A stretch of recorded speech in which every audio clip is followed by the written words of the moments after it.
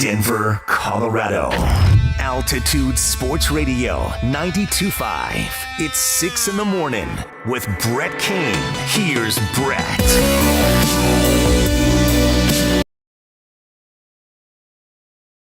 Back it comes for Rantanen. Cross-ice pass, shot, score! Nathan MacKinnon gives it back. Cross, MacKinnon one-timer, and he scores! Nathan MacKinnon does it again! Avs on the attack to MacKinnon, backhander, he scores! Nathan MacKinnon with a hat trick! MacKinnon, high slot, look, shoots, and scores! Nathan MacKinnon with a Mac trick! His fourth goal of the night! Second time this season with 4 goals!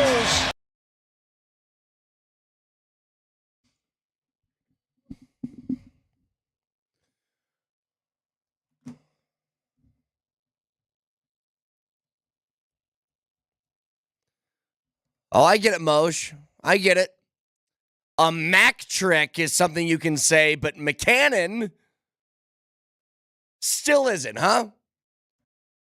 Which he clearly had one. at least 2 of. I mean, at least 2 opportunities. That at second least. one, you look up McCannon in the dictionary, it's the goal right there. I mean, that is. In fact, we could use that as if we were teaching a class, a study on what we were talking about. It was a perfect example. So I have a bone to pick with Mosier that we'll get to when he comes in at 7. But best player in the world right now is that man. And it's not close. And if he stays healthy, the heart is his.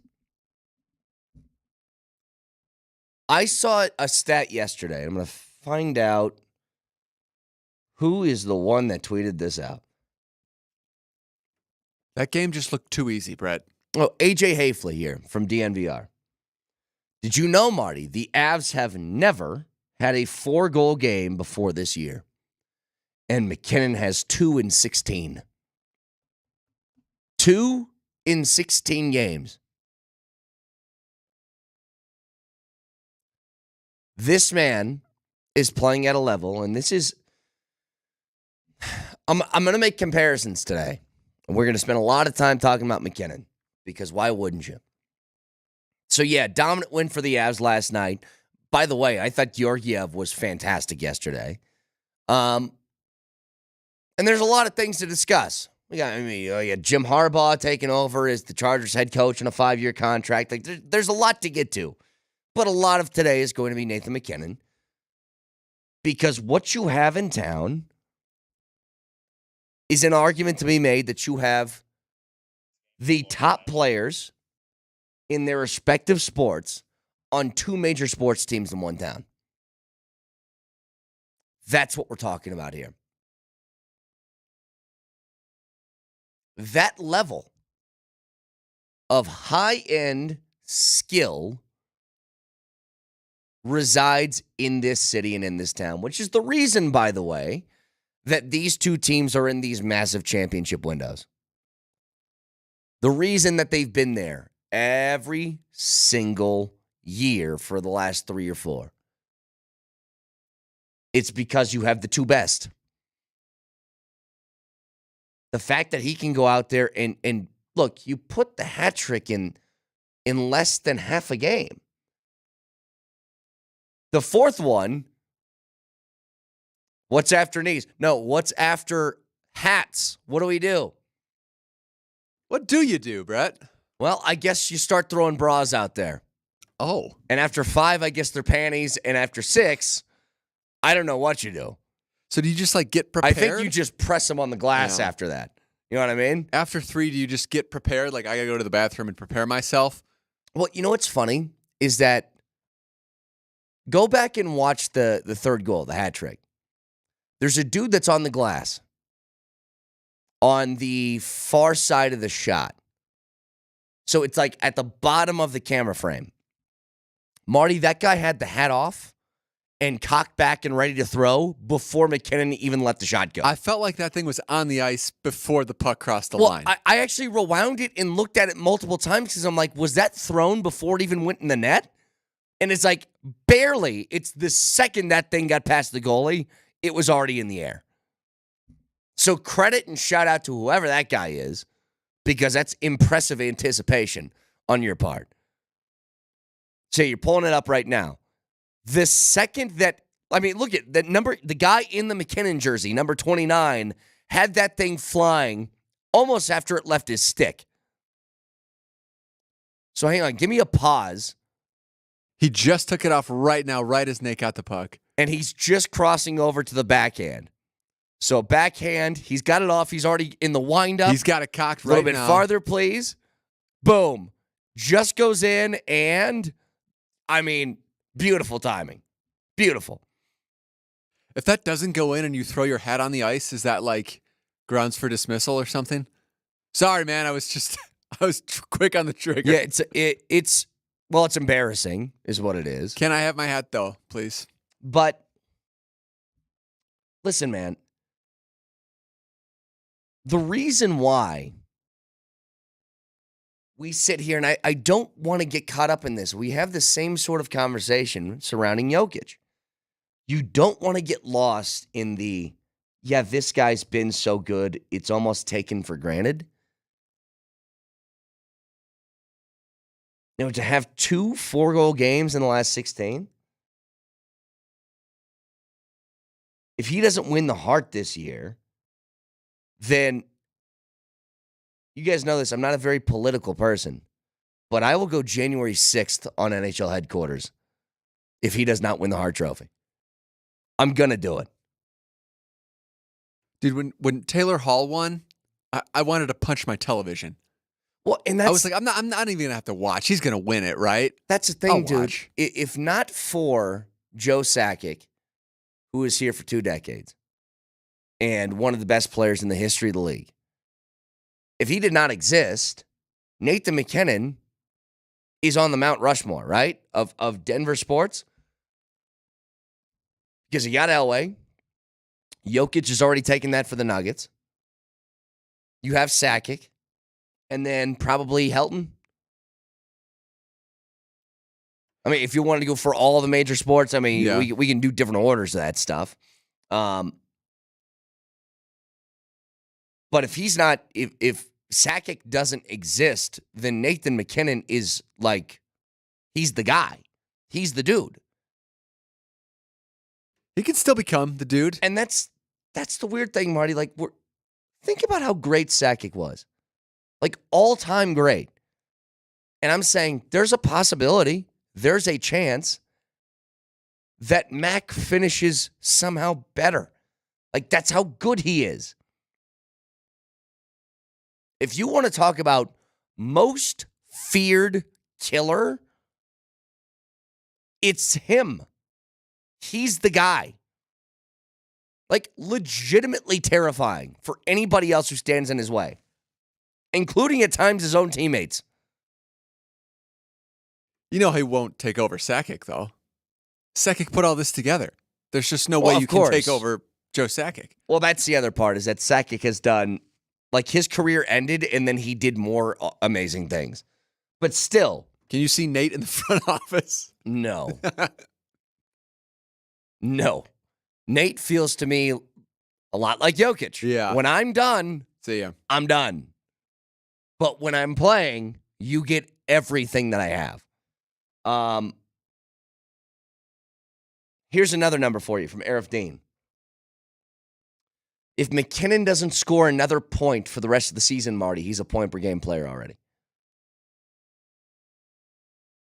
If he goes out there every night until mid-April when the season ends and never scores a point, an assist, a goal, nothing, for 2.5 straight months, he's still a point-per-game guy. Leading the NHL in points right now.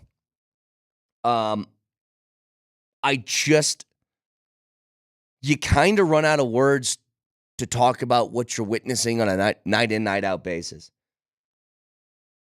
But again, you brought up the Taylor Hall thing. He should have an MVP already. He doesn't. But what if he did? What if he won that year like he should have? And now he's on his way to winning another. And he's got the championship under his belt. Him and Jokic are the same person, right?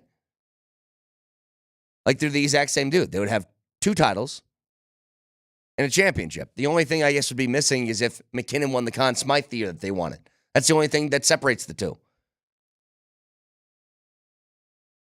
But you know, it's one of those, you take him off the ice. Like, I was thinking about this last night. If you took Jokic off the floor for the Nuggets, I don't know what kind of team they are, but I think they'd have a tough time even making the postseason, right? Like, maybe you're in that play-in game situation, whatever that is. But outside of that, I don't know what the ceiling of the season is. You take Nathan McKinnon off the ice, it's the exact same thing. I mean, I know both him and Makar were off the ice last year for a month. And what were the Avs were like 500 because Mikko went crazy, right? He just put the team on his back and tried to carry him for a whole month. But what the hell, man? Like, when you watch somebody like him, who every night you expect him to play well, but he takes it to another level. And this is why I can't stop making the comparisons between him and Jokic. Jokic wins an MVP. The following year, he's better. He wins another MVP. The following year, he's better. Nathan McKinnon's doing the same thing. Like, he was already MVP level. If Connor McDavid didn't exist for the past few years, who knows what it looks like. But every year, Nate has been top 3 player in the world and then been better the following season. Like, that's a mentality of nothing's ever good enough. Just won a championship. It doesn't matter. Still going to get out and get better than I was last year. You know, he did an interview. I forget who the interview was with. But they said, what was the feeling like when you finally won the championship? And he goes, honestly, I thought I'd be a lot more satisfied than I was. Like, he still was ready to start grinding the following year for another trophy, for another championship. The man is remarkable. He wasn't even satisfied with his 4 goals. Did you see all of his reactions yesterday? Just like, cool. He gave, was it after like the a 4th fifth. one? After the 4th one, did he give just a little wry smile at the very end? The 3rd one, he had a little smile, but that was a sick goal. That's what it was. There's the 3rd one. Yeah. All right. He saw that dude throw his hat already. He's like, that was pretty slick, dude. Well, and I'll tell you this. I know we're going to focus a lot on McKinnon today, but to the rest of the team, it was a dominant win. But you know why? Like, in the first 8 minutes, Georgiev had 4 amazing saves.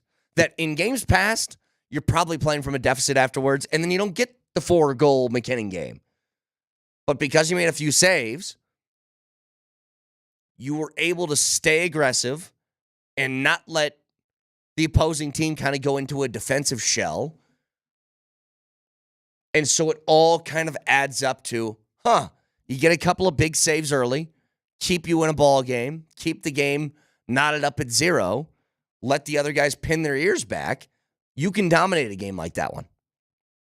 So I thought Georgiev was great. The one thing I wanted to bring up from last night, though, have you ever seen a goalie like Lindgren jump out to above the circles to make a poke check? I've never seen that. Like, you want to talk about a risk? This dude was like at the blue line by the time he touched the puck. Because even if you get it, you're praying that it doesn't go to another Avalanche guy who's just going to throw it over the top of you or blow it by you or whatever. But I'm salty with Moj this morning. We had 2 opportunities. And you know what? He half-assed it. That's what pissed me off more. The second one, the second McCannon, he said it was a cannon shot. And I'm like, no. Oh. Did you hear that? I didn't hear that, no. He said it was like a cannon shot or something like that, but he didn't say McCannon. Because that would be corny. Here, I got it here.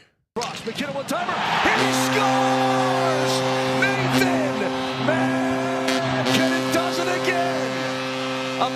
play goal from the far circle on the one-timer. I guess I cut it off, but It was right after that, literally right afterwards. A Mac what's trick. he afraid of? What's he afraid of? I think he thinks it sounds corny. But he said Mac trick afterwards. What's the difference?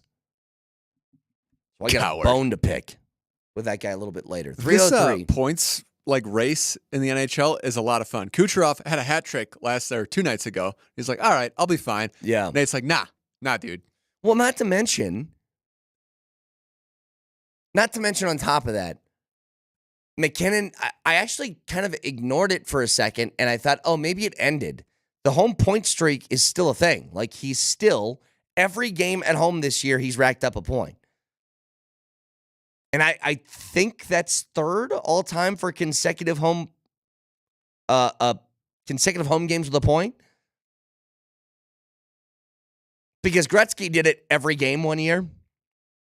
And honestly, dude, like, McKinnon totally could do that. The way he plays at Ball Arena, yeah. Because they aren't getting shut out. Not if he plays like this. 303-504-0925. Shop Mazda text line. So I asked this question. We talked about it for a couple of minutes yesterday, but it actually happened. Jim Harbaugh is the head coach of the Chargers. What holds more weight? What holds more weight? Is it Harbaugh and his coaching acumen and what he can be able to accomplish in Los Angeles? Or is it the old tag Chargers gonna Charger? We'll get to it next.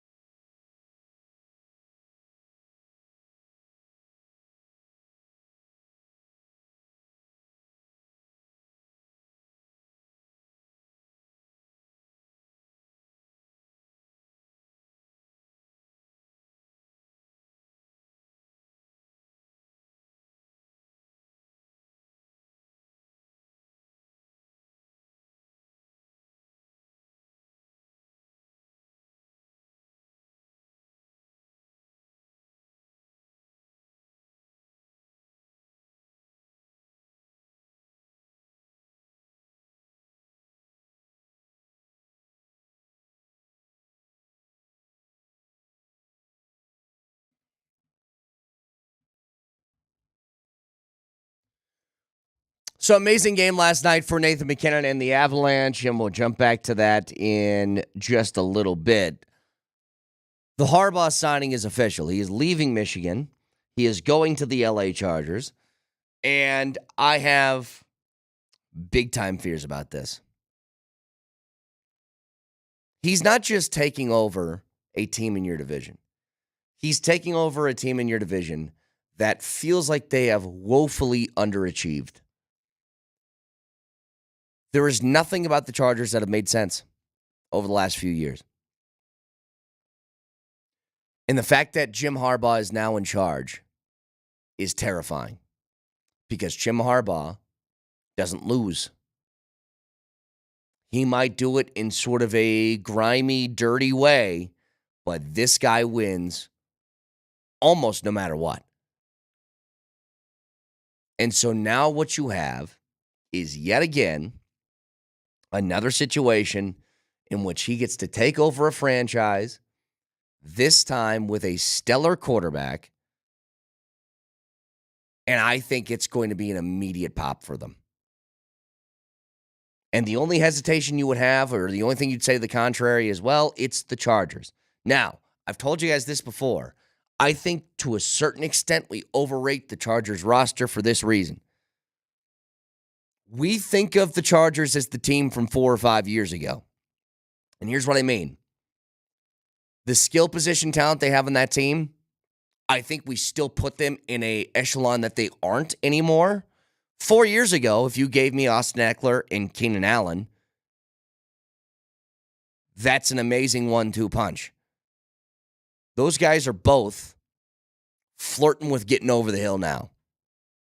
Keenan Allen still had a phenomenal year. Austin Eckler did not. I mean, Eckler's pushing 30. Go tell me running backs who hit 30 that feel like they're the feature backs within an offense anymore. Yeah, he'll be 29 next year. Keenan Allen will be 32. So Keenan Allen, does he have a couple of good years left? Yeah, maybe. But can you do me a favor, Marty, and look up Julio Jones and what his age is? Because I think he's 34 or maybe 35. He's about to be 35 next month. He can't play anymore. So how long does that last? Who knows? Maybe he's a freak and he has another 3 to 4 years in him. I doubt it. But putting Harbaugh with that quarterback should terrify everybody. Like, think about what you have in your division now. You already have the witch here. You already have Patrick Mahomes, where it doesn't seem to matter if that guy is throwing to practice squad guys or not. The team just wins. And now on top of that, you have another very, very good head coach who's taking over a situation that seems primed for somebody to just right the ship in a hurry.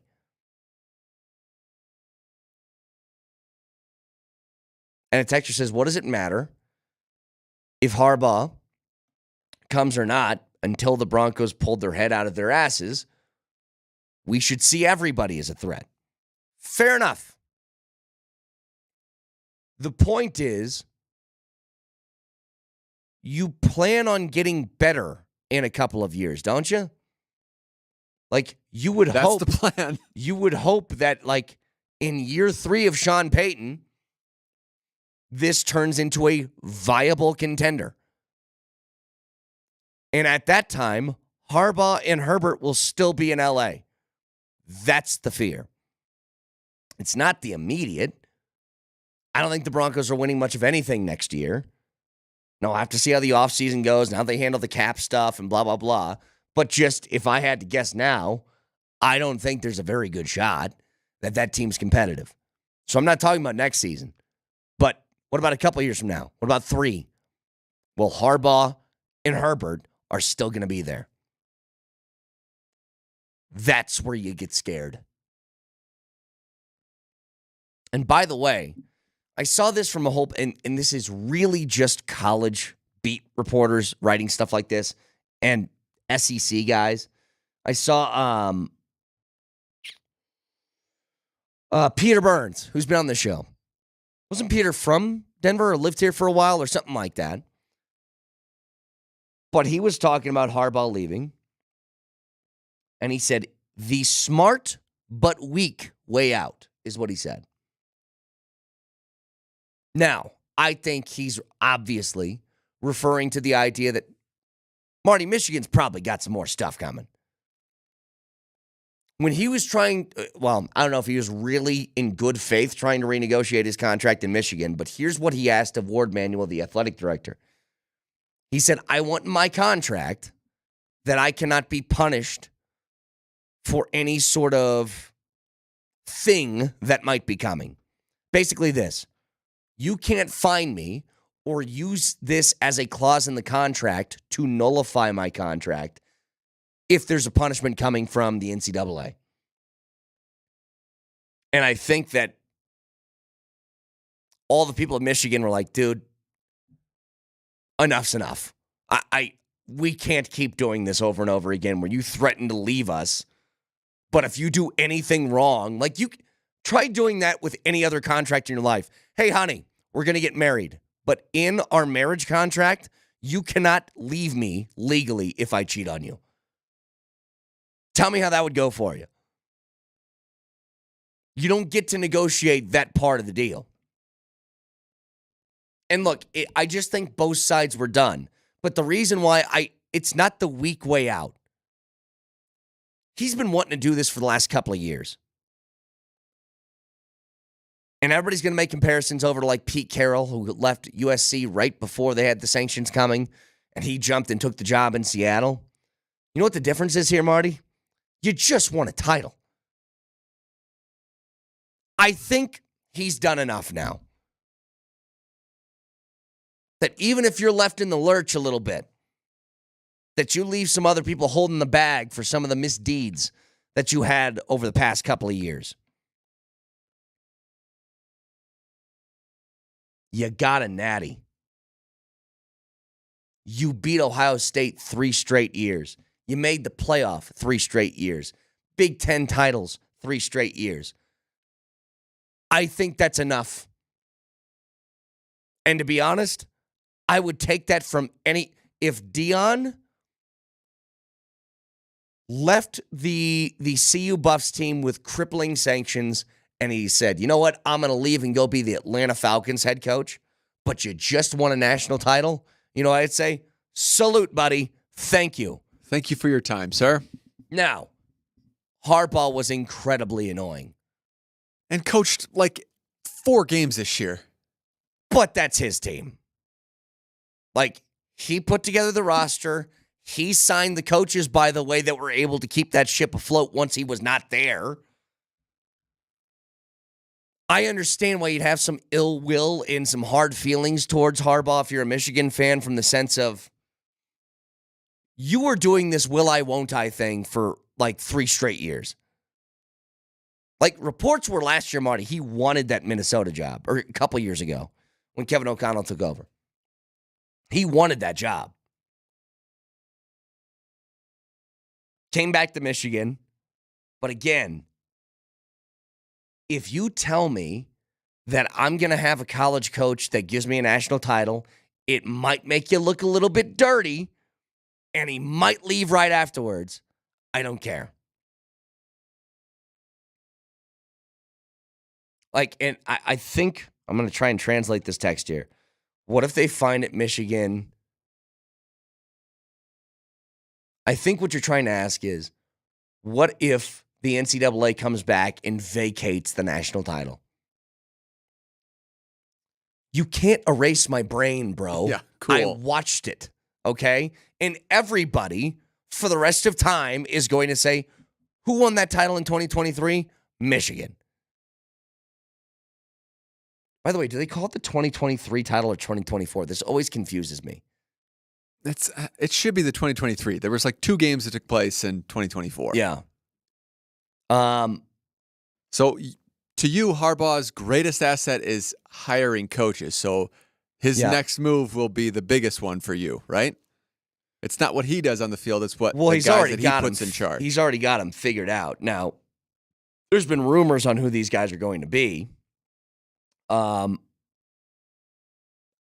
don't know how real they are because they already have jobs right now that are of similar positions. But the bottom line to me, sorry, still got those things going. I feel like my voice is coming back slowly, though. It's taking time, but it's getting there. You sound better. The difference here is this. His greatest asset, I think, is hiring the right coaches. But it's not just that, Marty. I don't know what magic sort of potion that he has, but you can't go every single... And you know how difficult it is to jump different levels and do this? Like, the fact that he wasn't just a great college coach, he was a great NFL coach. Think about this for a second. Give me the greatest coaches in the NFL or in college, and then out of that list, show me the guys who did both NFL and college, and then show me the guys who did both successfully. Like, how many guys have made a Super Bowl as a professional head coach and won a national title as a college one? It's like Pete Carroll and Jim Harbaugh. It's a short list. You get that level of a coach, you pair him with a quarterback like Herbert, look the hell out. Okay, what about this? They have the number 5 pick. They take J.J. McCarthy, and then Herbert is on the open market this offseason. Do they really have the number 5 pick? Yeah. They're 5th? What was their final record? I know they were last in the division, right? They were 5-12. God, they only won 5 games. That's crazy. I know Herbert got hurt towards the end Easton of the year. Stick but was the QB for, 7 games? Dude, think about what a job that is. Not only do you get a top 5 pick when you walk in, you have Herbert already, and now it's just about filling things out. What you really have like a top 2 pick because quarterbacks galore are going to go right away. Oh, right. So skill-wise, you're going to have a top 2 pick. Yeah, at the very, very minimum, it's going to feel like you're going to have your choice of a top 3 player at a position, like a top 3 position player, and it could be like top 2. I mean, look, dude. Is it possible that Marvin Harrison Jr. is like available for the Chargers? Well, Rome Odunze, I mean, one of those 2 guys will probably be there. So what's their hurdle here? Let's say that the Bears take Caleb Williams. Next is the Patriots, right? Next is Washington. Or Washington. Oh, Washington's got to take a cue, don't Yeah. they? They're going with Sam Howell again. Mm-mm. The guy with the most fumbles and sacks and interceptions? So Chicago is almost certainly drafting somebody. Or At quarterback. trading it to someone who will also just take Caleb Williams. Right. Well, no matter what, number 1 is going to be Is a quarterback. Yeah. It's going to be Caleb Williams. We'll just say that. Number 2, you said, is Washington. Now, could Washington be a guy, or could Washington be a team that, hey, let's get the band back together with Kirk? Maybe they could do that. I doubt it. If you're in that position in this quarterback draft class, let's assume it's Drake May. Okay? So there's 2. Is 3rd the Patriots? Right. I mean, they very well could take a Jaden Daniels or somebody. Mm-hmm. Good Lord. And then 4 is what, Arizona? Arizona. So They'll take the first. They'll take Marvin Harrison. they'd be idiots if they didn't. Right. But as Arizona's been idiots before, it has happened. They'll just probably take another quarterback. Be like, well, we got it this time. Yeah. This is the time. No, they'll probably take Harrison. But look, you got like a Brock Bowers sitting out there. They're in a good spot. Not to mention, Vic Fangio was let go yesterday, or mutually parted ways with Miami, which, surprising, right? Kind of came out of nowhere.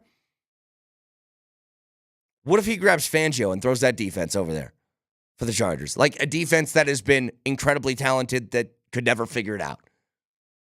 Did he not sign with the Eagles, or is that just a rumor? It's a rumor. Like, Fangio, how great is it to be him? Whenever he's on the open market, he's just like, what really good team wants me? I'll tell you this. I would love to know how a Sirianni and Vic Fangio relationship goes. I mean, what was the McDaniel and Vic Fangio relationship like? But McDaniel's easygoing. Like, he's fun. I can't imagine. Well, you know what? Vic Fangio did have a moment where he got a little bit prickly with an opposing team before. It's the Ravens, right? It was John Harbaugh. Maybe that'll keep him away. But anyway, this scares me, guys. I don't like this at all. Fangio's like, you guys doing offense down in Miami? All right, I'm going to go to another team here. Yeah, no kidding. 303-504-0925.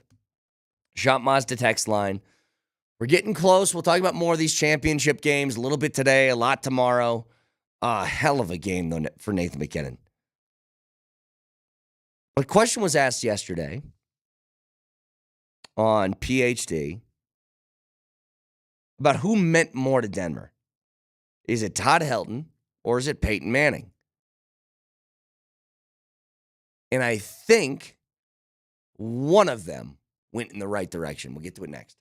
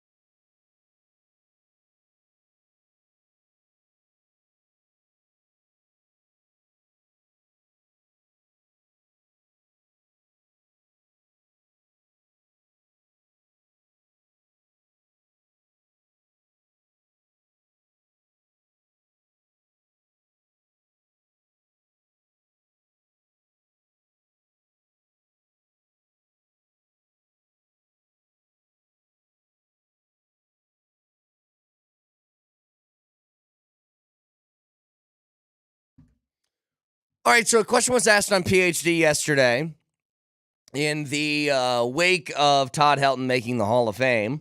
And when you do that and you play your entire career with one team, it hits different. It's a 17-year career with one singular football team. But there's another guy here who is adored and loved and has basically adopted this town as his town, and that's Peyton Manning. But he was here for 4 years. Main difference between the two, one of them has a championship to the resume, the other one does not. But I'll let the guys from PhD pose the question. More impactful athlete in Colorado history, Peyton Manning or Todd Helton? Peyton Manning. Scott? It's a tricky one. That's a complicated one. I get the love. I get the loyalty. I get the longevity. But the impact. Yeah, I know. No, his 4 years was outstanding. I tell you what, if you got a statue in front of somebody else's building, then you ain't in the Mount Rushmore here in Denver. And on that, build him a statue. Put a poll up, Scott. Who had more impact on Colorado sports, Peyton Manning or Todd Helton? So we're off and rolling on that, and I did vote for Todd Helton. But I fully appreciate and understand the argument for Peyton Manning. Here's where I'm at on this, and I think it's a decent question because it appeals to two different things. Is longevity and greatness, does that matter more than actually bringing a championship back? So the question is, did they say impactful? Is that the question? Athlete in Colorado history. More impactful athlete in Colorado. Okay. I think that one is Peyton. Like, if I had to answer this, I think it's Peyton Manning. And I'm a baseball dude. I think Todd Helton is legitimately one of the greatest hitters I've ever seen. And fielders for that matter. But it was just... Todd Helton to me was an icon. Like, he was the epitome of what you wanted to be as a hitter because he did everything. He hit for power. He hit for average. Got on base. Shoot the gaps. He'd take an outside fastball over the third baseman's head for a single if you had to. Like, he did all of that. But you're talking impact here. Let's just go through. And Marty, you know what? I want you to go first because you gave me a look when I said that. So I think, I wasn't here for Rocktober or anything, but, I was in Chicago. It was a huge deal for me back then, and I wasn't even in the town. I think Todd Helton is was responsible for more Rockies fans than Peyton Manning is responsible for Broncos fans. That team seemed like nothing until that run, and he was at the main part of it. Fair argument, but I counter with this. Because of that, there's more football fans. And you think it's bad now, what the Broncos have been through? Imagine if Peyton didn't come here. Now what's that weight look like? You had decent quarterbacks. You had Cutler. You had Plummer. I don't know who the hell you would have had if Peyton didn't come here because you were still there with Tebow. Yeah. That was not going to end well. You're probably not talking about even sniffing a championship here for 25 years. Then how would that feel? Think about what the team has become since this guy left. Everything that we talk about is they haven't done this since who? Peyton. The Rockies have been in the postseason occasionally. They were participants. Obviously, they're terrible now. But what I'm saying is, you already had more people who are passionate and diehard about football. And he brought you 2 Super Bowl appearances in 4 years. And I think this part of it matters too, Marty. Peyton's a Bronco now. He's not a Colt. He might have the statue outside in Indy, but that guy is all Denver. When he does social media stuff for whoever, it's always about the Broncos, right? When he does a Manning cast of a Broncos game, he refers to them as we. I think that stuff matters. And the texter says, here's the thing, though, guys. Both of you weren't here for Rocktober.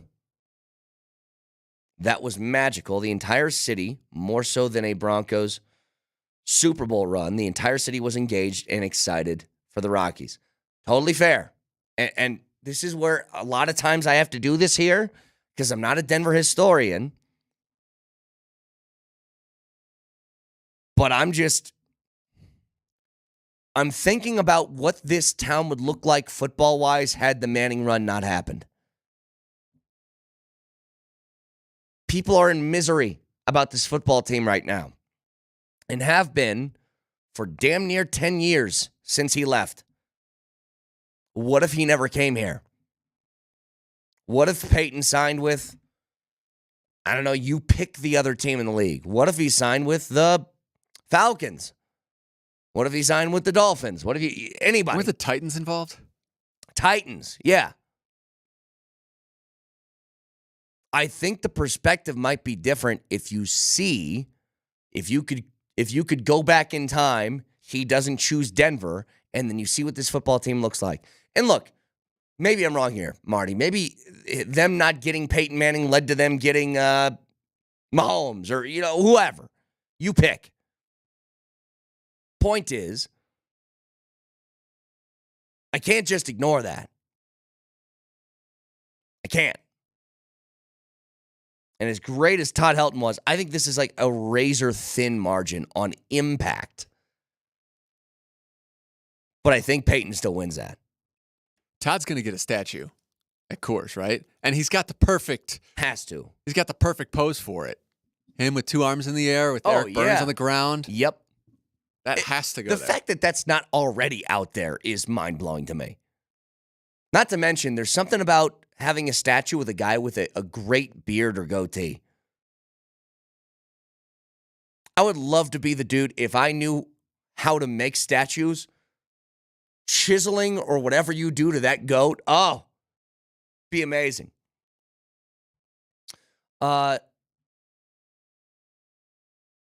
Rocky season ticket holder since day one. I resent Helton because he was exceptionally great on awful teams from 98 to 04. He was okay the next couple of years and a bad rest of the career. If he was great in 07, we win the World Series, maybe 09 too. He only had 2,000 hits for a reason. That is ridiculous. Like, ridiculous. I mean, he only hit 320 in 07. If he hits his usual 370... What an ass. Yeah. There's nothing you can say about Todd Helton. Like, he hit, so hang on. So I have this correct. From 98 through 2007, he hit above 300. A 9-year run of hitting over 300 every single season. Find me how many guys in MLB history do that. And when I say hit over 500, 320, 372, 336, 329, 358, 347, 320. I mean, good God, man. And then he got hurt the year afterwards when he was 35 in 08, or 34 in 08. When he was 35 in 2009 and he played a full season again, he hit 325. Don't come to me with that. You can't say anything about, what do you mean, okay, the next couple years and bad rest of the career. If bad rest... There's a reason he has 2,000 hits. If bad rest... And by the way, it's 2,500 here, not 2,000. If bad rest of the career is, he only hit 325 with 15 bombs and 86 RBI in 2009. I mean, come on, dude. Was that a troll? That had to be a troll. Had to be. It's close, but I think it is an interesting conversation. Impact is a funny word. But had it not been for Peyton, this whole misery stretch might have been a lot longer. 303-504-0925, Champ Mazda text line. If you guys want in. Get back to McKinnon here in a second. You want to talk about somebody? You want to talk about impact. How about the impact of 4 goals in a game? Twice in the last 16 games. If he would have scored 5, they would win the championship this year. Of course they would have. Garbage. Watch the show live on Twitch, twitch.tv, search Altitude SR in the search bar of the Altitude TV simulcast. That is the Safeway Twitch feed. Safeway, Colorado's local grocer since 1926, and is proud to offer local products, including beef, produce, and other Colorado Proud certified items that have been grown, raised, or processed in Colorado. You support local when you shop at Safeway. McKinnon, 4 goals yesterday. Avs dominate. You have 2 guys in this town that are the best in the world at the moment at their respective sports. Soak it in. Get to all that. Moshe Lombardi came next.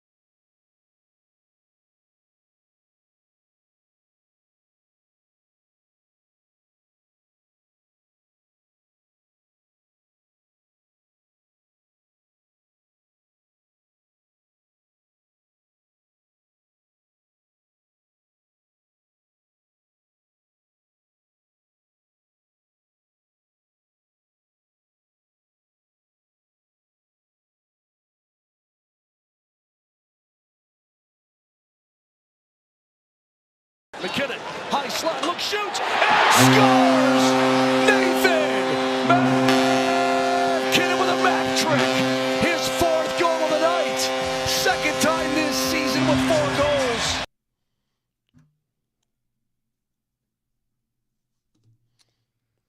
So if I'm reading this correctly, AJ Hayfley of DNVR says the Avs had no 4-goal scorers in a game in their history, and McKinnon has done it twice this season, including last night where he had a hat trick less than halfway through the game.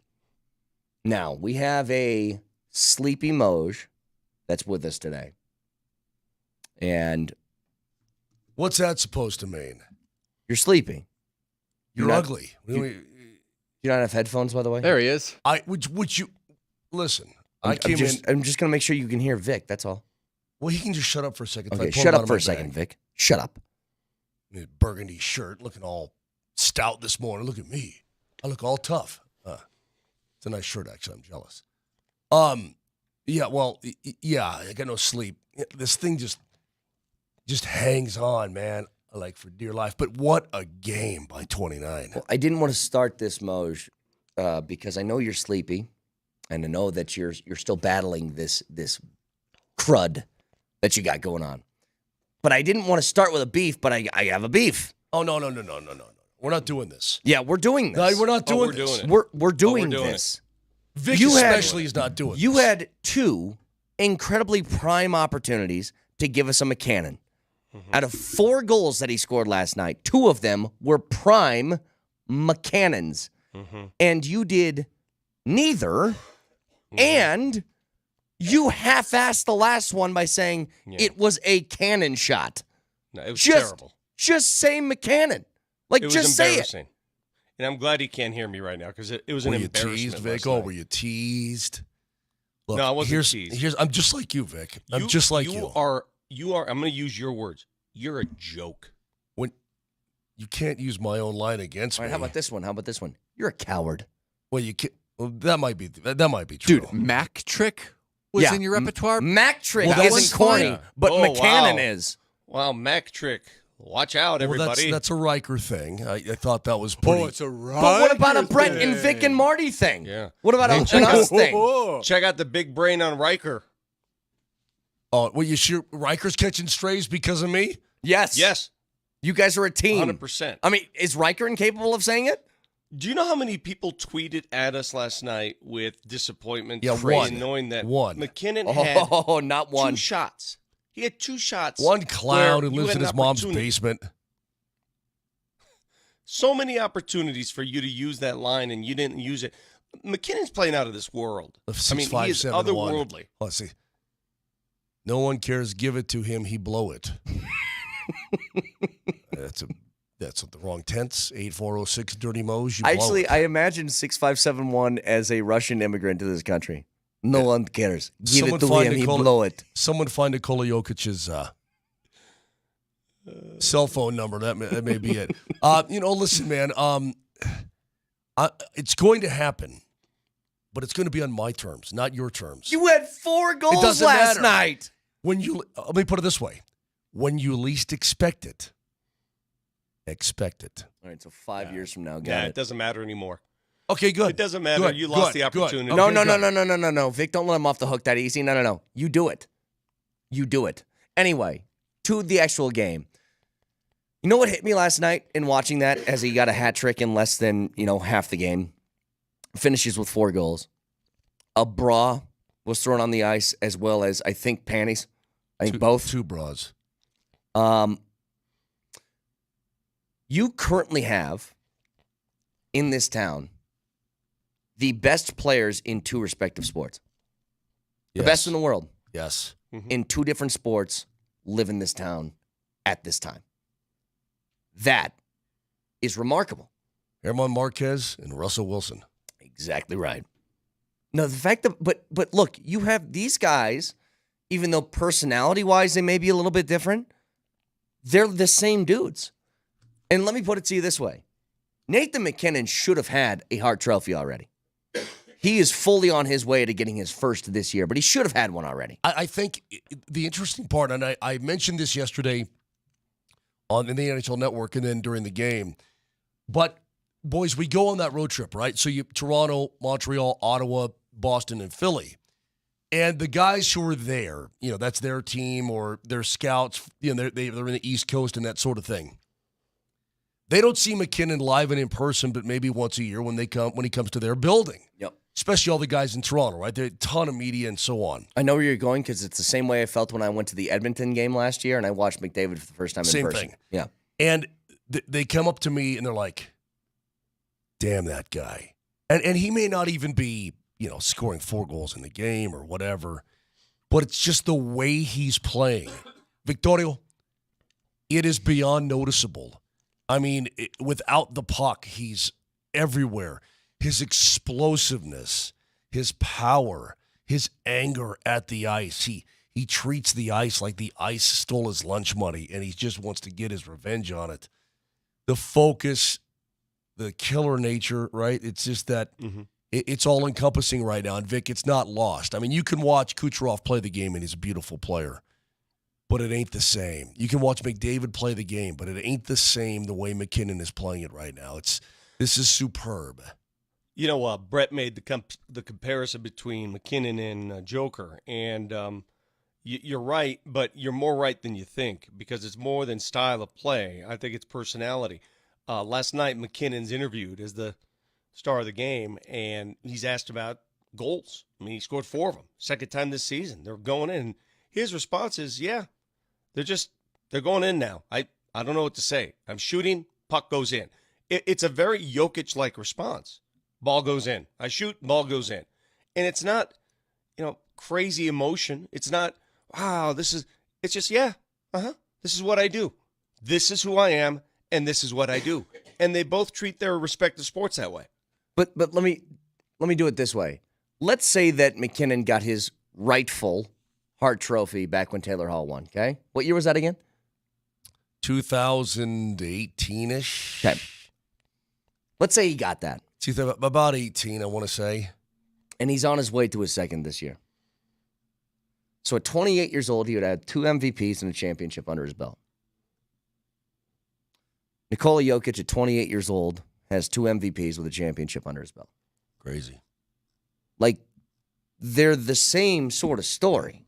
Like, they're the same. You take them off, if you take Jokic off the floor for the Nuggets, I don't know what that team looks like. The only difference is Nate was an overall number 1 pick.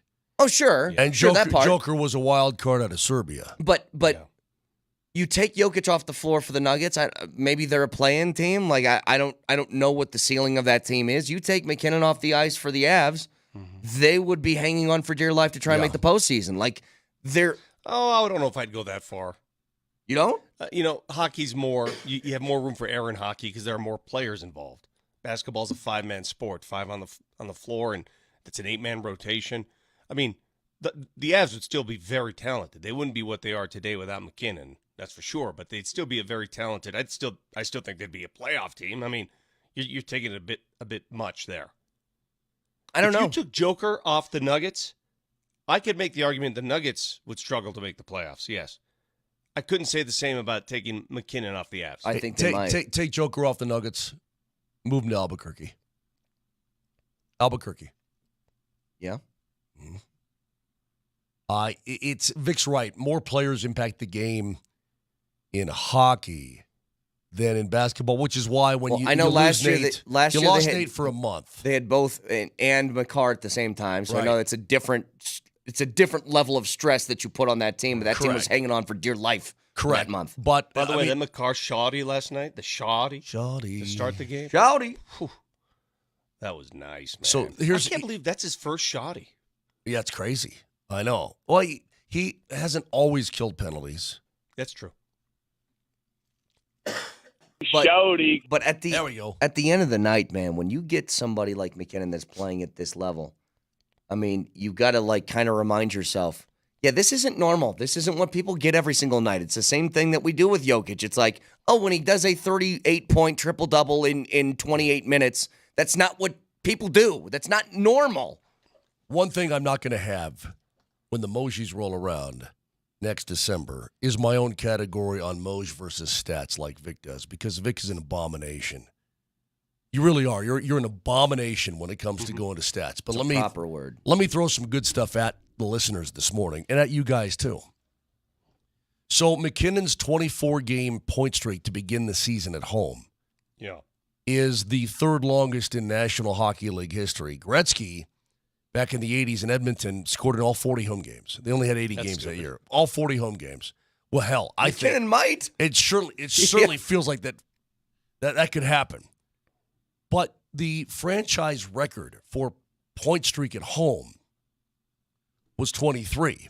And McKinnon was tied with Joe Sakic, who did it from December to April about 24 years ago. Maybe even longer than that. So he's past that. He's past Joe Sakic in that category. He's had 2 4-goal games. The franchise record is 5 goals in a game. Who is it set by, Vic? You'll love it. One of the ugliest, most handsome, popular guys in Denver when he was here. Oh, what's his name? The Italian guy. Give it to me. Give it to me. Can't remember his name. Rocco Grimaldi. Mike Ricci. There you go, Mike Ricci, back in the Quebec days.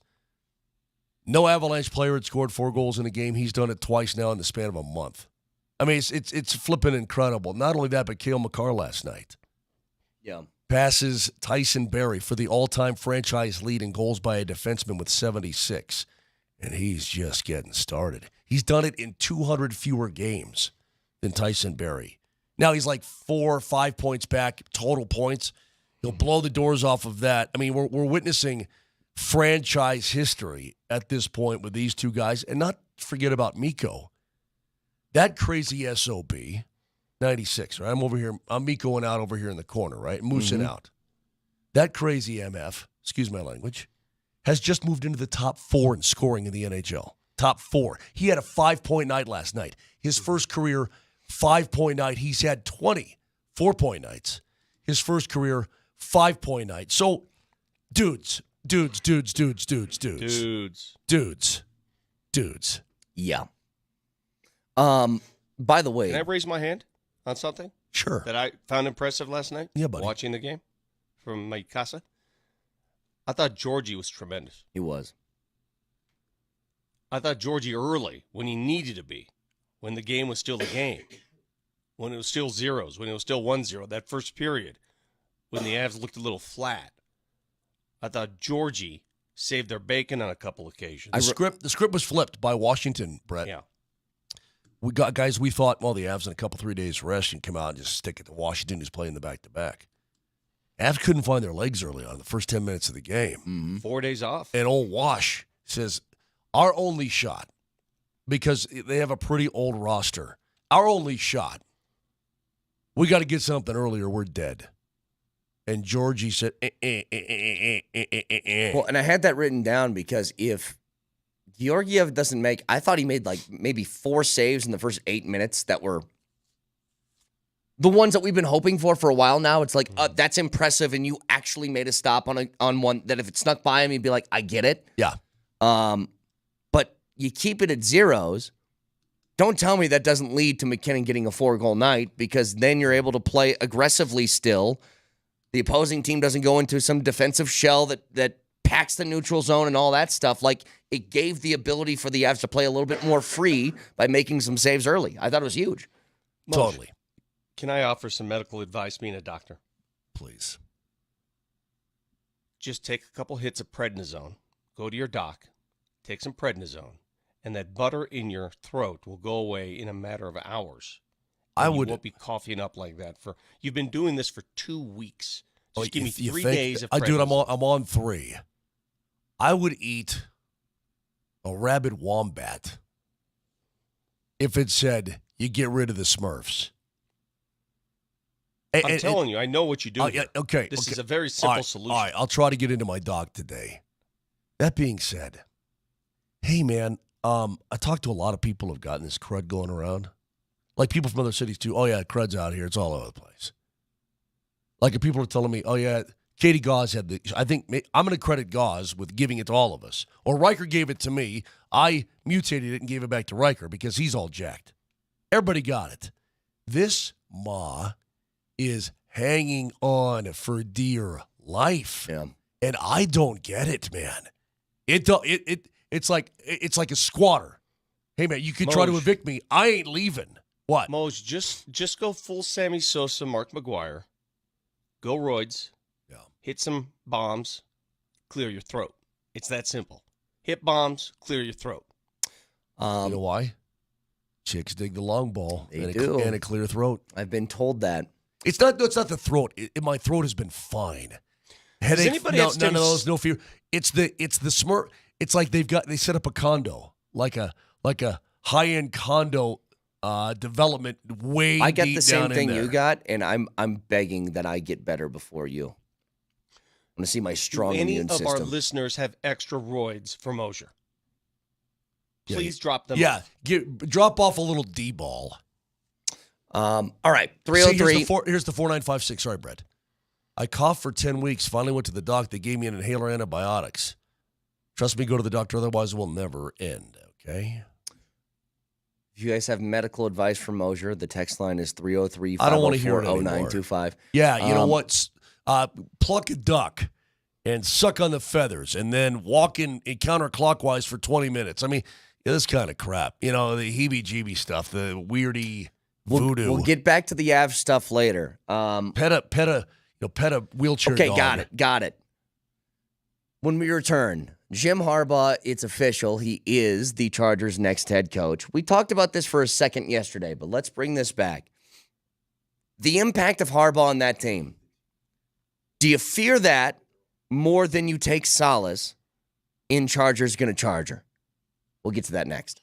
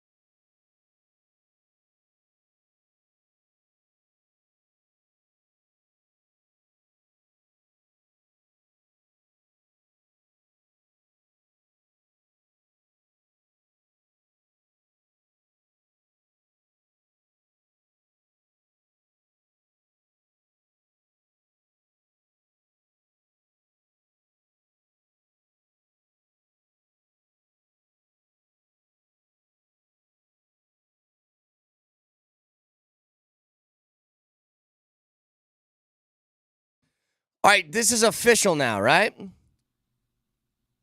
Jim Harbaugh is now the head coach of the LA Chargers. And I'm terrified. Did you see how the Chargers released the information? Yeah. The Chargers social media team on Twitter had the old smoke coming from the roof like the Vatican does. Oh, that's funny.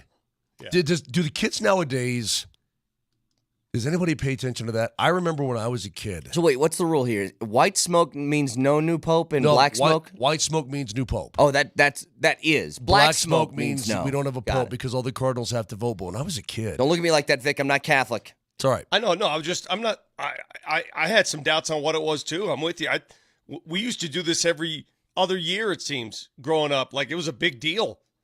Dude, it was a big deal. It was live on the news, and the smoke would come out. Oh, it's black smoke, no new pope, and keep voting and all this, yeah. In fact, Kaner, that's where the popular term today came from. You want that smoke? That's where it came from. I don't think The that's. papacy. I don't think that's not where it came from. Oh, no, yeah. it is no. Pope No, was named. I'm looking he came at in it right here. That's where it came from. It's Vic's exactly right. Pope was named. He came up. He goes, "You guys wanted that smoke. You got it." I Can I don't tell you think something? that's correct.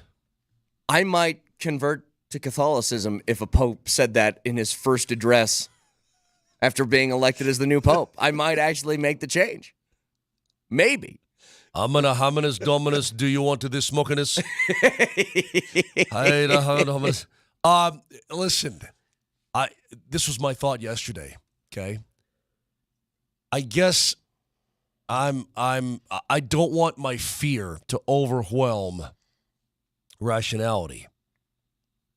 But Okay, what's the argument? Because I think to be feared or to fear this is being rational. That's gone. It's gone. The rational part or the fear part? I'm completely friggin' terrified. Yeah. I think we're screwed. We're absolutely we're underwater. Clearly, it's going to be difficult to be better than the third best team in this division for the next friggin' decade. I hate it. Well, I don't want any part of it. Oh, you don't want you don't, dude. All dude has done is turn everything into a winning franchise. That I know. That's in L.A. And he's got Justin Herbert. Whatever you think of Herbert, if you listen to people talk about it, people in the know, they all love them some Herbie. Now, you go down the road. The witch. Go to Kansas City. The witch is there. And that's where the witch lives. And that witch ain't getting a house dropped on him anytime soon. Okay? He's in his 20s, bro. So I agree. We've got, if you're a Denver Broncos fan, especially in the situation they're in this coming year and the following year, we're in trouble, bro. We ain't going to see joy in Mudville for a long time. That's my biggest fear, Vic.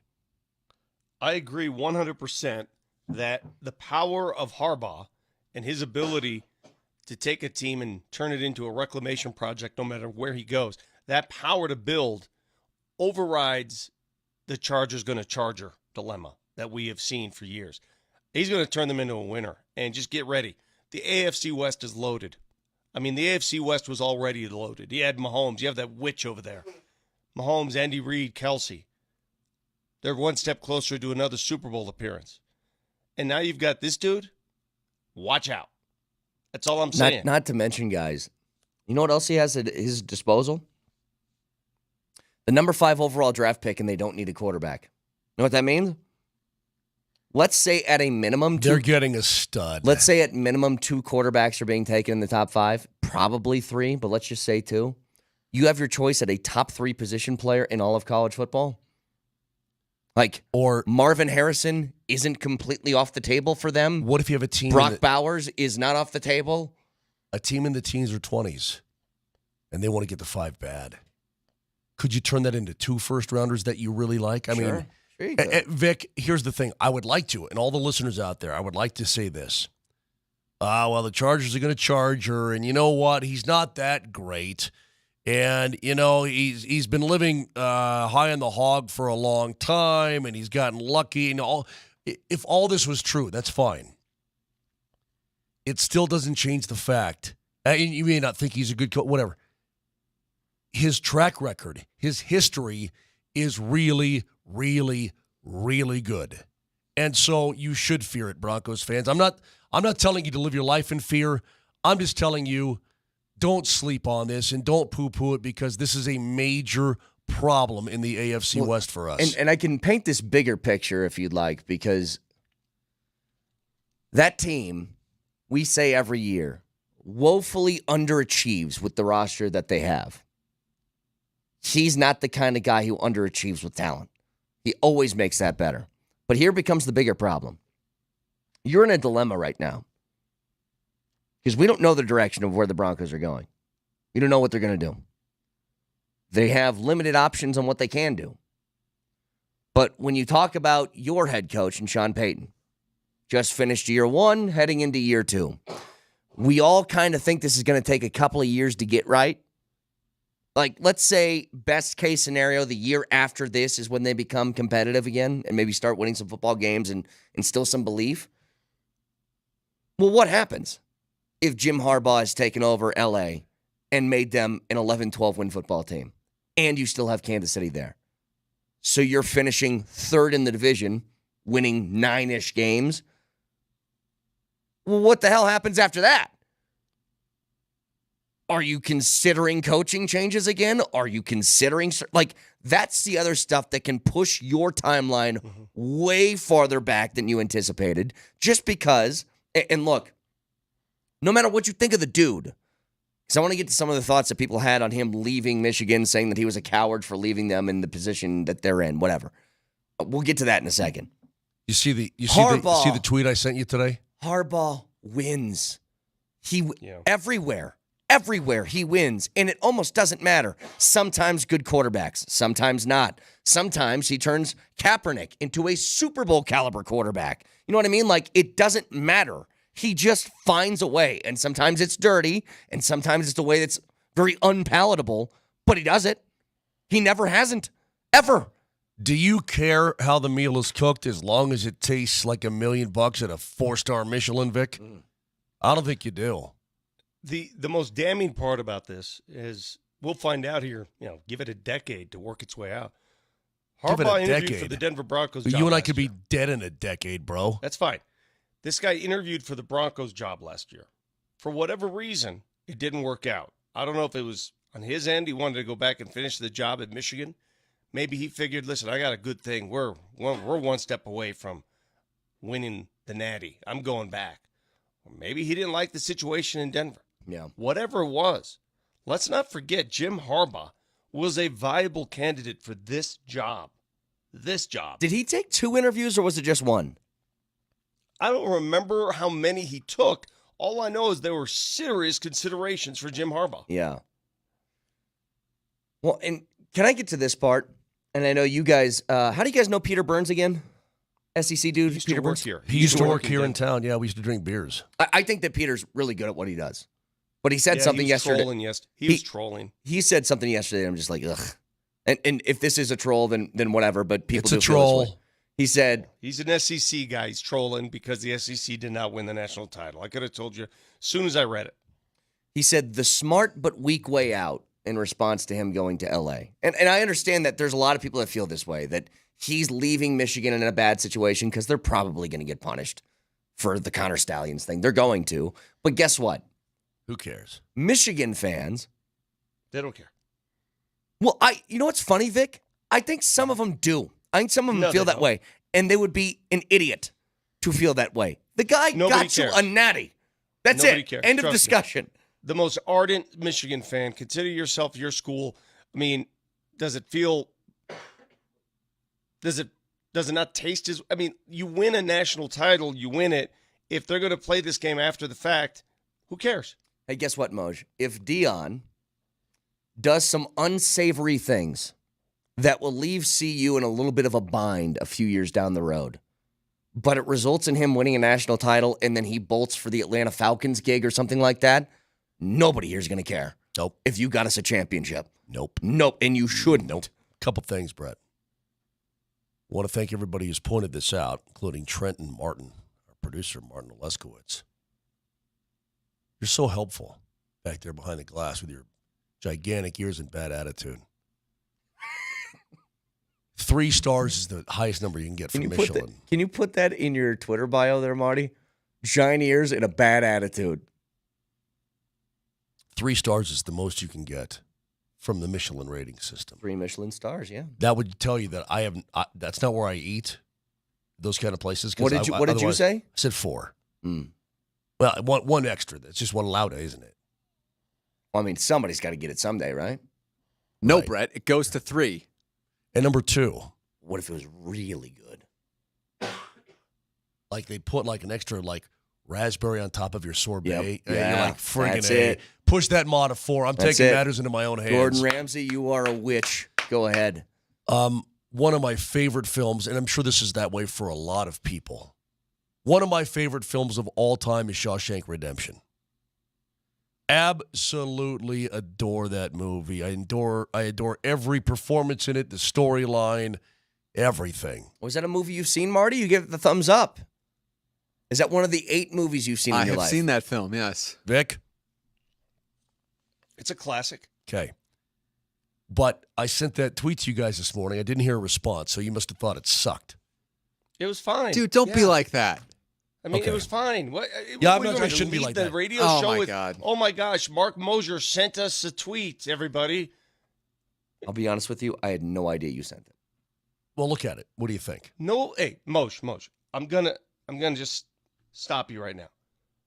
Nobody cares about the tweets you send us. I know, but I thought it was clever. Whoever came up with it, I thought it was clever. I didn't come up with it. So it's That them tweet looking came at at 6:20. Hold on. It's the warden and the guards looking down the hole that Andy Dufresne had dug out to make his escape from Shawshank. Yes. And it says the NCAA next year looking for Jim Harbaugh.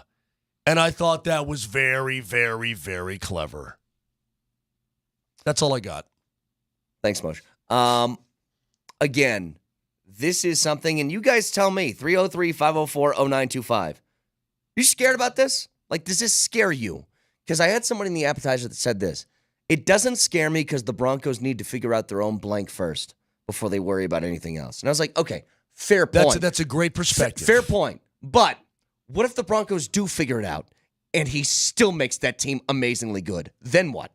Like, that's my fear. It's not for next season. I don't think the Broncos are going to do anything next year. But what if they get 2-3 years down the line and Peyton does turn it around and he makes him a viable contender, but you're still staring Patrick Mahomes in the Harbaugh-Herbert combo in the face now in your division? The only thing that mitigates this, Vic, that's a good point. And somebody said, does Mosher put the emergency brake on every show every single day? You know what? You shut up.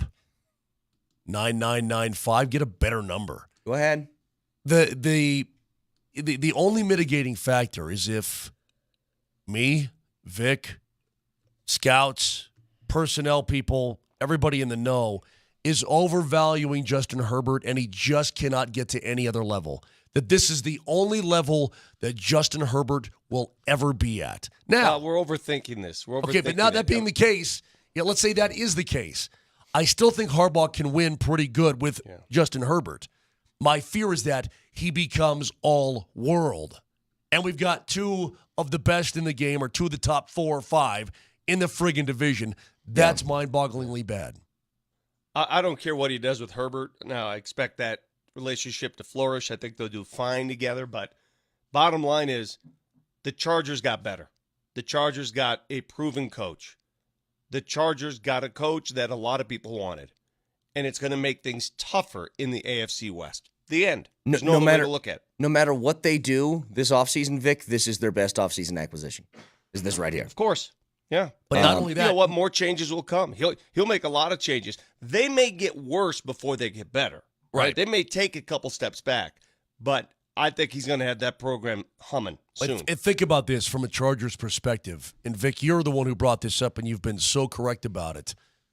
The L.A. Chargers are essentially a homeless bunch, fish out of water in L.A., but they went for the money, okay? Second-class citizen to the Rams by a mile, so on. All that, at least for today, is gone. Yeah. Because right now, Jim Harbaugh to the L.A. Chargers is the biggest story in Los Angeles. More than Dodgers going to spring training, more than Lakers fighting for their lives, more than Clippers, whatever.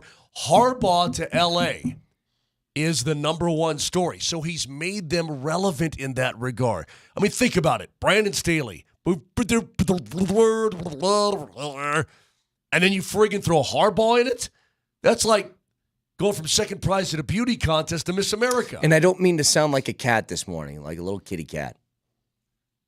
But I think Harbaugh is such a good coach that best case scenario to me, what I could see happening legitimately is 4 years down the line, he wears on that organization so much that they can't take it anymore, just like San Fran. Remember, he left San Francisco with an amazing record as a head coach, and they just said, I can't deal with this guy anymore. He needs to go. That's the only thing I'm hoping for right now, is that he goes so full Jim Harbaugh that everybody in LA is like, dude, get the hell out of here. I just can't take your weirdness another day. Do khaki pants match the Chargers' powder blue? I think he'll be fine. I mean, has any dude ever gotten farther wearing those friggin' Dockers khaki pants? My favorite photos of Jim Harbaugh are when he's at practice and he goes shirtless with the khaki pants. It's khaki pants and a belt and a shirtless Jim Harbaugh. Dude is weird. By the way, he is a Baltimore weirdo. plays the Chargers next year, so the Harbaugh brothers will face each other next season across the sideline. If you could choose one, just quickly here, if you could choose one Harbaugh to be your head coach, who is it? John has only had 2 losing seasons in his career. He's won a Super Bowl. At the NFL level, there's no denying what John Harbaugh's done at the NFL level. I mean, they're good all the time. They're good all the time. How difficult it is to be able to win in both college and the NFL. A lot. Even Saban couldn't do it. Spurrier couldn't do it. Who are the ones there are that? 2 guys I could think of: Pete Carroll and Jim Harbaugh. Yeah, Pete Carroll and Jim Harbaugh. Pete Carroll's the only guy, right? Only other one. The only 2 I could think of that won at a high level at both the NCAA. Switzer back in the day. Switzer did, right? Oh yeah, Barry Switzer. Switzer, That's a good Switzer one. was sort of a. See, I don't consider But Switzer. he inherited a wagon in Dallas. He had a job handed to him that was pretty much, hey, don't mess with the steering wheel. Yeah. Just drive straight. Anyway, we'll jump back to this later. 303-504-0925. I thought this was an interesting question, and you guys are going to need to help me because you guys are – I'm not a Denver historian. You guys know a lot about this town. PhD asked the question, who had the bigger impact in Denver? Todd Helton or Peyton Manning? Get to that next.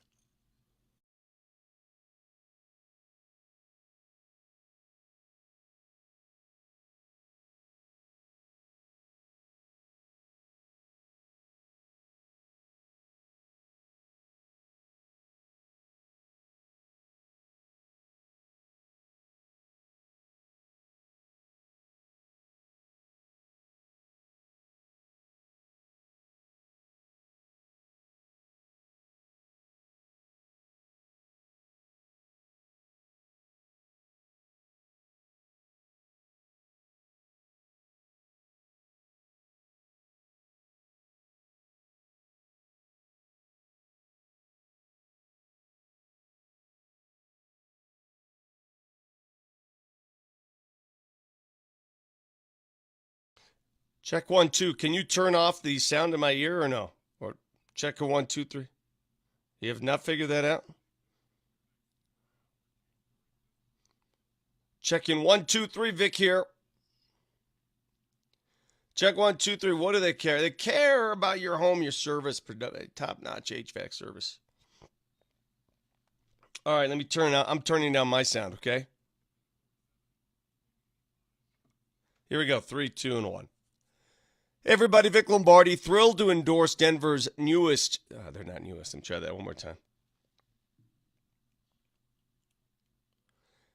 Vic Lombardi here, and I am so happy to be a part of this. Denver's HVAC experts that truly care about your money, your welfare, your home. Apple Air.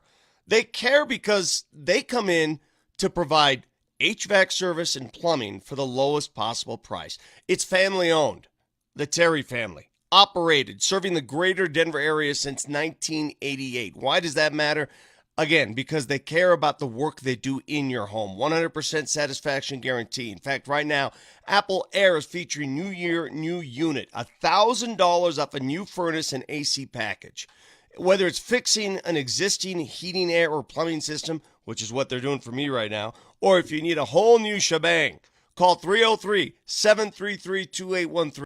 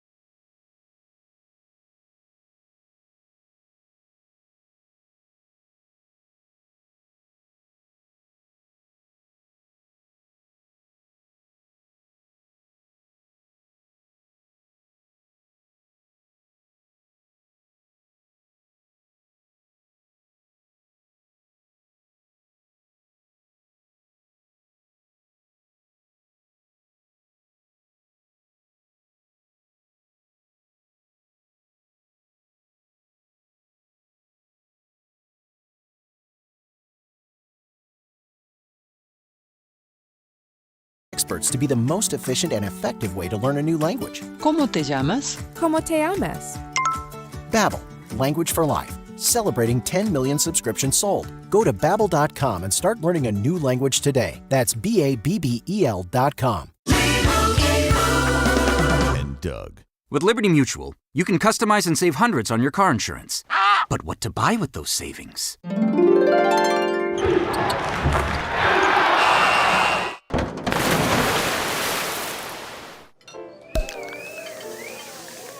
Yep, I bought a sound effects machine. Only pay for what you need at LibertyMutual.com. Savings may vary. Underwritten by Liberty Mutual Insurance Company and affiliates. Excludes Massachusetts. Liberty, liberty, liberty, liberty. Yo, Altitude Sports Radio.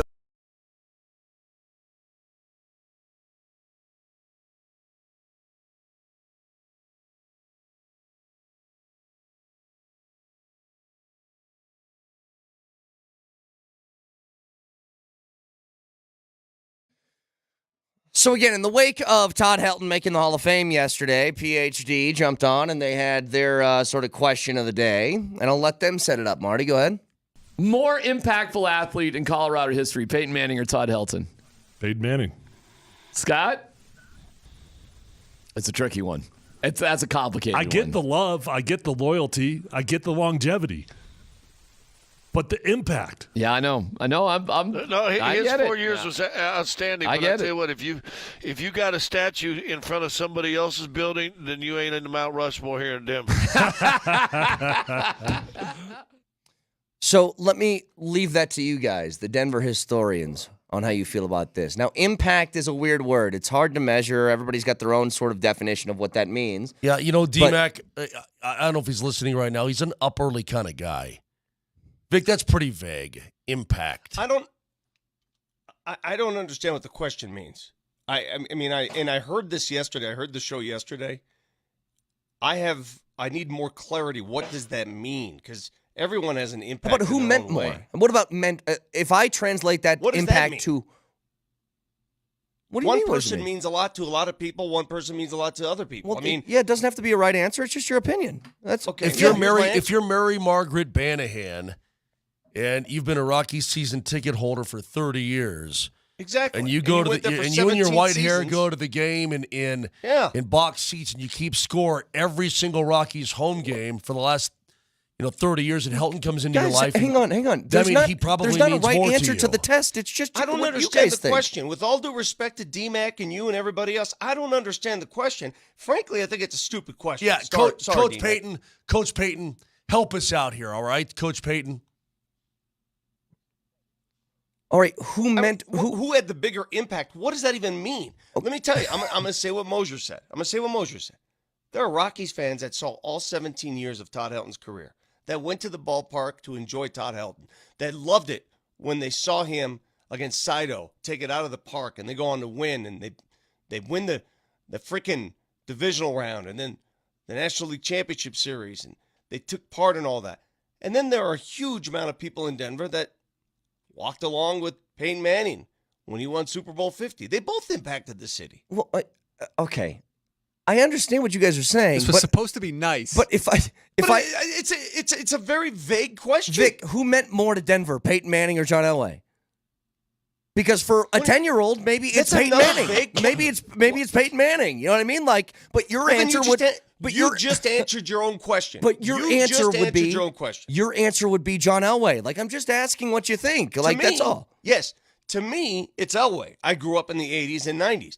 To somebody who's 10 years old, it's Peyton Manning. They grew up in that era. So it's a generation. It's a sports question. What sport do you prefer? It's a generational question.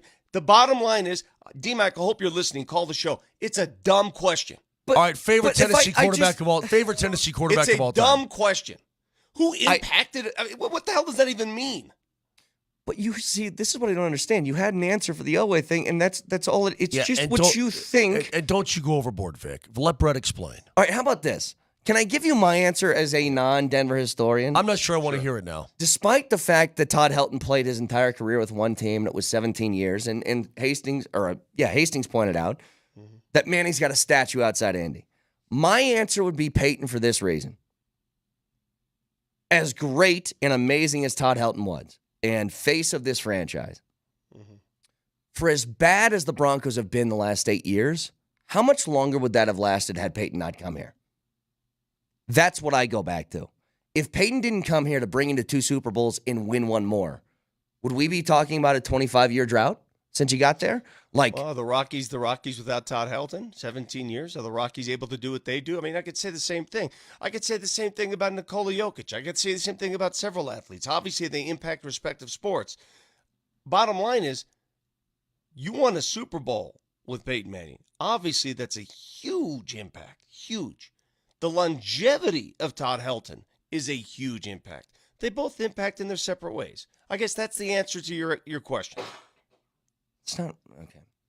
Let me fun. Let me take a stab at it. I don't understand why this offended you so much. It's just an opinion. It's just an opinion. Like one bit. I mean, you don't sound I think I'm offended. I just think it's a dumb question. You know what? If me saying it's a dumb question offends you, how soft are you? Well, it's not even my question. I don't care about this, and don't use a reverse psychology thing on me. Yeah, it's just a simple. Who do you think meant more? Who meant more Get to D-Mac you? on the line to explain himself, bro. Because a lot of times D-Mac asks these very vague questions. I don't even know what the hell he's talking about. Go grab a couple of Tylenol. Let me explain a little bit. Brett, I love Todd Helton. Yeah. I wouldn't trade his career here in Denver, me being a fan, for anything. Absolute stud. When you win a championship, it just matters more. It does. That's how I don't know where the Broncos franchise would be, but Peyton Manning got a Vince Lombardi trophy here. Period. That's it. Well, you know what? A texter says this. I'm not trying to be sarcastic, but what would change with the Rockies if Helton was never here? And I think it's a decent question. Like, look, they had the magical run in 2007. Outside of that, how much of the Rockies organization changes? I got an easy one. You wouldn't have a Hall of Famer? You'd have of course. Now 2. Yeah. Without Peyton, though, you don't get 2 more trips to the Super Bowl. You don't get 1 more in the trophy case. Because that's year, true as well. They took Brock, which meant he's probably going to play for you, and that's probably not going to go well. Oh, God. Who the hell knows what happens after that? Can you imagine if Brockweiler became the dude? Well, in fact, Vic, how about this? You want to talk about impact? If Peyton doesn't come here, is Tebow starting another couple of years in this town? Oh, God, no. No, that ship was going to sail either way. Question? You want me to ask another vague D-Mac question? Who had a bigger impact in Denver sports, Terrell Davis or Peyton Manning? Well, TD won 2 Super Bowls. TD won 2 Super Bowls. Well, what's your answer? They're dumb questions. Okay. They both did. Right, well, They're dumb questions. We can move on then. The question is dumb. Okay, we can move on then. And I love my boy. I love my man. It's okay. You're allowed to have dumb questions. Then I'll give you something else. And hopefully you don't think this is dumb. 4 head coaching vacancies have been filled. The Patriots, Gerard Mayo. Vegas kept Pierce. The Titans took Brian Callahan, the OC from Cincy. And the Chargers now with Harbaugh. That leaves the Panthers, Falcons, Commanders, and Seahawks. And I'm shocked that the best head coach in the history of football is not one of the first 4 hired, and I don't know which jobs he's even going to be offered at the end of this. Like, Bill Belichick is still on the open market with, 8 teams total that had head coaching vacancies? Does that not feel weird to anybody? Well, it's pretty incredible. You know, I think about this from time to time. John Cooper, let's say John Cooper all of a sudden was on the market. How fast would he be snatched up in the NHL? Immediately? If Jared Bednar is on the open market. Immediately? Right. Bill Belichick's arguably the best head coach in NFL history. Can't find a gig yet. Weird. Well, maybe it's his choice. I don't know. Maybe he's asking for some. Maybe he's got demands that other owners are like, I don't think we're going to do that. Well, the way I thought about it was, I don't think the Seahawks are going to even offer him the job. If they're saying no to Carroll, maybe they just want a younger presence at head coach. That'd be my guess anyway. Because look, you still have like Mike Vrabel's still out there. Dan Quinn, who's felt like he was going to get a job forever, is still out there. You have the young hotshot coordinators, guys like Bobby Slowick and Ben Johnson and people like that. There's only so many jobs to go around. I have no idea who would even consider hiring Bill Belichick, because why haven't they yet? Like, that is such a bizarre situation that the greatest head coach ever finds himself in. If Nick Saban said, I'm available again in college football, it's going to be 2 seconds before he's hired by somebody else. You know what I mean? And Belichick can't find it. And I wonder if this is all about, do people think that style of coaching and what he's done for 2 decades just doesn't work anymore? Did they see the past couple of years in New England and be like, I don't think it works? But wouldn't you at least, if your team is sort of, I don't know, if your team is sort of downtrodden or needed a boost, wouldn't you at least take a swing at it? I mean, just take the good old haymaker swing and see if it works. Like, I don't know why Atlanta's dragging their feet on anything. Like, if I'm Atlanta, I'm taking him now. Hey, dude, is Carolina still open? Help me. Oh, yeah, but you see, that's one that I don't think Belichick's going to Carolina. I know, but what if you paid him 20 per? I think he can, well. You see what I'm saying? No to Carolina. And I wouldn't want to work for David Tepper there anyway. So you're right. Hey, but why do you think? Why do you guys think Fangio left Miami?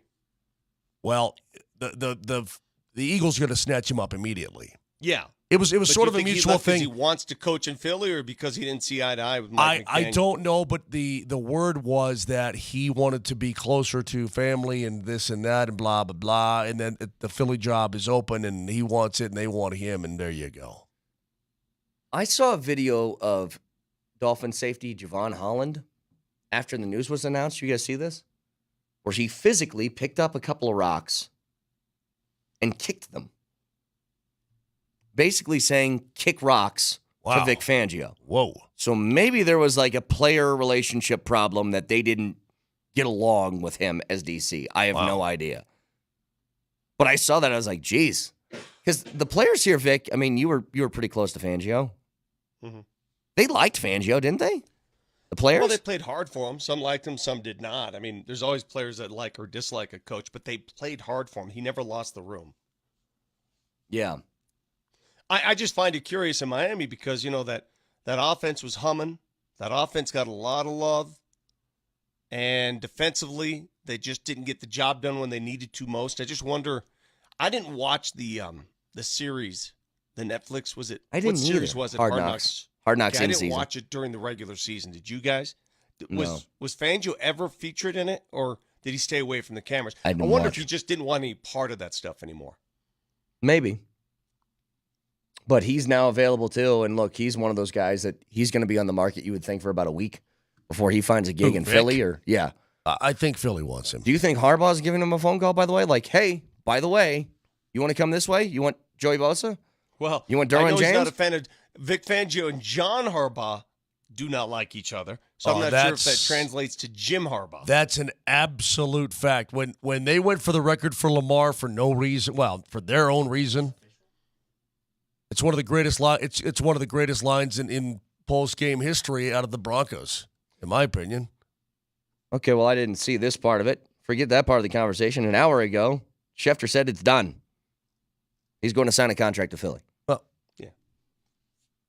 Missed that part of it. So did I, but I knew it was going to happen. Let's talk to Jeff Legwell at ESPN.com next.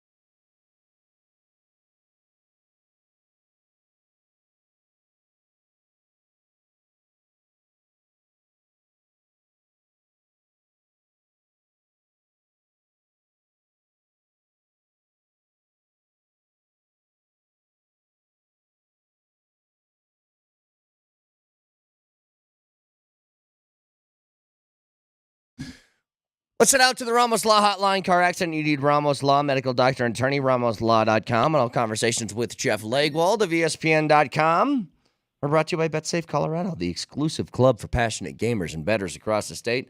Hello, Jeff. Good morning. Good morning. I have a question for you. We talked about this a couple days ago. All these teams left in the NFC Championship game have amazing offensive lines. They're one of the least sacked teams in the NFL. And the Broncos obviously were not that. They had 52 sacks in 17 games this year between Russell Wilson and Jarrett Stidham. But every guy started virtually every week. How? Well, it is a quandary for them. You know, they did have the consistency of the same guys up front. If McGlinchey would have played the final game, it would have been the first time, I think, since like 2011 or something like that all five had started every game in a season. So they haven't had that. They made the big investment this year. I mean, McGlinchey got the second biggest contract in free agency for any guy who switched teams. So, they signed Ben Powers, but they're looking at uncertainty again. I mean, Cushenberry's a free agent, and I don't think many people expect them to be able to keep him. So I think the other thing you look at with these Final Four, and nobody wants to say it these days, but three of them are in the top 9 in rushing. So it shows you got to have that component of physicality. You don't have to be like some run-first offense and nobody's, saying let's go back to the veer and all that. But you do have to have that physicality right now. And these might be the four of the most physical teams in the league on both sides of the ball. And they also have really good quarterbacks, which doesn't hurt. Well, the big question then is that physicality born of a want-to of the guys up front, or is that physicality a commitment from the coaches to run the ball? I think it's both. I mean, Sean Payton kept sort of lamenting their red zone goal-to-goal crappiness all year, and then you go look at it, and their percentage of run calls in the red zone is like 25th in the league. So he kept saying they need to run the ball more, but the guy calling the plays, which is him, didn't call runs. So it's one of the quirks of the Broncos season. Sean Payton wasn't very good in late game situations, and he didn't call games the way he said he should. So again, it'll always be kind of one of the mysteries of his first season here, but he did not. And I looked at, I charted tons of Saints games before he got here to look at what they did. I've gone over one of the Saints playbooks with a former New Orleans player, and the Denver Broncos did not get, Sean Payton's offense this year. So whether that's he couldn't find a way to live with Russell Wilson or not, it just didn't happen. Jeff, I look at what transpired yesterday and Jim Harbaugh going to the Los Angeles Chargers. I am in full freak-out mode this morning. I may not look like it. I know I look, good looking and all that stuff. Yeah. But I guess my brain goes to the worst case scenario where he makes them a total winner and Herbert takes another step and he becomes the next level kind of guy and a superstar and all this kind of thing. And I think Brett feels the same way. Vic's a bit more tepid. What are we looking at here, bro, inside the AFC West for the Broncos prospects the next decade? Well, considering he was the Broncos' first choice last year, and I've had multiple people. Is that confirmed? I was just going to say, Vic, I've had multiple people tell me. Now, you take it for what you want, but I've had multiple people since tell me he actually took the job briefly and changed his mind. Now, whether you choose to believe that or not, they did. He was the only guy they interviewed twice for that long, and they actually loaded up the plane the second time and went to Ann Arbor to convince him to come. So he was the first choice. So, obviously the Broncos thought he was a good coach, so they're going to think he's a good coach with the Chargers. What world do we live in then where Harbaugh says no to the Broncos and yes to the Chargers? He probably has more control, Vic. That would be my guess. He probably has more control, and that and the time may be different. It was a tough year for him this year. I mean, they won the national championship, but it was not a fun year if you're Jim Harbaugh. His reputation took a pounding, and the suspensions and all of those things. He probably came into the interview with a different mindset that he knew he had a good team at Michigan when he's interviewing with the Broncos. It's good enough to win the national championship. So are my fears justified? Are my fears justified? Are my fears justified? Oh, I've said all along, even before this hire, for Sean Payton, the AFC West is a hell of a lot harder than the NFC South ever was.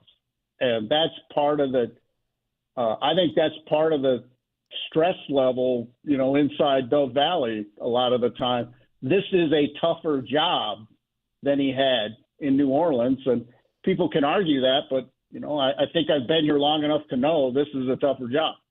Jeff, outside of quarterback, what separates these 4 teams from everybody else in the NFL? 4 teams that are left, and especially the Broncos. Because what's funny is we were talking about this. Like, if you moved, Mahomes and Lamar Jackson are different stratospheres, but if you put Goff or Purdy on this team, they aren't winning 12 games. You know what I mean? Like, they're not going to be that sort of separator. So what's the biggest difference between these 4 and what the Broncos don't have? Because we've brought up offensive line. Skill position talent is lacking. That's obvious. Like, where do you even go with your draft pick in the first round this year? That's, to me, these are 4 draft-built teams, too. I mean, we don't want to talk about that here because we all want to talk about free agency and sign this guy and sign that guy because they're known commodities. And people always think you're getting the player in free agency who's already played to that level, and often you don't. These are 4 draft-built teams. I mean, that's just a fact. Look at all the first-rounders on the field for these 4 teams. The Broncos have 3 on the roster, on the entire roster, have 3 first-round picks, 1 on defense. 1. So that's a huge difference. The other difference is physicality. Look at how these teams play. Yeah, they can throw the ball, and they can throw the ball like crazy. But when they want to and need to, they shove you around and put you in bad positions so they can throw the ball. And play action. Broncos, Sean Payton was not a big play action guy this year. These 4 offenses have tons of play action in it. Defenses hate it, and play action works even when you don't run the ball great. So to me, those are the 3 things I see when I look at these 4 teams and I look at the Broncos. Just to follow up on that, too. You know what I realized? Because I was kind of looking, I was focusing just on the offensive side. 3 of the 4 teams that are left. You know what's funny? Number 1 option for the Baltimore Ravens in the pass game seems to be a rookie in Zay Flowers. Number 1 option for the Chiefs right now in the pass game seems to be Rashee Rice. Yeah. Number 1 option for the Lions, well, maybe not number 1, but a couple of them, and Jahmyr Gibbs and Sam Laporta, huge parts to their offense. They're all rookies, and they played in the team that's not playing for, Super Bowls or playoff spots. Barely played their 1 dynamic rookie in Marvin Mims, and it just never made sense. They barely played any of the rookies other than Mims. I mean, and look at you named 4 players. Draft pick, draft pick, draft pick, draft pick. Right. And the Broncos, I believe last year was their smallest draft pick in almost 2 draft class, 5 players. And they didn't pick until 63 on draft day. So their smallest draft class in almost 2 decades, I believe. And they're going to follow that up with a 6-player draft class. You are not, in the salary cap era, going to turn things around very quickly with 5-player and 6-player draft class. The Rams in the playoffs, second youngest team in the league, 13 draft picks last year, I believe. Packers, youngest team in the league, made the playoffs, 12 draft picks. We can, again, we all love free agency because we know the players we're talking about. But if you're going to be around right now in this league, you better be good in April. Win in March doesn't get you to January. Win in April does. Jeffrey, what happened with Vic Fangio in Miami? Why is he now the Philly DC? Well, Vic, he's from there. You know that. And, he has a relationship with them too. I mean, he worked with them last year during the playoffs. He was a consultant for a couple weeks. So I think some of the ground was sort of moved around then for this. And I'll say, I know Vic, I'm not like his best buddy in the media or anything, but I know Vic, and he's a lot like, in terms of where he stands as an assistant coach, he's a lot like Alex Gibbs was, which is he can work anywhere he wants, anytime he wants. And I think his patience level sometimes isn't always going to be there like a young assistant, because he knows he will spend about 2 hours unemployed. He's just, he's that respected. He knows that many people around the league. And there was obviously a disconnect. I mean, a couple of the Dolphins put some vague things on social media and all that, but he's just a really good coach. And I think for him, he was probably, this looked like a pretty good opportunity for him to get closer to home and family. Last thing for you, real quick here, Leggy. 8 head coaching vacancies in the NFL this year. 4 have been filled. The greatest coach in the history of the NFL has not gotten one of these jobs. Will he get one of the last 4? Is there a chance that Belichick can get left out? Well, it's hard for me to believe that. There's always a chance. Because his list of demands is probably longer than anybody else's, too.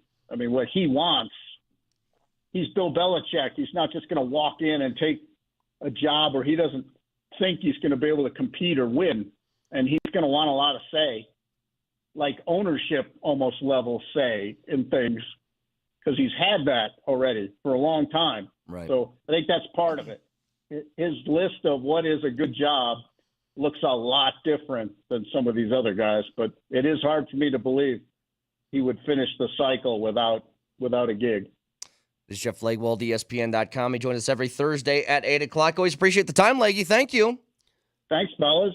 Take care. Thanks, Jeff. All conversations with Leggy brought to you by BetSafe Colorado, the exclusive club for passionate gamers and bettors across the state. Is Mosier dead? Mosier left. The entire segment, all I heard was him coughing up. I was trying to off and on the microphone. So I was trying. But, Mosier left. I don't know if he's left the building. I don't know if it's for the rest of the show or if it's just he's running to the store. I don't know. I don't know what's going on. But it was constant. And I was going. He said he's going to Walgreens to get some cough medicine. We'll see if that helps. So he does that 2 weeks into his ailment. Yeah. Seems that way. Think about that. Yeah, I'm 2 weeks in. I might want to address it now. You know what, though? I'm kind of like that. I barely ever take medicine. Drives my wife nuts. I'm like, yeah, it'll go away. I'll be good. All right, 303-504-0925. Let's jump back to the Avs. Vic, I got a question. Who's more impactful? McKinnon. I'm kidding. McKinnon, 4 goals last night. He's on his way to his first MVP, right? We'll get to that next. Got to be at this point.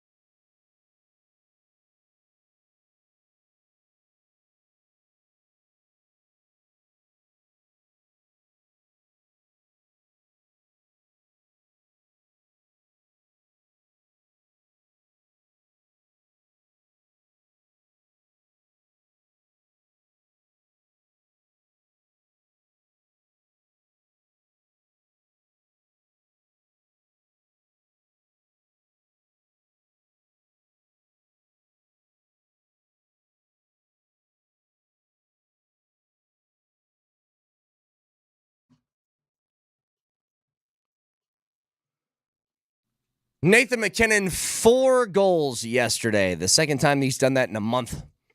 The Avs, by the way, have never done that before. Ever. They've never had somebody score 4 goals in a game, and now they've had one guy do it twice in the last 16. And he got... That's just nuts. That tells you what kind of run this guy's on. Well, and he got the hat trick. Natural hat trick in less than half the game. So, yeah, he was on one last night. I saw this number from Arif Dean, by the way. If Nathan MacKinnon, the season ends, it's like April 14th or something like that, the end of the regular season. If Nathan MacKinnon played every game and did not get a point for the rest of the season, Vic, he would have a point per game at the end of the year. That's what his season would be already. So if he played for 2.5 months and did not register a single point for the rest of the year, he's still a point per game player this season. That's the kind of start that he's had to this year. And I remember in December, he was racking up assists but not getting goals. And we're like, when is Nathan going to start scoring some goals here? Well, he started. January hit, and it just hasn't stopped. We brought this up already, but it's a 24 home point streak that he's rocking with right now consecutively. That's 3rd ever. He just passed Sakic on that number, and Wayne Gretzky did it for an entire season. And I'm telling you, Vic, I think that Nathan MacKinnon might have a shot to do that too if he keeps playing this way.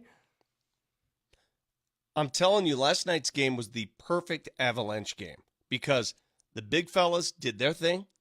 Georgie kept it scoreless for the first 2 periods. He did his thing, especially that opening period when things started slowly. He was a rock back there. I mean, if you want to draw up that's the game you want, right? That's the game we've been waiting for. Yes. Where he's been a rock in the back, and they're just it's a shootout up front. Well, I think it's just able to give them confidence, and like they don't have to play as tentatively as they would on a night where, look, a couple weeks ago, that's probably not a 0-goal game for the Caps in that first period. But in the first 8 minutes, he made, I counted at least 4 really, really nice saves that kept the score even and allowed the Avs to keep their ears pinned back and go attack. And when they play that way, they're going to beat anybody in front of them. If they're able just to go out and play loose and easy on the offensive side, that's what happens. Like McKinnon's, was it his first goal? His first McKinnon shot, at least, whenever that came. Damn near impossible angle, by the way. Like this, his side of the net was open, but he was basically underneath the goal, it looked like. I know. And still was able to sneak it in. But we were talking about, this has to be the year that he wins MVP. And I know it's gone back and forth between him and Kucherov for the leaders in points this season. But Vic, if you look at the points leaders in the NHL, it's MacKinnon, Kucherov, a giant gap, and then everybody else. They're in the 80s. I think the third place guy has 67 on the year. But when you're racking up 4 or 5 points a night, you're going to run away with this thing in a hurry. It's just that Kucherov had a hat trick just a couple of nights ago. Bro, this is as healthy as the Avs have been in a long time. And they just have one more game to go before the All-Star break. Yeah. With the chance to mend a little bit more. I really like where they sit right now. This is nice. Well, and then Leckie got rejected on the doorstep last night. I thought he was going to get one in his first game back. I don't know how he made the save. By the way, Lindgren, how about jumping up to the top of the circles to make a poke check? I don't know how often you see a goalie actually travel that far where he's damn near on the blue line. Dude, that collision. So if you run into the goalie there, I wish Mosier's here. I need to ask this question. If you just take out the goalie, he's got the puck on his stick, and you're coming after the puck, and he's almost at the blue line. Can you just freaking tattoo the dude? I think you probably can because he's out of his crease, right? I don't know what the rules are. Is this like a quarterback taking off? He's a runner now, so you can... Is there etiquette, proper etiquette in what you do to a goalie in that situation? Oh, I think that you'd probably have a very large man named Lars punching you in the face directly afterwards, but I don't think it's a penalty. Etiquette is probably no matter where the goalie's at, you cannot hit him. Like give him a check. But I'm telling you, dude, I don't know how often you see somebody's a goalie's skates damn near hit the blue line, and all you're thinking, Vic, is the puck kind of rattles around, and you're like, can some Av just grab it and just toss it? Because he's not going to get back in time. I'm going to ask a very dumb question. And I've got a lot of people, because we've talked about dumb questions on this show already. This is a dumb question, but I have to ask it. At any level of hockey, has a goalie ever gone up to make a play on the puck and said, screw it, I'm here. I'm going to wheel around a little bit and just stick handled all the way and scored? Well, they can't cross the red line, right? I do it in NHL 2K all the time. Just give it a shot. Let's go. So you can't cross the red line. Can you bang one from inside the red line? You mean on your side? If there's an empty net. It happens all the time. Yeah. I'm just curious. See, these are the rules I don't know. We need a hockey expert on this show. He's at Walgreens right now. Our hockey expert is currently at Walgreens. He will be back soon. You brought it up, though, earlier, the shouting from Cale Makar. That's where, dude, I don't know how many defensemen in the entire league can do what he did. Where he took it at his own blue line, stick handled around about 3 different dudes, and then fires off in a split second a wrister that you have no shot. Like, glove side doesn't matter. Put it right by your ear hole. Ball game. You know what I mean? Like the release on that shot, the velocity on that shot was just fantastic. And again, you're defending there. You're on the PK. You're on the PK, and the amount of momentum you gained from that goal just right there, it felt like game over after that. Yeah.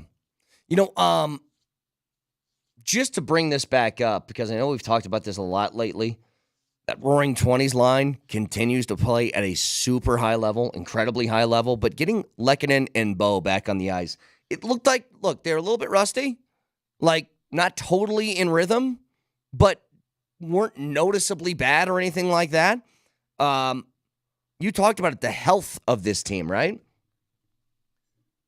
As healthy as they've been in a long, long time. The only guy out of the lineup, and I'm going to leave Landeskog off to the side here, the only guy out right now is Val. Everybody else is exactly what you'd want as far as health, being on the ice, being ready to go night in, night out.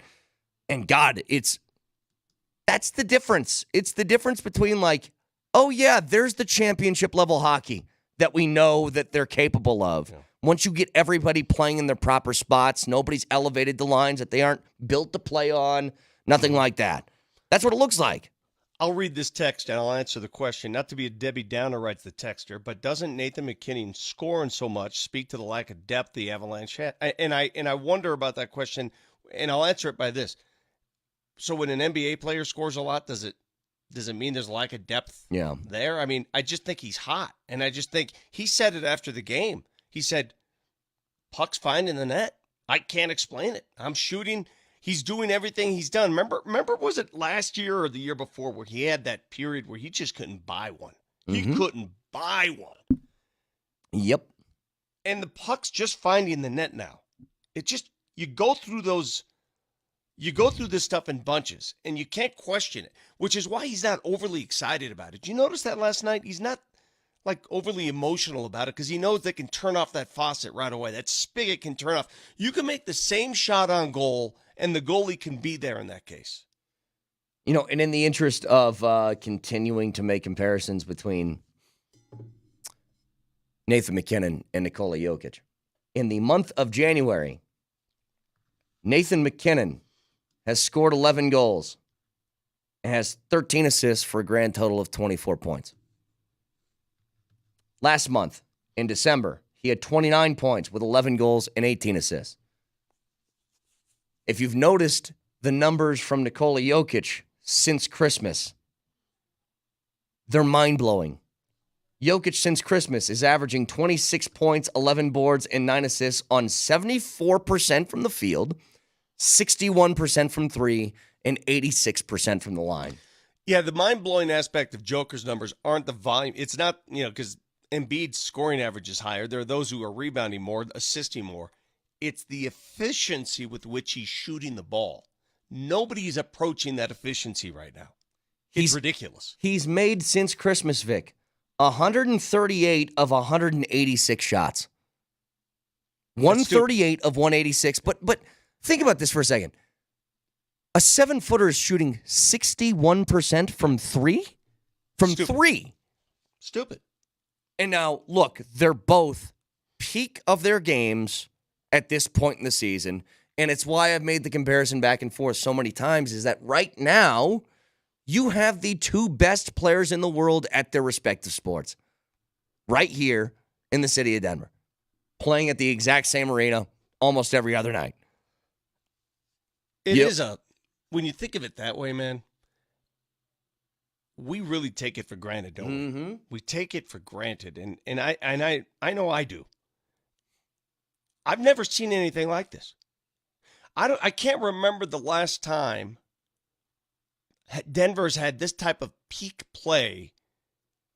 Two sports going on at the same time. When the Avs were hot, the Nuggets were not. When the Nuggets were hot, the Avs were okay. Mm-hmm. Now, they're both hot, and they both have arguably the best players in their respective sports at the same time. I don't know how many places have been able to say that. You know, we talked about the idea, Vic, of has there been a town that has had 2 MVPs in the same calendar year? Yeah. And I think, what did we come up with, Marty? Was the last one Milwaukee, right? Was Yes. it Giannis and Rodgers? Yes. And look, we're just going to consider Green Bay and Milwaukee the same for argument's sake. But, oh, hey, good to see you again. I'm glad you're talking off mic while we're doing a show. So why don't you turn that mic on, because we have a question for you. If a goalie leaves his crease... Turn me on! Oh, sorry. If a goalie leaves his crease, can I kill him? I don't think that's legal in this day. And I think 1966 they passed a rule that you cannot kill a goalie when he leaves his crease. Are you talking about the poke check from Lindgren last night? Yeah. Yeah. If I were to murder him. Just a quick update on the motion. Scrambled over to Walgreens. I bought the most potent Mucinex known to mankind. I think this is really banned by the FDA.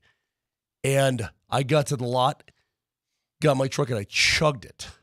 Okay, well, I hope it works. Yeah, me too. That ought to go well. Okay, here's the thing. But can I kill a goalie? No, you can't kill a goalie. Hey, a couple of things about that last night. Rarely do you see, goalies will gamble, but rarely do you see a goalie gamble past the top of the circles. Yeah.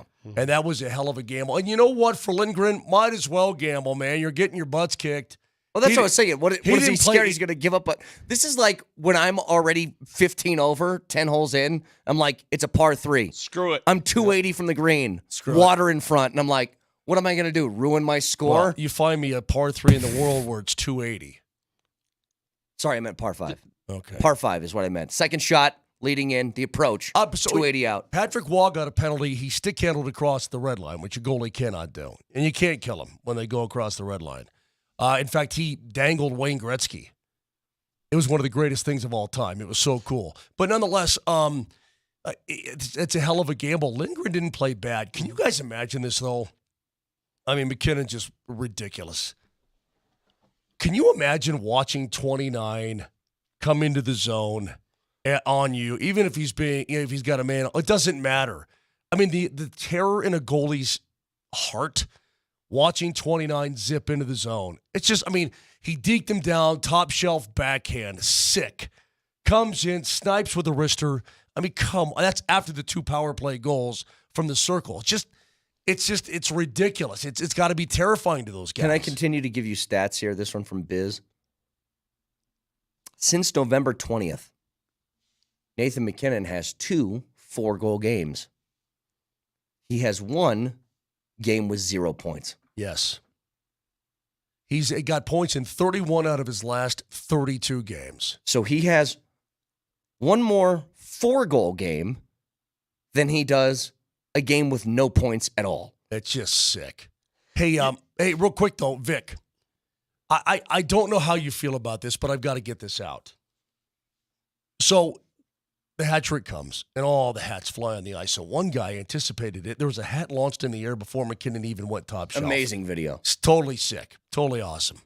How about chapeaus, as Connor would say? Were there any chapeaus thrown? Well, a chapeau, I think, is just a French name for a general name for a hat, but I typically think of like a Peaky Blinders hat. Didn't see that. Saw some toques, plenty of ball caps. But then when he gets the fourth goal, Neil Riker is calling that the Mac trick now, right? So people are out of hats. The female persuasion is out of hats. What's after knees? Well, some skivvies came onto the ice, some unmentionables. Now, I guess you want to throw something. Mm-hmm. In fact, we have a lot of women who listen to this program. Mm-hmm. This is not an NSYNC concert. This is not Rat, in 1987 or something like that. This is not that. This is Nathan MacKinnon. It's not Usher. It's not right. Not Usher. Not Drake. Right. Uh-huh. And all of a sudden, here comes some unmentionables. They're bras. What's unmentionable? They're bras. Undergarments, Vic. Panties and bras. Well, now, I guess you can mention them now. Okay.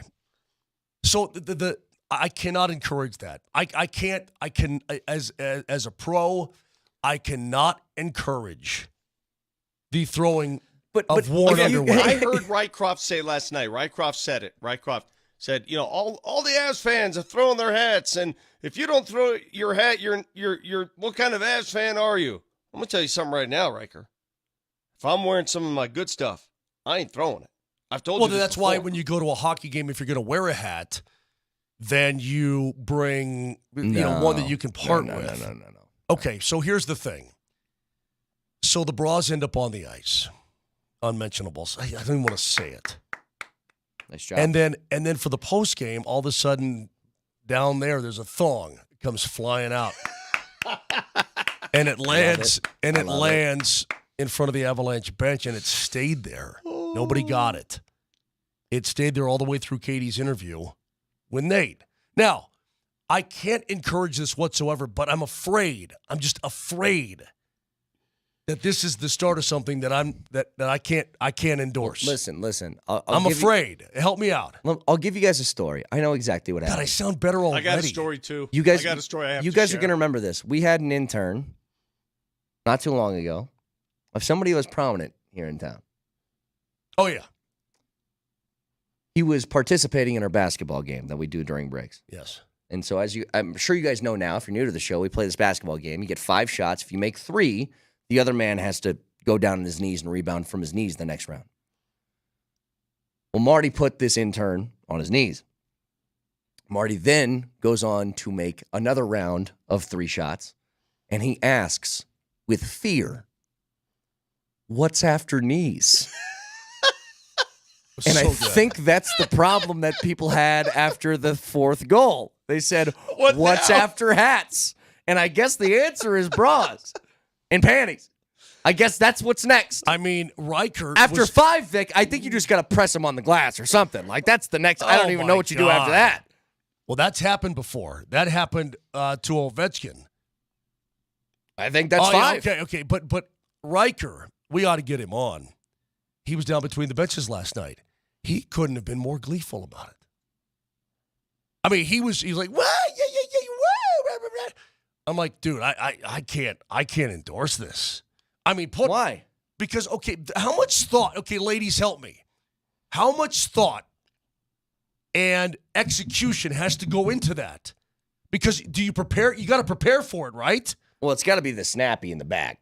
Okay, it can't be a sports bra. That's for sure. Not even that, but the down below. You got it. Yeah, that was because tough. That's not happening in the stands.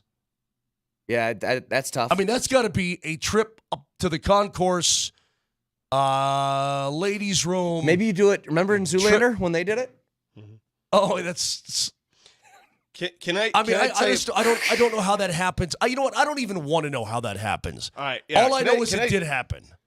Can I just share this story about stray underwear?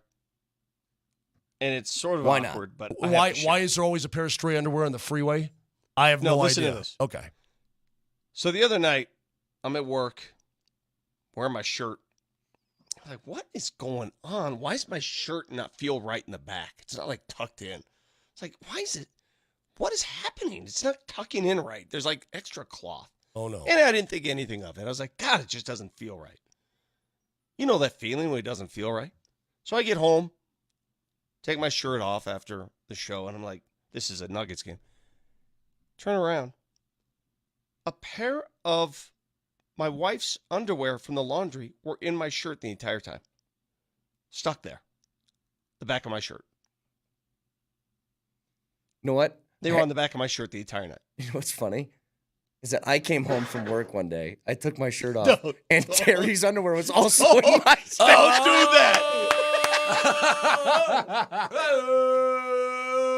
Has that ever happened? Has that ever happened to you where you've had some garment just attached to your Vic, I give myself a decorum. Yeah. Vic, I'm not sure. Why don't you describe them to us? You guys know what's happened to you. You know it has. See, I'm the only one brave enough, courageous enough to share that on the radio. You know you've worn a garment with other garments attached to it because they get stuck in the laundry. Not quite that. 303-504-0925. Shop Mazda text line back after this.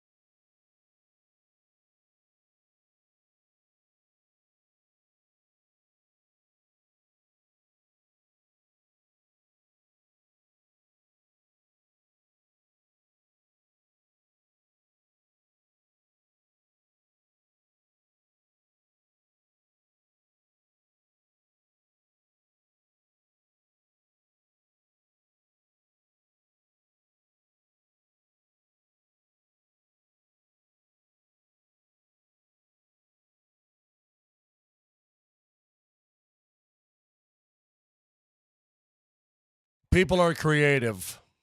Brett, what's the matter? People are creative. I asked Hey, for turn Vic's mic on, Marty. I'm not the only one. Read the text line. See how many people. A lot of people have had their wives' underwear stuck to them. Yeah. In their clothing. I'm not the only one. I thought I was some weirdo. I'm not the only one. No, there are a lot of I'll people. read some of these texts. Yep. Vic, it's happened to me before. Wife's thong was stuck down inside the bottom of my jeans all day like an ankle holster. Didn't even know until that night. Yep.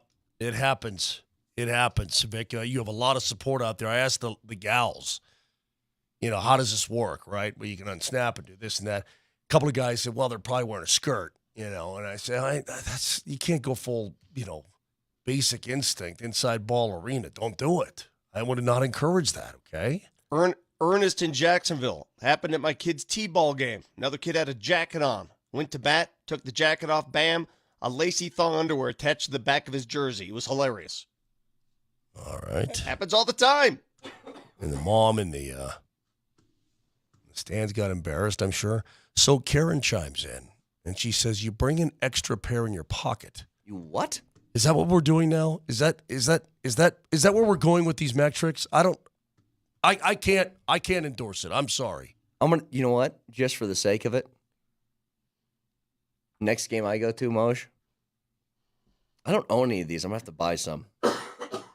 Whitey tidies. Tidy whiteys? You're not full in tidy whiteys. You're not doing that, are you? Yep. I'm gonna. Vic, same thing happened to me. Went to work with my wife's panties in my pants all day.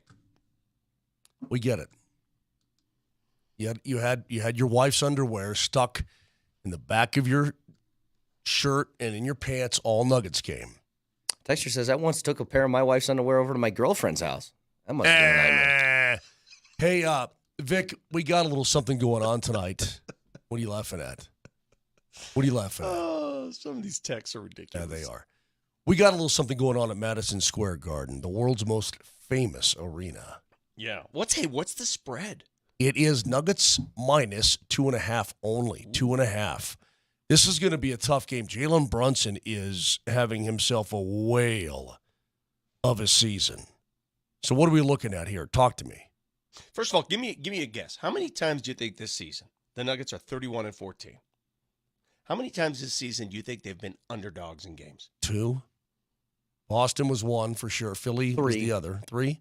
4 is the answer. Okay. 4 times this season they've been underdogs. Think about that for a second. Think about that for 1 second. That's ridiculous. And one of those times of the 4 was a trip to LA. Remember when none of the starters showed up? Yeah. And they won that game with no starters? Well, it opened at minus 3.5. It's gone down to minus 2.5, and the match predictor is basically 50-50. This is, I guess this is anybody's game coming up tonight. The Knicks are battling in the East. They've got a fairly talented team. They're not going to win it all or anything, but they got a fairly talented basketball team. They're currently sitting in the 5 hole in the Eastern Conference, so it's a pretty good test here, Vic. They've won 4 in a row. I mean, the Knicks they're no joke. That's for sure. Tough game. By the way, the Nuggets are a half game back of the 1 seed in the Western Conference. Just a quick aside question. Who do you fear more? The teams ahead of them or the 2 teams behind them? And now that's a great question. That is probably the best question you've asked. I fear the 2 teams behind them. By the way, just so people are aware, the 2 teams ahead of them are Oklahoma City and Minnesota. The 2 teams behind them are the Clippers and the Suns. Well, I fear the 2 teams this behind. Way, who would you rather face in a 7-game playoff series? I would much rather face the teams that haven't been there, haven't done it. And Minnesota was there last year, and they weren't there with all their personnel. Oklahoma City hasn't been there, they haven't been. I'd rather face an Oklahoma City over a Phoenix or LA, no doubt. I'd rather be on the road at OKC than home against the Clippers. Does that sound dumb? No. The Clippers, I mean, but put it this way. The Clippers have the 3rd best home record in all of the NBA. They're not great. And the Suns are red hot right now. Yeah, and the Suns can't lose. The Suns are red hot. Phoenix has won 7 in a row. Clip Joint has won 3 in a row. Nugget Lose have won 3 in a row. OKC has won 4 in a row. I mean, the West right now, these teams are doing stuff. Yeah, they're doing stuff. Yeah, if you ask me still, and I know that the Nuggets lost to OKC pretty badly last time they played, but if you ask me which team strikes more fear in my heart, OKC or Minnesota, I still say Minnesota. Because OKC has its limits. They're doing great things right now. They're playing their butts off. They're playing hard. But in a 7-game series, I don't think they're big enough to deal with the Nuggets. I know they got Chet, but across the board, I don't think they're big enough. Minnesota has size, and they've got some relative playoff experience. They're scarier than OKC, in my book. I think so, too. And on top of that, Phoenix is my number one. That's my fear. The team is just loaded with talent. Everywhere. The clip joint has put it together. I mean, Harden and company in George and Kawhi, they finally figured it out. Look, everybody is going to be gunning for the Nuggets this year. They have the target on them. Nothing is going to come easy. Not like last year when you're 16-4 in the postseason. You duplicated what the Avalanche did the year before on the run to the Stanley Cup. It is not going to come easy. If the Nuggets are going to get there again, Vic, I feel some 6- and 7-game series are going to be the absolute norm if you want to get there all the way. It's going to be a much – not that it wasn't difficult last year, because it was. Well, I ain't going to go 16-4 No, again. it is going to be a grind. Can I ask you 16-4 was – it just makes you look back at what they did last season, shake your head and go, wow. Two quick things real quick. Number one, Vic, why haven't – are the Nuggets going to visit the White House? Isn't that what all championship teams do? No, they're not. It was a White House issue. It wasn't a Nuggets issue. The reason why they didn't do it when they went to the nation's capital. I'm looking at their schedule, and I don't know another road trip that would allow them to visit the White House. They tried to. They tried to, but when they were in D.C. just now, the White House said it couldn't be done. When the Avs tried to do it, the White House said, no, can't do it with you. Oh, the Avs never did? No. Well, that's ridiculous. Well, the Avs did. Yeah, I don't think the Avs did back in the day twice. Yeah. Yeah. I don't think the Nuggets will. I'm looking at the road trip. I'm looking at where they'll be when. There is not a single road trip that affords them the time to go by the nation's capital for a day with the president. Yeah. Can you demand a rain check? Can you demand one of these? Can you come back to him later and be like, hey, you guys owed me one of these trips. I got my family with me. We're going to check it out now. The White House has made it known that how can I put it? The president is unavailable. Okay, now, I got it, but can I wait for a time that he is? Time for that? Well, does that mean the president is unavailable to them, or the president is unavailable, period? I mean, there's going to be a campaign going on here and all that kind of thing, so I don't know. Here's the other story I wanted to bring you guys. What do you guys think of this? So TCU women's basketball, decimated with injuries. They had a whole bunch of people that are out for the year. They couldn't field a roster. That's how many people were out. You know what they did? They hosted open tryouts. And they gave Not a volleyball player. Walk-ons to 3 different women who played for multiple state-winning title teams. And I wonder how many of those are available. Now, I don't know if these girls are college-capable players or not, or if they had to get bodies out there, whatever. But could you imagine if Vic, the CU Buffs football team, just got so ravaged with injuries? They're like, did anybody play in high school? We just need a couple of guys to walk on for a year. Wouldn't that be incredible? And by the way, also awful at the same time, because now you have a level of discipline that you didn't have just a week before. There was a guy, don't you guys remember? It doesn't happen as often anymore, Rudy. where you get football players that can play basketball, football players that can play both. There was a guy when I was at CU for that 1 year in 1987. Help me out, CU fans. I think there was a football player by the name of Rodell Guest. Rodell Guest, something like that. And he played both football and basketball. And the basketball team was in dire need of help, so he helped. He got on the team and helped. So I've seen this before. This happened 3 years ago, Vic. I remember this because my buddy was texting me about it. Nebraska basketball had the same problem. A whole bunch of guys were hurt, and it was conference championship or conference tournament time. And now Nebraska's team stunk, but they didn't have enough guys. They took a backup quarterback and an offensive lineman and put them on the basketball roster during the conference tournament and played them both. They both played. And I'm just like, how do you just walk over and be like, all right, yeah, I'm 300 pounds. I'll bang down low for a couple of days. That's what you need? Sure. As long as you bring up college hoops, I watched both CU and CSU last night. CU goes on the road to Washington, whips up the Huskies 98-81. Good win. They improved to 15-5. CSU, I told you guys, the Mountain West Conference is loaded. It is loaded and ready. CSU goes on the road and loses to Nevada in a game in which Isaiah Stevens was held to 8 points. Nevada's got this player, Keenan Blackshear. I saw him last year when they took on Air Force. He reminds me of SGA. I'm not going to say he's the next Yates. He just plays like SGA. He's unstoppable as a big guard. So the Mountain West, I think the Mountain West could get 7 teams in the NCAAs this year. Yeah, 7. loaded. They're loaded. 303-504-0925. Yes. Oh, God, I got one more story. I know we got to get to break. But you talk about filling in. Do you remember that story of the kid at the Cow Palace in San Francisco who filled in for a drugged-out Keith Moon for The Who and finished their concert on the drums when Keith Moon passed out? No. Come on, man. Who are you talking to here? Know your teammates, Moj. Like, dude, we don't know. Know your teammates. Yeah. Know your role. $1. Well, that's what it Know your personnel. That's got to be one of the all-time fill-ins of all time. Dude, you just kicked Keith Moon is on friggin' barbiturates and brandy, and he passes out. You know what Mosier just did? He just kicked it to DeAndre Jordan for a 3 at the end of the shot clock. Like, that's what you just did. Know your teammates. You know what this is? This is the Nuggets on the fast break against the Wizards a few years ago when they needed a layup to tie, and they took that 3 from Facu. Remember that? Yes. That's what he did. All right. When we come back. I can't be the only one who knows that story. You're the only one. Trust me, you're the only one. When we come back, again, Jim Harbaugh, hired by the Chargers. Is it just fear, or do you think there's a chance that won't work in LA? We'll get to it next.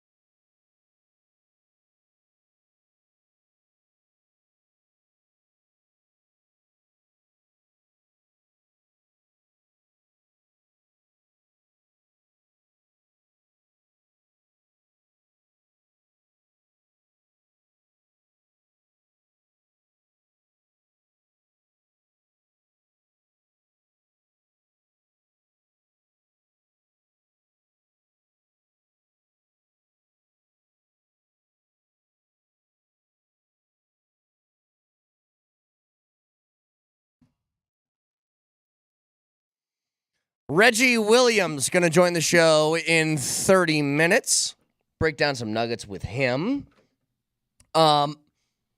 Big news of the day yesterday. Harbaugh leaves Michigan to take over for the Chargers, and I'm scared. I don't like this at all. And it's not about next year. It's not about the year after that. It's about whenever the Broncos do figure their bleep out and have a competitive football team again, you don't just have Mahomes standing in your way now. It's going to be Mahomes and the Harbaugh-Herbert combo.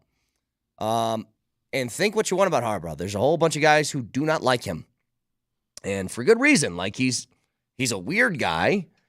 He cuts corners, but he wins everywhere.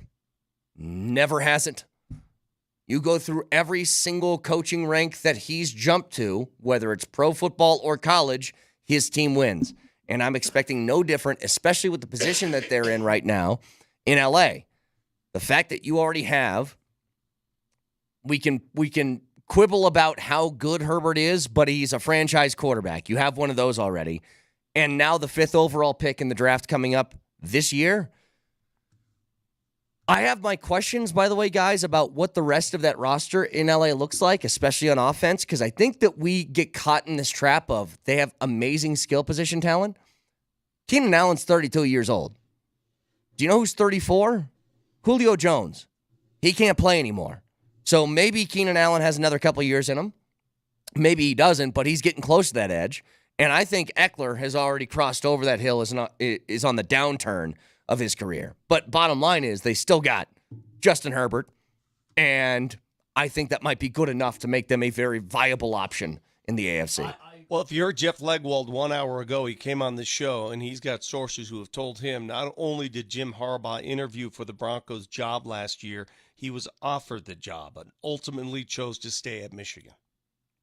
So you can deduce Harbaugh was the Broncos' first choice. He was their first choice. Yep.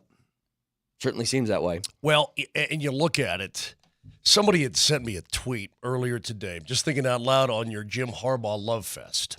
Mm-hmm. Yeah, he's very good to great coach. However, when he left the NFL, weren't there rumors of him losing the locker room a shade? Well, yeah, I think his last year in San Francisco did not go the way that he wanted it to. He was 8-8. He had issues with the GM. He and that is correct. They had some, and the ownership group. He wears thin after a while. Let me tell you what he's done in his coaching record, though. He took over at the age of 40 at the University of San Diego. Went 7-4, 11-1, 11-1, and won his bowl game. Goes to Stanford. 4-8, 5-7, 8-5, 12-1, won the friggin' Orange Bowl. Finished 4th. Went to the Niners, 13-3, first NFC West. Lost in the NFC title game. 11-4-1, lost to Baltimore in the Super Bowl. 12-4, lost to Seattle in the NFC Championship game. So he got right there. Then he got in a fight with Balky. Didn't get the guys he wanted. Balky wanted these guys. He won 8-8, said I'm out of here, went to Michigan. Hey. And then finally ended up winning the Natty. Yeah, go ahead. Was that the NFC Championship game where Sherman had that interview with Aaron Andrews? Yeah. And he went crazy? On Crabtree. Yeah, on Michael Crabtree. That was an epic game and finish. So just to recap here, in Harbaugh's only stint in the NFL, in 4 years, he went to 3 straight NFC title games? That is correct. That seems pretty good. So he could flame out. And that was also in a division, by the way, when that was the peak of the Seahawk powers. Yeah. He could flame out. He could. Herbert may not make the next step, whatever. All this stuff, let me tell you what it does mean. It means he gets teams to win. By hook or by crook, he gets them to be winning football teams, number one and number two. Even if Justin Herbert, who everybody regards as a franchise quarterback, even if he's not amongst the very elite, damn it, he's better than anything the Broncos are going to have probably for the next decade, number one. And number two, he's darn good enough to get it done. I just tallied these Even all if he's not Patrick freaking Mahomes, he's good enough. He's really, really good. I just tallied these all up. Jim Harbaugh throughout the NFL and college, his entire coaching career, is 188, 71-1. 188 wins, 71 losses, and 1 tie in his entire coaching career throughout college and the NFL. It's all this guy does. Pretty amazing, pretty impressive. Hey, last night, and again, we delve into this because I find it fascinating, and I need you, the listeners, to educate me, because being in the media, we're not there. We don't understand what the rules are when it comes to fandom at the arenas. I don't know what the rules are. I really don't. I just sort of follow along. So last night, you saw some various artifacts thrown onto the ice after the McKinnon wait. +1. Artifacts? Yeah, Okay. yeah. Hey, yeah, there were Egyptian obelisks thrown onto the friggin' ice, Brett. Why'd you guys just say they're bras? There were Greek there were Greek coins clothing. coins thrown onto the ice, artifacts. Out of the Museum of Alexandria. Okay. In Dallas, meanwhile, the Mavericks hosting the Phoenix Suns. I don't know if you guys saw this last night. So Luka's got a hair trigger temper. Yeah, what's his problem? What's his problem? You can get in on Luka real quick. He hears everything, man. He's like our boy Marty there. He hears everything.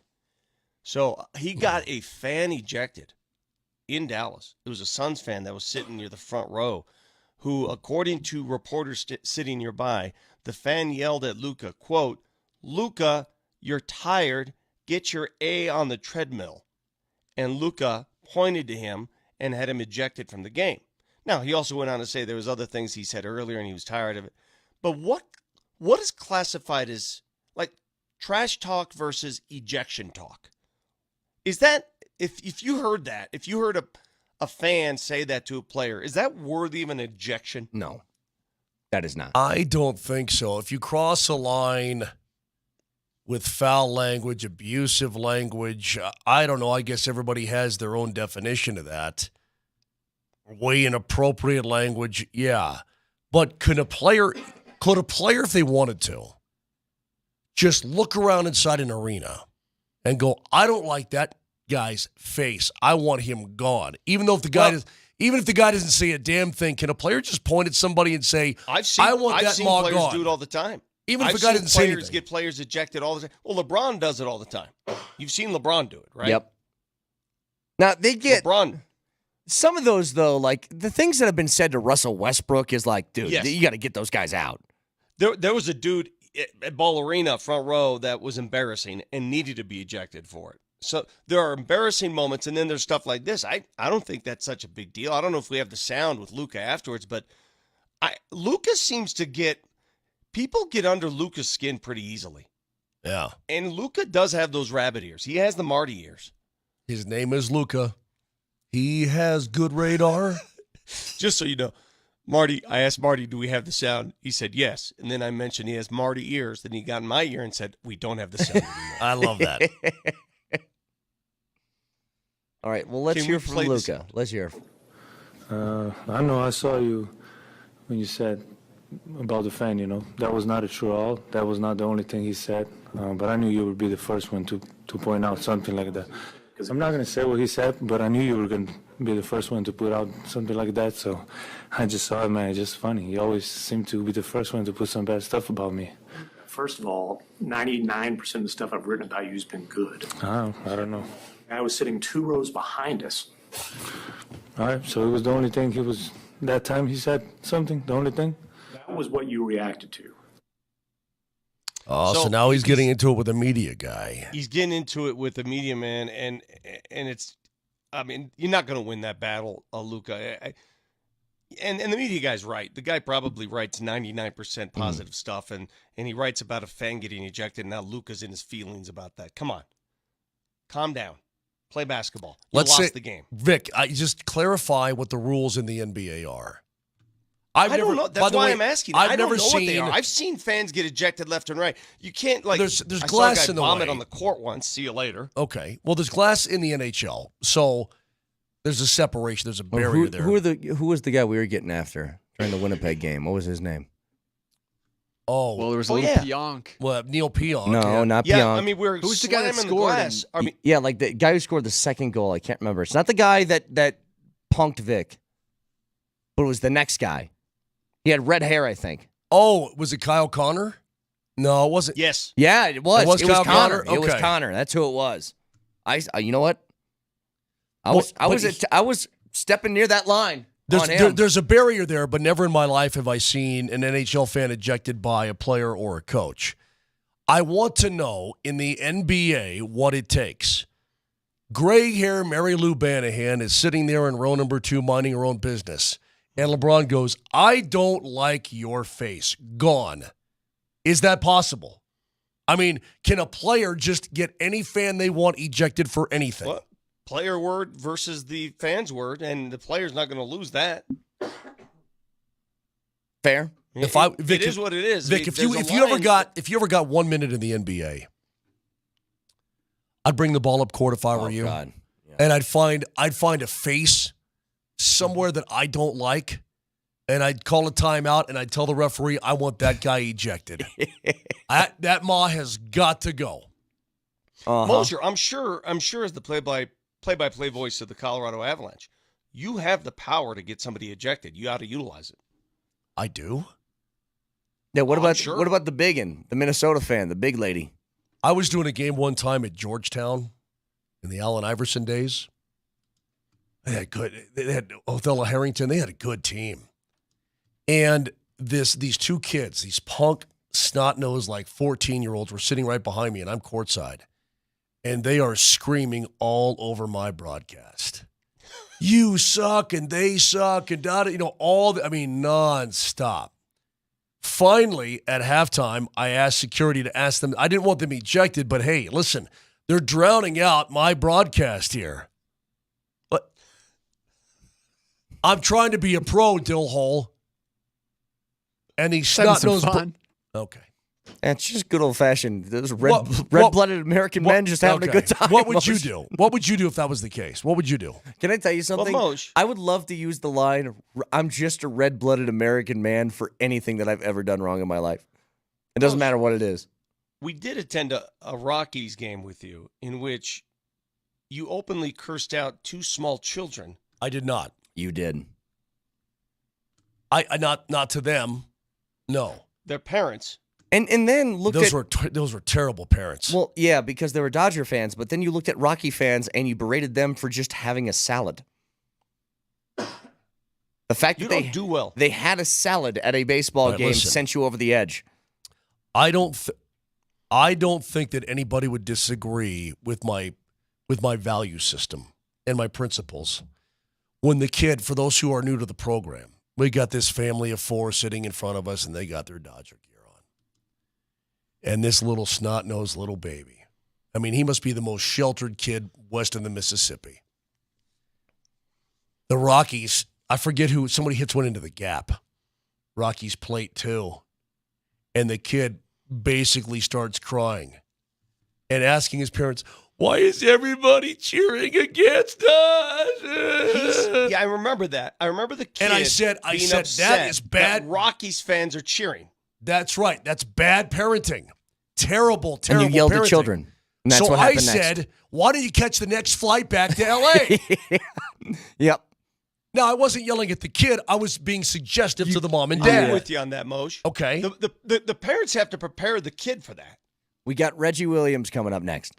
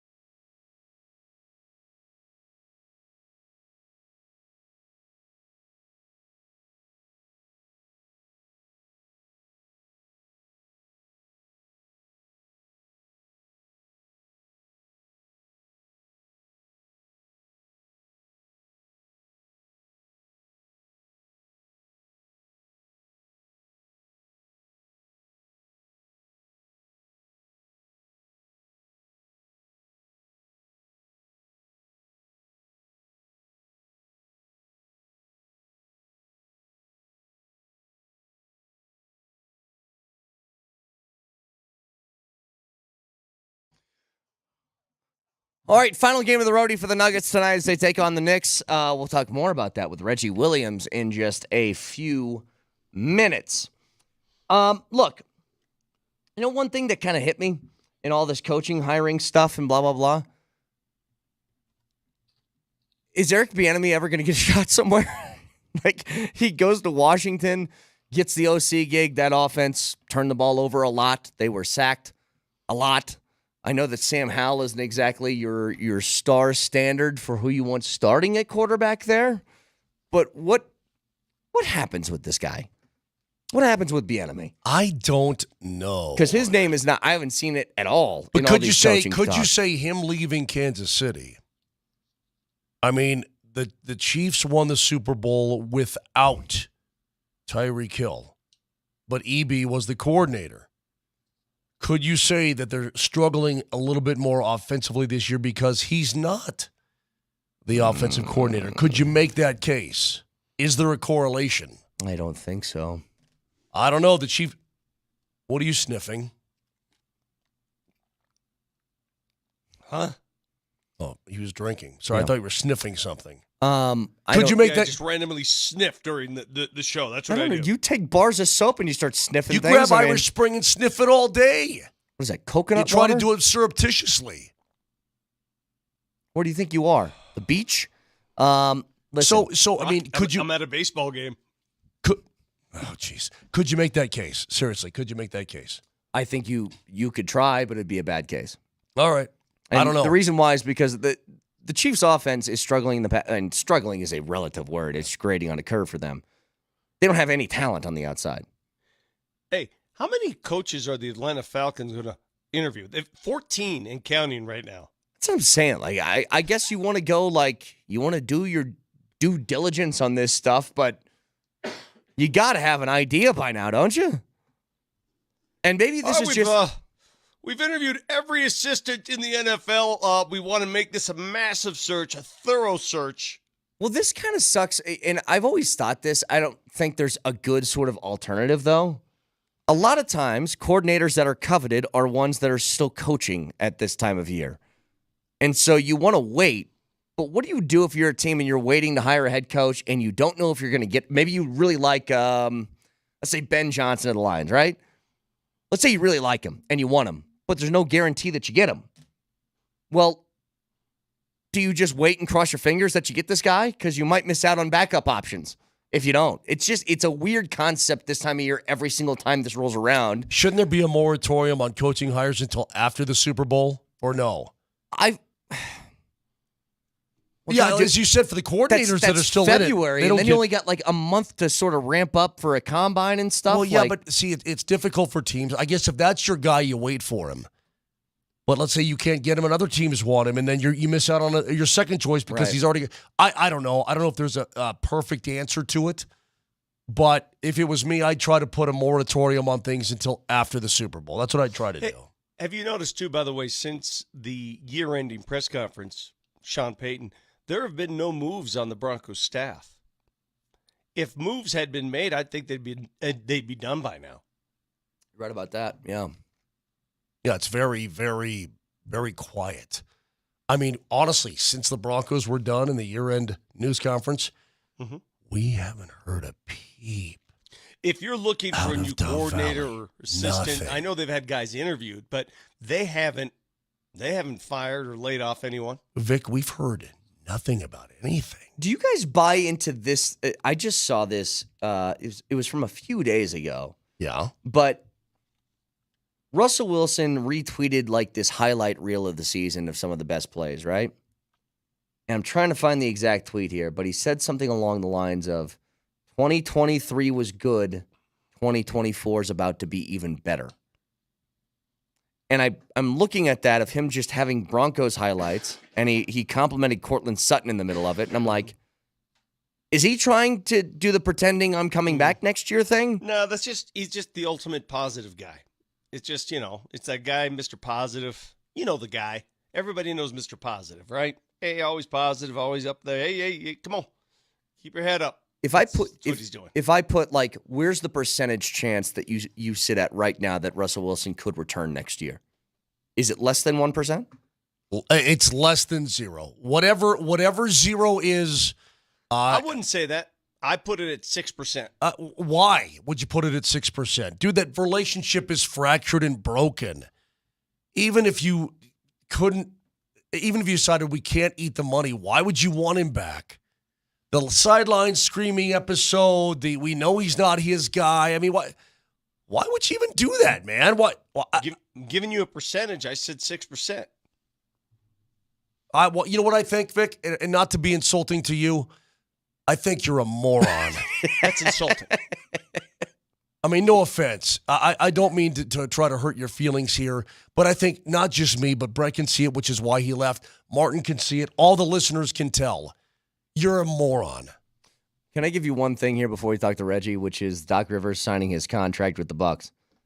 He's going to be that contract is worth the range of $40 million as he'll be signed through the 2027 season. Did you see that Giannis? Did you know, hang on. Yeah, go ahead. Did you know the Bucs are still paying out Mike Budenholzer and Adrian Griffin on top of giving him that money? Oh, my God. You missed the lead. I find it so hilarious. I know where you're going with this, Moj. It's so funny that Giannis feigns surprise. I can't believe our head coach I was stunned.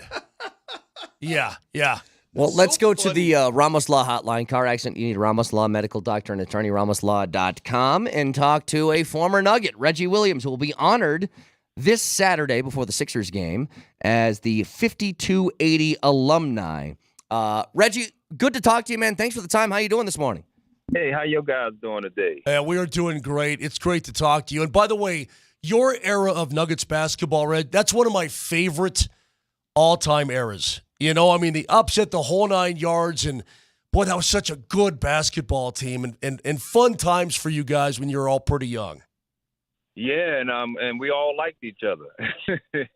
See, and that stuff matters, right? Because I think it matters, man. It mattered. We all got along, man. It was a great era of basketball, man, and I loved it. You know, especially when you look back towards last year and the championship run the Nuggets were on, you could tell, like, they always use the word family in sports, but they truly, truly liked each other, and it's such an unselfish team, and that had to be one of the top reasons why they won the championship. Yeah, and that leader, you know, the best player on the team, that's how, that's his personality. So it kind of rubbed off on everybody, man. And, it was a great season. I was so happy that the Nuggets won that thing, man. So, Reggie, you're going to be honored this weekend at the Nuggets-Sixers game. You're going to be the alumni of the game for that. And it's a nationally televised game. We all know how much we're looking forward to watching Embiid and Joker. I don't know how much attention you paid to the Embiid-Joker thing, but do you think these guys really care about the showdown as much as we do as fans? No, I don't think so. I think they respect each other, their ability. They know what each player brings to the table. Joker both of them, got all kind of multiple skills. Shoot from outside, inside, hook shot, left, right. So, it's kind of even to me. And it's just going to be the guy that around these guys that's going to, propel them, to, great success. Yeah, and the Nuggets have proven to be a better team, and that's why they won an NBA title. And Joker knows how to use his teammates, and that's the thing. But come playoff time, and Reggie, this is the question I have. You can do all you want in January. You can score 72. You can have 18 assists. The playoffs, everything changes. And the changes that playoffs force players into reveals a lot more. What happens during the playoffs that forces guys – you're not going to score 72 points in a playoff game, are you? Oh, no, you're not, because, the game slows down. You don't get that many transitions. You hope to get that many transitions so you won't have to, settle, work that half-court offense. But, it's a big high probability you're not going to get 70. The greatest players in the game, didn't get 70. But just like you said, you had said something key. Joker know how to use his players and still be involved in the game. And, that's why they're one of the best teams. That's why they won the championship. Embiid, sometimes, he wants to score a lot of points, but he don't get everybody involved. But Joker game is a lot well-rounded. We talk about this an awful lot, about the style of basketball nowadays and how Steph Curry made the three, the thing, and The league evolved around that. From your playing days, let's say late 80s through late 90s, and to where the game is today, what do you notice as the greatest difference between, let's say, your era and the era of the great players we're seeing nowadays?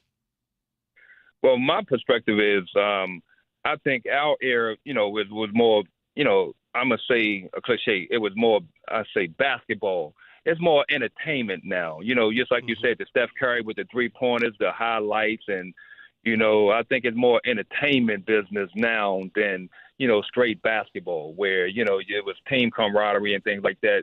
Not that it's not camaraderie now, but I think it's more, more branded.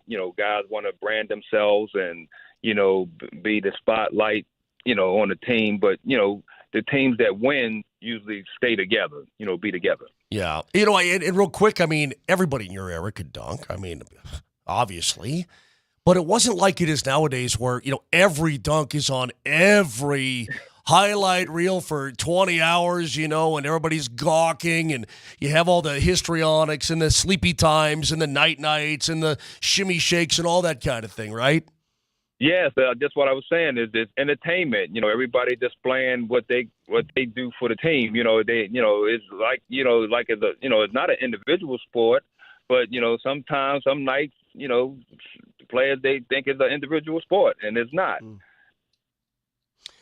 Reggie, I look at your career, and obviously as a Denver Nugget, you were fun to watch. But I go back to your days in Georgetown when you won the Natty, and even before that, Reggie played guys at Dunbar High School, which is renowned as a great basketball institution.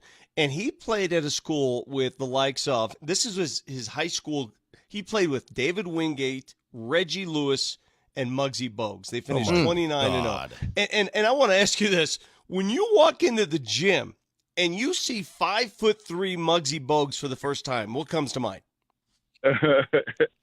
Well, it was 59-0. You got to get it right now when you get it there. 59-0. Both seasons. 59-0. I grew up with Muggsy. I mean, we went to elementary school. We played, basketball. We was on the same wrestling team. That's before I grew tall. But everybody said the same thing, the amazement of Muggsy. He didn't act like he was 5'3". He thought he was 6 foot. That's the kind of confidence he had all through his life and still today. And when we used to go out and play, but everybody in Baltimore respected him because they knew his ability. But when we went outside of basketball, outside of Baltimore, they used to laugh at us at warm-up. I say, hey, little fella, I said, they laughing now, but they're going to be crying at the end of the game, and damn if they were. So wait a minute, Reggie. You just said you grew up with Muggsy in elementary school, and you said, before I got tall. Were you guys all looking at Muggsy when you were growing up together saying, when's his tall thing going to come? Well, from family history, it wasn't going to be great. It wasn't going to be great. Gotcha. So from family history. So, that 5'3" man, it's amazing of what he's done. High school, college, professional career. You think that a 5'3" guy that can last 15, 16 years in the NBA, nobody posted him up. I mean, he was strong and low to the ground, man. It had an amazing career. Before I let you go, and can't wait to see you, the alumni of the game coming up against the Sixers. It's going to be awesome. Can we go back to 94 one more time? I mean, it's hard to believe it's almost 30 years. And I know. My God. But, I mean, in all honesty, I look at that team, and I look at the guys there, and I look at Fonz, and I look at Mahmoud and Dikembe and Pack and Randall and Stith. I mean, all these guys. Tom Hammonds was on. I mean, that was a great basketball team, and you have the upset of the Sonics, and it's one of the iconic shots in Nuggets history with Dikembe with the ball on the floor. Could you just take us back 30 years ago and just relive that moment for us a little bit, please? Yes, coming in, we were the 8th seed, playing against Seattle. They took 2 at home. And then came to Denver, and they didn't even want to check into the hotel. So that was all over the news. And so we got to practice and said, well, they're going to be here another day. They're going to be here another day. So we had that mentality that, we wasn't getting getting swept that series. So it played on, man, and we got through that historical moment. And I think the next series was Utah. They went up 3-0 too. And so then we won the next three. Then it's a game 7. So it was a team, but we were a young team. You know, I think I was the oldest guy at 27 or 20, and everybody else was, you know, under me. So, but we just like you said, those guys came out to play every night. Man, I love that team, Reggie. I loved that basketball team. I knew it couldn't stay together. I knew guys had to move on and so on. But they, you know, with Dan on the bench and with Mike and Gene, and man, that was just a fun basketball team. You guys, like you said, all young. You don't know what you don't know, and man, you made Denver basketball awesome again. You really did. And Reggie, I spoke to Robert Pack about this. Did you have a bit of emotion watching the Nuggets win that championship last year, knowing that you played for this franchise? Yeah, everybody was picking Miami. I said, no, Miami ain't getting this one. So it was emotional from all the years that you know, the Nuggets always been, you know, a great franchise, and you know, got unlucky sometimes, you know, with the Alex English and Dan era. They had the Carmelo era, you know what I mean? So, but it was very special, man, that it was worthy of winning that championship. Well, Reggie, appreciate your time. Again, you can see him before the game on Saturday against the Sixers as part of that 52-80 alumni game. Reggie, really appreciate the time this morning. Thanks so much for stopping by. No problem, fellas. Thank you. You bet. Take care. Is Reggie Williams, former Nugget on the Ramos Law Hotline. By the way, I was just looking something up about him.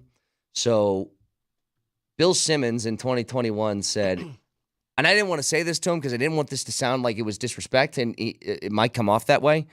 He said, I feel like Reggie Williams, if he gets drafted by a different team, his career is totally different. The Clippers stamp went right on him. That's what Bill Simmons said about Reggie Williams because he was so talented. He thought the team that drafted him maybe stunted his career a bit, which happens to people sometimes. Vic, I love how you brought up Dunbar. Think of the dudes who went there. Muggsy, Sam Cassell, Reggie Lewis, Reggie Williams, David Wingate. I don't think people realize what a player David Wingate was. Keith Booth, Terry Dozier. I mean, we're talking about some dudes, man. Bob Wade, the coach.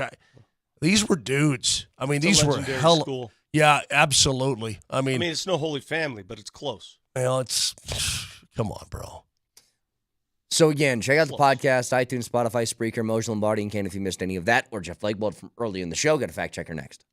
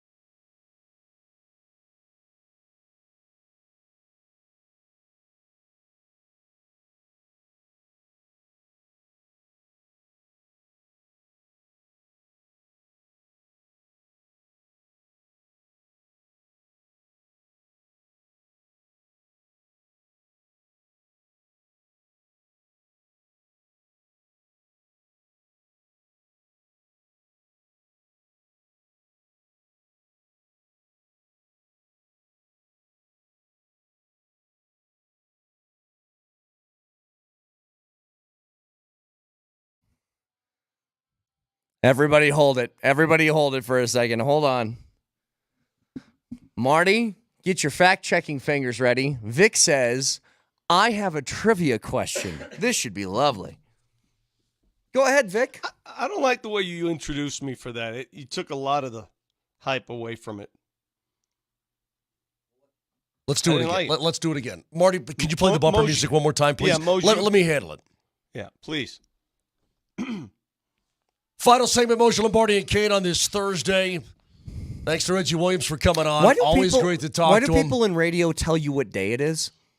I don't know. Why does it happen? Because people are driving in their days. 4:51 on a Wednesday here today. A nice Wednesday show. Why do they care what the day point it is, hey, Vic, I know you got some awesome triv for us, baby. Oh, yeah.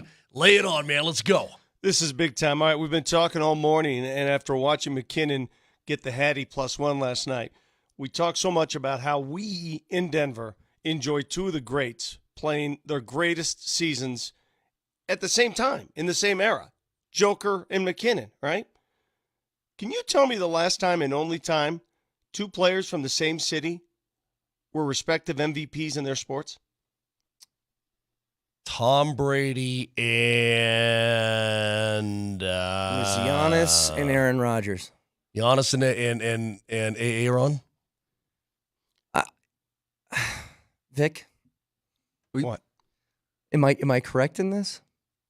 Is that the right answer? I'm talking basketball and hockey. Well, you said the respective sports. I mean, just in a city, there's more. You know, you so could wait a minute. Mike Schmidt and Dr. J. You did mess this up. What are you doing? I did mess it up. I wasn't specific enough. Well, what's the answer? Is that your answer? The last time NHL and NBA MVPs came from the same city. Moshe, do you feel dumb for redoing that open? Yeah, you know what, Vic? I fought for you. I redid things for you. Hell, Marty put the bumper back up with Lenny Kravitz for you, and you blew it. You flat out blew it. Answer? The one and only time MVPs from the NHL Brett, and I don't even care. I don't even care now. I don't even care. Lay it on us. Does anybody have Spit it out? Gretzky and Magic. Gretzky and Magic, 1989. The only time. And if you think about those two, Gretzky's the GOAT. Magic's Magic. That is royalty beyond royalty, right? Sure. And here we have two dudes who legit have a shot. Could be royalty on royalty. Legit have a shot. Yeah. They have more than a legit shot. Again, I'm going to go back to McKinnon. It's not just the point production, and he wakes up this morning. Riker was so friggin' funny last night. You like that question, though, don't you? That piece of trivia? Thank you, Doug. On the third try. He goes. Doug Strauss. He goes, before the game, he goes, hey, just have Nate have a 4.9. He'll regain the scoring lead in the NHL, being kind of facetious. Because Kucherov the night before had a hat trick and an assist. And he goes off for 5 points. 82 points at this point in the season. Kuch has 80. It came true. It's not just the offensive production by McKinnon.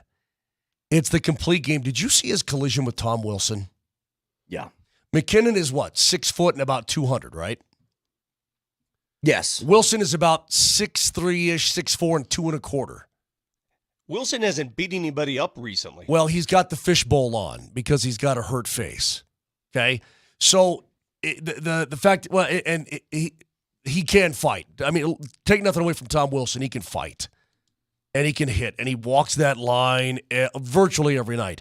But he and McKinnon collide at the side of the crease. And Wilson goes down like a sack of wet cement. Vic, it's more than just the production. It's everything involved right now. And it's everybody's noticing it. And that's, I think when you see the entire hockey world going, well, this guy's just on another level. He's on a different plane. He's a sick individual. That should tell you how much his game has been elevated.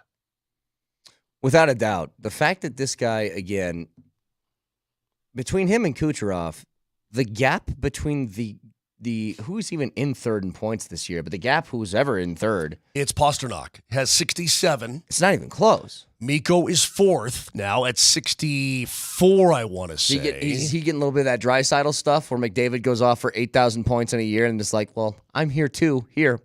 Maybe, but the best part about that is that Mikko doesn't give a rat's rip. Mikko now has 65. I'm sorry, he had a 5-point night of his own last night. His first career 5-point night. Cale Makar sets the all-time franchise record in goals by a defenseman at 76, passing Tyson Barrie, but doing it in 200 fewer games. I mean, this is just, boys, I don't know how else to describe it to you. Right now, this is big-time stuff. Huge. And we got another game tonight, not with the Avs, but the Nuggets, which you can hear right here. Altitude Sports Radio 92.5 I'm sorry, Brett, the last thing before you get to the Nuggets. I didn't want to cut you off. You did. I know all the hats go onto the ice. Do you see how much play this thong is getting around the league? It should. I mean, this has become the thong that sung the song. I mean, this thong is... Marty, can we exit the show with Cisco today, please? It's a great song. Okay, but I can't condone unmentionables and skivvies on the ice. I won't do it. I will. And by the way, I will throw my thong next time. Well, you pick that up with tongs, right? You pick the thong up with tongs, and you put it in the garbage, right? You don't just grab that thing. I cannot condone unmentionables. Be a man. No. Moshe, how You already mentioned it like uncomfortable are your 5 times, thongs? then you call them unmentionables. No, Which one are we doing here? Unmentionables. That's what I'm saying. I cannot condone that. Hats, yes. That, those, them, no. Moshe, how uncomfortable is it to wear thongs? Well, you tell me. I'm not the one who has them falling out of my clothes. Can we take a look at tonight's lines, please? The points, the props, the favorite, the dogs. Mosher, Lombardi, and Kane present tonight's lines this morning. Brought to you by Circa Sports. Betting the way it should be on Altitude Sports Radio 92.5. Vegas' largest sportsbook, Circa Sports, is now available in Colorado, so download the app right now as you'll get type money line splits, no gambling limits, low holds, all of that good stuff, or go to circasports.com. The lines on Circa Sports tonight. Nuggets, 2.5-point favorites on the road in New York against the Knicks. I'm nervous about this game, the way I was nervous about the Indiana game, and I wasn't worried about Washington. I was hella nervous about Boston. I mean, this is tight. This is Tuco stuff. Tight. I mean, Nuggets have won 3 in a row. They've won 5 of 6. Yeah, they've won 5 of 6, but the Knicks are pretty damn good. They've won 4 in a row. I can't be greedy and selfish because that's what we all end up becoming here when we watch our respective teams. I would love for the Nuggets to win, but all I asked for on this road trip is to win 3 out of 5. Mm-hmm. That's a winning road trip on the East Coast, which is always a huge success. That's a W. You win more than you lose. Well, on they've a already swing done like that. This. They've That's already done it. Exactly. See, they've already won more than they're going to lose on this road trip. A win tonight would just be a major bonus in my book. A win tonight against a very good New York Knicks team. Ever since they made that trade with Toronto, they brought Anunoby down there, and he's played well for them. I'm telling you, that's a tough squad. If you win tonight, bonus city. I'm just looking at the Nuggets 4-game stretch here. These 4 games. You tell me where you find a tougher 4-game stretch than this. Knicks, Philly, Milwaukee, at OKC. Yeah, tough. I repeat, Knicks, Philly, Milwaukee, at OKC. That's what's funny. The road trip ends and it doesn't get any easier. Yep. Wow. Couple other things, just an early look at the weekend, by the way. Some props for the championship games over the weekend. Longest touchdown in the Chiefs and Ravens game, 37.5 yards. Over under that. Will there be a big play touchdown? What's scored? the weather? What's the weather supposed to be like? I don't know. I'll say yes. Under. I say yes. I think there might be a special teams play that produces something of that nature. How about this one? Niners in Detroit. The Niners over-under on their point total alone, just San Francisco, 29.5. Will they score 30 against Detroit? Because I think if they do, they win that game. I don't know that they do. I think this has a 28-27 7 feel. I think it's right there, man. That's what I'm kind of thinking, too. I mean, the Lions can definitely win this game. I know they're 7.5-point dogs, but boy, oh boy, they can win. Especially depending on Debo. If If Debo's out, hell, then that line should be down to like 2. All right. So that is the look at tonight's lines this morning, courtesy of Circa Sports. Again, circasports.com. Marty, fact checker.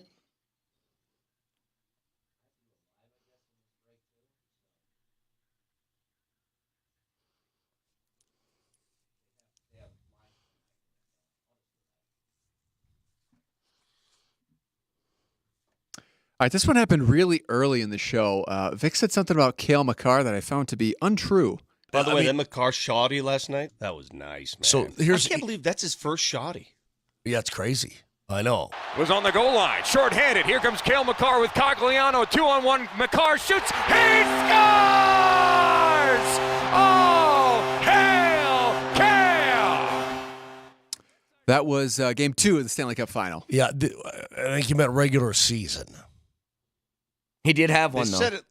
They said it last night, dude. They said it during the broadcast. Regular season. Yeah. See, Mosier's getting defensive because he said it. Blame me. Blame Mosier, who said it last night. Regular season. We qualified it. So that's a Mosier fact checker. Thank you for tuning in. iTunes, Spotify, not my Spreaker, fault you can't hear. Mosier, Lombardi, and Kane. We love you all very much. Have a wonderful Thursday. That's it. We're done? Talk to you tomorrow. Love you. Bye.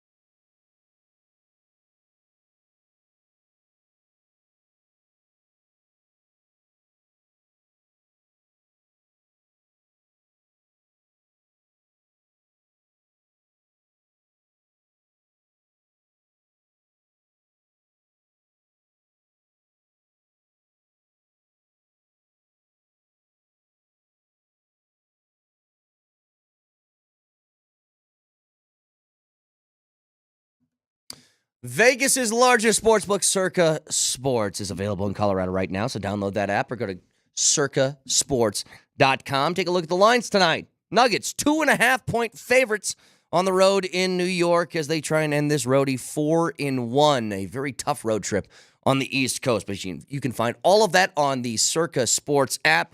Tight money line splits, no gambling limits, super low holds. Go check it out for yourself. Circa Sports or circasports.com and start gambling like a pro.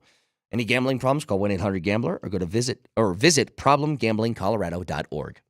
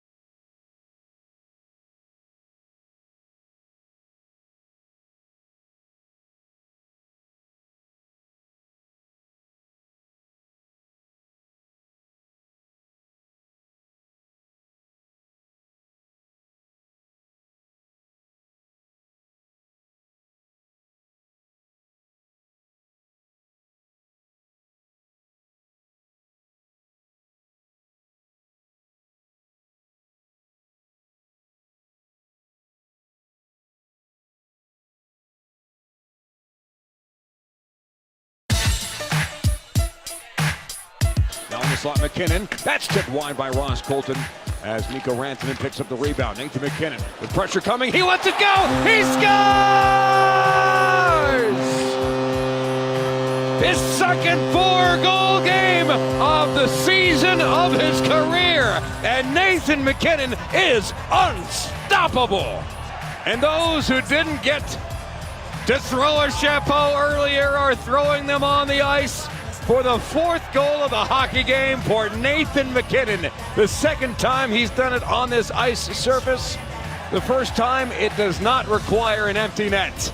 And with 3:46 to go in the third period, Nathan McKinnon has 4 and the Avalanche have 6. He's just amazing is what he is. Welcome on into the program, Christopher Dempsey, on a Kim Becker Thursday. What's up, Kim? What's going on, you guys? Happy to be here. Steve Nelson, Josh Grismer behind the glass. Altitude Sports Radio 92.5. Return of the Mac indeed. This guy is ridiculous. He's ridiculous. The Avs get the victory. That's right. Gainer, that's right. Return of the Mac, baby.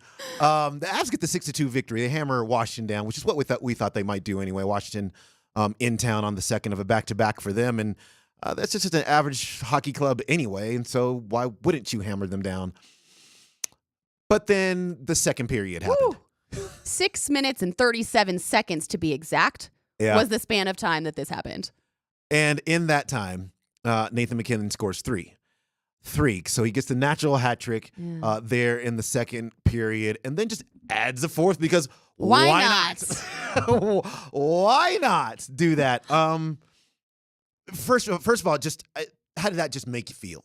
I mean, the first thing that I noticed when I watched that was just the humility of Nathan McKinnon. You know, I mean, we were talking about this, Chris, a little bit before we hopped on air here. It's just an everyday, normal, daily job for him. He's like, yep, here we go. 3 goals. Okay, yeah, I'll throw in a fourth. And there was a tiny bit of a smile. I believe it was after that fourth one in the third period. So you did see a little bit of a celebration from Nathan McKinnon. But this is just his normal activity. He's like, yeah, this is just what I do. And that's what's so insane because I think all of us have realized, or I hope we've realized, that we're witnessing greatness in Ball Arena, especially on the ice when Nathan McKinnon does things like this. And so we have a moment to recognize it and be like, holy crap, this is so cool. But to him, it's just every day, you know, just the nitty gritty, just his to-do list. 3 goals here, but it was awesome. And seeing the eruption in Ball Arena just through the TV screen, I was just watching it on TV, was so cool. And to have this be the first game back in 2 weeks after the Avs were on the road, I think that the energy and the atmosphere, it was so cool. And this is what we love to see out of the Avs, you know, and we've talked about the roller coaster of a season they've had, the ups and the downs, the inconsistency, but this is the kind of team that you want to be able to see, especially on your home ice. And man, just an incredible thing in that second period. And then in the third, for sure. Yeah, it was. And look, this team is starting to get healthier, right? Arturi Lehkonen and Bo Byram were both back on the ice for this team last night. Great to see them, obviously, as they work their way back into whatever their full-time roles will be on this team. Let's see. Nathan McKinnon's 4 goals and assist extended his season-opening home point streak to 24 games, 24 of them. All of them, right? Yeah, all 24 games. Every single one at home. Yep, exactly right. And actually, he's got an overall point streak happening as well, and I think that's 12 games for him in that overall point streak. The first natural hat trick by an Avs player since Joe Sakic on March 13th, 2003. 21 years, people. Take a minute and understand 21 years. Because when you say 2003, I'm like, oh, cool. So that was like 5 years ago. But that was 21 years ago. It was 21 years ago. I did see somewhere also, he's got 2 of these games now for 4-goal games. And it's the first player to do that in a season, multiple 4-goal games since Alexander Ovechkin did it almost 20 years ago. Wow. So it's just an amazing performance from a flat-out stud superstar, first ballot Hall of Famer type dude. And then that led to all the questions of Coach Jared Bednar afterwards. And he told a story about McKinnon that will be one of my favorite stories. It's easily my favorite story so far this year. at the end of the year, check right back in with me because it will still be one of my favorite stories of the year. This is what he had to say about McKinnon and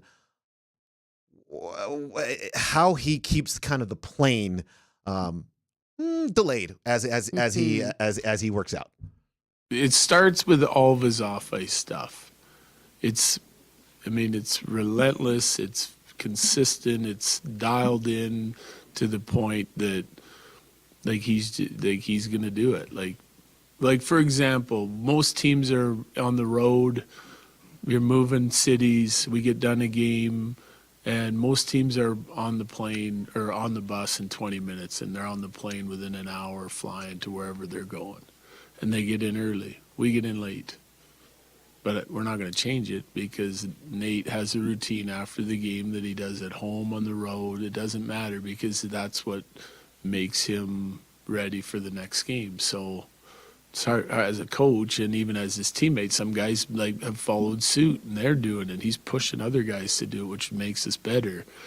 And as a coach, you just go along with it, I sit on my computer, work for an hour after the game before we get on the bus, and instead of getting in at 1, we get in at 2. But it's, it works for him, and he's the one leading us. So whatever works for him, I say it all the time. It's about the players because they're the guys that have to go out and play the game. And so is there any elite habits? I'd say yeah. Every single habit that he has is elite.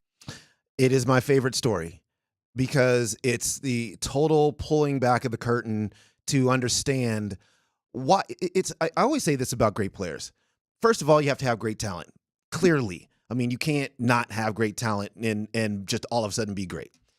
But almost 100% of the time, the greatest players are also the hardest workers. Oh, yeah. And that story about, well, you know what I'm just going to do? I'm going to sit for another hour and a half while Nathan McKinnon goes through his routine, and then we'll get on the plane whenever we get on it, and then we'll get to the next city whenever we get there. That's so good, Kim. Yeah. And it just is, it's mutual respect there, which Absolutely. It's not a coach being like, yo, let's go. We got to I don't care what you have to do. We'll just do an abbreviated version of that. No, the respect level is there. The recognition of, this is the guy. He's carrying you to where you need to go. And what you're going to do is allow him to be the best version of himself for you every single night. It's one of my favorite things that I have heard, not just this year, but in a long time. And Grim on the on the Twitch feed said that McKinnon can hold up the plane. Mosier is not allowed to hold up the plane. Facts. That's amazing.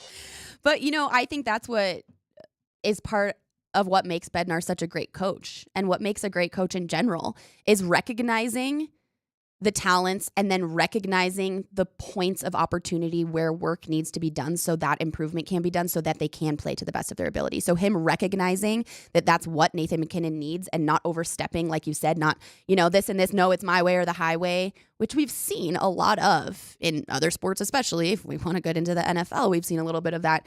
This is the most appropriate amount of allowing his star player to do what he needs to do with still being able to be his head coach, right? And so that mutual respect, just tagging onto that a little bit, I think is so important. And that's what makes Coach Bednar so respectable as well. This is a two-way street. And I'm sure that, that just helps McKinnon and his relationship with him and understanding what he needs to do to help himself be a better player for his head coach as well. So I think it's so awesome. And to hear that he's getting some other players joining him in this routine, whatever. Do we know what he does post game? No, it's just post game. I'm sure it's you got to do body maintenance. Yeah, so maybe some afterwards. Mobility, you're not just recovery stuff. throwing your clothes on and then leaving. Yeah, which is so cool and so important, especially for the type of game that hockey is. It would be cool to hear. I wonder if anyone ever finds out what they really do, and especially if they're doing anything together, if it's mind work, because the mental game in this is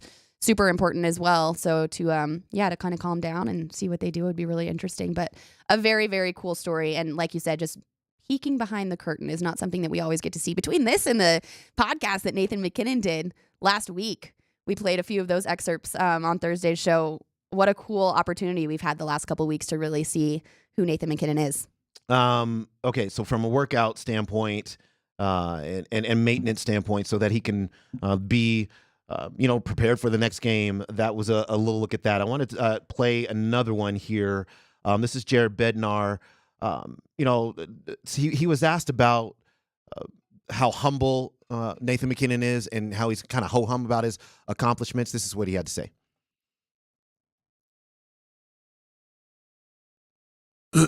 Another thing that I like about him, so yes, but the reason I really like his mentality of it is because I think like deep down all the true competitors have it. Like it's not about what he's done or what he had done 2 years ago or last year or even this year to this point. It's not what it's about. It's about trying to win again, right? Like so the focus is on the end game, but he's really dialed into the process of what he thinks is going to lead us to success, right?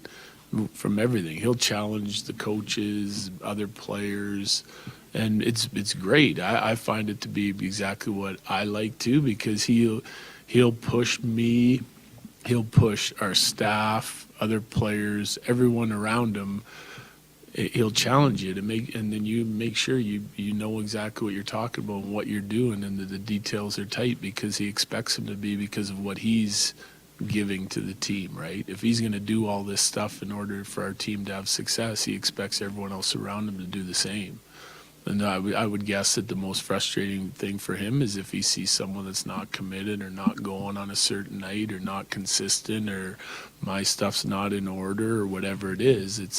It's basically unacceptable, which is exactly the way I would like it. And all the real true competitors that are dialed into winning, that's the way you want it. That's exactly how you want it. Mm-hmm. And it's the ability for these individuals to not just push themselves or their teammates, but also the people who are entrusted with scheming coaches, everybody around them. This is your level. This is your standard. It's way up here. You will meet me there. I'm not going to accept anything less than that. Kim, when I was a newspaper reporter, and even now, but especially when I was a newspaper reporter, these were my favorite press conferences. When a player did something so ridiculous on the ice, on the field, on the diamond, whatever, that almost every single question was like, wait, why is he this good again? And tell us about him more. And then you start getting all of these little stories and anecdotes, and this is how he operates. And this is what we got with Nathan MacKinnon last night. And when I was watching the game, I was watching it and I stayed through the press conference. It's one of the best press conferences I've heard from Jared Bednar. But it's because he has candor and his honesty and his ability to be very transparent about what's happening here. And it's great. It really is great. And so Nathan MacKinnon, from a standpoint of holding everybody accountable, he sees it. The coach loves it, and obviously it's resonating and it's lifting all boats. And he also speaks on Nathan MacKinnon just wanting to win the next one. That's what it's about, is winning the next one. And MacKinnon said the same thing in that podcast that he did last week. He's like, you have to have a short-term memory. You have to be ready for the next one, be ready to keep going. So that just speaks to the mentality, just kind of confirms that that's exactly what goes on in Nathan MacKinnon's mind. There's no fakeness here, right? There's no like, oh, that's just a facade. That's just a front that they're all putting on. No, like this is so real. And I will say too, just like listening to Jared Bednar and his Canadian accent, that like you can hear it in his voice. You can hear it in that accent. You can hear it in the way that he speaks, that he's just being so honest about his guys and about how he sees MacKinnon. And it's awesome, but having that short-term memory is really hard. So it speaks to the strength of his mentality, and it sounds like to his teammates' mentality as well now, which is awesome. Yeah, it's really great stuff. We'll play some more of it a little bit later on in the show. Mikko Rantanen had a goal and 4 assists in that game. Cale Makar had a goal in the game as well. So it was just a celebratory night for the Avalanche in a win over the Washington Capitals. We will take a quick break, come back, and dive into the AFC Championship game. And Jim Harbaugh. Gosh. Are we scared that he's in the AFC West? Yes. Here we go. All right, we'll talk about that next.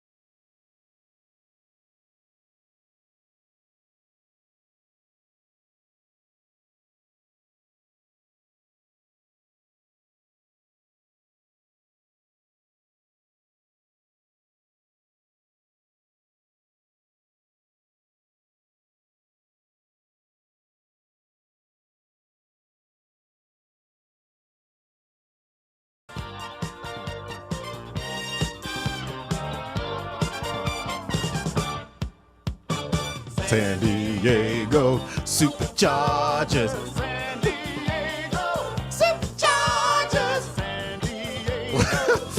Welcome back to the program. Chris and Kim with you. I don't know who these people are outside of the door, but I was just dancing and they were like, what's happening in there? We're having all the fun in here. This is what we do here on this program. On a Thursday morning here in the Mile High City, Chris and Kim. San Diego Superchargers are now the Los Angeles Superchargers.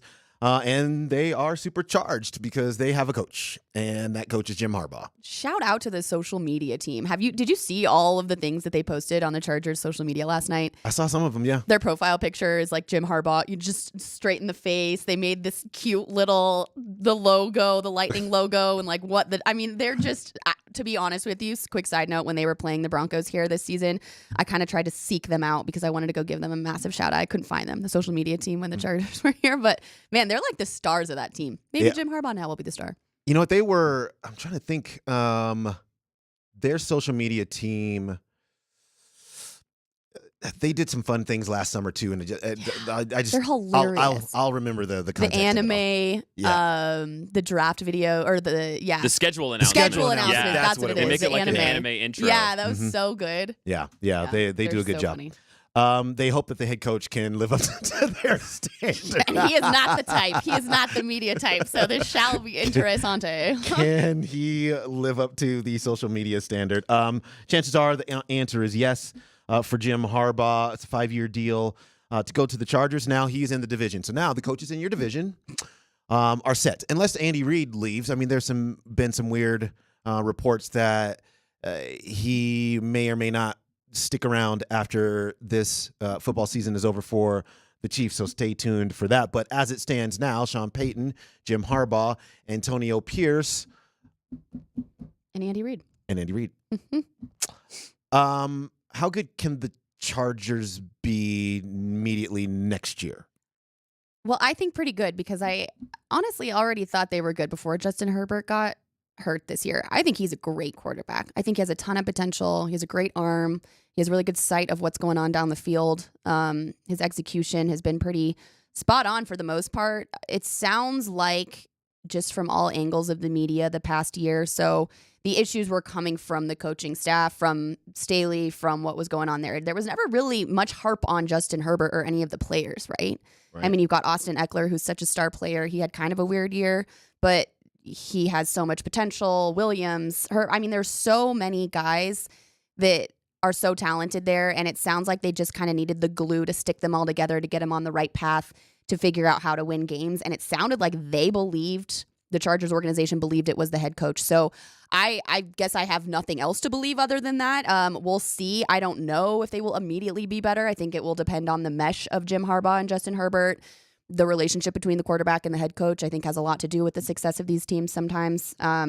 So I don't know immediately, but do I think they're a threat to the Denver Broncos in the AFC West? Yeah, absolutely. Sure do. Yeah, I do too. Jim Harbaugh has been, he's been good with quarterbacks. I mean, there's just no doubt about it. And all types of quarterbacks too. I mean, he took Colin Kaepernick to the Super Bowl. Obviously, he's kind of a dual threat run pass guy. He won with J.J. McCarthy in college. I believe he coached Andrew Luck as well. I believe he did at Stanford. I have to go back and check that. And now he's going to have Justin Herbert. No, he's not a dual threat. He's just kind of he's arm talent is what he is. He threw for 3,100 yards, 20 touchdowns, and 7 interceptions this past season. He is not the issue there. And I think that when everybody was evaluating the Chargers prior to the season, they looked down the roster and said, oh my gosh, look at all these great players. Look at all these great players. Well, I think that maybe it was a tad bit overrated, and those players didn't perform. I mean, you just mentioned Austin Eckler, and he put together one of his – that season wasn't great for him, especially as he's trying to get a contract extension or make more money. I think that it's a good situation for Harbaugh, but it needs fixing. Okay. There are some financial situations that they have to work out down there as well. But anytime you add a coach of his caliber to the division, man, you got to be concerned at the very least. Well, and that's just it. he is of a caliber that's pretty high, which makes me believe that Harbaugh probably had some say in where he was going to end up next year as head coach. So he must have seen something enticing in what the Chargers have on their roster. Don't you believe that? Yeah, for sure. Yeah. So, I mean, it's a different situation when you look at Sean Payton coming to the Broncos because the Broncos had tried so many different things in the last few years. And I'm sure Sean Payton still wanted to come here, and he was like, oh, yeah, I can handle that. I can fix that, whatever it may be. He was also the hottest coach on the market, in my opinion, at the time. Right now, Jim Harbaugh, while he is a hot coach on the market, he wasn't the hottest. I mean, you've got Belichick, you've got Vrabel out, you've got a bunch of different people. Dan Quinn was in the talks of everything. So it's interesting that that he ended up at the Chargers. I think there was a lot of speculation of Harbaugh perhaps going elsewhere. I don't know exactly where. Someone said Bears, but it's like they haven't fired their head coach, so not sure. But I think that there is something probably attractive about the Chargers squad and about Justin Herbert. And so I'm sure that he believes that he can do something really special with what Herbert has and what's on the roster. So I think it's probably a really positive thing for them. And yeah, being the Broncos and having the year that they've had, the last couple of months that they had, I'm sure this just throws another iron in the fire of challenges and obstacles moving forward. Yeah, there's no doubt. And look, if we're being honest, I mean, he has won everywhere he's been, and whether that's college or pro. And, he really is a good coach, and that's that's probably what gives you a little bit of pause because you knew. The joke with the Chargers was always like, yeah, it's Staley's the coach. It's fine. Like he's going to mess that up somehow. And he usually did. That will not be a thing. No, sirree. That team will be prepared. It'll be tough on both lines. Look, I think if you're a Chargers fan, this is the best case scenario for you, no doubt. The thing that he's going to try to do is get that team to an AFC championship and then to a Super Bowl. We have two teams in both of these championship games already. The Ravens and the Chiefs. The Ravens are a 3.5-point favorite, I think you said to me. Correct. Yes. 3.5-point favorite. Lamar Jackson, a lot of pressure on him. How much pressure on him? I think a lot of pressure on him from the outside, but probably not internally for him. Because I think he is so set in who he is and what he needed to do the past couple of years after all the contract business there, the Ravens possibly not wanting him and then coming out and doing his thing this year. I don't think that there's a ton of pressure internally coming from him, but I think that we all are putting pressure on him. Yeah. Patrick Mahomes seems to be the player here. He's done this before. This is his 6th straight time in an AFC championship game, which is bonkers. They're the underdog. Yeah, which I agree with because of the up and down, wishy-washy, controversial stuff that's gone on with Mahomes and the way he's called out the refs and how you've seen him perform a little bit, in some of those weird games, especially here in Denver. And I think it's good that they're underdogs. I'm taking the Ravens on this one. I am taking Lamar Jackson and the Ravens to go to the Super Bowl. I think that the Chiefs are a dynasty. I said this when they went to the Super Bowl a couple of years ago. I said, man, oh man, they are the new New England Patriots because they're just going to be the team to beat every single freaking year. And that has rang true. But I do think that the Ravens will get them this weekend. I think there's too much turmoil in a way going on with the chemistry of the Chiefs and the offense and the receivers and Mahomes and just messy, sloppy stuff that's gone on just in context in the Chiefs. If it was another team, it probably wouldn't be that sloppy, but just because we know how the Chiefs have played the last couple of years, I don't think this is their year. I think the Ravens are going to take them. Lamar Jackson spoke to this. Somebody asked him, they asked him a lot of things. The press conferences yesterday with a lot of the individuals of the teams, and both quarterbacks were very complimentary of each other. Somebody asked Lamar Jackson if he likes competing against Patrick Mahomes. This was funny. I don't like competing against him at all. But yeah, he's a great quarterback. Definitely a Hall of Famer. It's not even it's a no-brainer. He's definitely a Hall of Famer. But it's just, I believe it's just two greats, up-and-coming greats, just going toe-to-toe. Like a heavyweight fight, heavyweight matchup. That's just what I see. Lamar Jackson, 3,600 yards, 3,678 is what he threw for this season. 24 touchdowns, 7 interceptions. He is the odds-on favorite for the MVP. And Patrick Mahomes was asked about Lamar, because Patrick Mahomes, he's been in an interesting seat, which is he's been the quarterback of record, right, of note. He's the guy that everybody's trying to be. But he's also been looking at the landscape of quarterbacks around them and how they've grown, what kind of threat they might be to him later on. And Lamar Jackson is the latest in this, and this is what he had to say about Lamar Jackson. No, I mean, he's going to be the MVP for a reason. I mean, he goes out there, he leads his team, he scores, he runs, he throws, he does whatever it takes to win, and that's what the greats do. And like I said, it'll be a great challenge for our defense, but also a great challenge for our offense going against their defense. So it's going to take a full team effort if we want to find a way to get a win.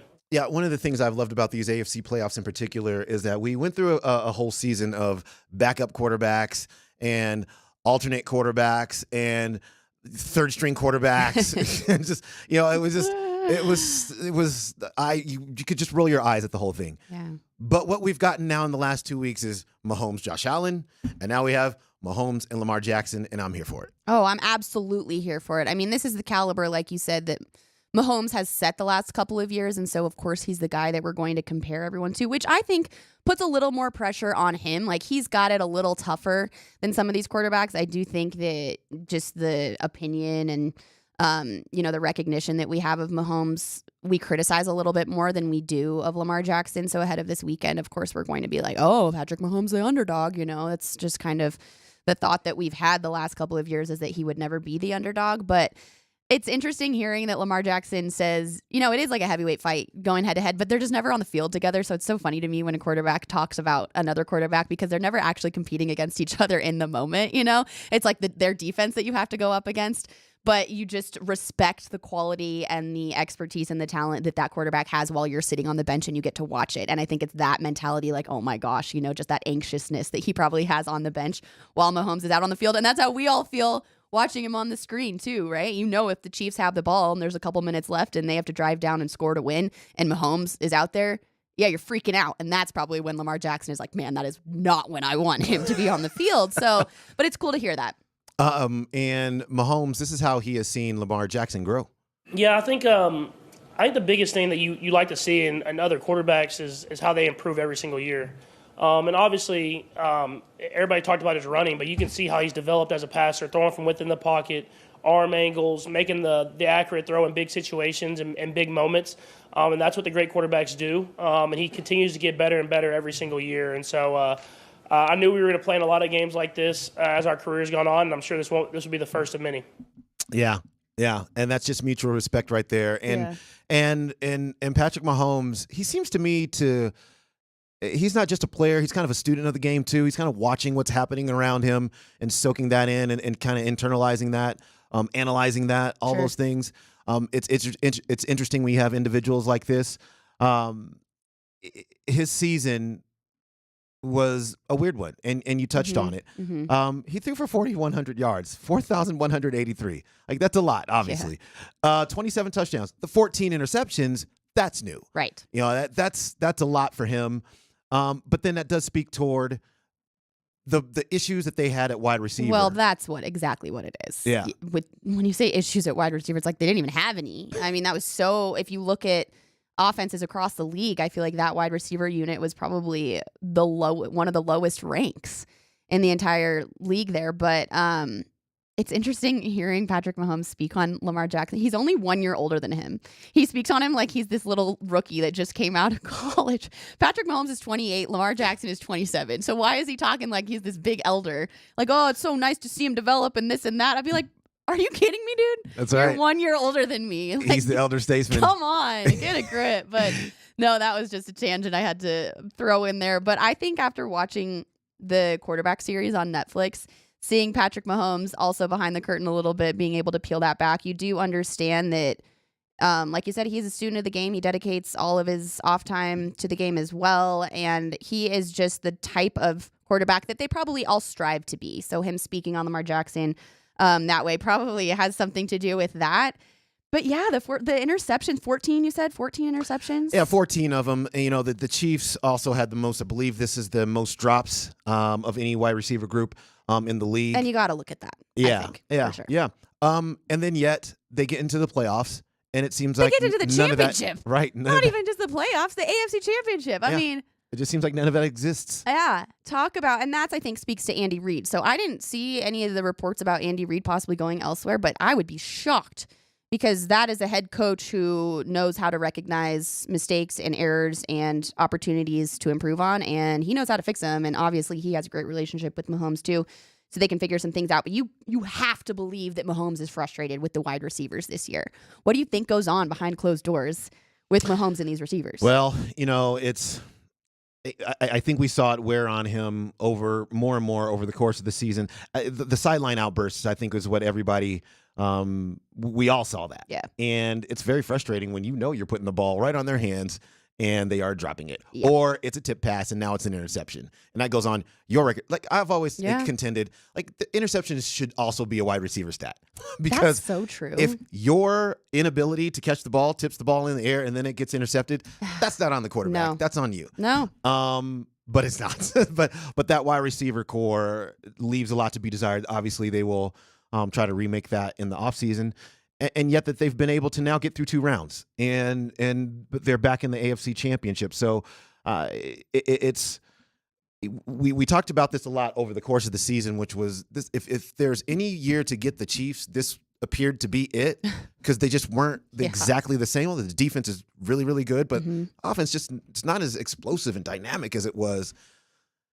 And it just doesn't seem to matter because Patrick Mahomes finds a way all these games to be able to get there. So should be a fun game. I think there's a lot of pressure on Lamar here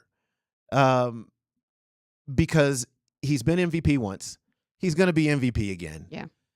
He's had a team that has been it's been good enough to get to the Super Bowl on a couple of occasions and just hadn't been able to do it.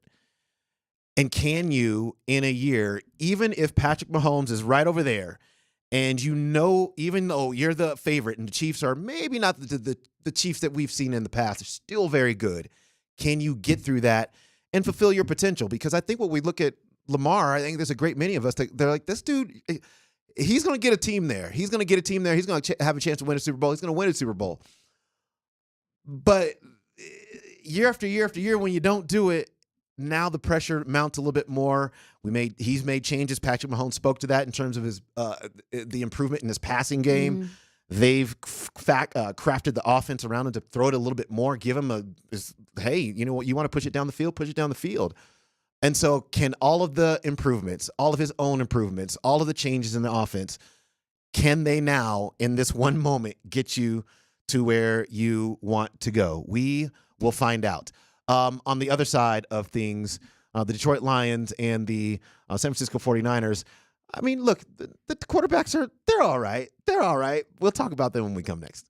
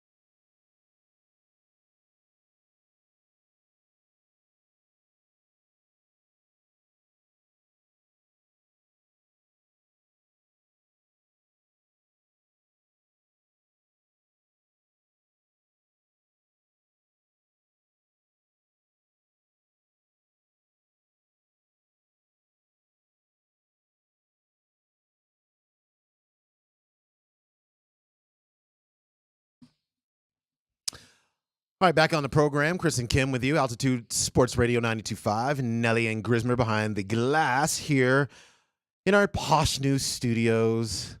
It does feel so fancy. I love coming here. Yeah, it's a nice room. It Yeah. really is with It's all beautiful. the stuff. Yeah. It's all new. It's all fresh. We got black microphones, these black monitors. It's all sleek.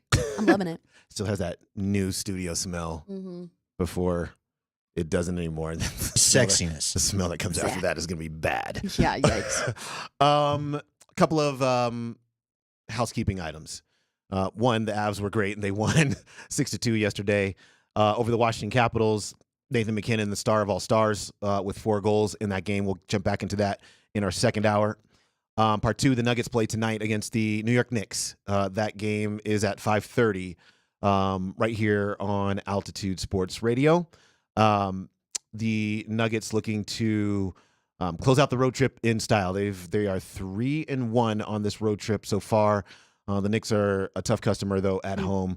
We'll dive into that as well. But that game is tonight, and it's against the Knicks, and it's at 5:30 here on Altitude Sports. I think pregame at 5 o'clock. So that's the timing on those things. Meanwhile, we have the NFC Championship game, and if the AFC Championship was about star quarterbacks, the NFC Championship is about up-and-coming quarterbacks, question mark? I thought Jared Goff has been around for a minute. Man, you're hating on Brock Purdy here. I can't wait to hear this. Yeah, I love these guys. I was sitting here looking at Dempsey as he said, 2 quarterbacks that are, I'm not so sure about them. I was like, really? I mean, Brock Purdy. Yeah, seriously. I mean, I don't know if I just feel like I walk into this studio and my role is to defend the poor quarterbacks that Dempsey trashes.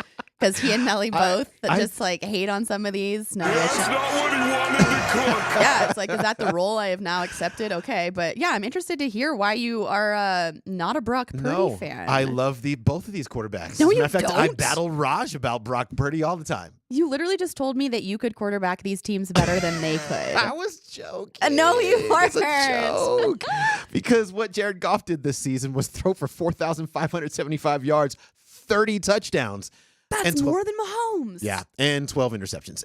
What he's done in the playoffs has been even better for the Lions. 564 yards on 74% completion percentage. That is ridiculous. And 3 touchdowns and 0 picks. So he has been on fire is what he's been. And it has caught the eye of 49ers coach Kyle Shanahan, who had this to say about Jared Goff. You go with Jared, I mean, he built for a number of years, especially, I think 17, 18, really 18. I mean, he played at MVP type level.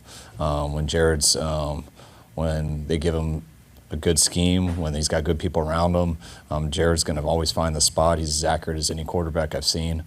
He can play at a very top level. If you sit and make things easy for him, he will gas you. I've seen it over and over, whether it's with the Rams, whether it's with Detroit, and that's why you challenge it. You better be on your stuff or he can embarrass you fast. You know what I love about that, which we have talked about Dempsey on this program before, is if you make things easy for him. Because that offensive line is so strong on the Lions side, and we have discussed Jared Goff before. If he has the time to step back in the pocket and see what's going on and take the time to make his passes, he will execute them very well. But if you put pressure on him, he's a scatterbrain, right? He's a little bit of a hothead. He scrambles. He doesn't really execute to the point where he can when his offensive line is really strong. So it's interesting. We just spoke on how the wide receivers not catching Mahomes' ball should not be bad on Mahomes' stats, but on the other side of things, the offensive line, if they're really good, really strong doing their job for Jared Goff, then his stats improve. So maybe we should give the offensive line a little credit, and it sounds like Kyle Shanahan is doing that as well. It's one of the better offensive line. Maybe it's arguably the best offensive line. Stat-wise. Yeah, no doubt about that. And then he's throwing to a ridiculous group of pass catchers. Totally. I mean, Amon-Ra St. Brown, Sam Laporta. I mean, these guys... it's high level stuff. Yep. It's high level stuff there, and San Francisco knows the assignment. The assignment is you must get home, or you must at least be disruptive. You must be putting pressure on him. Do not give him the time. It's if you cannot do that thing, then this game will be very much in doubt. And we saw they just came off a game in which they played that. It was very much in doubt for them. against the Green Bay Packers. So it's not as if the 49ers, I think they're the better team here, but it's not as if the gap is huge, although the 7 points, though. 7 points. I definitely take the Lions. Yeah, the 49ers are a whole touchdown favorites here. I would definitely take the points with the Lions as well. But speaking on that too, Dempsey, the 49ers defense is pretty dang good. So if there is a defense to put pressure on Jared Goff and to know what they have to do, this is the one. I think this is going to be a great game. Yeah, I do too. It's going to be a close game. I mean, both of these offenses, I think what maybe isn't appreciated enough about the Lions, because they are so explosive, is their ability to run the football and run it like a power running game. Like if this game kind of shrinks down and it's like raining and doing all the things, they can hand that ball off and push you down the field as well. So they have this kind of power, this ability to do both things. Meanwhile, Brock Purdy yesterday was at the podium answering all the questions about why he wasn't that great against the Green Bay Packers. I felt sorry for him because I was like, "Oh man, come on." Oh, now he feels sorry for him. Yeah, I did. I see, because you think you think I hate them, but I don't. It's all love. Check my Instagram story. He said it on air. Okay, everybody go look at Kimberly J. Becker. Dempsey literally said it on my story. So I have the receipts. I was joking. Okay, let's hear it. But you know what? Brock Purdy has a fan in one of the best 49er quarterbacks ever to play, and that is Steve Young. This is what he had to say about Brock Purdy. I've said many times, Brock has the Force. And if you love the Star Wars, you know what I'm talking about. And like Luke Skywalker, like it's something he has that you can't explain. And what it is in football terms is the ability to get a football play, have studied and memorized every aspect of it, all of the tendencies of the defense you're now going to play, and then can run that play and literally get the most out of it and figure out and decipher through the play who's going to be the one that should get the ball. You know, like Indiana Jones, go through the mystery of the 4 sections of 2.5 seconds that you have to decide, and then find that person that's actually should have the ball, and then deliver it to them, and then do it over and over and over again to where you're unstoppable. A long time ago in a galaxy far, far away. Strong with the Force, young times have changed. Find the receiver, you must. Not throw to the Packers secondary, you must. So good. Steve Young is the best. He's just pulling out all the movies, right? All of them. Brock Purdy, on the game-winning drive, I believe he was 6 of 8 on that drive alone. So this is not a situation as if he does make a couple of catastrophic throws a game. Like sure. He hit a Green Bay Packers, like he hit one of them right in the hands, and that guy dropped it. But when he's not doing that, he's been good for them, and he's been kind of the perfect. I see here on the text line, Brock Purdy is a younger Jimmy G. I think he's a little better than Jimmy I do G. too. Yeah, I don't agree with that statement at all. Yeah, I think he's just a little bit more dynamic. He's also like 1/10 as attractive as Jimmy G. That is a fact. That is a fact. Yeah, Jimmy G is just fine. Whatever he wants to do in the future, so it doesn't really matter. But yeah. Oh yeah. He has the ability, I think, to push it down the field a little better than obviously Jimmy G can. But I get the context with which that is, and that really is Brock Purdy as game manager, as point guard. I mean, get the ball to Christian McCaffrey, let him do his thing. Get the ball to Brandon Ayuk, let him do his thing. Get the ball to Deebo Samuel, George Kittle, let them do their thing. Yeah, he's got the weapons. He's got all of them. Yeah, and so I mean, it doesn't even really require. So, sometimes I just think that you want to be poking holes in a guy. Oh, he's just a game manager. He's just this. But when you have teams like that, when you have like skill position talent like that, that's all it requires. Yeah. You don't need to be Patrick Mahomes to just throw it to the guy who's going to get you the yards and get you into the end zone. I mean, that's get the ball in the playmaker's hands. That's what he does. It just is what it is. And so I think for the 49ers, what they don't want him to don't get away from who you are. Well, yeah. And I think that is exactly it. And I think the reason why I had such a strong reaction to you saying that you didn't think Brock Purdy was that good, I guess, is because he was the 4th string quarterback when he started playing last year and started playing really well, right? They went through Trey Lance, Jimmy G, Sam Darnold, and then Brock Purdy. And to make him the starter then after that, that speaks volumes to me in what Kyle Shanahan sees in him and what kind of guy he is, what kind of quarterback he is. And so I guess that just knowing that he has that confidence in him makes me believe that he's got to be such a high caliber guy that Kyle Shanahan would literally skip through all of those other experienced quarterbacks and stick with Brock Purdy. And he has gotten them really far in the last 2 seasons, and the time he played last year and in this year. So again, yes, he's got the weapons, but I still think he's a good quarterback. That's because a hater Christopher Dempsey is. That was good, Nelly. Believe he does Dang. not. That was really good. I actually thought that was like a clip.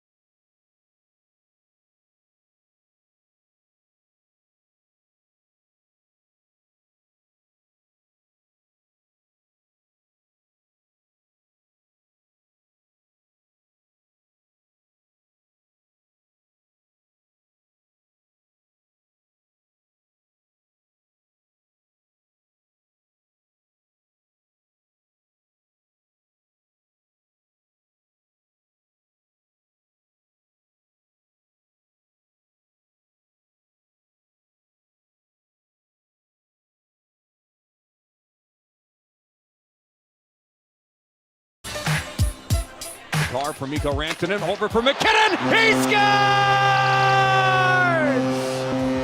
Let the dog eat. Nathan McKinnon has the longest home point streak in franchise history.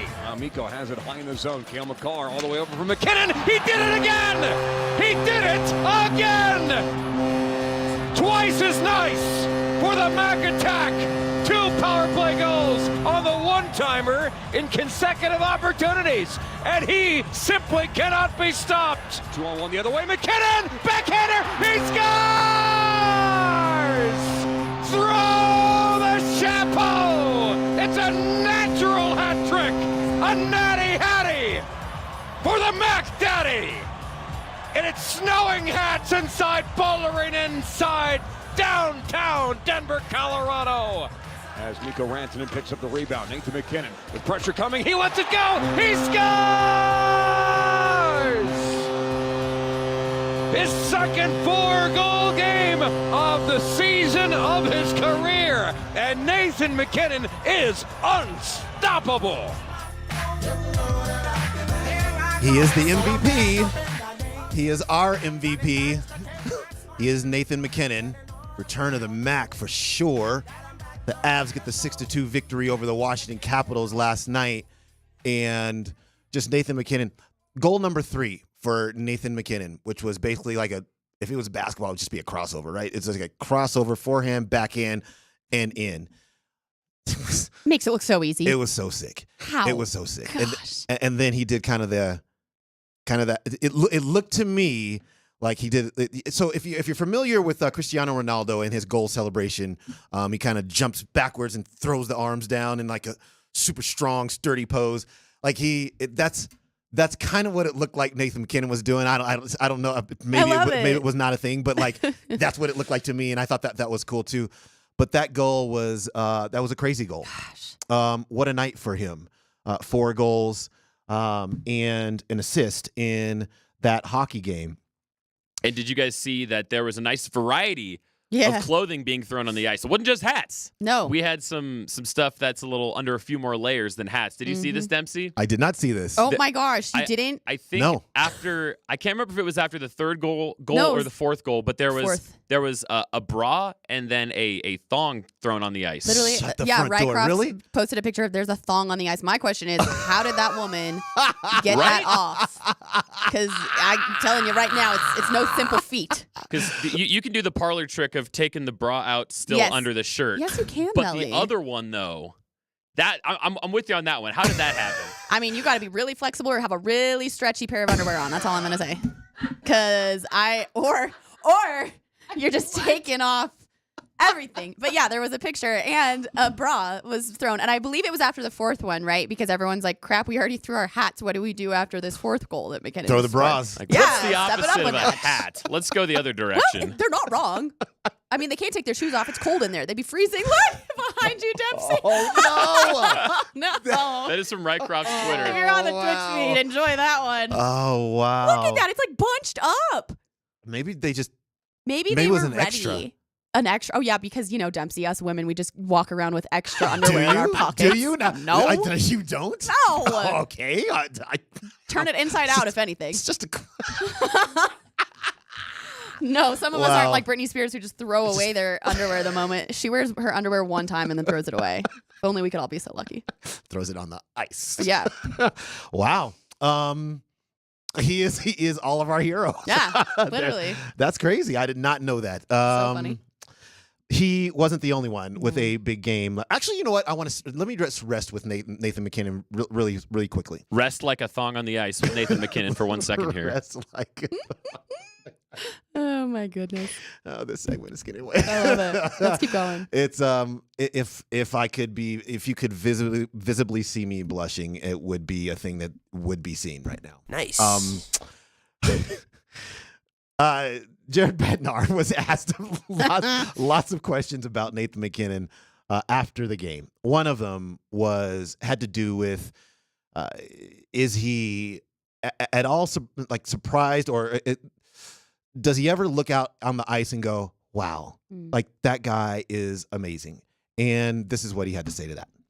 I've always had a high appreciation for what Nate does.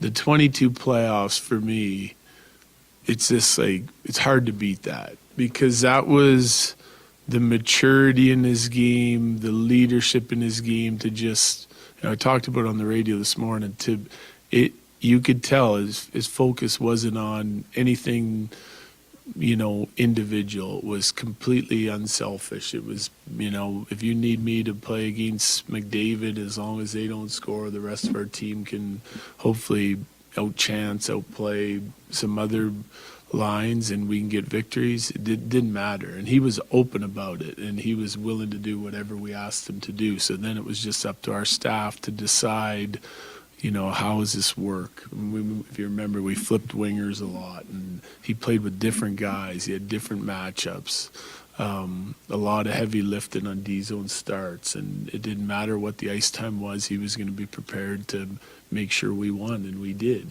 So that my appreciation level for him, just not as an individual player, but as a leader of our team, that it skyrocketed then. And really, I was worried last year at the start of the year about, how are all of our top guys and returning players going to come out this season? Are we going to be complacent? Well, they all had career years, and Nate was one of them. And then now this year, it's just like they're taking it to a whole nother level, those guys, and especially Nate. So, my appreciation just keeps going up, but at some point, I guess it's got to cap out. But I wouldn't bet against it. Nah, it's never going to cap out. No way. That's never going to happen. He's going to win the Hart Trophy. He's going to. Yeah. And he should. He's putting together these performances. Well, he's done this twice now this season with 4 goals. And then he's just been great throughout. Obviously, the point streak, both in home games singularly, and then overall, that point streak is up at 12 games as well. Okay, texters, okay. Now what? I can't see it. I don't have it up. What does it say? What are they doing? Let's see. What are they upset about? She did the Derek Zoolander underwear rip. Oh, we're back to the undies. Hansel, yeah. Yeah. They're also pointing out that she could have had a skirt or a dress on. Oh, that's very But that would good have been cold though. Yeah. I was gonna say, in an ice rink, you'd want tights on for sure. Exactly. But now I'm really curious. If you're out there, Jane Doe, please let us know how you got those off and how you. Extra. I need to know. You can personally DM me, ma'am. I'm impressed. If anything, like I enjoy. Let's find this person. If anyone knows who it is, please send her my way. Okay, I'll do a little interview with. I just want to know because I'm just thoroughly impressed, and this is coming from an ice skater. Like I'm naturally flexible. I'm athletic, and this is one of the most impressive things I've ever seen. And the question is, so obviously 3 goals in hockey is a hat trick. I believe, is it 6 goals in lacrosse is a sock trick? So is this the new standard now? 4 goals by one player in hockey is a skivvies trick? An undergarment exactly. trick. What do we call trick? this? It's the intimate trick. Delicate's trick. The Victoria's Secret tricks. I love it. It's fun. Come on, it's hockey. It's fun. Mikko Rantanen had a goal and 4 assists in that game. Oh, yeah. As The well. other guys that played. Let's talk about them. Cale Makar had a goal and 2 assists for the Avs. And Alexander Georgiev made 23 saves as well.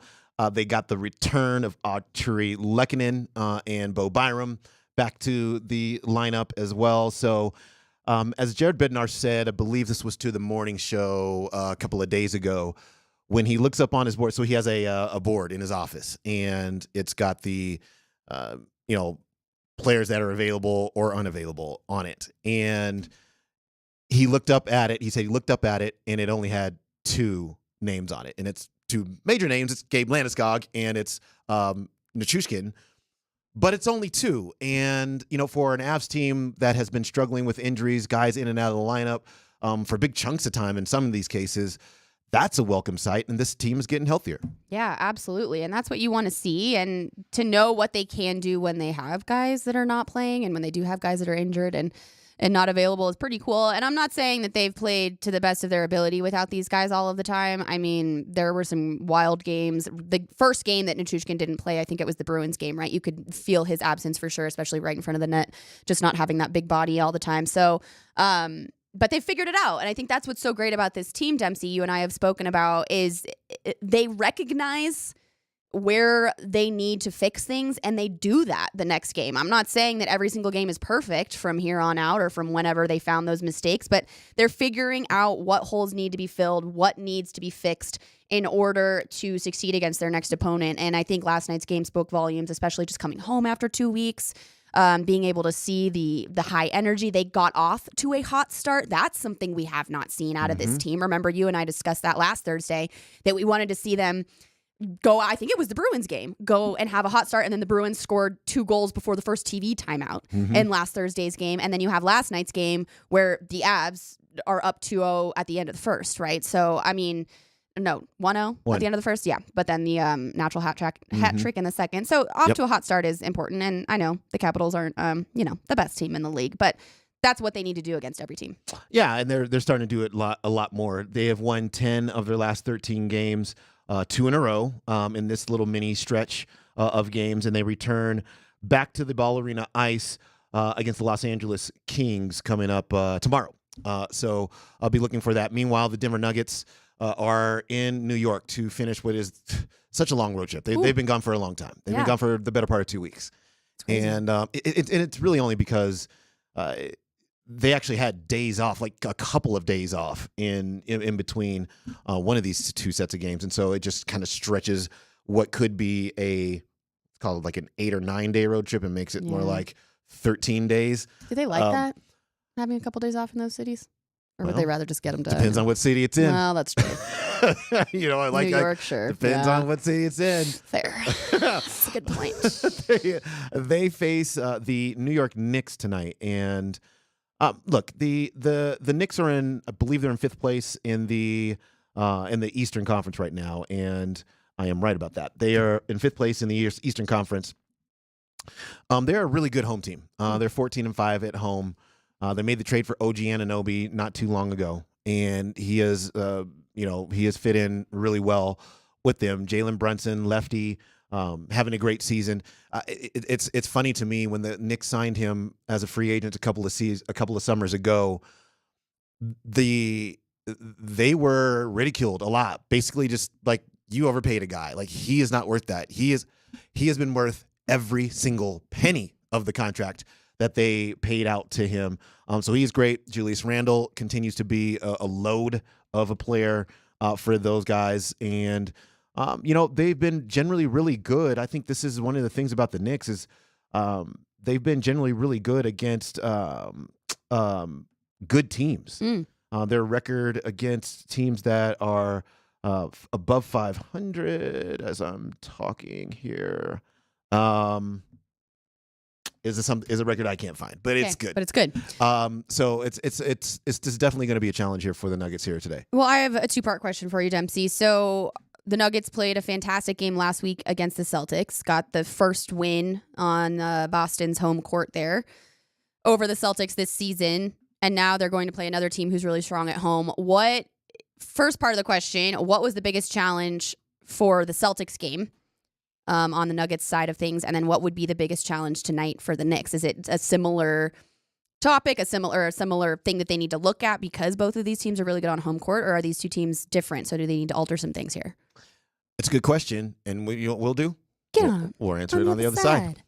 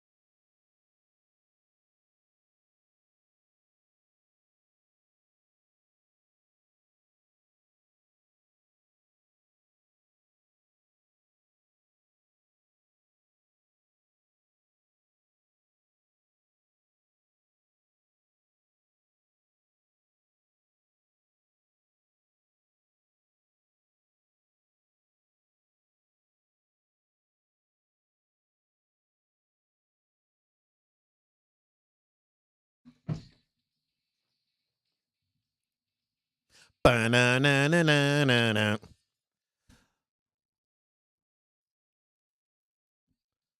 Back. Chris and Kim with you here until noon. Altitude Sports Radio 92.5. Steve and Josh behind the glass here.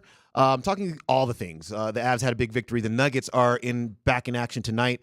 This is the last game of their road trip. It was a 5-game road trip that started last week. It ends here in New York. And to answer your question, the question prior to the break was, how do the Nuggets are there similarities between Boston and the New York Knicks that the Nuggets need to be aware of in going into this environment to try to get a victory? And I would just say that the environments themselves are the similarities. Mm-hmm. It's very hard to go into the Garden, Sure. Either Both Garden, gardens. yeah, exactly right, and get a victory just because the crowds are.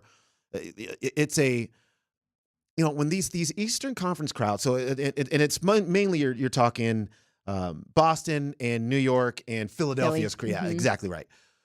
The energy in those arenas when they are on you, it's different. And so can you keep the crowd out of the game as much as possible and just, operate in kind of a normal, quietish arena atmosphere, which you can do if you put the home team in great jeopardy of losing. The crowd just sits there and maybe some of them even boo. But what they're not doing is getting all over you and making it difficult and making the environment kind of unnerving. So the Nuggets will attempt to do that. But in terms of team to team, they're really not similar basketball teams because the 3-point shooting and the emphasis on 3-point shooting that the Boston Celtics put out there is not nearly the same with the New York Knicks. Now, the Knicks are pretty good at getting themselves to the rim. They're pretty good at in mid-range situations, especially with Randall and Brunson. They'll kind of break the first line of defense, and then if they see some resistance at the rim, they'll just stop and take a mid-range jump shot. So it makes them a little bit more difficult to kind of handle. We see this with Jamal Murray. Jamal Murray is the same kind of player, which is if you show him 16 people under the rim, then he's just going to take the short jumper. If you show him somebody not capable of really defending the rim, he's going to go all the way to the rim. If he can't turn the corner, then he's going to take a 3-point. Like these players who are dynamic scorers on all three levels.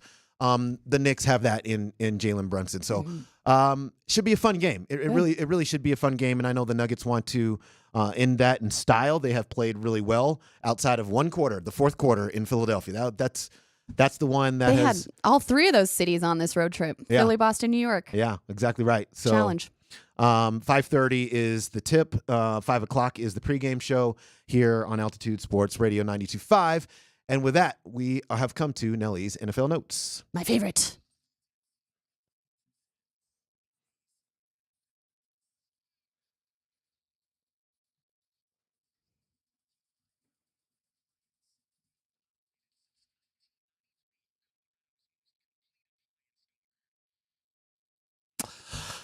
All right, Steve Nelson.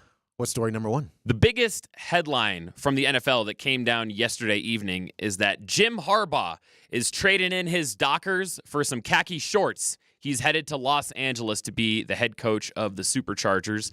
And one thing that I will be interested in that Broncos fans should be wary of is if you look at Harbaugh's career, he has a proven track record not only of winning, but of maximizing quarterbacks. Now, I'm not saying he produced any gunslingers at Michigan, but if you look outside of that, remember when he was at Stanford, he worked with this young upstart quarterback by the name of, let me check my notes here, Andrew Luck. That guy was pretty good. Then he moved to the San Francisco 49ers, and he had Alex Smith looking like a gunslinger just before he got traded to Kansas City. Then he maximized Colin Kaepernick and went to a Super Bowl.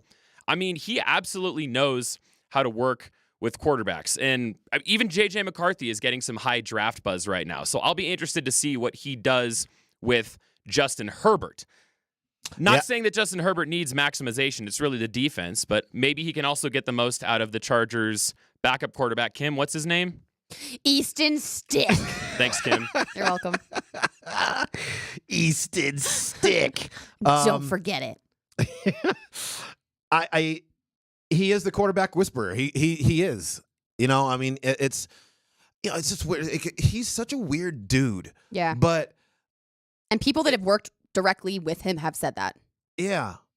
But he's obviously a genius. Yeah, but whatever it is, I also think he might be a different person behind closed doors than he is, forward facing, to the media.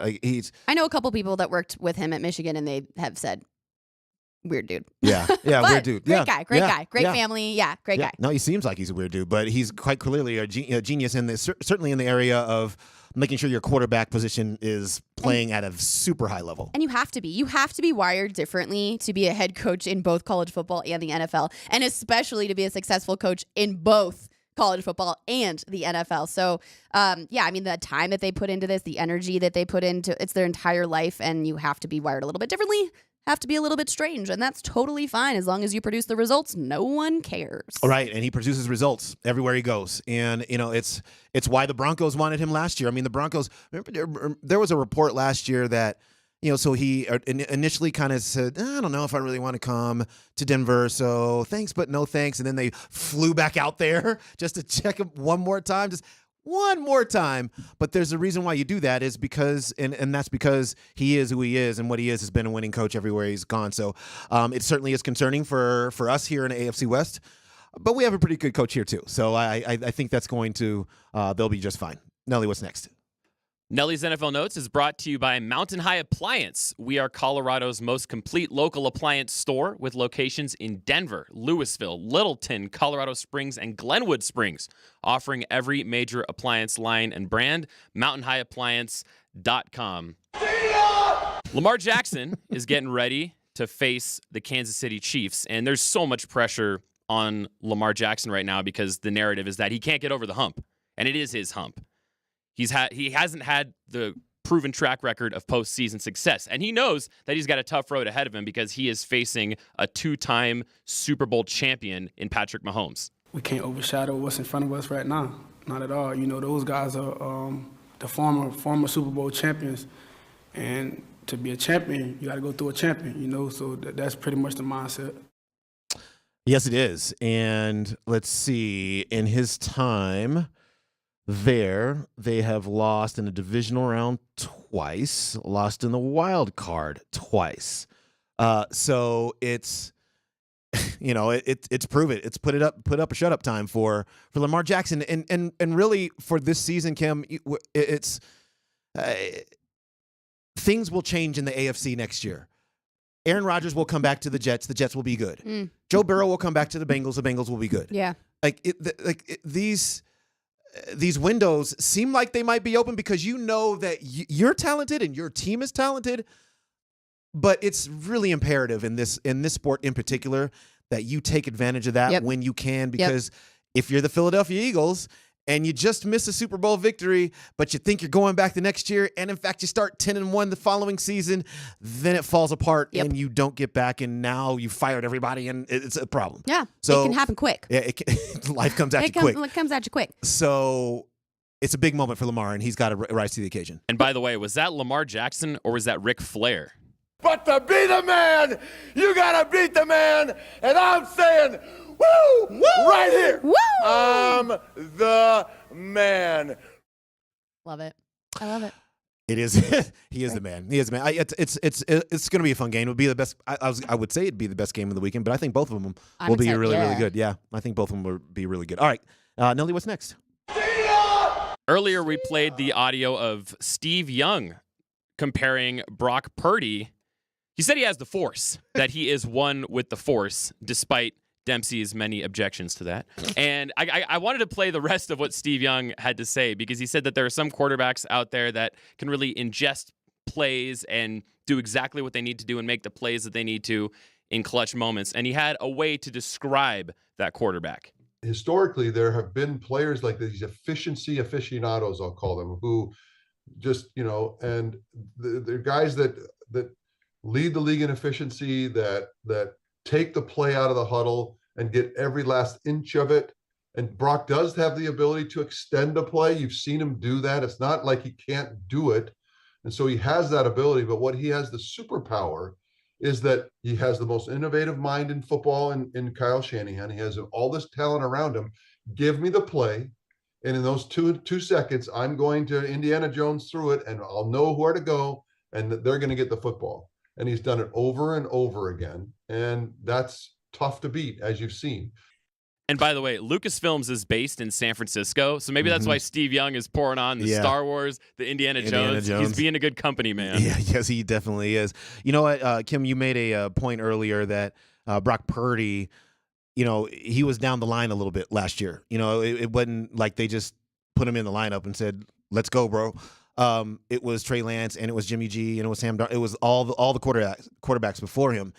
And it led me to thinking, it's when if you want to describe him as just a game manager, just understand that his coach knows what that looks like and didn't want that. He jettisoned all the quarterbacks that, he drafted Trey Lance on top of Jimmy Garoppolo because Jimmy Garoppolo was a game manager. That's what he was. He didn't want that. He wanted the ability to get the ball down the field a little bit more, be a little bit more dynamic. Jimmy Garoppolo ain't it. So, hi, Trey Lance. So Trey Lance just didn't work out, right? It didn't work out. This is a coach that doesn't want a game manager. He wants a more dynamic quarterback. And right now, Brock Purdy is the closest approximation to that. Yeah. And so when you think about what he is and then what the coach wants, I think there's some context there. Yeah, no, totally. And I think that that's exactly why we see the teams in these games that we see, is because of the strong mentality, the strong confidence that these coaches have in their players. And I just sound like a broken record now at this point, but it's like they just know what needs to be done to get past that next hump. Now, when it comes to the 49ers, I think the defense is going to play a bigger part in this game ahead of us on Sunday than maybe they have in the last playoff game. So I think that's going to be really important. And I don't think that we've talked about the 49ers defense enough, because they're really good. They're a great unit, but they haven't had to come out as strong probably as they needed to against some of these teams like the Packers. But I think against the Lions, the defense is really going to have to be at their highest caliber. And Kyle Shanahan spoke on that, and he knows that. So it's just, the really strong teams all around. I think that's what makes these four really incredible. Brock Purdy over 1.5 touchdown passes. Absolutely. Over? Take it. Yeah, over. Over. Yeah, over. Take it. He had one touchdown pass against the Packers last week. Yeah, so no, I think he's gonna have more. It was also, wasn't it raining like so hard? Yeah, it was. Yeah, no. Sheets of rain. What is the weather? Let me look it up. They're in San Francisco again. Yeah. Is it gonna be raining again? I don't know. Probably. But if not, then I would take it, you guys. There's my free bet for you all. It's Brock Purdy over 1.5. No, it's gonna be 67 and sunny in San Francisco. Take the over. Wow. Yeah. Okay. All right, Nelly, what's next? And by the way, point of order, Sam Darnold was not on the Niners roster last year. I think you're thinking of 49ers legend Josh Johnson, who played on about 2,000 different rosters in the XFL, the USFL, the AFL, the CFL. That guy was the ultimate journeyman. Dang, I forgot about him. Thank you. So when did Sam Darnold get there? Not till this year? Yes, he signed in the offseason. Oh, geez. It's been a long year. True that. All the backup quarterbacks. Seriously, holy cow. It's been a bad year for that. All right, one last one here. This is kind of a big picture question that I have for both of you. I don't know why when we talk about quarterbacks, everybody treats the phrase game manager like it's an insult or it's a 4-letter word. Mm-hmm. What's wrong with being a game manager? Oh, you mean somebody who manages the game? Isn't that what you want? Game manager quarterbacks can win you Super Bowls. What was the biggest knock on Tom Brady? Oh, he's just a system quarterback. He's just a game manager. Oh, you mean the guy who game managed his way to 7 Super Bowls, more than any individual NFL franchise? Why are people so scared of game manager quarterbacks? You've got a point, Nelly. I think it's just because there are so many qualities that a quarterback must have that a game manager is just on the bottom of the list. There are just other things that are more important, right? That are, accuracy, execution, being able to read what's in front of you, understanding where your teammates are going to go, being on that mindset. And then game manager, I just think, is at the bottom of the list. It's still important, in my opinion. It's just not at the top 5. Yeah, look, when you're trying to poke a hole in the quarterback or just trying to say that I'm not really feeling this dude, then you just call him a game manager. I guess so.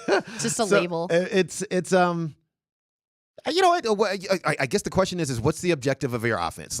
How wide open do you want your offense to be?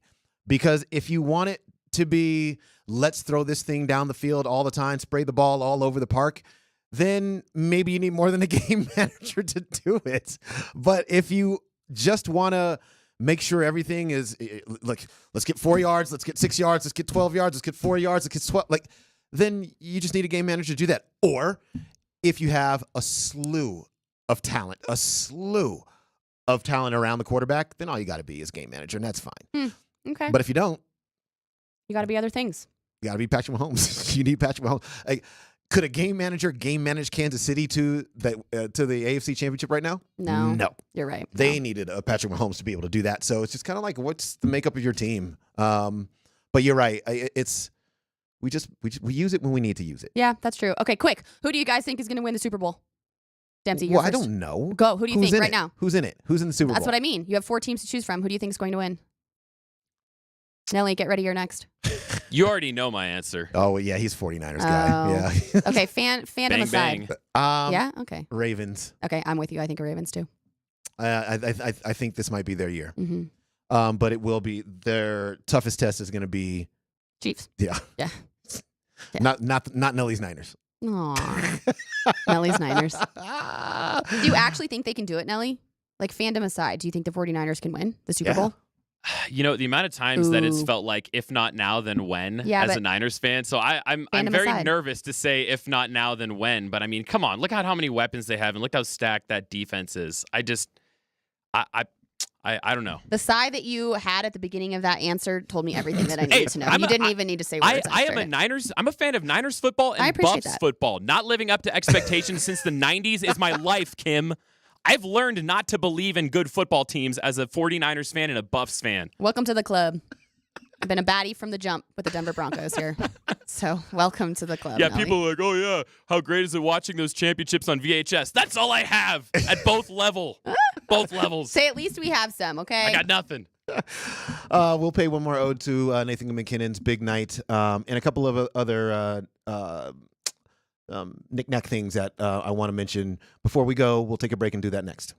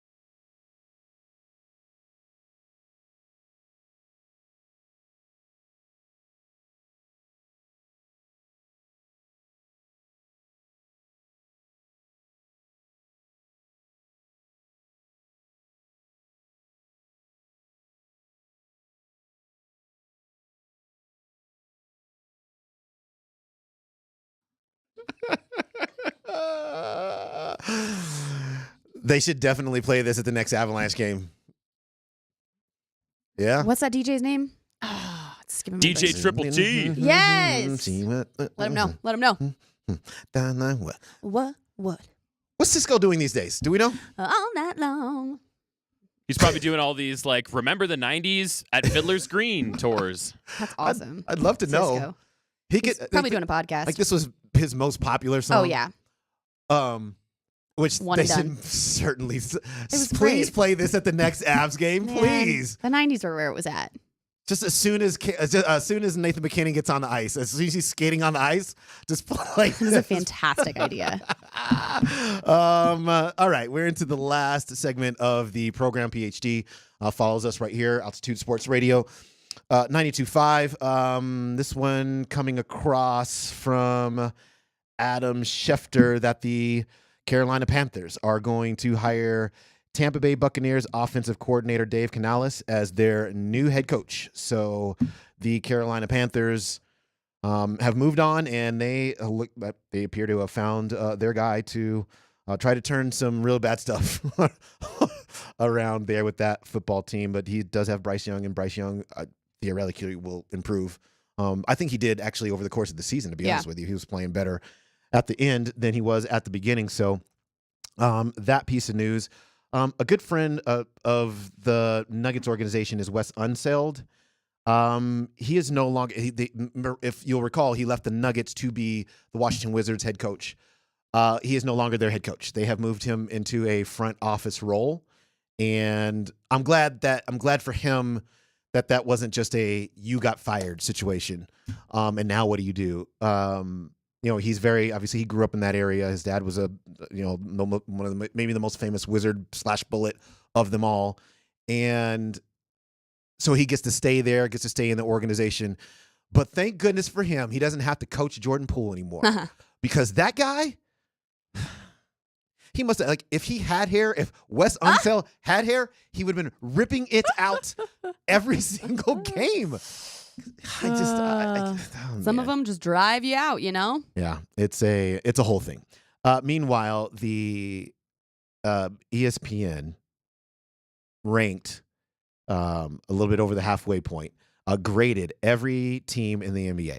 All right, grades for what they've done so far in this regular season. So only 3 teams got a straight A: Minnesota Timberwolves, Oklahoma City Thunder, Philadelphia 76ers. Okay. Makes sense. Okay. A- go to Boston Celtics. Okay.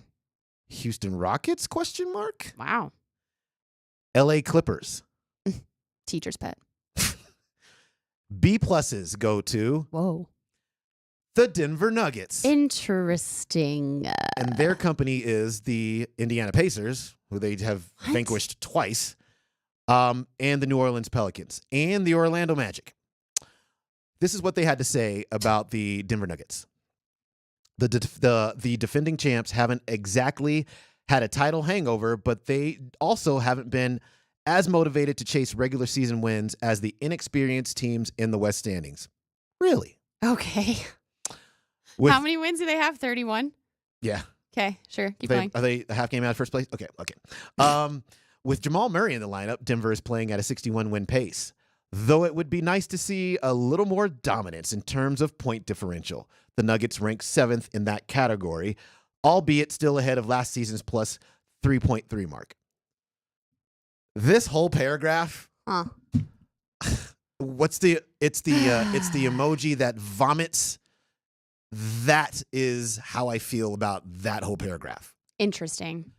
Because if you think that this basketball team is just cruising right on through the regular season, they don't really care, Yeah, whatever excuse me? happens, then we are not watching the games. And Did they not see what happened in Boston on Friday night? once again, I know. What? I know. Oh, to the Celtics that are in the A category? Yeah. A B+, not even an A-. I can't with these. ESPN Wow. continues. Clippers get an A-. Okay. Yeah, the Clippers that can never beat the Nuggets ever. Mm-hmm. Those Clippers that even if me and you and Nelly and Grizz and like, I don't know, Raj were in Nuggets uniforms, we would just go and beat the Clippers because they just lose to anything in a Nuggets uniform? Wow. Yeah, right. But those they still got Clippers? an A-. Okay. I don't know how much longer I'm going to just hang out with ESPN. I mean, I don't think it's going to change at this point. If they're not changing their tune after last year in the first half of the season, I don't think they're ever going to. What can the Nuggets do to make them have a different perspective on them? I don't know, win 27 straight titles, and then they'd still go, I think what is this, Bronny's in his 17th year now, so... It's been a weird quarter of a century. Yeah, it's... COVID happened, right. Doesn't count. Yeah, it's just where we are with that. Enough about that. The Nuggets do play tonight. Chris Mannix, who we'll never have on here ever again. Yes, it's facts. Facts. That guy. Don't make me mad. Some beef. Nuggets and Knicks tonight, 5:30 is tip. 5 o'clock pregame show here, Altitude Sports Radio, 92.5. But we want to leave where we started, and that is with Nathan MacKinnon. And 4 goals and an assist. The second time this season, he's had 4 goals in a game. Crazy. Like, come on, man. The Avs, who continue to get healthier and are starting to win in blocks, in like big blocks. Which is good. This was their 10th win in their last 13 games. And so when you talk about, especially this hockey club, last year they did this, right? Yeah. The calendar turned to January 1st, 2023 at the time, and then they started winning all the games. Yeah. And I wonder if we're in the midst of another run like that, all the way to the end of the season, which is what that lasted last year, was all the way to the end of the season. Obviously, they went into the playoffs a little kind of sketch, and they lose in the first round. But I don't think that's the fate of this year's team. I think if we see this team go on a run like that, play really solid hockey like that, I think we can expect that this is going to be a deep playoff run, and I'm excited about that. Just so many stars, so many guys with talent on this team. Nathan MacKinnon has 5 points last night. Mikko Rantanen has 5 points last night, 1 goal and 4 assists. And then Cale Makar, who has 3 points last night, also becomes the fastest defenseman to score 76 goals, the most goals in franchise history from a defenseman. 76 last night with his goal. So just all around, it's just like a full-blown talent is spread everywhere, and they're figuring out how to play together, how to win together. Some great new guys in there as well. And even I think like after finding out that Val wasn't going to play for a while, I think that was a big hit to a lot of people's mindset and mentality. Like, oh my gosh, how are they going to figure it out? Because they're just now kind of figuring it out without Gabe, without, Sam Girard was gone for a little bit. There's just so many things, but it was just that one game that really you could feel Val's absence. In the last few, it's been awesome to see. So I hope this block stays. A lot of similarities from last year. Losing to weird teams like the Blackhawks and stuff obviously can't keep happening, but I do hope that this is a turning point. Yeah, and the team is getting healthier. Look, there's 2 major pieces out. One of them's Gabe Landeskog, so we're just going to set him aside. So there's really one guy that I think we know that it's coming back at some point this year. I mean, I guess I should. Yeah, exactly right. Yeah. That's maybe I'm speaking a little bit out of turn there. I should maybe cross my fingers when I say that. Hopefully he does. In Nichushkin, because you add him back into this mix. Okay. Whoa. It's threat to everybody. It's go time, right? Yeah. It's go time. And for this hockey club, like, I just hope it happens, because we have the chance to have 2 teams make deep playoff runs.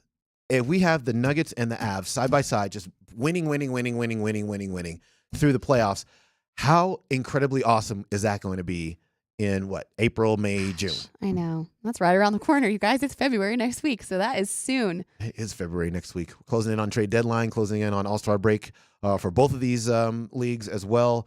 So all the things are definitely happening. All right.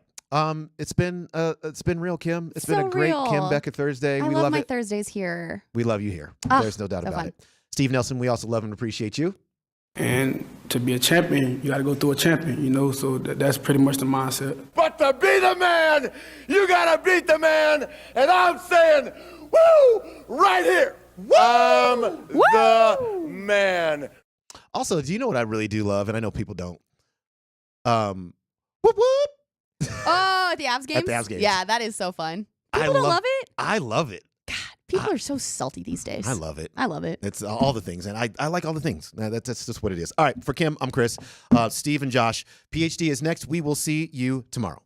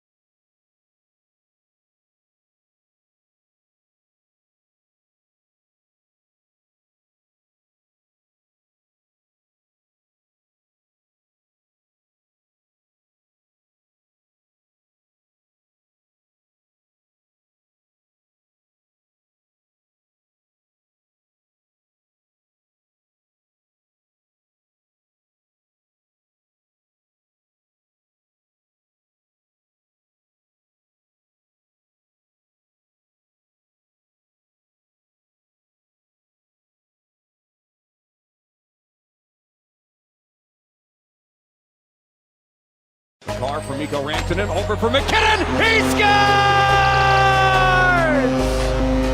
Let the dog eat. Nathan McKinnon has the longest home point streak in franchise history. Mikko has it in the zone. Cale Makar all the way over for McKinnon. He did it again. He did it again. Twice as nice for the Mac attack. 2 power play goals on the one-timer in consecutive opportunities, and he simply cannot be stopped.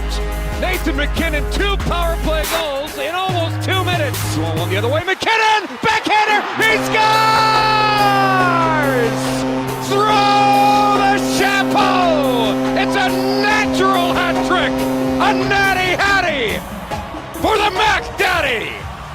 And it's snowing hats inside Boulder Arena inside downtown Denver, Colorado. Mikko Rantanen picks up the rebound. Nathan McKinnon. The pressure coming. He lets it go. He scores! His second 4-goal game of the season of his career. And Nathan McKinnon is unstoppable.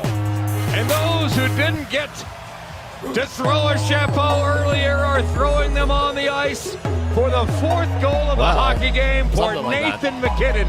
The second time he's done it on this ice surface. The first time it does not require an empty net. And with 3:46 to go in the 3rd period, Nathan McKinnon has 4 and the Avalanche have 6. Second time here, you put the pucks anywhere. Saved anywhere? No, I told Donnie to throw them in the crowd. I'm not going to keep them, so hopefully people like them. He doesn't want thousands of hats? That's the pucks. I asked those him, are the pucks. I said, are you going to keep the pucks? Oh, what? Yeah, I wouldn't want those. Because there's a picture of him 3 weeks ago with the 4 pucks all taped up, and I'm like, oh, well, I get it, maybe not the hat tricks. I'll play for you again here. Second time with 4 goals this year. Do you put the pucks anywhere special? Do you have them saved anywhere? No, I told Donnie to throw them in the crowd. I'm not going to keep them, so hopefully people like them. Hey, right? we got another Jokic. Right, I love Daddy? it. I mean, awesome. What are we doing here? Awesome. What a great day.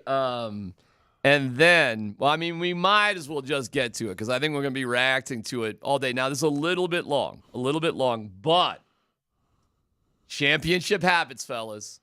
Okay? What are the championship habits? And the way Bednar said it last night is super elite habits. Okay? Not just, good, but super elite. And he detailed it. It starts with all of his off-ice stuff. It's relentless, it's consistent, it's dialed in to the point that he's going to do it. Like for example, most teams are on the road. You're moving cities. We get done a game, and most teams are on the plane or on the bus in 20 minutes, and they're on the plane within an hour flying to wherever they're going. And they get in early. We get in late. But we're not going to change it because Nate has a routine after the game that he does at home, on the road. It doesn't matter because that's what makes him ready for the next game. So it's hard, as a coach and even as his teammates, some guys have followed suit and they're doing it. He's pushing other guys to do it, which makes us better. And as a coach, you just go along with it, I sit on my computer and work for an hour after the game before we get on the bus, And instead of getting in at 1, we get in at 2. But it's, it works for him, and he's the one leading us. So whatever works for him, I say it all the time. It's about the players because they're the guys that have to go out and play the game. And so is there any elite habits? I'd say, yeah, every single habit that he has is elite. Love it. You know what? Let me tell you 2 things. One, we played that soundbite at the beginning of, I want to say the Avs road trip that they just got off of, and Denver was about ready to go, and McKinnon was talking about Joker. Remember? Right. And he said, I hear this guy works out hard after the games and blah, blah, blah, blah, blah, blah. I don't know if that's a habit they both picked up. I don't know if it's a habit one saw the other one doing and said, hey, okay, hey, one's doing it, let me do the other one. But I did see this when I was in Boston. I got to go to morning skate. I went down to the locker room, and obviously you're limited with space, right? When you're visiting people, but they had a room right off the locker room. McKinnon was in there lifting weights. Mm-hmm. Yep. It's after morning skate, and I talk to you guys all the time too. Here, we got into New York at 2 something. It's an hour and 20-minute flight from Indy, but guess what? Joker's going to get his workout in. He's going to do his massage. He's going to get his ice bath. He's going to do all that stuff he does. And you know what? More and more guys do it. I see more and more guys now taking care of their feet, take care of their knees. What was the guy that played with the Sixers? D-Mac. Andrew Caldwell. Toney. Oh, Caldwell. Caldwell. Last name. Caldwell Jones. Caldwell Jones, right. Because there was Bobby Jones and Caldwell Jones on that team. Yes, Caldwell Jones. And Caldwell's a 6'11" guy, got like 16 or 17 years in the league. And I was talking to one of his trainers that had him in Portland, and this is way back when. He said Caldwell Jones, whether he played 2 minutes or he played 30 minutes, was going to sit down and ice both his knees and drink a beer. He drank 2 beers. He drank 2 beers. He drank 2 beers and ice his knees. He knew by the time he got done with the second one, he'd ice his knees long enough. Championship habits. And he asked the trainer, said, why do you do that? You don't hardly play tonight. He goes, because this is where I make my money. Now, back then in Caldwell Jones, they didn't have the exercise physiologist and strength thing and bing and bum and ding and ting and massage and boo. You had to take care of yourself. This guy got it, and he was never a superstar, pretty good player for a lot of years. But he said, I make my money with my legs. Where do hockey players make their money? Oh, yeah. Definitely their legs and their body. Nikola Jokic, where's he making his money? His body. Yeah. I mean, the similarities between the two guys is honestly striking. It's fascinating. I mean, I think you just start with, Scott couldn't have said that any better. Scott, for months, has been telling us about Nikola Jokic, how long it takes for him to get to the podium, talk to the media because of the process that he has.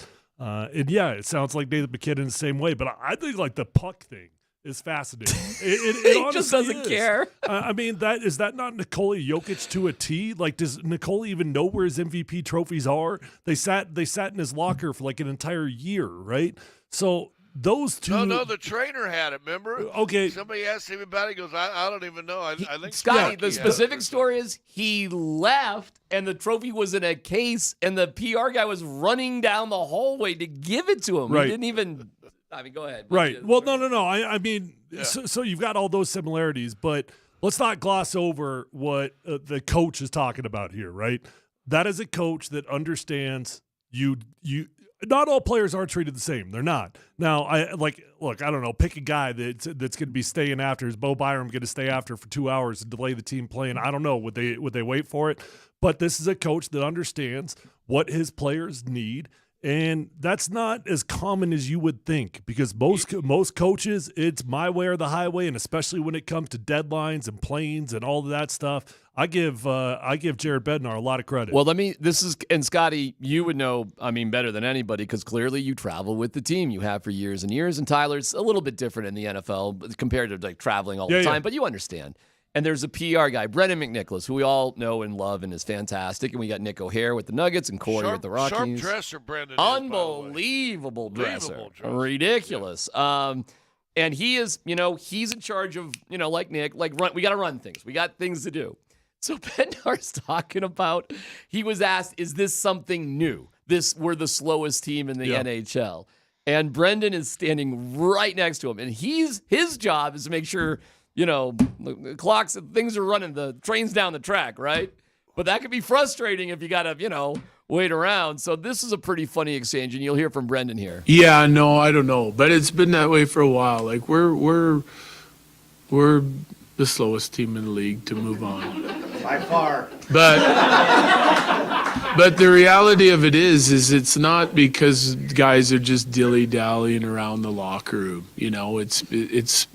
It's purposeful, so it's good. Yeah. We're the slowest team in the league, and Brendan goes, by far. because it's his job to, manage it, but it doesn't matter. Deal with it. This is who we are. And not every player will probably do what McKinnon does after a game, but even as Bednar has said, and Malone talked about it a week or so ago, it's amazing the copycats. You talk about leading by example. I'm not a lead by example guy from this standpoint. Tyler's the first guy in the locker room in practice day, and he's the last one to leave. Well, if I'm the 20th guy to get in line, I don't know Tyler was the first, and if I'm the second or third guy to leave, I don't know he was the last. So that lead by example don't matter. Yeah. But you know when you can't mistake it is when after a game you still got your shorts on, you put a T-shirt on, and you walk over to the weight room and you put a 40-minute workout in. Yeah, yeah. Now all of a sudden them guys going, what? Why where's and some guys get frustrated, but then now I tell you what, as I've seen it now, and listen, Joker's got 9 years on that body, right? I mean that ain't a young guy anymore, right? I mean he's young, but I mean he got some time served now, right? And now the team, they don't even say nothing. But guess what? Now Aaron Gordon's doing it more often. Michael Porter Jr. is doing it more often. Zeke Najee's trying to do it more often. Peyton Watson, I saw the other day going in there doing it more often. I've seen Christian Brown come out. And all of a sudden it's funny, ain't it? Yeah, the question is, it's not, are you just doing what's required? Like the Sanders off the runway. We made it to the first workout. Whoop-de-doo. Are you doing the elite habits? Now, it doesn't. Champ Bailey, elite player. Last one on, first one off. Used to talk about it. All that sort of stuff.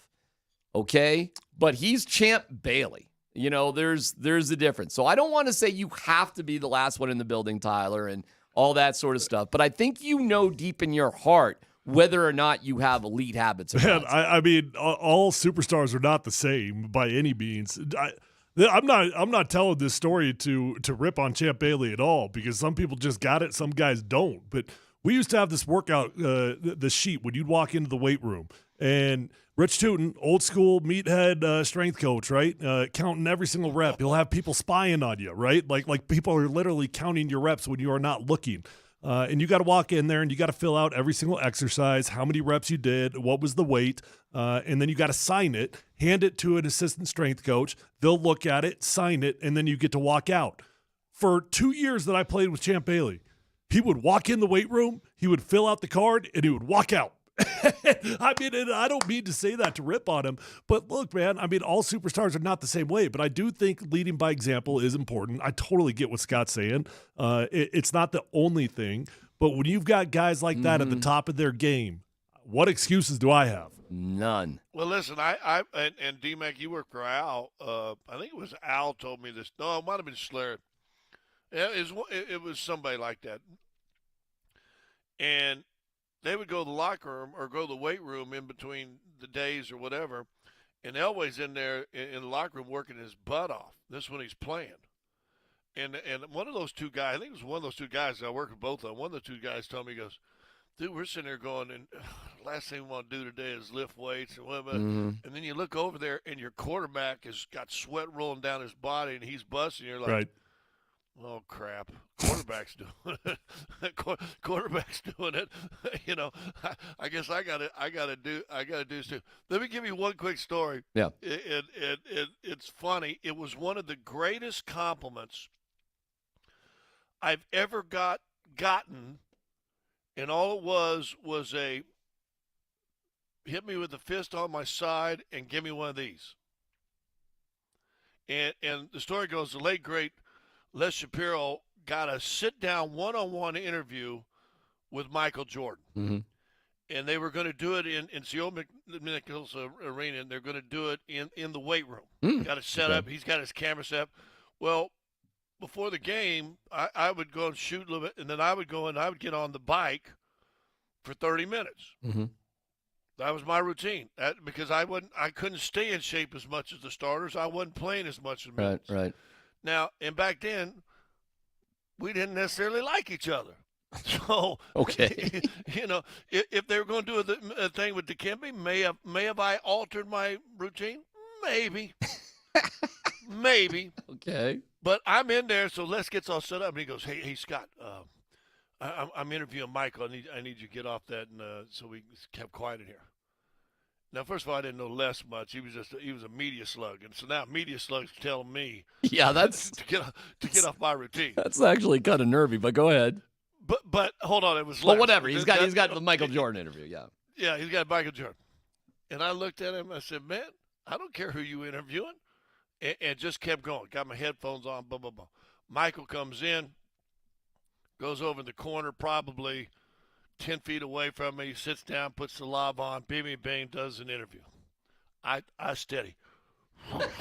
Now, I don't think I sang. It got loud, like listening to music. Probably listen to Freebirds or something. I wasn't singing or nothing, but I was going. Jordan gets done. Les thanks him. Bubba walks by me, hits me on my hip with his fist, goes like that, and just goes. And I got it. There you go. That's kind of cool.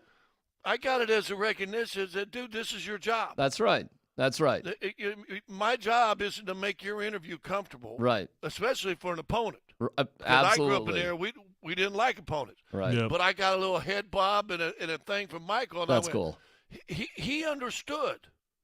And McKinnon understands. And, Yes. And Joker understands. And they may not try to force anybody else to work out, but they're going to start seeing teammates in there with them, and they're going to, you know what they're going to do? Give them that head bob. That's right. Because they understand. So when it comes to elite habits, super elite habits, it's an easy question to ask. You can look in the mirror about yourself, or the athletes can. Am I doing it or am I not doing it? Whatever needs to be done. Am I Champ Bailey and I can get away with it? Am I Deion Sanders? Am I Allen Iverson, who's really that good? Most guys aren't. Nope. Most guys aren't. And it is just awesome. And the fact that Nate just doesn't care. The similarities with him and Jokic, it's getting weird. Like what the two of them have in common right now. And they're both playing at Ball Arena, basically night in and night out. What are we watching here? Dude, it's ridiculous. It was one of those moments when in the locker room around McKinnon last night, I really had to who am I talking to right? Like, who is this guy? Yeah, and it's just so commonplace that it's hard to stay impressed by all of it, and it's insane that could even be an issue. How many natural Hatties have there ever been in the history of the franchise? Oh gosh, not many. Who 5? knows? Something like that, right? Something like that. You want to keep talking? I mean, it's that 4 goals in a game, which of course is highly unusual. 24-point home scoring streak. Remarkably, Gretzky holds the record at 40. But, wow. Right. So what happened on that last home game? And so there's other places to go, but we are seeing something. Take that, Ovechkin. Ovechkin was slow, and they had played the night before. They were going to beat the Capitals, I think, one way or the other. But I didn't expect that. Loss. Kind of. For them, it was. So that wasn't surprising. And Bednar still was even a little frustrated that they were a little slow out of the gate, but when they turned it on. Yep. But then something else happened after that 4th goal, something that nobody really saw coming. And the logistics of it, we got to hash it out, man. The thong is back. We'll get to it coming up. Johnny's back.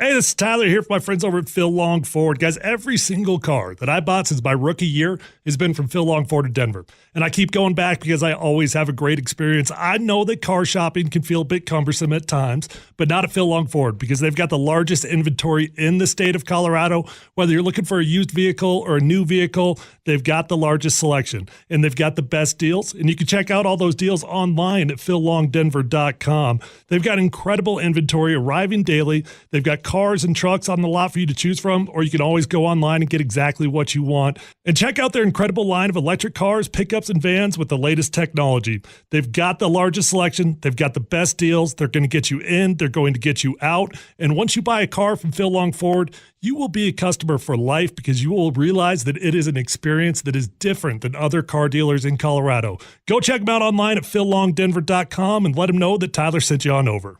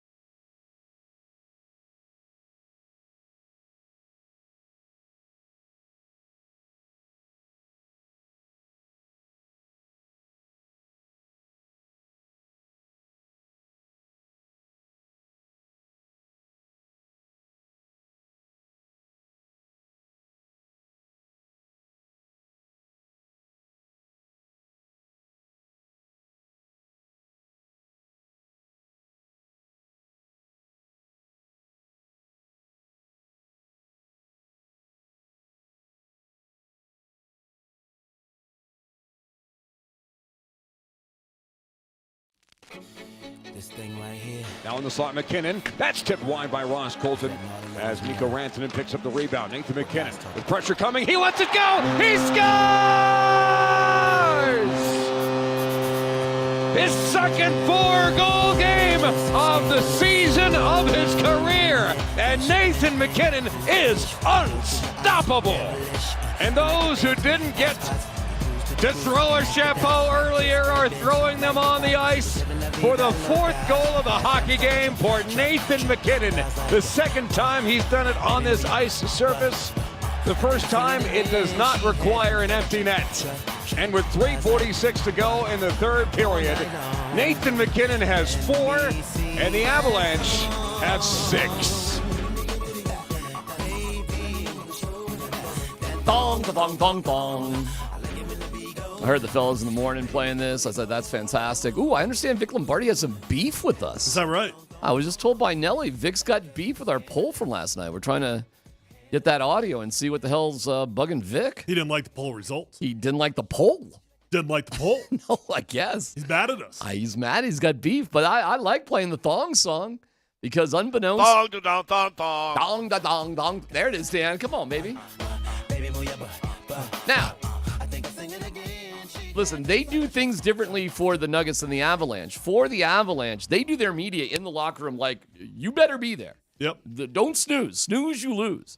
So in order to really do it, you got to get down on that elevator like kind of early and watch the end of the game in that sort of where Bernie comes out with the flag. It's not the Zamboni entrance, but it's one of them sort of. Oh, you know where the fancy people ate? Vic and those guys? You know where the superstars, the rock stars sat and ate at the Avs game? It's right there. But I can't go up there with the fancy people. I have to stand behind them. I don't see anything in the game. I'm looking at the Jumbotron for the last 3 minutes because you just got to get to the locker room and blah, blah, blah, blah, blah. I'm not one of the fancy folk. But I'm sitting there, and then Nate scores, which is amazing. And, everything. An equipment guy comes out, and he's coming off the ice. He's got a couple of bras and panties, and he's just taking them into the equipment room. And I'm like, what the hell just happened? Did Nate keep those? He didn't keep the pucks, but did he keep those? I was told. Now, we do the interviews and leave and go see Bednar, but I was told the snarky equipment guys hung up the stuff in his locker. Now, I don't know that for a fact, but I was told it was hung up there. Now, let me just go through this with you guys, because I know, if you want to call it a Mac trick, okay, fine, 4 goals. But is it a thong trick or a bra trick? I'm actually just confused on the logistics of this. Let's go. I understand the bra. I get it. I get how that gets The tossed. bra seems to be, kind of tricky, but you kind of get it. Understandable. The underwears, a thong. Walk me through it. I'm not understanding the logistics Scotty, of that one. How do you do that?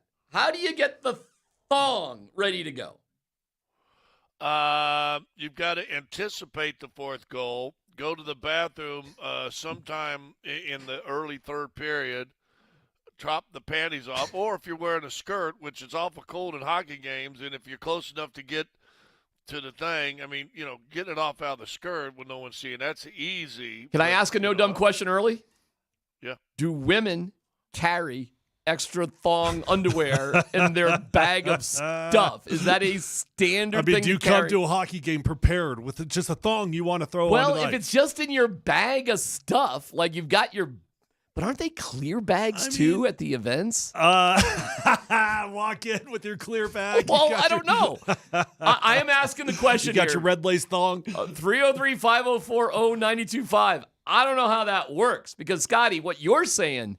Think about it for a second. You're going into a public restroom in the ladies' room, dropping your drawers, taking your thong off, pulling your pants back up, and what? Putting the thong in your pocket just in case? Well, everybody wanted to celebrate. Dude, the thong? I think his teammates should have put the thongs on top of their uniforms and skated around in them. It's one of the most. Equipment managers ought to hang them up in the room, put a nail in the wall, and start. Listen, Right. Here's the bigger question. Yeah. And the first I ever heard of it was by this a Welsh singer named Tom Jones. And they used to talk about when Tom Jones would sing, women would throw their panties up on the stage. I get it, and I've seen Van Halen concerts kind of the same, but it's understandable that they could bring an extra with them to toss up there. Now, in Tom I Jones' don't know. case, those Hey, may be extra big panties. You know what I'm talking about? Those. Well, no, you're judging him now, but I'm Well. telling you what, in the go look at his 60s and 70s. All right, They- I get it, but you don't think Tom Jones gets panties Hey, now? I'm keeping it real. I probably wouldn't throw my hat out there, but now that I know that it's a thing, I'll throw my underwear. Yeah, I'll throw my underwear out there. I'm keeping my hat though.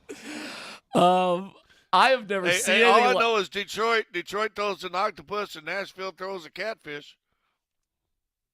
Do you guys like the bra trick, the thong trick, or the Panties. Mac Are you trick? kidding me? The panties is next level. Like Pan- that is just that is next level fandom. Is panty better than thong? Dan, maybe this should be the poll. Dan, seriously, maybe this should be the poll. Seriously. There's no difference. Hey, panty thong. Yeah, come on. Panty thong trick, bra I mean, trick, that Mac does trick. sound like a trick. I am dying to talk to whoever the person was. How many are we talking about here? Well, one for sure. One for sure. 1,000% one. Okay. Multiple bras. We're avoiding the question. Yeah. Okay, go ahead.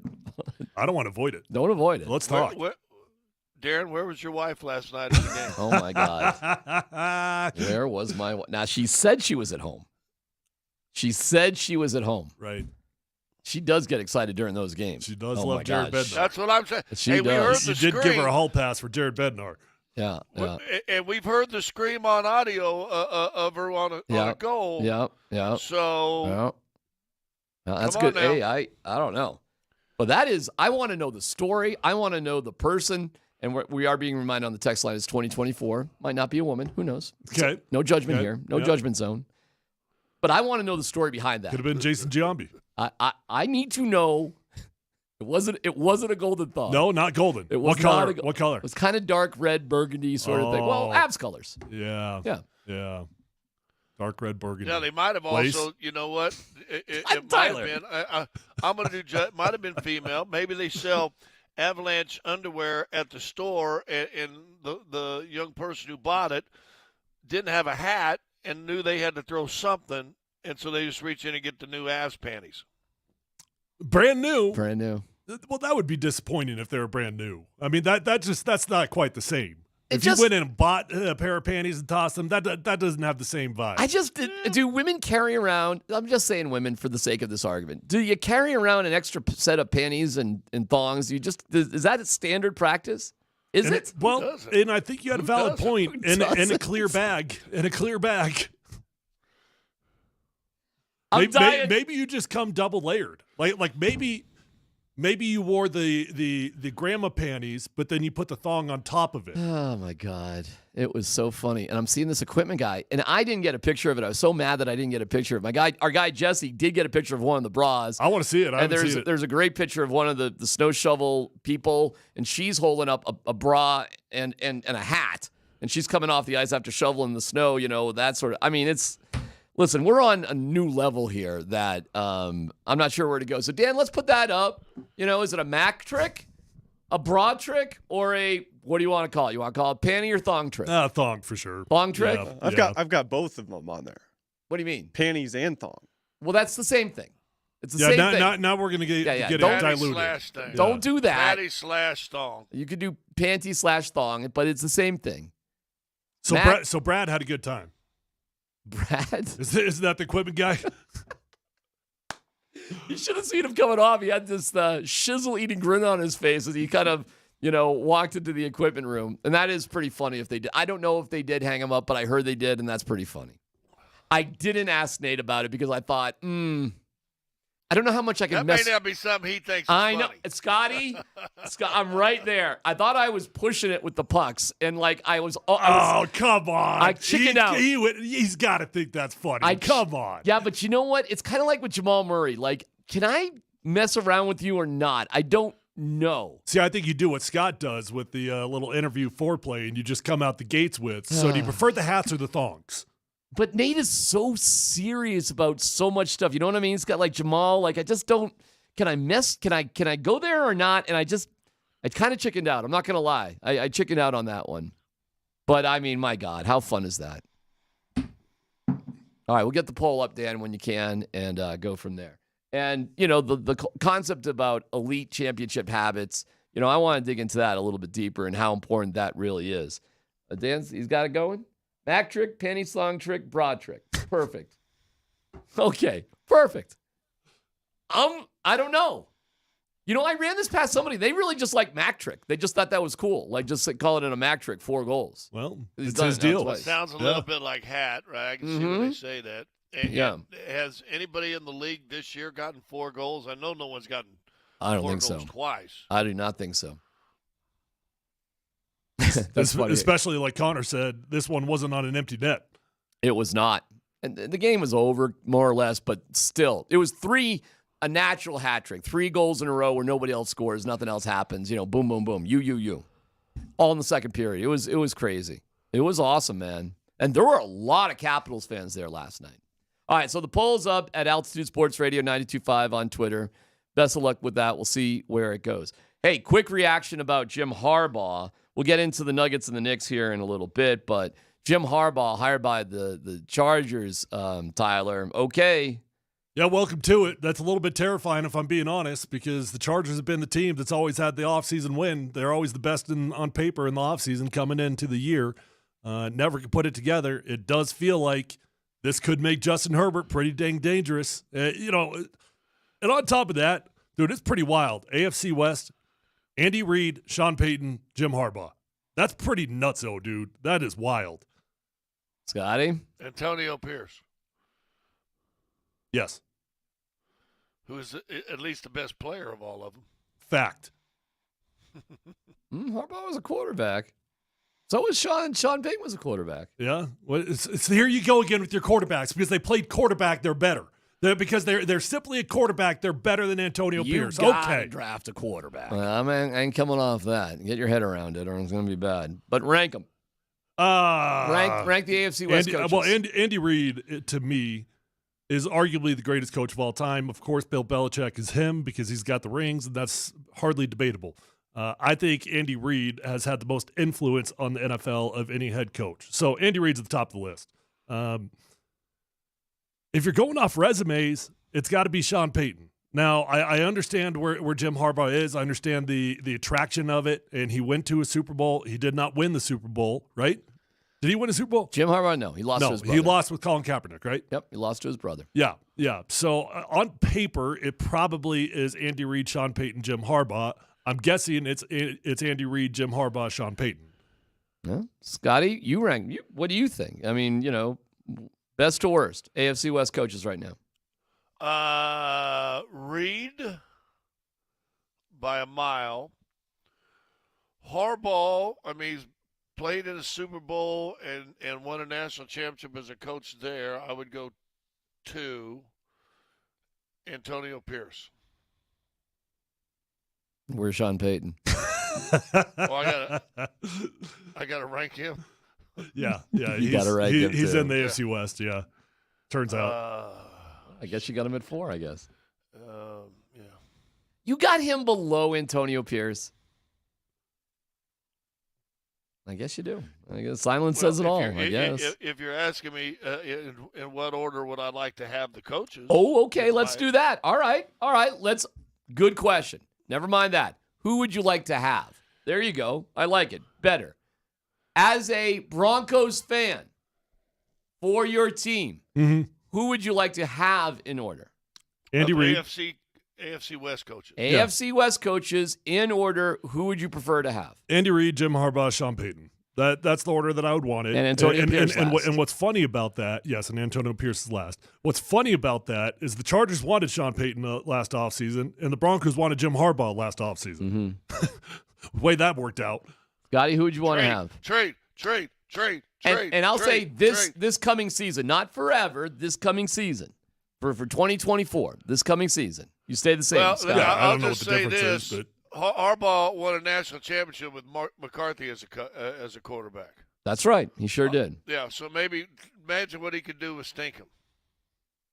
Keep going. What's your rank? You want to put him number 1? No, I'm going to still take Andy Reid. I just think Andy Reid, he's made pretty good teams around multiple quarterbacks.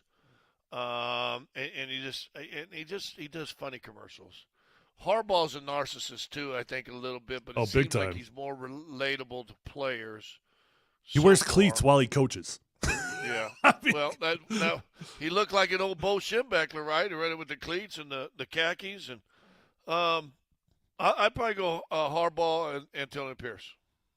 Hey, we have a special guest here in studio. I know we are up on a We got break. the phone?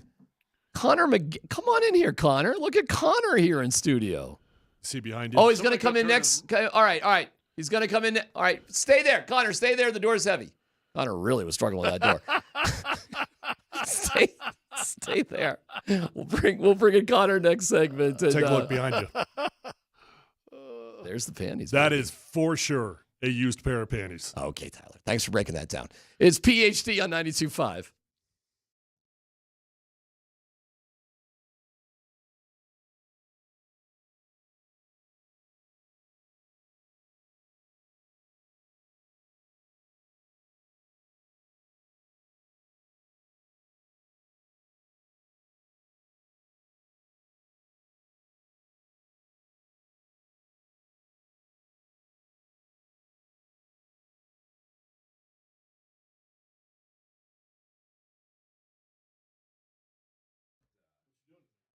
Well,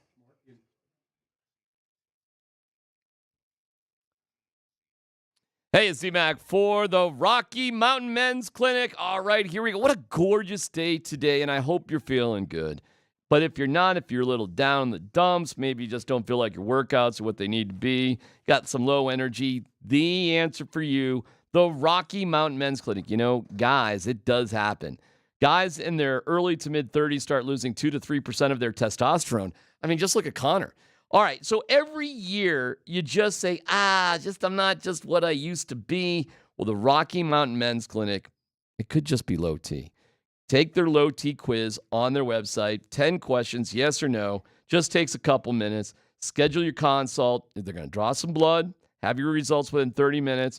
They're going to review the results with you and discuss your options. Listen, the cost of the appointment is $99. Includes a medical consult, T, and PSA test. If you sign up for testosterone treatment the day of your appointment, the visit is free. Give them a shot. Just call 720-440-7900 or visit RockyMountainMen'sClinic.com.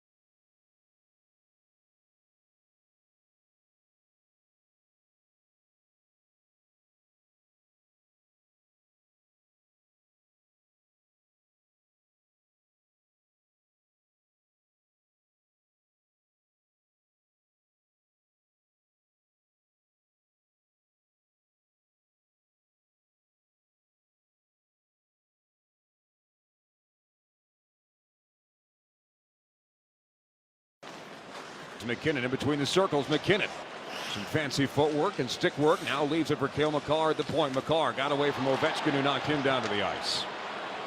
And a handful of, that's actually a rather large handful of Washington Capitals fans, most of whom we assume fans of Ovechkin. 2-on-1 the other way. McKinnon! Backhander! He scores! Throw the chapeau! It's a natural hat trick! A natty hattie for the Mac Daddy! The great Connor McGahey right here on Altitude Sports Radio 92.5, who joins us here. Hey, boys. This is remarkable because now Connor's been in the studio more times than Vic Lombardi.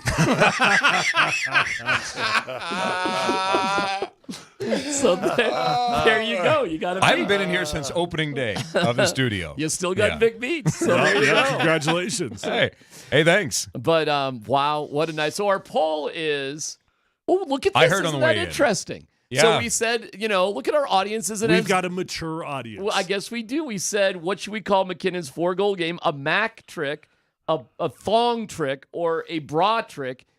Mac trick, 71.2% with a lot of votes actually right off the bat. Hockey fans are wholesome. Is Very what wholesome. we're getting after here. I wonder how many of them understand that a thong was actually thrown, though. I think everybody gets it by now. I mean, this thing has been discussed. I mean, you saw the picture from Riker earlier because Riker was in between the benches. Oh, that was last from night. him? Was that his picture? That was his picture He from his. took that- There it is, right there. Yeah. And it is. It's a buffalo plaid, so it's almost like a. I'm sorry. Break it down. A Tyler. buffalo plaid. It's Break like it it's a down. black and white flannel that everyone Okay. has, seen a lumberjack wear. Pretty much, but that's the pattern of it. Wow. Yeah. Wow. So there you go. All right. Okay, so. But that was Connor, did you, Riker's photo. did you see this happen when you're? I mean, No, I didn't, you because I were- was like, okay, whoever didn't get to throw a hat can throw one now. But I didn't. Then it was just afterwards that on X or whatever we saw the two bras and then that. So, but I had no idea because I'm on the International Space Station up there. I can't see what's thrown. Yeah, Scotty Riker was doing the game from. I love where he does the game from. That between the two benches is such a cool spot. Okay, so And I'll vouch for Connor. They put them radio, TV usually too, up there. It's Yeah. ridiculous. Yeah. See, now you know, Scotty. After Yeah, Boston, I know. you know now. All But dude, I will say this: you do get to see the plays unfold, which Yeah. is really cool. Okay, what are we watching with McKinnon right now, Connor? I mean, I was listening. I just did a event with a bunch of STEM students with Gabe Landeskog. You're watching practice as well. So I'm driving down here and I was listening to you guys. And you're right. I mean, when you're in the locker room last night and you're getting sound, you're wondering. I mean, this is superstardom. You know what I mean? We talk about it all the time. Who's a superstar? Who's not a superstar? Right. This is superstardom.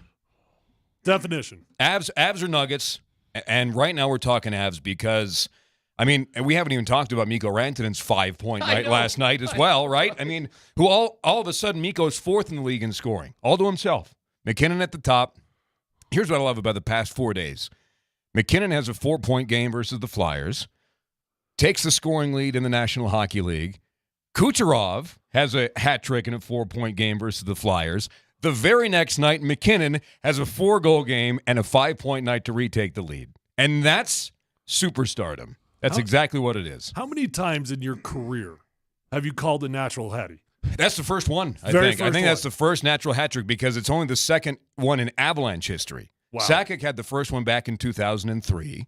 And I'm sure with as many pucks as the Stasnys and Michel Goulet put in the net, there was some with the Quebec Nordiques, but it's only the second one in Avalanche history. Wow.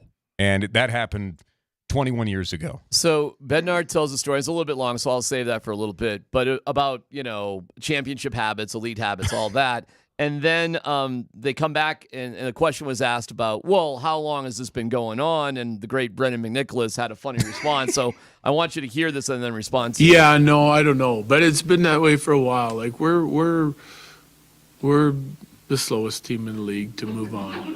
By far. But But the reality of it is it's not because guys are just dilly-dallying around the locker room. You know, it's purposeful, so it's good. All right, well, you travel with the team. You Well, have for that was years. me howling like a hyena in the Well, background. so what's the story behind that? Well, just because, I mean, he's right. I mean, because of the routine that McKinnon now has after the games, whether it's a cool down, and I don't watch. You know, I don't lurk back and just try and peek in on whatever the routine is. But you're on the bus and on the so plane. I go. So we get done, and then we go, and then we go sit on the media bus, and we wait to leave and go wherever we're going. But it does take a while now, and so Brendan. Like how long?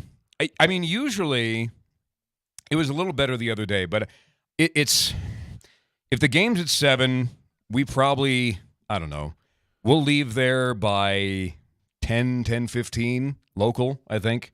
Maybe 10:30 if it's tough. But the idea is to be on the plane and out by 11 o'clock, I would think. Did you realize you're the slowest NHL team? Did you, or is this just the way it goes? Well, I don't know. I mean, I don't know who's keeping track of that. Yeah, the official off-ice stats, I think, would we'll know soon enough. But Brendan's reaction was very funny. Some Atlantonics guy, or however Patrick. Yeah, where's Patrick when we need him? Analytics. Yes, Analytics. Analytics guy. Patrick Law goes to Montreal tonight, by the way. So yeah, that should be. See, it would take us. We didn't have any workouts or anything, right? So after a game, we're not working out. We're just showering. No cool down or anything. Yeah, I mean, you'll hit the training table for a little bit if you got to hit the training table. But generally speaking, we tried to be out of there and on the bus about an hour after the game. Right? On a bad night, it might be an hour and a half if your quarterback's got long pressers or was injured or whatever. But I can only imagine. I mean, basketball, it's got to be nearly the exact same thing. When you've got guys that are getting full-on workouts in after the game. And that's what it is. Talking about 2.5 hours after the game. Yeah, it's not that long, but I mean it is, and it was just funny because Brendan, I sit next to DMAC in post game all the time, and he never chimes in like that. Really, that was his first reaction. And Brendan is literally the best. I mean, his information is great. His contact with us is fantastic. But to hear him chime in, and because he closes his eyes, sort of like a. Yep, by far we're the slowest team in the National Hockey League, but it's not a bad thing. Right. I don't want it to come across as a bad thing because it's not. It is the process that McKinnon has, and it's the reason why he's the best player in the world. And guys are following him. And the similarities. And Bednar, I thought it was really funny. And that was a genuine media laugh. You know, there's fake media laughs, right, Scotty? You know what fake media laughs are. Have a nice day, Coach. Everyone sounds like Krusty the Clown on their way out. But I thought that was pretty genuine, Connor. Oh, it was. Because it was funny. But Jared didn't laugh at it. No, but I mean, Jared, I don't think he was mad at Brendan or anything, but he looks at that as, hey, man, this is a defining characteristic about who we are. A red badge of courage. Is the way I think the coach looks at it. I think Malone looks at that as well. And I want to ask Connor this, because you throw out superstar, and I have been a mission, if you will, over the last 8 or 9 years, of let's limit who we call superstars. And one of the definitions I put on there, makes teammates better. Yep. There's a lot of great players. We've seen in the NBA, maybe even more so than the NHL, that go out and get theirs, but the team ain't better because of it. The small forward's not better because of it. The right winger's not better because of it. Do you put that in there with your term of superstar, guys that make the guys around them better? High tide raises all boats, right? And I think that you look at McKinnon, and he's not forced to, but he is the leader of this team in the absence of Landeskog not around all the time. And everyone has different leadership styles, right? I mean, if we want to go back, Ray Bourque was a different type of leader than Joe Sakic, even though they both were.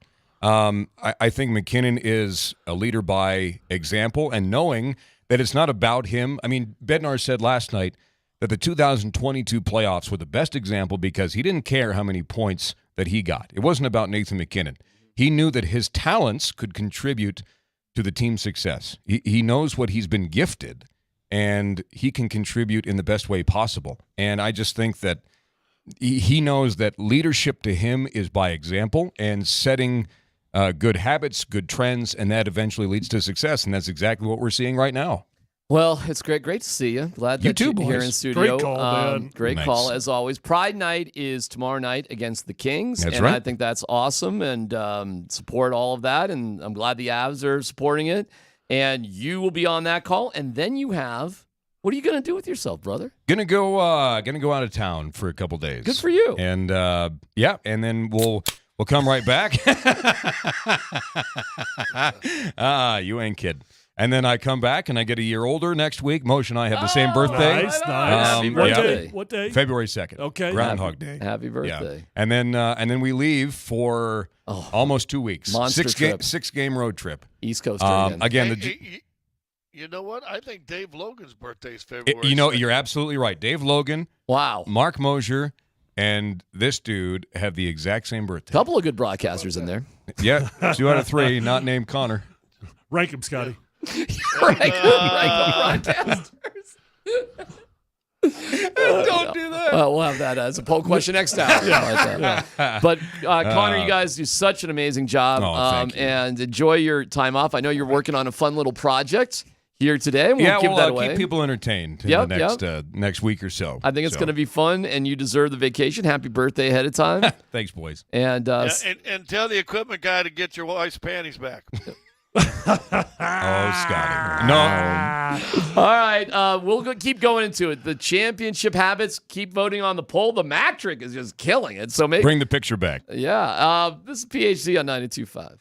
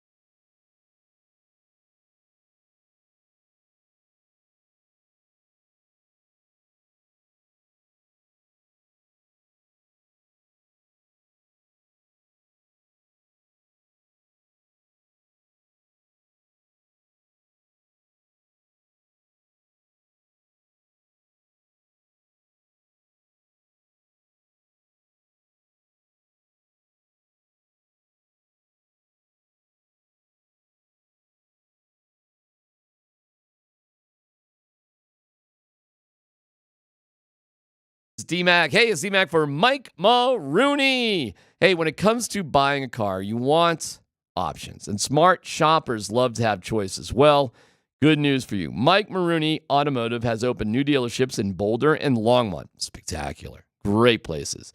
You can find their lowest price and lowest payment on a new Chevy, Buick, GMC, and Ford. Listen, they've got over 1,000 new and used cars, trucks, and SUVs, so you're sure to find the right vehicle at the right price at MikeMarooneyColorado.com. And as always, when you buy any vehicle from Mike Marooney, you'll get free delivery anywhere in Colorado and their money-back guarantee for your peace of mind. I want you to visit them today at Mike Marooney Buick GMC in Boulder, Mike Marooney Chevrolet Buick GMC in Longmont, and Mike Marooney Ford Longmont. They're proud partners of CU Athletics. With free delivery anywhere, listen, you can do your shopping. Simply go online to MikeMarooneyColorado.com and tell them D-Mac sent you.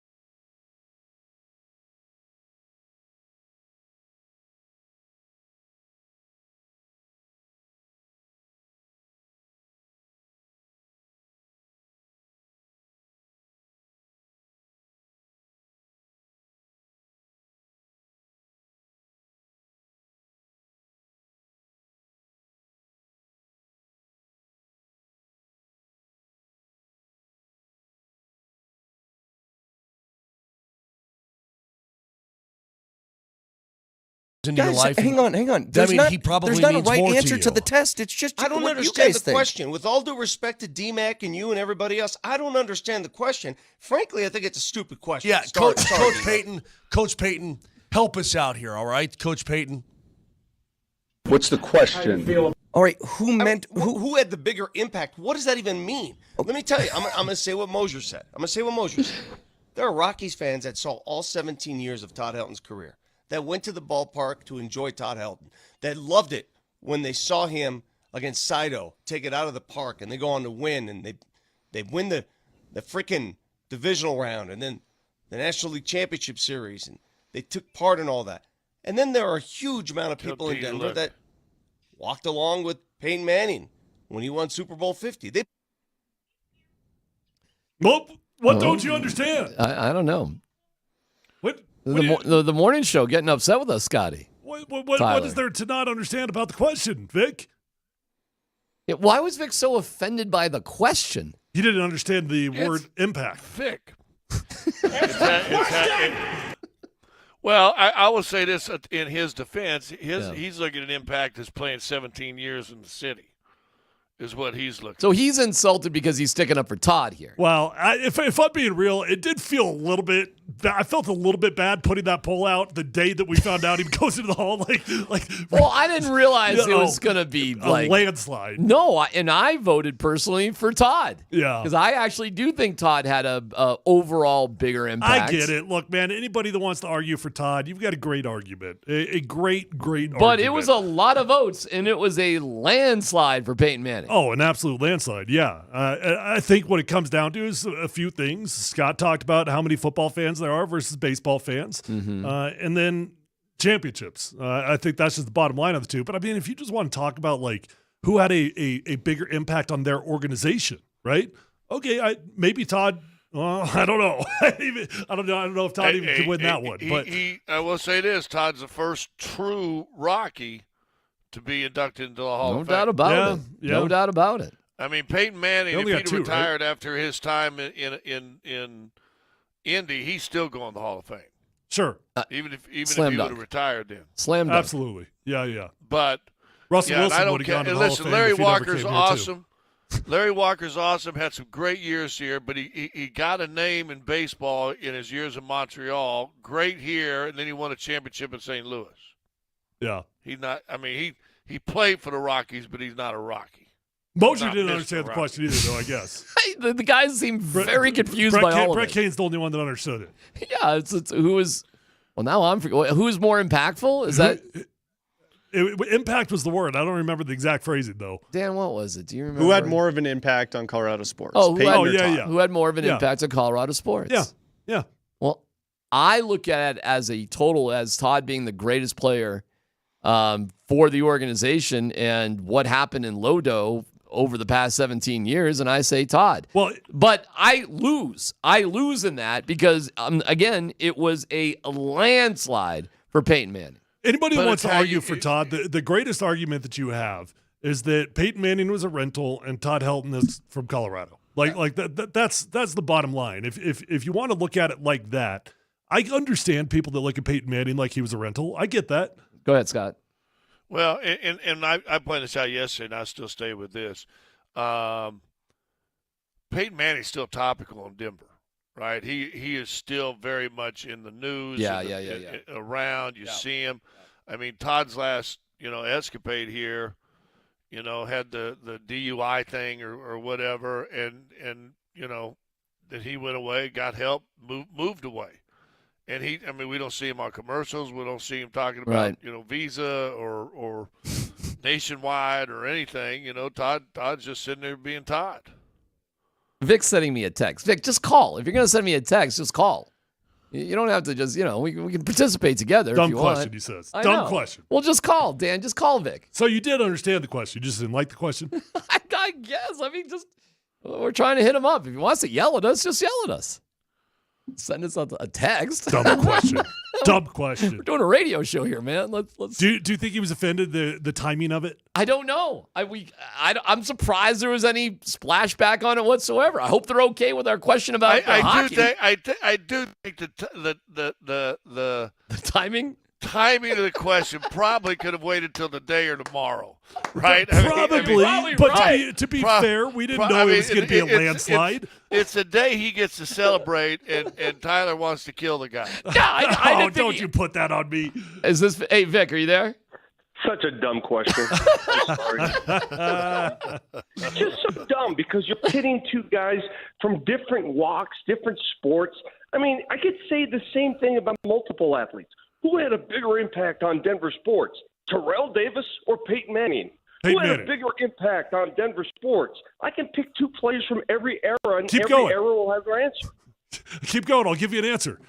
I mean, it's 100% subjective and generational. Well, here's the generational. Every baseball game, I'm going to say Helton. If I'm a kid that just idolizes the Broncos, I'm going to say Peyton Manning.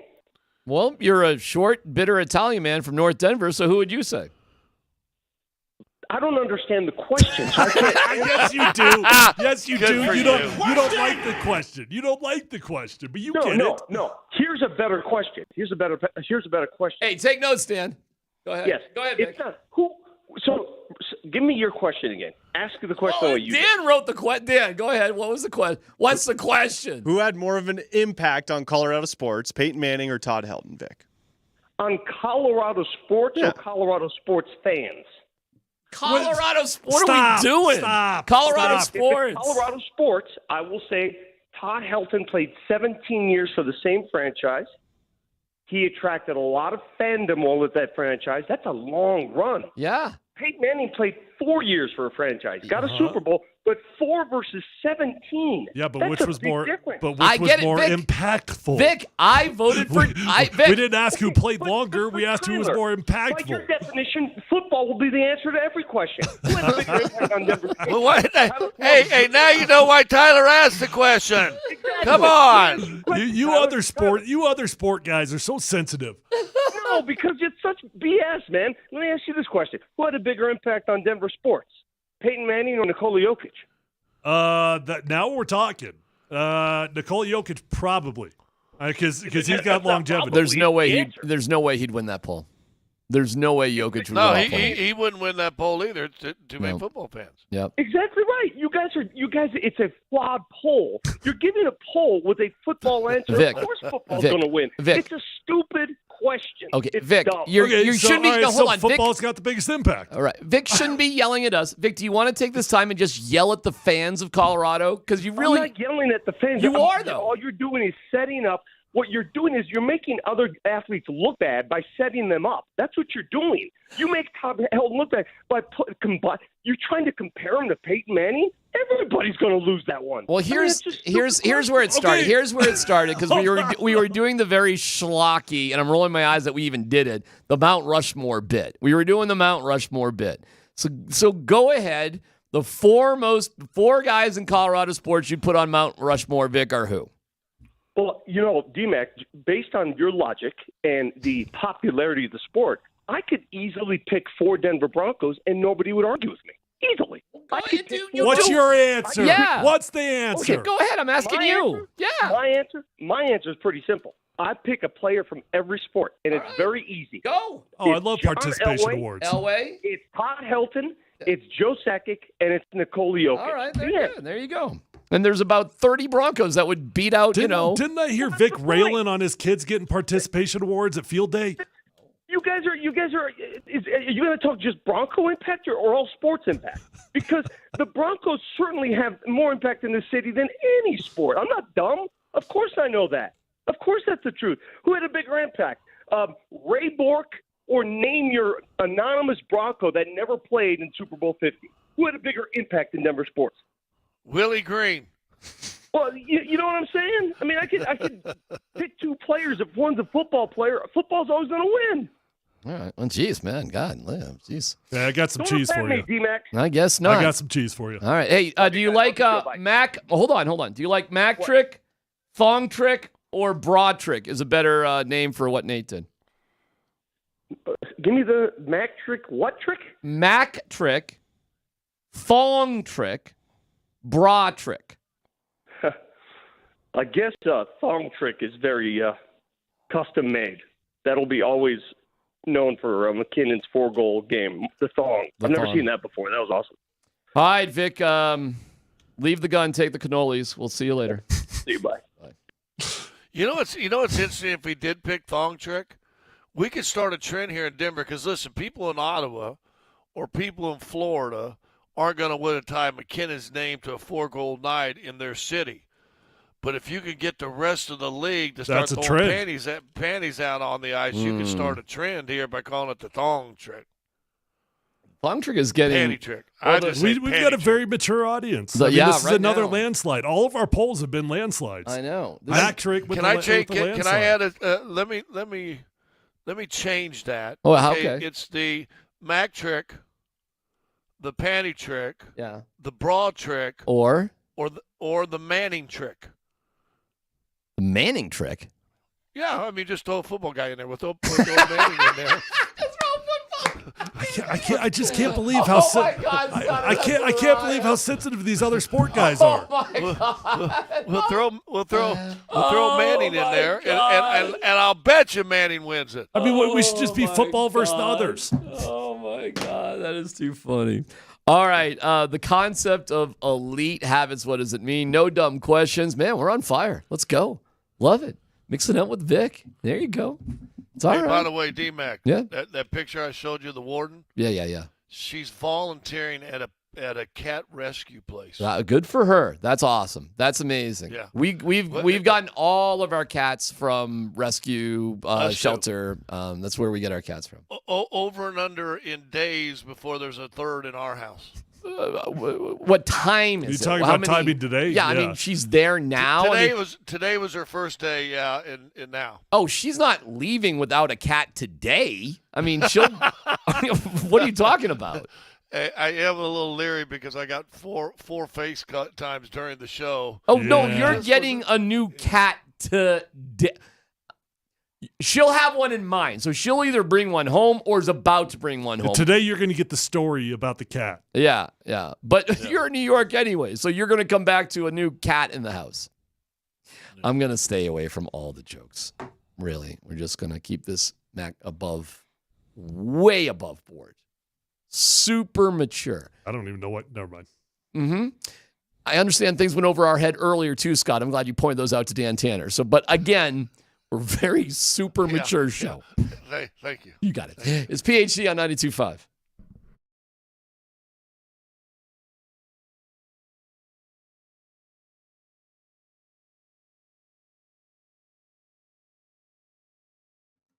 Hey guys, if you're feeling tired or run down, I get it. Tyler Columbus here with my friends over at Revitalized Health. My workouts were not going as far as they once were a few years back. Matter of fact, it's about 7 years back.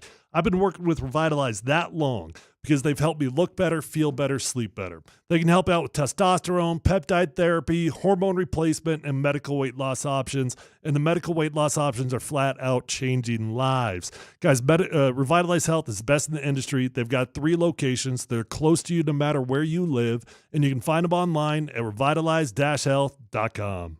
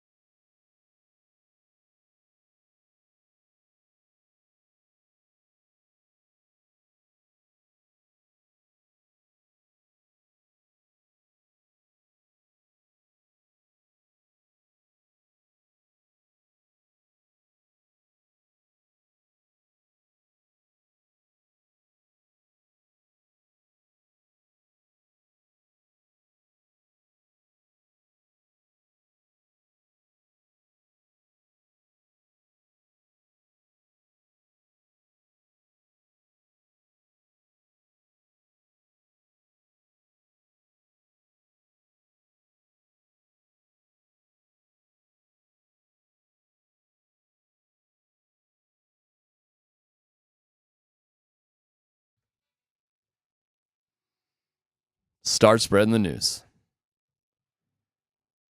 We're leaving today.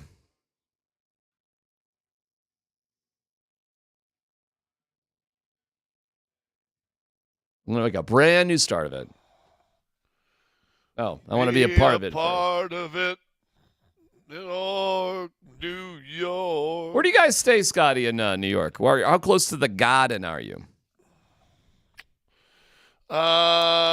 We're a handful of blocks away from the 9/11 Memorial, so we're in that area. If you didn't know New York, so we're not super far. What, 20 blocks away, maybe? You take the train to the game, or how do you get from point A to point B there? We have a bus, and we get on the bus, and the bus drives right up well, you go with Garden. All right, okay. Then we walk up 5 circular driveway up to the arena. Well, you get a little juice being in New York. Wouldn't you rather just get on the train and just sort of, because there's a train stop right underneath the Garden. I mean, it's right there. Yeah. Why would you want to make it more difficult on yourself? I just love being in New York, and just getting around to me is a cool part of being in New York. I just get I love walking the streets and taking the train and just being part of the hubbub. And Scotty's just getting on a bus. We walked down last night, Scott Bay and I, and got us a Joe's Pizza Pie. Mm-hmm. Nice. Came back to the room and shared that. Yeah, I'm good. Okay. All right. That's fine. I think Scott's experienced this once or twice. I think Scott's ready to come home and just be tucked into bed and pull the covers up for a little bit. That's they the all impression gotta I be. get. Are you kidding me? Yeah, where are you guys at, this, Scotty? This is the 10th day, right? We left on a Monday, a week ago Monday, and then we'll get home. And then, like Bednar said, we'll get home late, too, because obviously a flight from New York to Denver. I think when you go east to west, you fight headwinds at this time of year. Do gain a couple hours, but, yeah, we won't leave right away. Listen, if the Nuggets can pull this win off in New York, that'll be cool. But I'm not counting on it, nor would I be disappointed if you don't get this one. I think it's been a really good road trip. I think that Philly game was a lot closer than I thought it was going to be. A signature win against the Celtics in a game that felt like it really mattered. A workmanlike against Washington. I thought that was a pretty cool win against Indiana. Kind of a weird one. Huge third quarter. Kind of fell apart. Hang on. Jokic, great. Tonight, I don't know, Scotty. For me, okay, whatever you want to do here. I don't really care one way or the other. I don't know what your perspective is, though. Well, I think you want to stack wins, so you want to get wins when you can, and you don't want to, the two toughest games, I told you yesterday, the two toughest game on a long road trip is that last game on the road and your first game home. Because your last game here, you got dudes already packing bags going, oh, man, this is the last time I got to pack this bag for, until next Monday, I guess, right. Until Tuesday. Right. But you're like, let's get home. I got to do this. And about now, you're starting thinking, man, I got to get this taken care of, this taken care of, this taken care of. Then you're saying, well, I get in about 2. Mama's, do I want it? Yeah. It's just tough. It's a Today's a concentration game. I think if you played the Knicks in the NBA Finals, I think you're going to win the series. I think Denver's a better team. Although OG Anunoby, since he's been over, I think the Knicks are 10-2 in the 12 games he's played with New York. So they have found their Aaron Gordon, so to speak.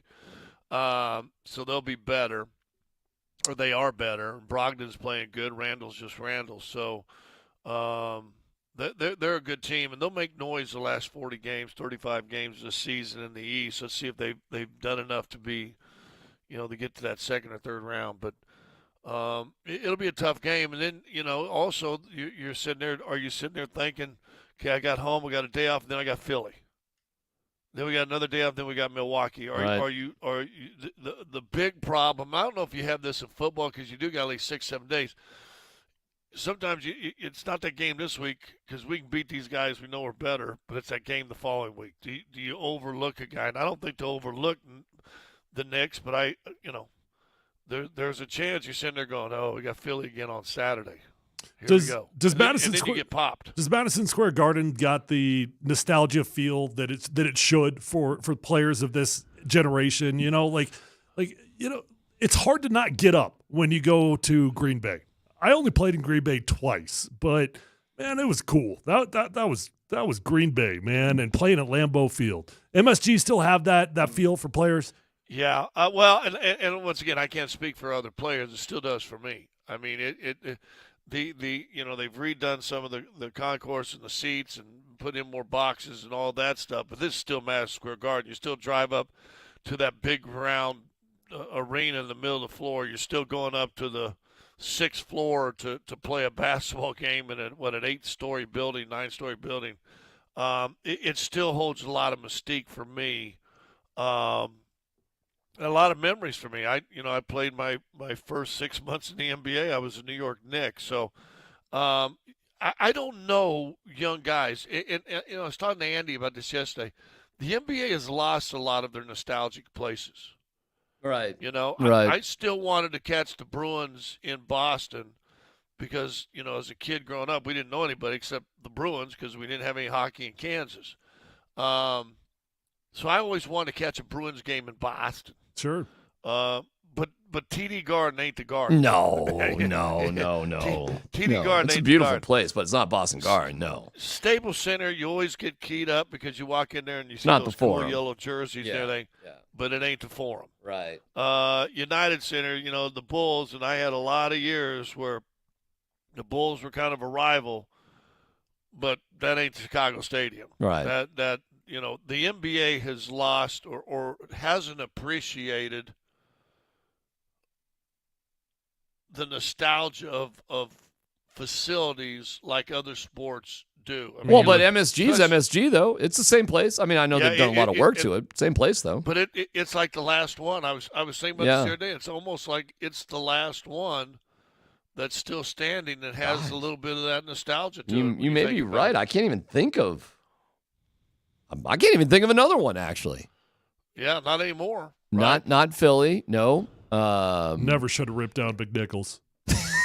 Well, hey man, there McNichols was charm to Philly, it. There was charm when you to went to McNichols. Philly and got to play in the Spectrum, that was cool because when I was in college and stuff, Dr. J and all them cats, and so when you walked in the Spectrum, that was even cool. You know where that is, Scott? You know where that is in sports now? It stays in college. In Duke or Indiana or UNC. All those places are. Well, I'd say there's a certain charm, even if it's big in the Carrier Dome. College has got a lot of them. College has a lot. College hasn't changed all that much. And even North Carolina, 15 years ago, changed their arena, and now it's called the Dean Dome. But yeah, I remember the first time I took an AAU team to Duke University. We played a game on camera. Oh, that must have been great.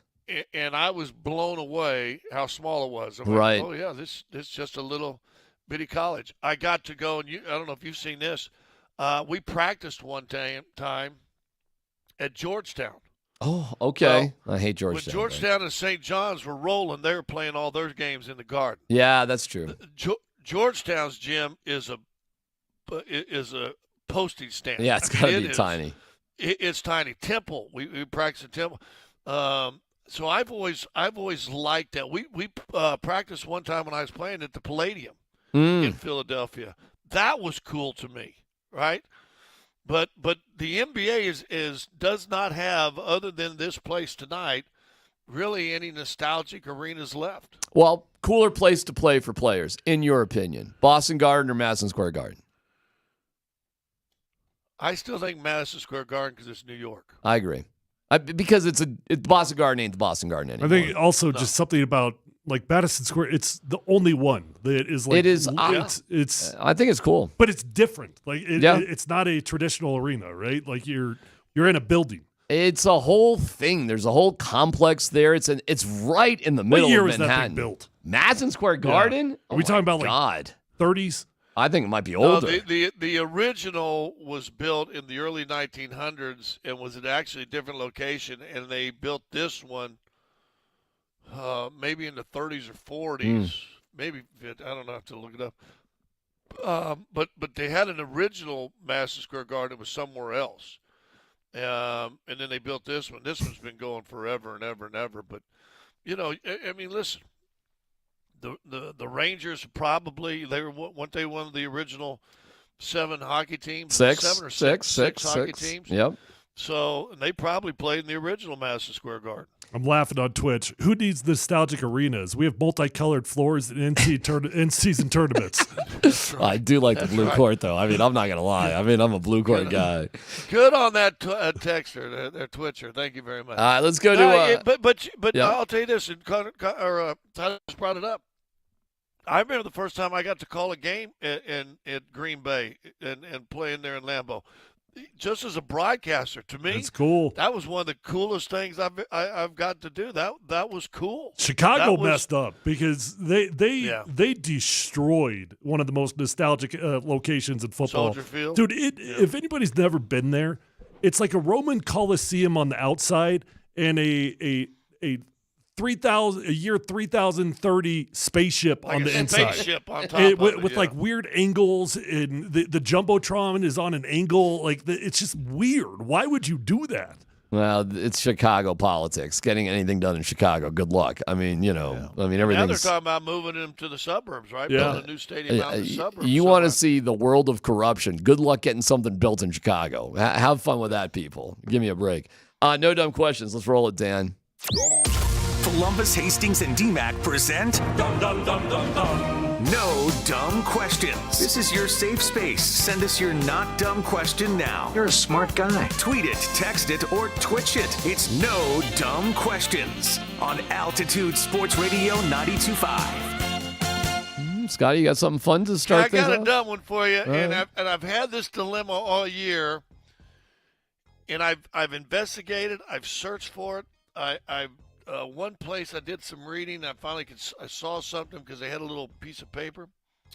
But they have these little coffee pots now. They're like K-cups, except they're tiny. They're like espresso cups, right? You ever seen the little bitty tiny espresso cups? Yeah, of course. A little, Yep. yeah. What's what? It's like black, blue, and copper. Oh yeah. Is what I got. And so I'm like. And I got one over there. If I remember correctly, the copper is espresso, right? I think that's the espresso one. But I think one of them's got to be decaf too. So right. I got a blue, black, and a copper. I don't know which one's which. I'm thinking I may have just wasted on some decaf. Just mix so I've them. got my third cup coming over here because I'm thinking I better try at least one of each because I have no idea what's what. Pretty soon Does his heart's anybody going to explode because they were all caffeine. They were all caffeine. Yeah. The color codes of coffee on those espresso days. I'd like to know. That's a good question. I would have That's no a idea. good question. Copper. I used to No have one clue. of those things, and it drove me nuts. No, I do have no dumb question, though. Okay. Good luck on that, Scott, by the way. Thoughts and prayers. Vic already thought you had a no dumb question. That was yesterday. Yeah, No kidding. I'm actually just adding on to that other no dumb question, and I'm testing the theory here. Okay. The theory is the football wins, right? I guess. Who had a greater impact on Colorado sports? Tyler Columbus or Carmelo Anthony? Tyler Columbus. Let's He be played honest. football for the Broncos. Rings matter. Rings matter. Championship. You got a championship. Championship. Played for him twice. Do you want to put that poll up? No. I mean, we're kind of at the end of the road right here with the. Well, we could very quickly disprove the theory. I mean, we could put it up for shizzles and gizzles if you want. I mean, no, I don't want that embarrassment. But Tyler Or did. you could do. I mean, I think I How just about disproved the Champ entire Bailey theory. or Carmelo Anthony? Champ would win because people hate Carmelo. People hate Carmelo. I don't hate Carmelo. I'm a big pro Carmelo guy. I got one for okay. Tyler Columbus or Rafe LaFrance? There you go. For what? Although I do love Rafe. Most impactful. I mean, I hate to put that on him because I love him. Oh my God, that is a riot. Well, I'll just say this. What has Rafe ever done? Well, what has he ever done? I'll just say this. There were expectations for Rafe. Yeah. Yeah, there was. I mean, there Tyler was no expectation for me. This dude made the team again. Tyler couldn't run 40 yards at the combine That's right. standing up. Face plant. Rafe won a national championship. I mean, come on now. Hey, I'd rather be the overachiever. You got what is the basketball? Now we're just going to talk about you right in front of you. Yeah, go ahead. Scotty, what's the basketball equivalent to Tyler Scott Columbus? Hastings. What are you talking about? You think Scott's the basketball equivalent to you? Absolutely. No, you played more. You Well, gotta Scott have some was guy dr- that actually played a little bit. No more. offense, You gotta- Scott was drafted. So he's Yeah, an sure. underachiever. Well, Yeah. I mean, he was drafted. Sorry, I don't mean to rub salt in the wounds. But you got to go with somebody that played a little bit. I did start 60 games. I got 60 it. games. So you've got to find somebody in basketball who was either late drafted or undrafted who also actually turned out to be kind of a good player. I So mean, who would that be in basketball terms? If we're being honest, I mean, Nikola Jokic. You're not even as tall as Jokic. Never mind as good. You know what? If you were to beat Nikola in an honest poll, I just have to put my headset down. All right, I have a no dumb question. Who wins in a fight? 1 Tyler or 10 angry Vic Lombardis? Wow. I mean, I'd swat those things away in a heartbeat. 1 Tyler against 10. I guess I can't answer the question. No, I know, because you'd be in the fight. Scotty, 1 Tyler, and I love how the texter, this is on the text line, said angry Vic Lombardis. You know, they're describing Vic because he was angry on the phone there. Well, if you said Mosier, I'm going with Tyler, but Vic does have a little of that Sicilian in him. Exactly. I'm thinking. No, his if family he's can't starting to lose, it's getting really unfair. Yeah, because Tyler may see 8 of the little angry Vic Lombardis, but where are those other 2? right. Where are those other 2? You know, where are they coming from, and what do they got? They're on the back of his legs, biting his Achilles tendon. I think you guys forget I'm Italian. I think you guys forget. Tyler is Italian. That is Italian right. blood in me. Right. Paul and Bizio. But you're northern. I don't know what the hell I am. There's no like. How did I come from Italy? I know. When you told me you were Italian, I didn't understand that one either. Dude, my great grandfather literally immigrated from Prato di Polina, Italy. Was it Palumbo or no? was it? My real last name is Palambizio. It got changed to Ellis Island because they wanted to be more American, turned it into Columbus. Yeah, nothing says more American like Columbus. Hey, you want to know this though? I am related to every single Columbus in America. It's a very small name. Every single one of them. We're actually family. What exactly are you bragging about? Other people named Columbus? How many McKees are there? A lot. There's a lot of other McKees, unfortunately. There's a lot of other Darren McKees. Yeah, go ahead. We ought to do someday on a slow day, instead of talking about a mock draft, just get a phone book from another city in another state. It's a great call bit. it Columbus and see if Tyler's related. It's an old rock radio morning show bit. I've done it. It's hysterical. It's called Let's Call Us. And we call Scott Hastings. Hey, they damn well better know who I am. We call Tyler Columbus. It's a great bit. It's a funny bit. I'd love to do that if you really want to do it. I'm game. It's great. Call us. And we call people with our own names just to figure out what's going on. Do you have anybody with your name that is famous for something besides you? Like, I mean, is there anybody with your name that is also known for something? Well, I mean, not to go So go heavy story, but my grandfather is like a true rags to riches. Like my dad grew up in a 600 square foot home with 3 brothers. Well, one of the most famous names in oil in Denver. Is Tyler Columbus? No, Emil Anthony Columbus, my grandfather. Right, but your name, Tyler Columbus. I guarantee you there's another Tyler Columbus Oh, no somewhere in way. this. Do you think you're the most famous? I think I'm the only Tyler Columbus. Scott, do you think you're the most famous Scott Hastings in America? No. Well, I don't know about America. The world. I don't know.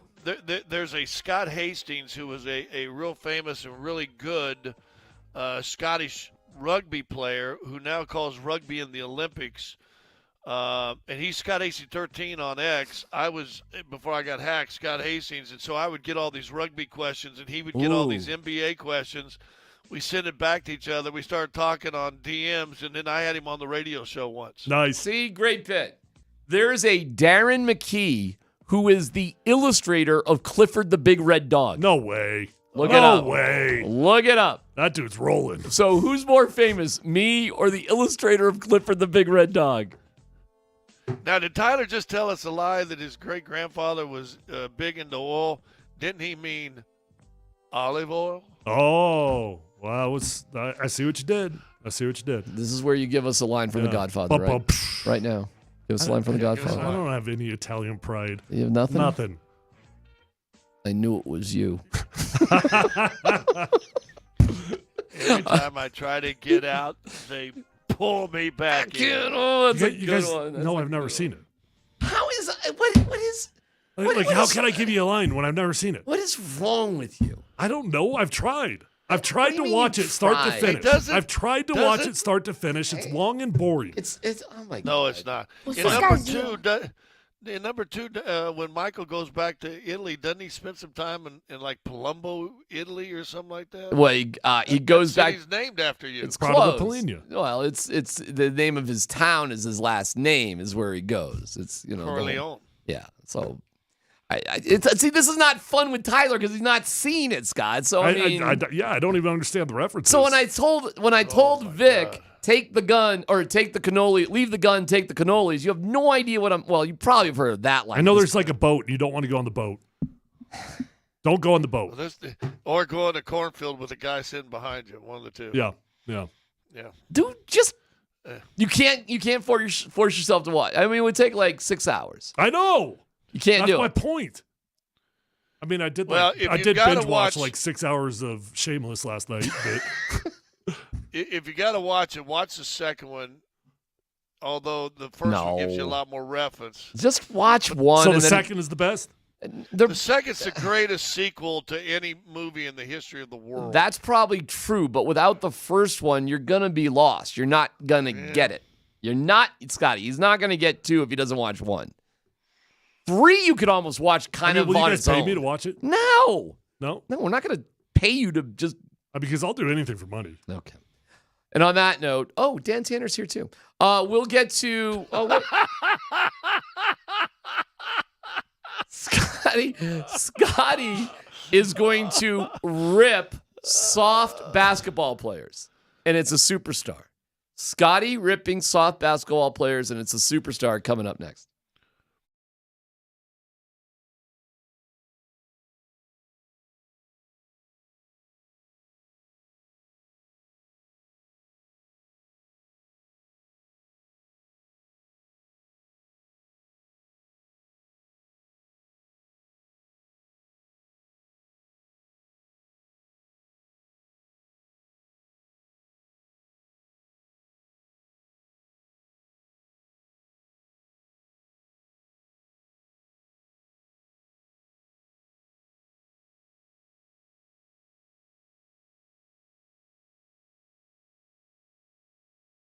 Hey, it's D-Mac, and I am doing something today that I haven't done in a long time. And I know this sounds silly and just, okay. But I'm wearing a T-shirt, and I got it tucked in, Dan. You see that? I'm tucking in my T-shirt. Okay? I'm just saying. It's little wins like that make you feel good, and I'm down over 20 pounds. Okay? And I got more to go. But, I'm feeling better. I had a weird day yesterday where it just the schedule was a little mixed up. And even though I was a little thrown off, I still wasn't pushed to do something dumb in a panic. And it's because of being with Soda Weight Loss. And that is a large improvement to where I was just 6 months ago. 6 months ago, it would have been fast food, garbage, late at night. But Soda Weight Loss has me losing weight, 3 to 5 pounds of fat gone a week. Check them out. 800-555-6521. Soda, SOTA, weightloss.com.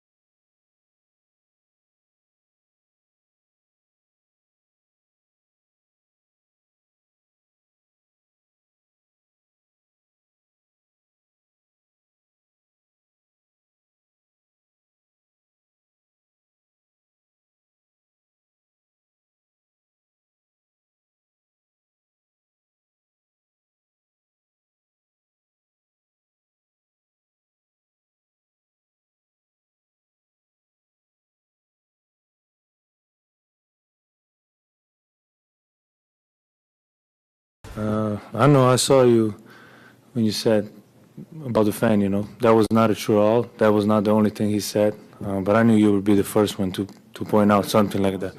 I'm not going to say what he said, but I knew you were going to be the first one to put out something like that. So I just saw it, man. It's just funny. You always seem to be the first one to put some bad stuff about me. First of all, 99% of the stuff I've written about you has been good. I don't know. I was sitting 2 rows behind us. All right, so it was the only thing that time he said something, the only thing? That was what you reacted to. Yeah, I was hearing the whole first half, right? Or you didn't hear anything? He was definitely hollering. Okay, there we go. Acted. But you put out something that was just the only thing, but... What was the final straw? What was the issue? What was the thing that... It's not the issue, I'm just seeing you seems to be the first one to always put something bad about me. Several of us actually tweeted that. That's fine, it's all over. Why did you ask for the fan to be ejected? Because he was cursing me the whole first half too. Is that a beat writer for the Stars? Or not Stars, the Mavericks. Is that Luka mixing it up with a beat writer from the Mavs? It would sure appear. Wow, I did not hear that. The alleged reason why Luka kicked this fan out of the game, and this like who knows if he was actually cussing him out throughout the game, I don't know. But the alleged quote of what sent Luka over the top, Luka, you're tired. Get your butt on a treadmill. Get out of the game. Yeah, but see, here's what Luka was saying. I can hear it now. You wrote that, and it was really way more than that. It wasn't just that, but you're making me look bad because you're saying it was just that. I didn't realize there was a contentious relationship with Luka and like a beat writer. And let me tell you, that confrontation with a beat writer and a superstar player, damn, man, that is unusual. That is like that, Scott, with somebody who's on the beat all the time.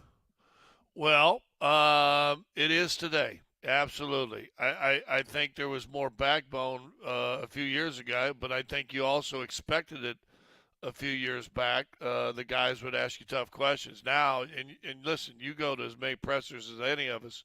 For the most part, pretty softball questions. You would right? never hear that at a Nuggets. I'm telling you, you wouldn't. No. It would never happen. Never. What's going on there? Look, my personal opinion on this whole deal with NBA players getting guys kicked out of the game, because this is no longer a rarity. Like does a week go by without this happening? It feels like it happens all the time.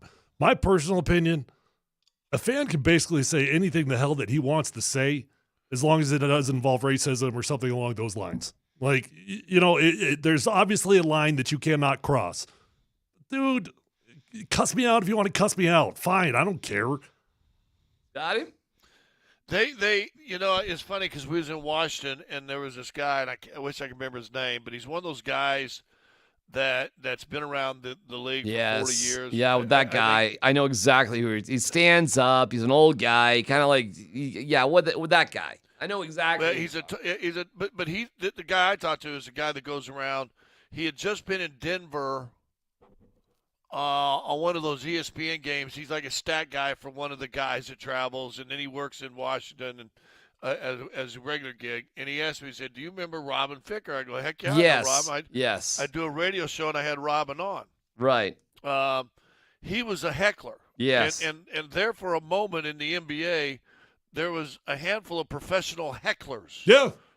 Robin Ficker would be one of them. He had seats. He was a lawyer at the time.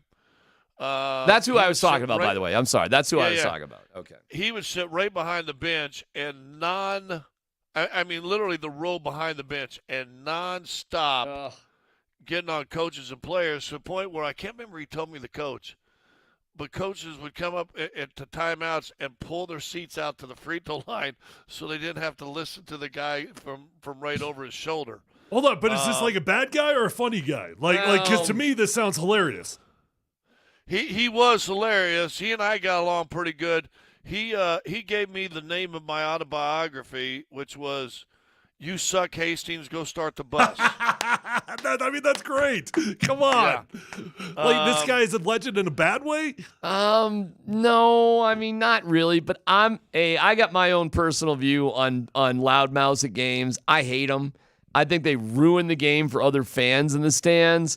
However, I think players kicking fans out, I think that's ridiculous. I think that's It's absurd. it's so stupid. It's so soft. I get it. There's a line, and it doesn't just have to be racism. I mean, there's other lines that you cannot cross. But dude, that's part of the game. Like, to me, that's like playing on the playground. If there's threats, I think you need to take them seriously. If it's racial, I think you need to take it seriously. Absolutely. If it's mother trucker lovers, I think you need to have a conversation before you just kick them out. And Right. say, no. We've got parents who bought tickets for kids and stuff too. But if the guy's just screaming, Luka, you're tired, get your ass on the treadmill, that is just annoying. And should you be kicked out? That's for funny. Just, That's funny to me. It's funny the first time, but some of these. Well, I'm just saying, man. You take kids, and you got kids. You take kids to a sporting event and have leather lungs sit behind you for an entire game. I got it, and I don't want them cursing up a storm. I understand that gets terrible, but that, to me, that's good, healthy trash talk.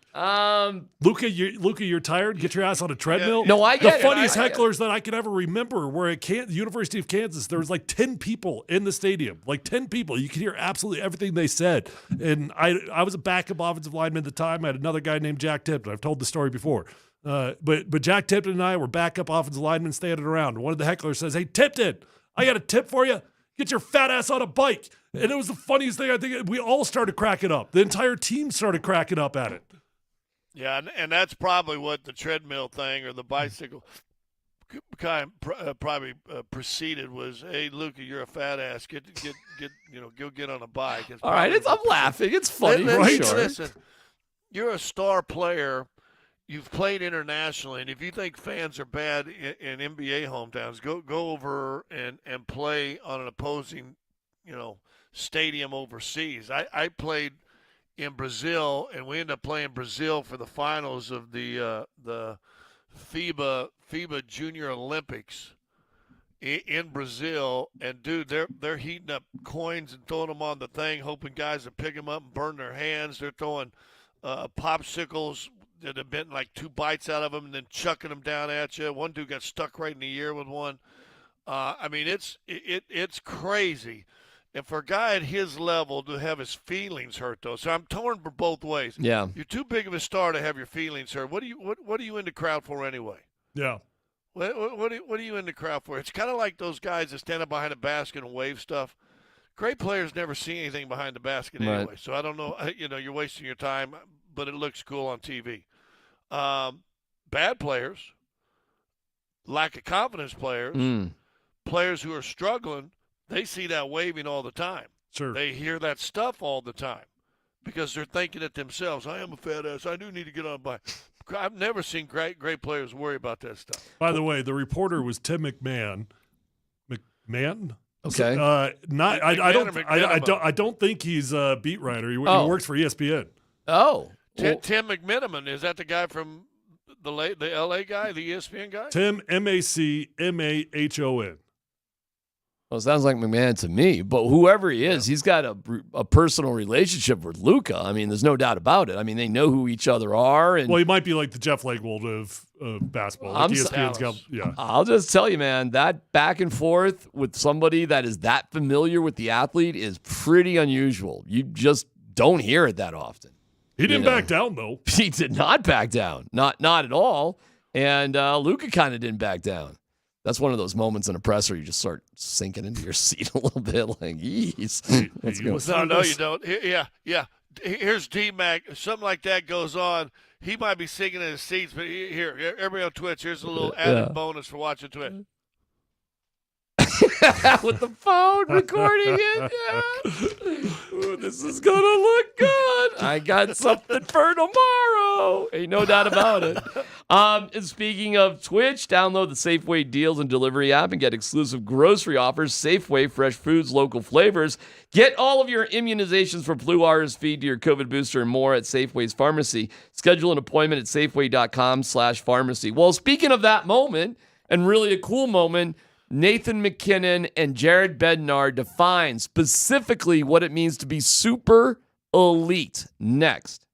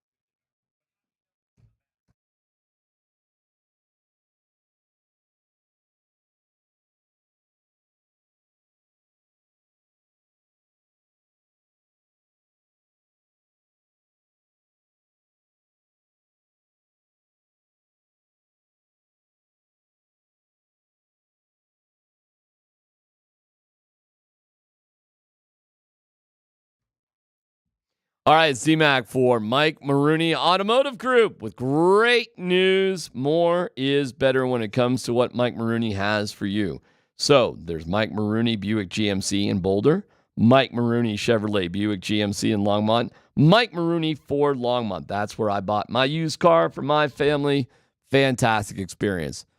Good way to start is just to go to MikeMaroneyColorado.com, where you can see their lowest price and lowest payment on a new Chevy, Buick, GMC, and Ford. Mike Maroney Automotive has opened up new dealerships. They're in Boulder and Longmont, and they're there for you, or simply go online. As always, any vehicle you purchase from Mike Maroney, you'll get free delivery anywhere in Colorado and their money-back guarantee for your peace of mind. So I'm a customer. I love my experience with Mike Maroney. Listen, it's going to work out for you. Just go online to MikeMaroneyColorado.com.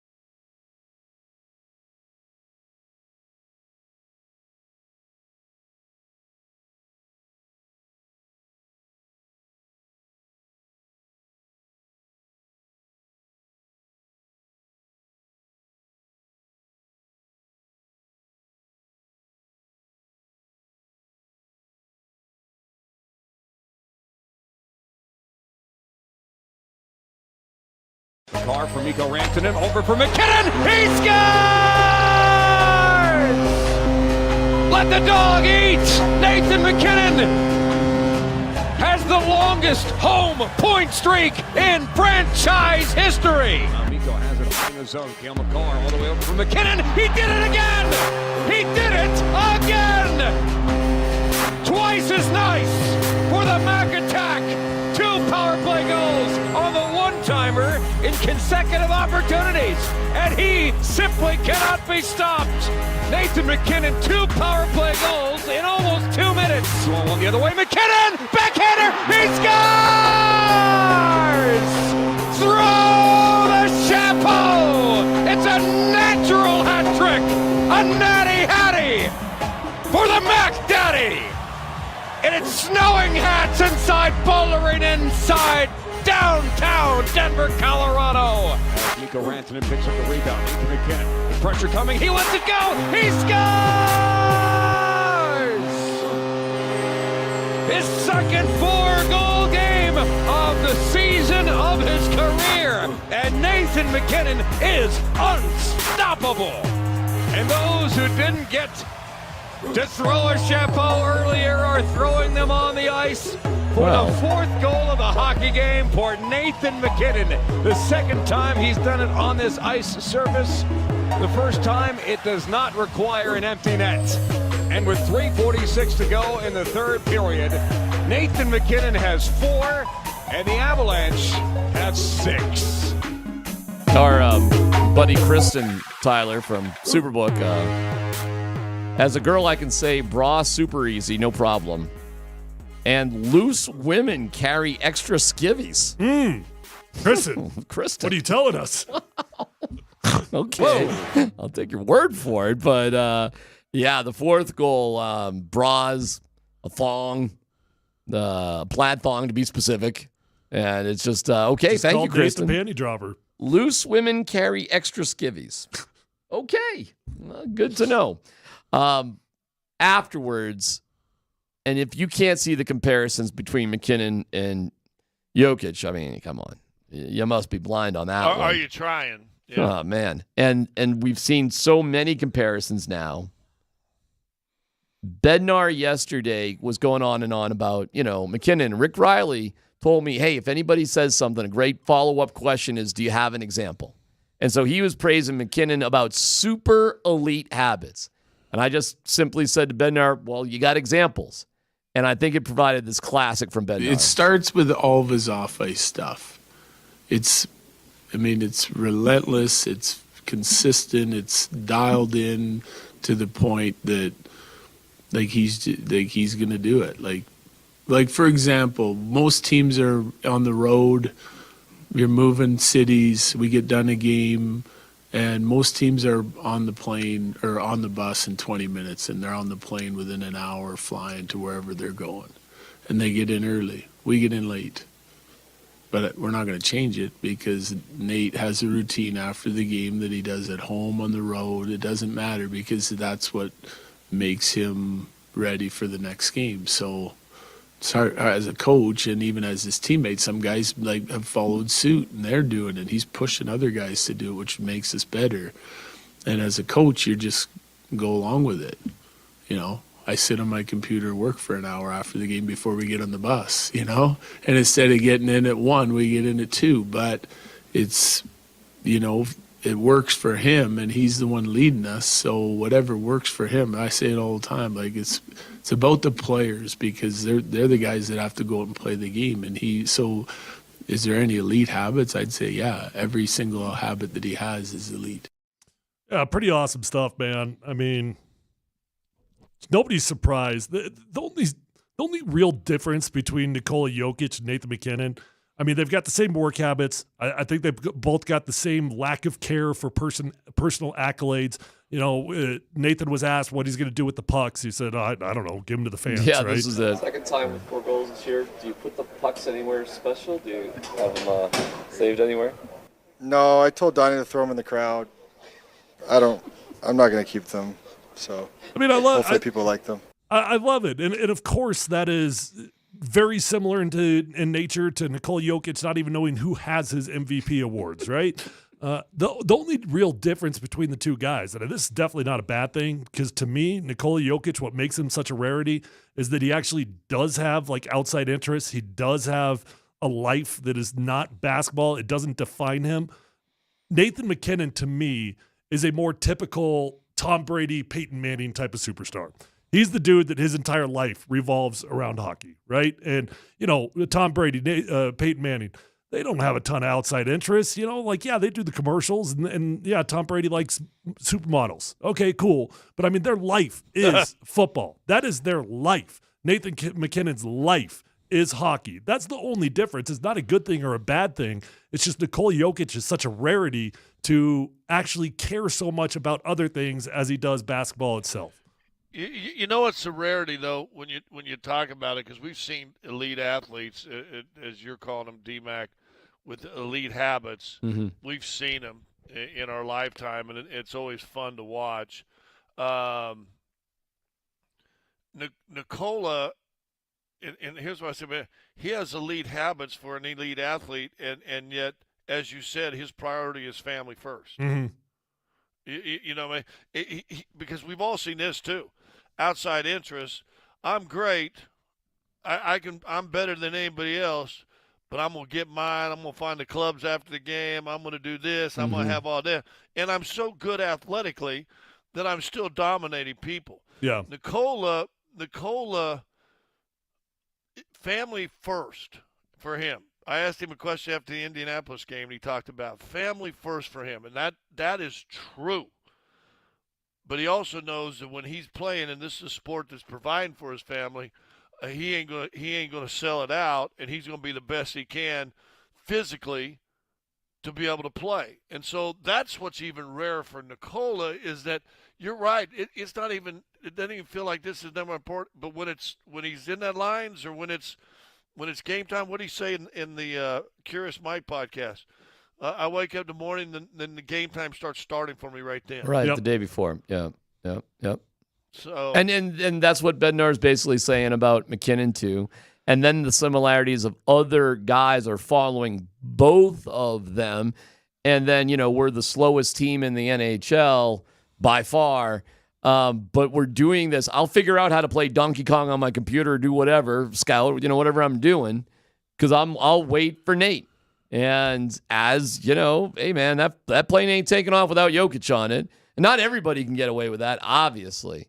But, boy, when your best guys have those habits, and I think listen, man, either you have super elite habits or you don't. I think every human being can look in the mirror, fellas, and have an honest conversation with themselves. I think you know it if you know. The hardest part is sustaining it, because I promise you, every single professional athlete had championship habits. Every single one of them had elite championship habits to get them there at some point in their life. I guess there's a few that could just coast into it because they had that talent. But the hard part is sustaining that over 3 years, 5 years, 15 years.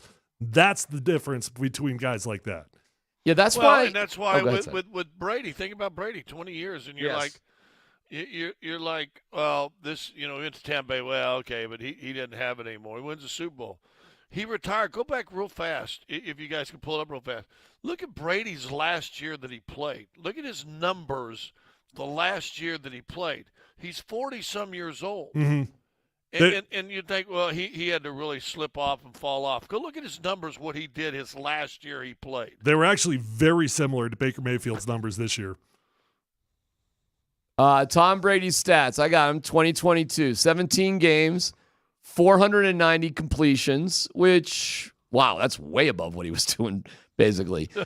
On 733 attempts, 66.8% completion percentage, which is 67. Okay. It's no. It's upper. It's not the best, but it's upper. It's up there. Yep. 4,600 yards, which is above average, not the best, but above average. For 6.4, above average, not the best. 25 touchdowns to 9 interceptions.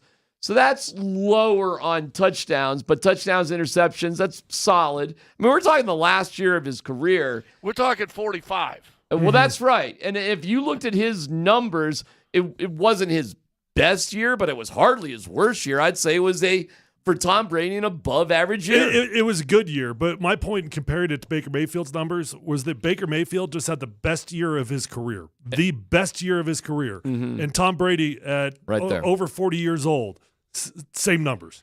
Crazy. Well, I'll throw this out at you. If and he had more touchdowns last year, but if Russell Wilson would have had those type of numbers, 4,500 yards, blah, blah, blah, would he have been benched in the last 2 games? It's about the moments. Yeah, I don't know. I think he wasn't getting along with Sean Payton no matter what, man. I understand that. But if he's got that much yardage, he probably win Jets or Washington or Raiders the first time, or they probably win one of those 2. Scotty, can I give you my conspiracy theory that I think you'll like? I think Sean Payton was looking for excuses to get rid of Russell Wilson from day one. Oh, of course. I do. Oh, I agree. So yeah, no, I mean, I don't even think that's a conspiracy theory. Of course he was. Yeah. I mean, the story behind the scenes with Russ is that don't look at the numbers. It's the moments. It's the third downs. It's the critical points of the game. And those are things that you are very tough to statistically put a number on. Allen Iverson on the text line, if he had those habits, he would have been a champion. Now, that's a guy that did have absurd natural ability. Yep. But there's famous stories of him coming in from the club at 5 a.m. and there's Kobe going to the gym. Practice? You're right. And I mean, Kobe, that Mamba doesn't McKinnon and Jokic, isn't that the Mamba mentality? Isn't that it? Yeah. Isn't this the same thing Jordan had too? And other guys, hey, Michael's lifting. And you could see in the series about the Bulls, Michael was getting pushed around. So what did he do? Mm-hmm. Went to the gym. And that's that. Did you see? Did I send you guys a video? Speaking of Mamba, of LeBron James playing in like one of his early All-Star games with Kobe. Mm. Did I send you the video? I'm not sure, but go ahead. Yeah. Yeah, and basically Kobe's like blocking his shot, turning him over. I mean, playing like it's a real game. Oh, okay. And Kobe goes, he's scared of me. He can't score. And I'm like, dude, and the whole thing on whoever sent it, I'll look for it and try to send it to you again. Okay. The whole thing on that was don't you wish All-Star games were played like that again? Right. The best going against the best. And Kobe went down and locked up LeBron James. Do you think CU has super elite habits right now? No, I don't. I'm all for all the rappers. I'm all for all the Hollywood stuff. Bring Dwayne The Rock Johnson on the sideline. To me, that's all great, and it can be beneficial. It also can absolutely hurt you. And I do think later in the season, the team, some of the lack of discipline, the penalties, everything else that went into it, I feel like all that outside stuff was a bit of a factor. Like, I get the appeal. I get why it's beneficial for the program. Right. And I'm not fighting it. But put yourself in the shoes of an 18-year-old kid that is at the University of Colorado, and you got Lil Wayne bringing you out. You got Quavo. You got all the rappers. Everybody's bringing you out. And you got all the Hollywood dudes. It's hard to not feel like you've already achieved what these guys have achieved because they're hanging out with you, right? Can you win a championship, Scott, without super elite habits? Can you win a championship without it? No. I don't think so either. I don't think so. I think it's tougher with football because you got to get 83 guys or however many in the college if you're going that route in the same direction. You better have about 6 dudes that are playing on a football team that have that mentality because one guy ain't going to permeate down to the other 82. But a guy from defense, offense, special teams, this guy, boom, boom, boom, wide. Now you got multiple sources permeating. I think you can pull that in. You know what I've seen out of great athletes? Those who have super elite habits. You know what the one thing they have in common? They don't have to tell you they have super elite habits. Some of them do. Exactly. I mean, I don't. I think they don't have to. I think LeBron has super elite habits, but he lets you know about them. Okay, but all right. I don't know, man. Most of the guys. But let me ask you this. That's a great question. I don't disagree with that, Tyler. But for a guy who's the leading scorer in the history of the NBA, multiple championships, and blah, blah, blah, blah, blah, blah, blah, blah, blah, the numbers he has, because he reminds you how good he is and reminds you how hard he works, do you think that's tarnished his reputation to the point that there's even a debate whether he's the greatest? I mean, there shouldn't be a debate. Well, nobody likes anybody that self-anoints themselves, right? And so when you self-anoint yourself as the greatest of all time, there's going to be a ton of pushback, and there's going to be a ton of people that are going to be flat out offended by it. So I guess my answer to you is yes, I agree. I do think that that's a big pushback on LeBron James. Well, what a night I think this is propelling the Avs right now. I mean, they've had some weird roller coaster moments, but they got Byram back. By the way, they played Byram with Malinsky, and Jack Johnson was basically a healthy scratch. Jack Johnson may be on borrowed time here with the Avalanche, seriously. So but Malinsky's playing as a young player too, right? Oh yeah. There's a future guy for you, dude. again. They had Byram and Malinsky on the back line. They played great defense. Not only was last night was unbelievable. Mikko had a 5-point night. Cale Makar had a shorthanded goal. Yeah, nobody's talking about Mikko.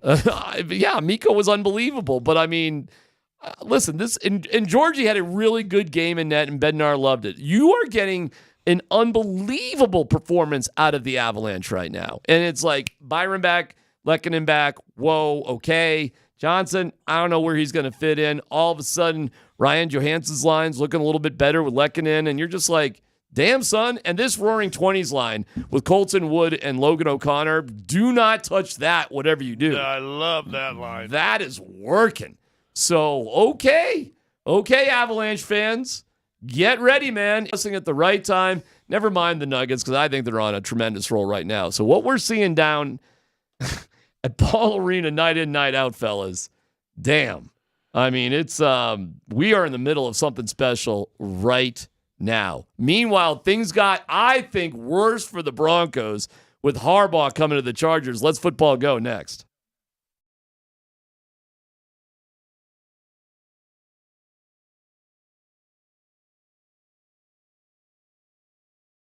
Hey, what's up, guys? Tyler here from my great friends at Revitalized Health, whom I've been working with for 7 years. Why would I work with them for 7 years? That's a long time.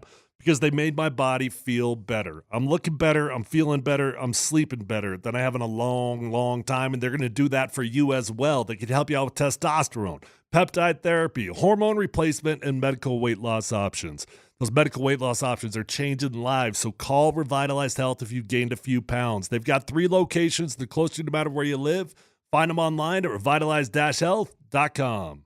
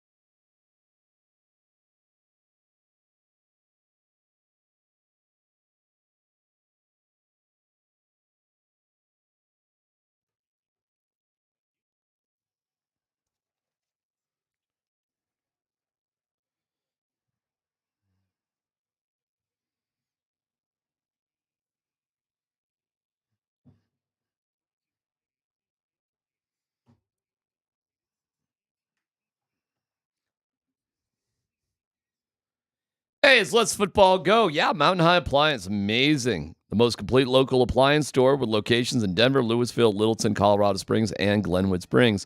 Offering every major appliance line and brand. MountainHighAppliance.com on Twitch. We can see Scotty is getting ready, looking dapper. Got I wouldn't say pink. That's not a pink tie, but it's shades Red, of brother. red, straight up red. Looks great. Looks like the thong. Yeah, man. It's not. It looks like a little plaid. Made out of? I don't know. Maybe thong. What shoes you wearing tonight? What you got? Putting sneaks on with the suit, right? That's the look. I know. Look at that. Oh, some New Balance. Going New Balance. There you go. I got some brand new Balance kicks on myself. Hey, man.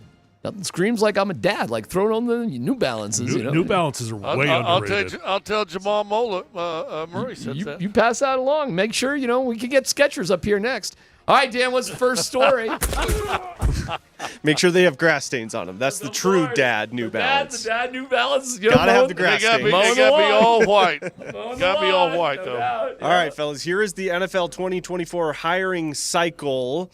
So we saw yesterday Jim Harbaugh is now the head coach of the LA Chargers. We've got Antonio Pierce with the Raiders. Patriots, Gerard Mayo. Titans, Brian Callahan. The Panthers today hired Dave Canales away from the Tampa Bay Buccaneers. So 3 remaining teams without a head coach: Seahawks, Commanders, Falcons. But in the AFC West, Sean Payton, Andy Reid, Harbaugh, Antonio Pierce. What do you guys think about the new head coaches in the Broncos division? I think it's arguably the most stacked coaching conference maybe ever. I mean, AFC West with Andy Reid, Sean Payton, despite Scott hating his guts, and now Jim Harbaugh. Dude, that is nuts. I mean, have we ever had something like that? Dudes with that long, like that lengthy of a pedigree? No, I mean, it feels... I'm showing my age here, but it feels like we're going back to Big East basketball, Scott, where everybody was a legend. With Carnesecca, Boeheim, John Thompson, Jim Calhoun. Right. It was just Bill like... Belichick played 20 years without a coach in his conference. Yeah. Well, Rex Ryan wasn't. Who was it when Levy was coaching Buffalo? I'm trying to think. The Patriots were all over the place. They had like Dick McPherson and I don't know, man. The Patriots were a mess. The Jets had, when Marv Levy was there, I don't know if Rex went back that far. I don't think so. I don't know. It was a disaster. It wasn't anything like this, Scott. Tyler's right. I can't remember a time. I bet the where it's lined up NFC like East this. had a run there. With the Cowboys and Redskins and Giants, Philly. They but like had to have had if a you run think of in the there. Cowboys like Tom Landry, okay, fine. Was Parcells there at the same time as Landry? I don't think so. I don't know. You guys are the historians. Well, this is a hard question. Vermeil, Landry. Was Vermeil in Philly when Landry was still in? Maybe. But look at the AFC North right now. Okay, Steelers, Ravens, pretty good. Browns, do we care? I don't know. I don't know. I think you're right. Listen, man, I know you got some beefs with Sean Payton, but you can't deny that he's had a successful NFL coaching career and won a Super Bowl. Andy Reid's won a Super Bowl. Jim Harbaugh's been to one. Are we seeing the real deal with the Raiders or not? What do you guys think? Do you think? I don't know. It's gonna depend on who he hires. And one thing they said about Antonio Pierce, which I think is very, very smart, is that he didn't shy away from his blind spots, which is the only way you can do it. Because if we're keeping it real, he's going to need to be coached on how to be a head coach. It's one thing to step in as an interim guy and be the motivator. That's I'm not saying it's easy, but in terms of coaching, that's probably the easiest part of doing it. And now he's got to surround himself with people that are very experienced and very talented coordinators. Yeah, that's true. And I think too many guys, and there's been young guys. We saw that when Brian Shaw came here, right? As a Nuggets coach, he kind of came in and hired friends and not a lot of experience and didn't last a year. Vic Fangio, you tell me what his staff was like, what we know what happy-go-lucky guy, what his staff looked like. Oh, every single dude was a first-timer, first-time offensive line coach, first-time wide receiver coach. Sean Payton's staff, though, it's actually a lot younger than you would think. The offensive coaching staff has got a handful of first-timers, or they were first-timers last year, I guess. I do wonder what changes are going to happen with the Broncos and the coaching staff, because we haven't heard anything right now. So You probably would have heard by now. you heard something, right? Something? I don't think you're going to see any changes. Well, let's go to the next story. Dan Tanner, go ahead. All right, that leads into our next story. This from Yeah. Adam Schefter earlier today. He said Bill Belichick is not the favorite for the Falcons head coaching opening, How about according to that? Schefter. Schefter also believes there's a real possibility that he's not going to get any of these head coaching jobs. Which team, if any, should hire Belichick? Well, Chargers got Harbaugh, Raiders got Pierce, Patriots got Mayo, Titans got Brian Callahan. What teams are left? Panthers got Dave Canales today. I don't Yeah, really know him, He's but from Tampa, offensive coordinator. But yeah, he certainly in the big picture. Nobody dude, knows him. you got Seahawks, Commanders, Falcons, and Shefty's reporting that the Falcons are out on Belichick, or maybe it's leaning in that direction. I don't know. Billy B may get shut out here, fellas. I mean, the easiest hire for the Seahawks would be Dan Quinn because he's got history there, and you keep it going. Like, I actually think it's a mistake that the Patriots hired Mayo because, dude, like, just start over. Don't try to recreate the culture. Just start over. To me, that's probably a mistake. Seahawks, though, I guess that would arguably be the same thing. I don't think they would have any interest in Bill Belichick because they just fired a coach, not because he was bad, but because he was too old. That's why he got fired. Scott? I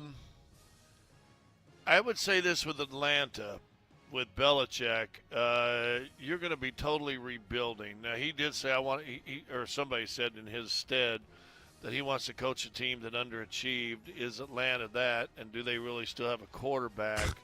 Isn't every availability going to fit that definition? Well, we thought the Cowboys was going to be available. Yeah, but under Chiefs. I guess what you're saying. Yeah. And you look at Belichick, he probably was floating around that $20-25 million a year coaching. What's Atlanta going to pay him? He said, "Hey, Bill, we'll take you here for $6." Well, you going to do that? Listen, we said I wouldn't have hired Bill Belichick if I'm an organization. No, I wouldn't have done it. I don't get the appeal, but I do think the NFL is dumb at times, and they're so terrified of change that a Super Bowl winning coach, certainly a dude like Bill Belichick, I would think is going to get another opportunity. Okay, but that's 8 openings. That is above average. Okay, above average. We're down to 3 teams, and he's out, pounding the pavement with Isn't his it average resume. about 7 every year? Something like that. I think it's like 7. So we are above average at 8, and the door's not open and wide for Bill Belichick, who's on the market. Right? By the way, do we know what Harbaugh is going to get paid? I have not heard that. I'm dying to hear that. I have not heard that. I'm just curious because my personal philosophy when the Chargers opening became open, I thought that they were going to finally just tap out and say, we can't do this cheaply anymore. And he didn't come cheaply. Do you know what his record was with San Fran as a pro coach? Nope. 44-19-1. Dang. 44-19-1 as a pro coach. It's funny that I'm oddly defensive of Sean Payton because I just feel like our guy Scotty just hates him so much, and so I feel like I'm oddly defensive of him. But I didn't want Jim Harbaugh last year with the Broncos for the exact same reasons why Scott doesn't like Sean Payton. I didn't think Jim Harbaugh was going to work in the NFL. I know it worked. I know it worked before, but man, that egomaniac college just. All right, let me give you a difference, though, with Harbaugh, Scott, and Tyler this time compared to all the other times. It's the first time, because he had problems with Trent Baalke in San Francisco as a GM.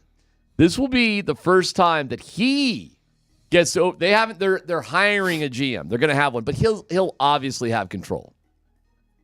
First time we're going to see him in total control. How's that going to go? We'll see. Scott, what do you think? Not good. I was talking with somebody recently in front office, and they said coaches, they want control and power, and you got to give them say. They got to have a say in personnel. And this was an NBA guy, so there's a lot less working parts in the NBA than in an NFL team. He said, but in the middle of the season, coaches ain't going down to Dallas to watch SMU and TCU play. They're not going to Alabama to watch Alabama and Arkansas play. They're not going up to Washington and see CU and Washington play. He said they just can't because they're day-to-day got to win the NFL's the same way. And I know you got a week in between, but guess what? Tuesday, Wednesday, Thursday, Friday, you're game planning and installing. Yeah. You ain't got time to go, hey, let me go, hey, send me that film of that quarterback they got over there in Indiana when they played Michigan. Let me see that film. I do generally think the head coach should have final say on every single team.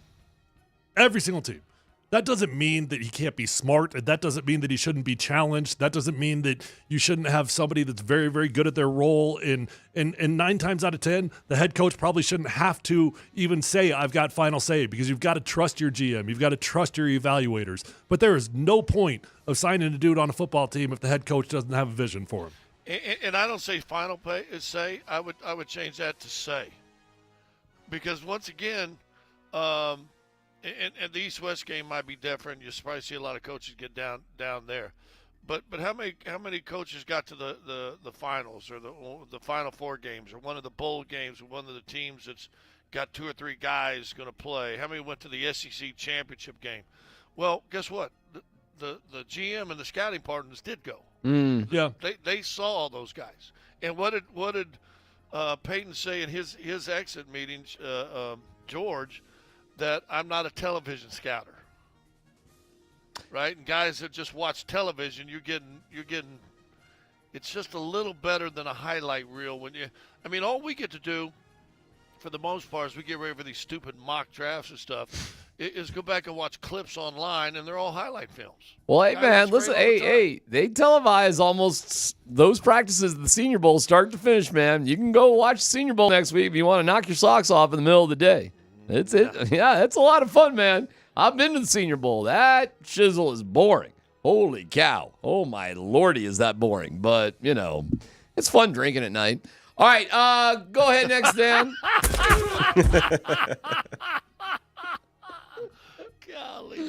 I will tell you this about Mobile. So, the French Quarter is relatively big. Mobile has, a very small strip, but it's kind of like that. And everybody goes to the same restaurants. So when you go out at night, you really do see everybody from the NFL. Yeah. It's kind of cool. Combine's fun for the same reasons. Yeah. Well, I love Indy. I'm a big Indy fan for those reasons. Sorry, Dan, next story. That's all right. All right, Chiefs, Ravens coming up for the AFC Championship this weekend. Let's hear from Lamar Jackson on if he likes competing against Patrick Mahomes. I don't like competing against him at all. But yeah, he's a great quarterback. Definitely a Hall of Famer. It's not even it's a no-brainer. He's definitely a Hall of Famer. But it's just, I believe it's just two greats, up-and-coming greats, just going toe-to-toe. Like a heavyweight fight, heavyweight matchup. That's just what I see. I saw a troll today. They cut up Brittany Mahomes, Patrick Mahomes' wife, about how we're coming and we're this and that and, and then they cut to Lamar Jackson and I'm like, okay, I get it, but are you all right to use somebody's wife troll somebody's wife who's a player? Or because she puts herself out there, all's fair? That, generally speaking, feels ugly. I like to troll Brittany too. Does that make me a bad person? Okay. It's just the music stopped, and I didn't know where else to take it with that right there. Hey, I guess listen, we're done. It's kind of like we talked about a few weeks ago with college kids and the NIL, and now they're getting paid all this money and blah, blah, blah. Where in the past, college kids were hands off. Yeah. You did not blast college kids. You're not doing anything. And now with influencers and all the stuff that's going on, you're putting yourself out there. You got to have 1 million Instagram followers, and you're doing this. Fair game. Guess what? You become fair game. Is Taylor Swift off limits? I would stay off of the wives, but let's be honest. Brittany Mahomes has tried to. She's an influencer. All right. Very, very annoying one. Scotty, are we losing you here? Are you on the bus? Well, I don't know what time it is. I gotta carry the bags down. I gotta be down there by 4:05. Okay. Yeah, you're probably losing me. Okay. All right. Well, have a great. Is it a 7 o'clock tip or 7:30? 7:30. 7:30. So 5:30 on Altitude TV. 5 o'clock pregame. 5:30 tip on Altitude TV and right here, Altitude Sports Radio. What do you think tonight? Quick, as we leave you, what do you think tonight? I think they're a better team than New York, but I stay away from guessing on last days of 10-day trips. Mm-hmm.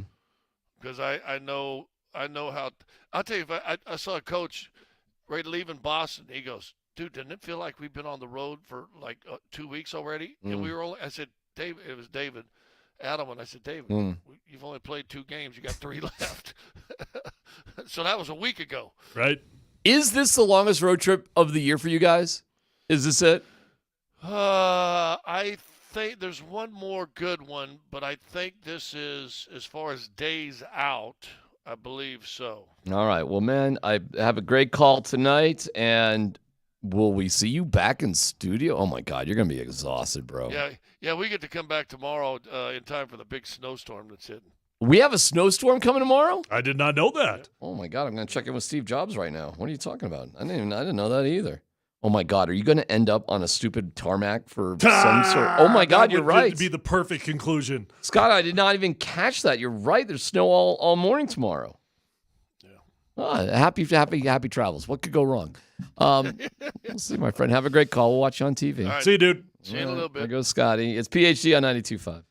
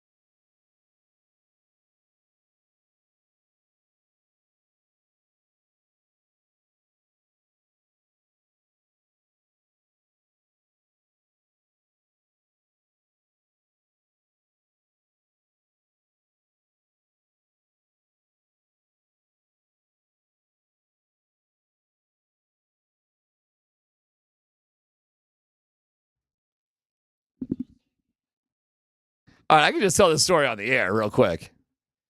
We were talking about like the AirPods, the Beats, or whatever whatever you want to wear. What heroic means would you go to save one if it falls out, if it drops out, and if the toilet bowl was filled with, what you've done, and you drop one in, you fishing it out? First off, has somebody owned AirPods without dropping them in the toilet? Because I've done it on multiple occasions. It's a complete crap. And yes, It's a good I mean, a question. number 2 versus a number 1 to me is a little bit different. It's a good question. A little bit different. A little bit different. I absolutely have dropped it in my pee and 100% Fished it out. No, I didn't stick my hand in. I used some tongs. Well, whatever. Okay? You got But I got some tongs and I grabbed that and I disinfected it and I put it right back in my ear. Yeah, I would do the same thing. But I did it. What if there's a number 2 in there? That might have to get flushed. Really? Because how do you grab that thing out? It's a number 2. Is it a soft one or a firm one? Well, I don't know. What do you Diarrhea. What are you eating these days? I don't know. What you got going? Who knows? Whatever your habits are. I mean, I take a little Metamucil, and so mine tend to be a little bit softer. Well, What are you, 90? Yeah. What are you, 90? Yeah. Anyways, mine, the toilet's going flushing and gone. And it's just like, I bought another pair. I was on my bike a few weeks ago. And I came to a stop, and I had to hop a little bit of a curb. And as I hopped the curb, plink, the earbud in my left ear just fell out in the middle of the street. And I'm, know enough to just say, okay, stop, identify the earbud, just wait for traffic to go by. But Tyler, I sat there, and I just helplessly watched as like 5 cars in a row came right by. Dang. And just ran it over almost. It was kind of torture. Like almost every single car hit it, but it didn't move. Like I was repeatedly watching cars just run over the earbud. Yeah, that's tough. That's tough. Boom, boom. So how much you down now? Well, what do you mean? Money-wise? Yeah. Well, they're $200 earbuds, bro. I mean, know. they're expensive. So I've been living for the past month with one earbud because I can't. I love them, but I'm not in this position to just drop another couple $100 on earbuds. You just don't trust yourself that it's going to happen again. I want to, Yeah. but it's like so I walk around with one earbud. So I'm a one earbud guy right now. We got a little NFL breaking news. Oh, give it to me. We have a new head coach hiring. The Atlanta Falcons hired Bill Belichick. No. The Atlanta Falcons hired. Are you gonna give me a hint? Nope. David Shaw. What? That's a wild one. Well, he's been interviewing. Yeah, he's been interviewing. You know what? He's always on the interview track, isn't he? I mean, it feels like every single year he gets interviews. Mike Vrabel. No. It's a little bit of a surprise one. I couldn't be more fired up. He's a great friend. Raheem Morris. Morris. Okay. So they go counter. Raheem. So he gets another shot, huh? I don't know how old Raheem is. He's probably older than you think, but he looks like he's about 30 years old.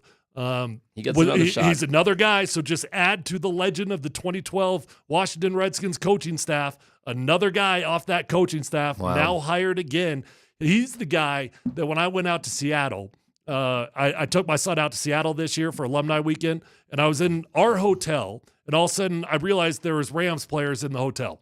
And I'm telling my son, I'm like, hey, dude, that's a Rams player. He's like, no, it's not. No, it's not. I'm like, believe me, it's a Rams player. And then our elevator opens up, and all of a sudden I see Raheem, I see Sean McVay, I see all my dudes out there. They're like, hey, Tyler, what's going on? Come out here. Raheem pulls me out. He's introduced my son and me to all his players and everything. He is truly a fun coach, like a fun coach. He's a Dan Quinn coach. He's a guy like that. But the legend of the 2012 Washington Redskins team, it will never end, dude. You gonna hit him up a little offensive line? No, I mean I'd have better. Actually, you know what? He probably would. I'm not gonna lie. I'm gonna run out of options here pretty soon. Well, because I had legitimate options. Yeah.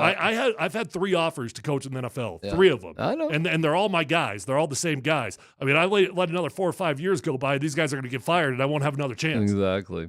Thanks to congratulations to him. So we got Commanders and Seahawks. Belichick may get shut out. He could be the defensive coordinator for CU. Ooh. Is that crazy? Yeah. Okay. Thanks to our friends at Revitalize Health. Visit them at revitalize-health.com. Nate and Andy are having Logan O'Connor on. Dan, is that happening like kind of right off the bat? Is Right that off the top. Right off the top? Who's LOC? Logan and who's Connor?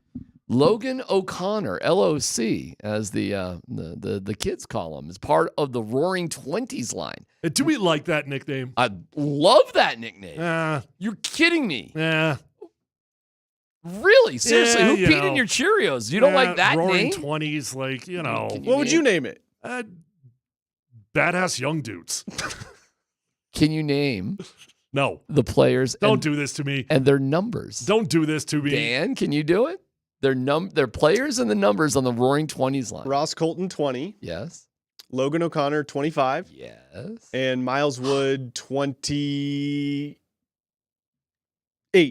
No. Yeah, but who's 29? You got that one? Maybe. His name's Nathan McKinnon. Heard of him? Yeah, Nate's doing it. Oh, I thought it's Bo Goals Byron. this year. Do you put the pucks anywhere special? Do you have them saved anywhere? No, I told Donnie to throw them in the crowd. I'm not going to keep them. So hopefully people like them. Hope people like him. Hope you like him. I mean, you could have at least signed him for him. Hope you like these pucks. Just toss You him in know the what? crowd. Hey, Nate and Andy, are they listening? Springer's getting things. They've got to ask, did the equipment guys hang up the thong and the bra in Nate's locker? Because that's what I heard. So I think Logan's got a good sense of humor. I mean, who wouldn't keep that? I'm just dying to know if that. I heard a rumor that happened. Did it happen? And for the record, it's a Mac trick by our audience. I mean, overwhelming. They did not vote for the panty thong trick or the I think bra trick. I think there's just people out there that don't realize the thong was thrown on the ice. That's what I think. How in the world, if you're interested in the sports or Avalanche, did you not catch that news over the past 15, 16 hours? I don't know, man. Bill Belichick got fired. All right. Well, Nate and Andy, please ask if they hung that up in his locker. And I know they're incredible radio hosts, and they'll do that. And I hope Vic's okay with everything we did today. Forget Vic. That being said, Dan Tanner, he gets a gold medal today. Soldiering on, man, like a champ, as always. I do hope you have a good day, though, Vic. Have a good day. Who impacted it? I mean, what the hell does that even mean?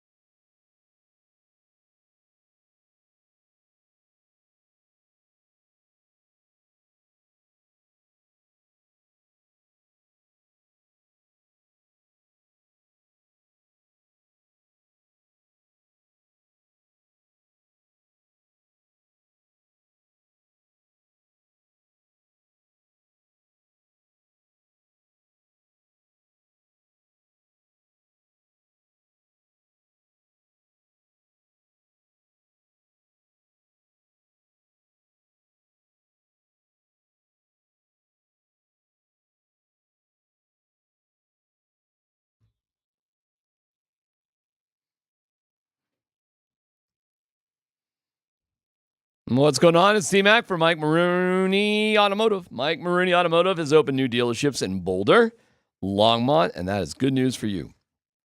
Be a smart shopper. Have choices. Well, there you go. Now you can get their lowest price and lowest payment on a new Chevrolet, Buick, GMC, and Ford. With over 1,000 new and used cars, trucks, and SUVs, you're sure to find the right vehicle at the right price at Mike Maroney, Colorado.com. And as always, when you buy any vehicle from Mike Maroney, you'll get free delivery anywhere in Colorado and their money-back guarantee for your peace of mind. Want you to visit Mike Maroney, Buick GMC in Boulder, Mike Maroney, Chevrolet, Buick GMC in Longmont, or Mike Maroney, Ford Longmont. That's where we purchased our used car, and we love it. Thank you, guys. Shop online at MikeMaroneyColorado.com. And as always, tell them your pal D-Mac sent you.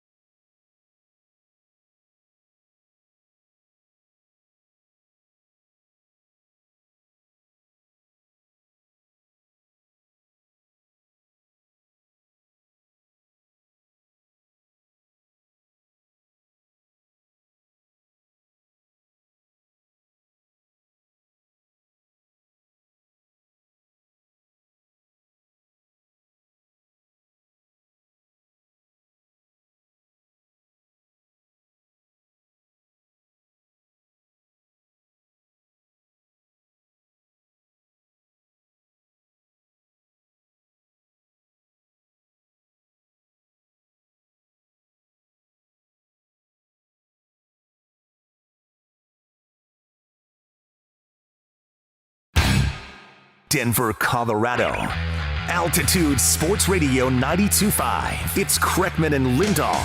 Couturier wins it at the half wall. Konechny eyeing the zones. Sticks himself into Nathan MacKinnon. His shot misses. Taves off the window, down ice. MacKinnon and Logan O'Connor. Who's going to get the hat trick? It's the first career hat trick for OC, baby! Throw the chapeau!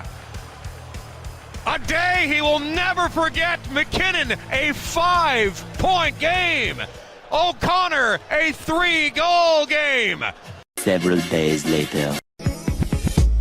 Now in the slot, MacKinnon. That's tipped wide by Ross Colton as Mikko Rantanen picks up the rebound. Nathan MacKinnon with pressure coming. He lets it go. He scores! His second 4-goal game of the season of his career. And Nathan MacKinnon is unstoppable. And those who didn't get to throw a chapeau earlier are throwing them on the ice with sexy results. Ooh, that's unexpected. For the 4th goal of the hockey game for Nathan MacKinnon. The second time he's done it on this ice surface. The first time it does not require an empty net. And with 3:46 to go in the 3rd period, Nathan MacKinnon has 4 and the Avalanche have 6. With sexy results. Here's Nate and Andy, driven by Colorado Off-Road. Yeah, history made last night at Ball Arena. Natural hat trick, 4 goals, Avalanche, big-time victory over the Caps. Joining us right now, right off the jump, let's just do this. Let's do the hockey today here on the Kreckman and Lindahl Show. Big number 25, coming off a hat trick of his own on the road in Philadelphia, Logan O'Connor is with us here on a Thursday afternoon. Mr. LOC, how are you, man? Yeah, good, thanks. Thanks for having me, you guys. It's great to have you here on the show. All right, so Logan, I'm trying to get a handle on the interpersonal dynamics of all this goal scoring, okay? Because when you got your hat trick, you know, your buddy Nathan MacKinnon was real generous. It was an empty net situation. He hooked you up. Boom, you're able to get the hat trick right there. That's exciting, okay? All the shine, all the spotlight, all the glory that comes with that achievement in your career. And then the next time out, the guy goes for 4.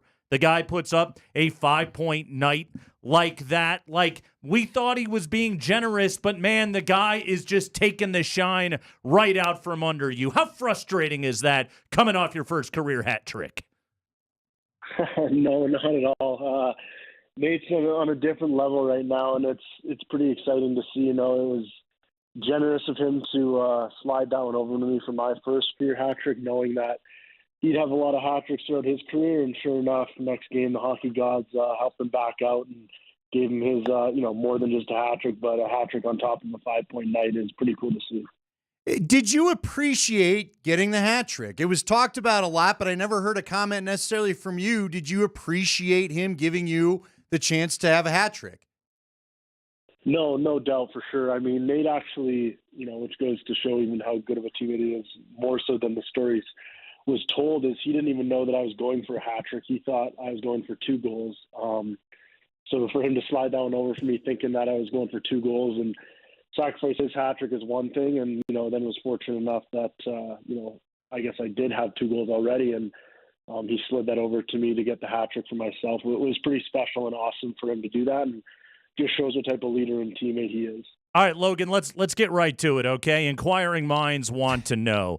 This is all we've heard about, Logan, since we announced you were coming on, by the way. So last night, after the hat trick, many hats rained down upon the ice. But according to some of the pictures that we saw coming across on social media, there was also a few, shall we call them, unmentionables that were thrown out onto the ice last night. Can you reveal to us, confirm or deny, where did the bra and the thong end up? Do you know where they ended up? Do you know of the bra and the thong that were thrown on the ice last night? Do we know what happened to them after the game last night? I was aware of the thong being thrown because it was right where we come off the ice. So it was hard for us to miss that. The bras, I don't know where those were thrown relative to the ice seat, but after the game, I saw one of our equipment managers walk around with a bra, and I don't know where he was going with it, but I guess going to discard of the evidence. Now, hold it. That should hang in the lockers. Like if you were a rock star, Logan O'Connor, that thing would go around your mic, right? Or a country star or whatever. Shouldn't it at least hang on the hook in the locker for a minute for good luck? Or no? I think it did get on the hook in Nate's locker for a brief second, but yeah, I wasn't up there long. Okay, see, this is the information we needed to know right there. Seriously, have you ever seen that? I mean, look, in lacrosse, the Mammoth have had it where they do a sock trick at 6 goals and people throw their nasty socks on the field. And I was at an outdoor game when they did it in July, so it was beyond disgusting. I was just trying not to get anywhere near the socks. Are you a fan of the undergarments, or would you rather they just keep it to the hats? I mean, it's something different. I think it's pretty funny. Who knows? Maybe it'll be our new signature thing from our fans. We'll be raining undergarments next time. But I guess we'll see. You asked, you're going to get it. No kidding, It's a right? thing now, Logan, because of you. That suggestion right there, man. I don't want to think about what's going to happen as a result of this. Logan O'Connor is with us, big number 25, joining us. The legendary DU Pioneer, the Avalanche, a 6-2 victory last night over the Washington Capitals. Logan, you guys have scored, I mean, in addition to just winning games, you've scored 13 goals in 2 games right now. This stretch of hockey that this team is playing here at the moment, what is clicking? What are you guys doing so well that, to refer to it as you called it earlier, the hockey gods are smiling upon you? I mean, I think right now our best players are consistently the best players on the ice, game in and game out. When you're dealing with Mikko, Nate, Kale, Taves, them out there together, good things are going to happen. So I think they've really been leading the charge lately. And with that, them on the power play is, been pretty unstoppable lately. And then I think we're getting good depth scoring and goaltending on, good times lately. And, you've seen the results from the last couple of games. And even throughout all of January, we've had a pretty tough schedule, but I think we've rounded out our game more so opposed to before Christmas. How was that road trip for you, the long road trip? Sometimes they say those things can be bonding. Was it a bonding experience, or were you just worn out by it?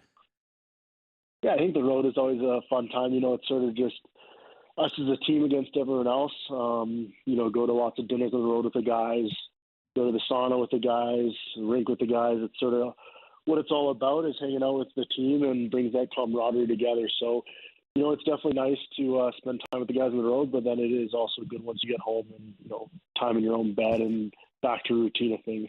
Logan O'Connor joins us on the Ramos Law Hotline. Car accident, you need Ramos Law, medical doctor and attorney, ramoslaw.com. Art or science, I don't know which one of it is, but Logan O'Connor, explain to us, how do you score shorthanded goals? I guess it's just nowadays there's generally 4 forwards on a power play unit, so naturally there's probably less of a defensive mindset in that regard once the puck is turned over. And then I think it just comes down to trying to time it appropriately. Obviously you're out there to kill the penalty, but if you can look for an opportunity to strike where you can, it's always advantageous to try and catch them off guard. And, with our penalty kill, we have a lot of guys that can try and use their speed to expose the power plays. You saw Kale last night with his speed through the middle of the ice and results in a shorthanded goal for him. So it's always a bonus when you can, get those goals on the penalty kill. You've racked up so many of them, this season in your career, what you've been able to do on the penalty kill, becoming an offensive force. Do you find that, or do you hear like opponents when they see you on the PK, and especially when you're playing aggressively in the forecheck on the penalty kill, like, are teams aware of that? Do you hear them talking about it? Like, hey, watch out for 25. Like, this dude can get us. I like to think so. I know I had a friend on the team who said that a lot of their power play pre-scout was about our penalty kill. striking on opportunities. So I think anytime that, they're worried about us scoring on their power play, it's obviously a good thing. I'm kind of curious as far as we got, you know what, I'm going to steal this question. Have you raced Nathan MacKinnon? Do you know who's faster? Because I got to tell you, there's a lot of times, and I'm serious about this, Logan. There's times where you'll break out and, when they throw the camera to you, you're not sure what line's out there. Sometimes you're speed up ice. I think you are, Nate, because that's how fast it feels like you're going. Have you guys raced?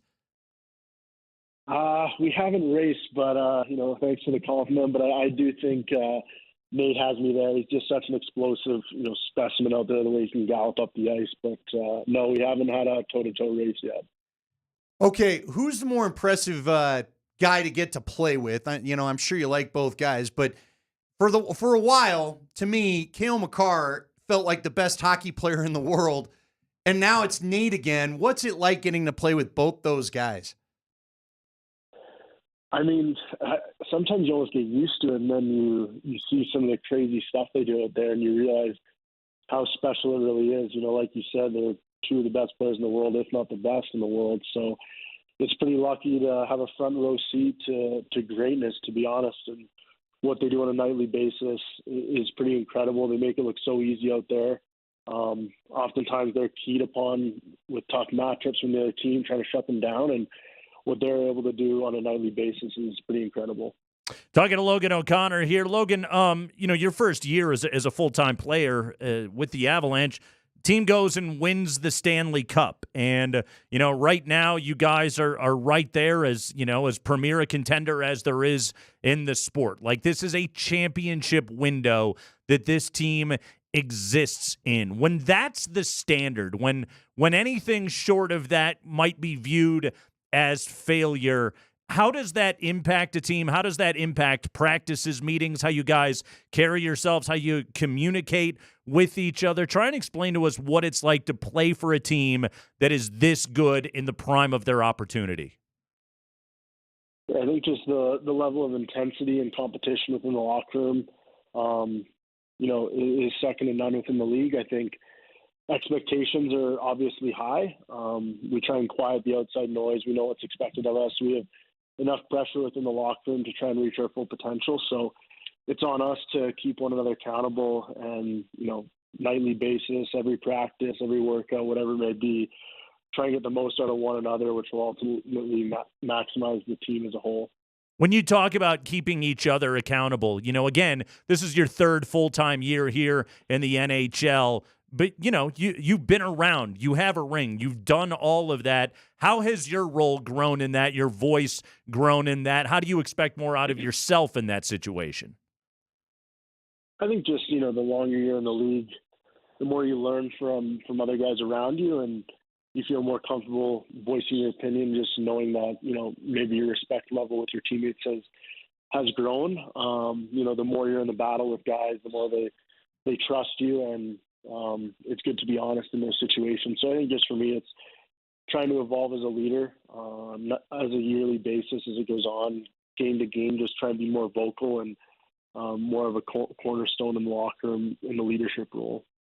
How's it been with your line? I mean, we all know about the backstory with Ross Colton. That's been talked about plenty. You've talked about it plenty with the two fights or whatever, but you guys clearly have great chemistry out there. I love what Miles Wood has brought to the team.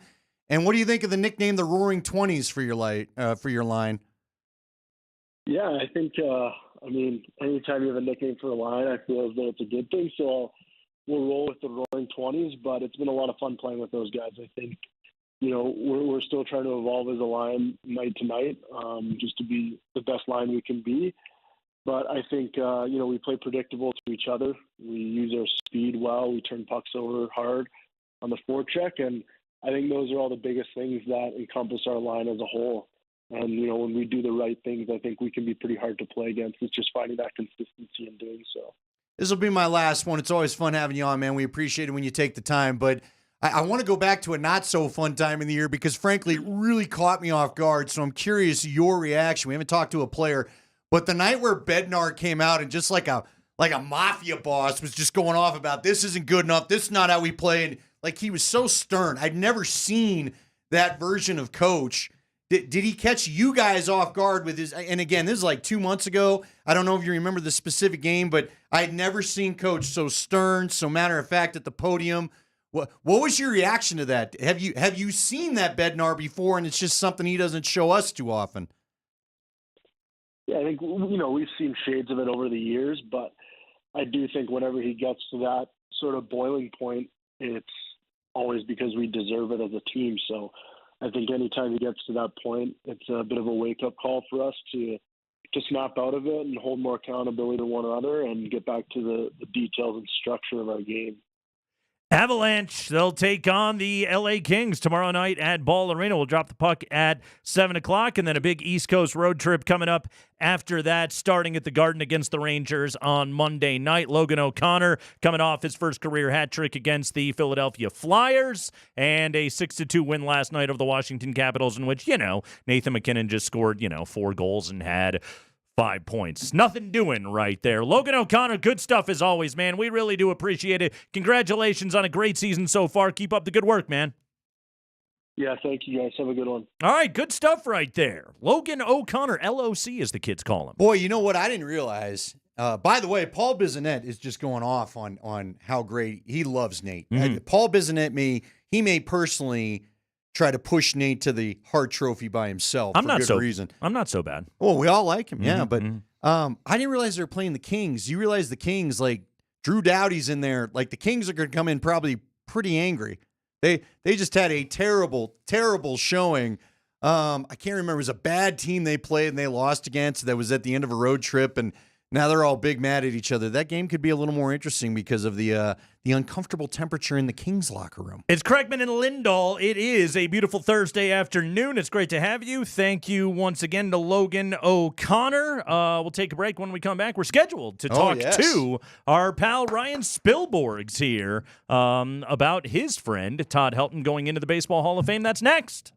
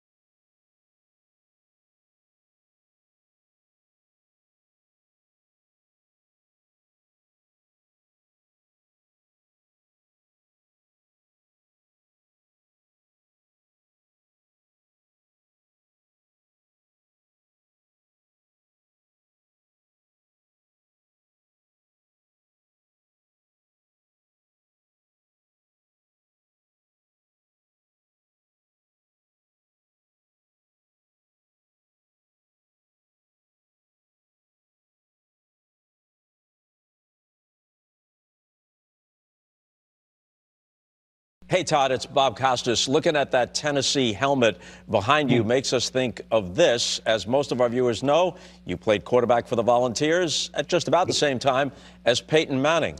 And Peyton's a big baseball fan. You planning on inviting him to Cooperstown this summer? Absolutely. Just talk to him. Great.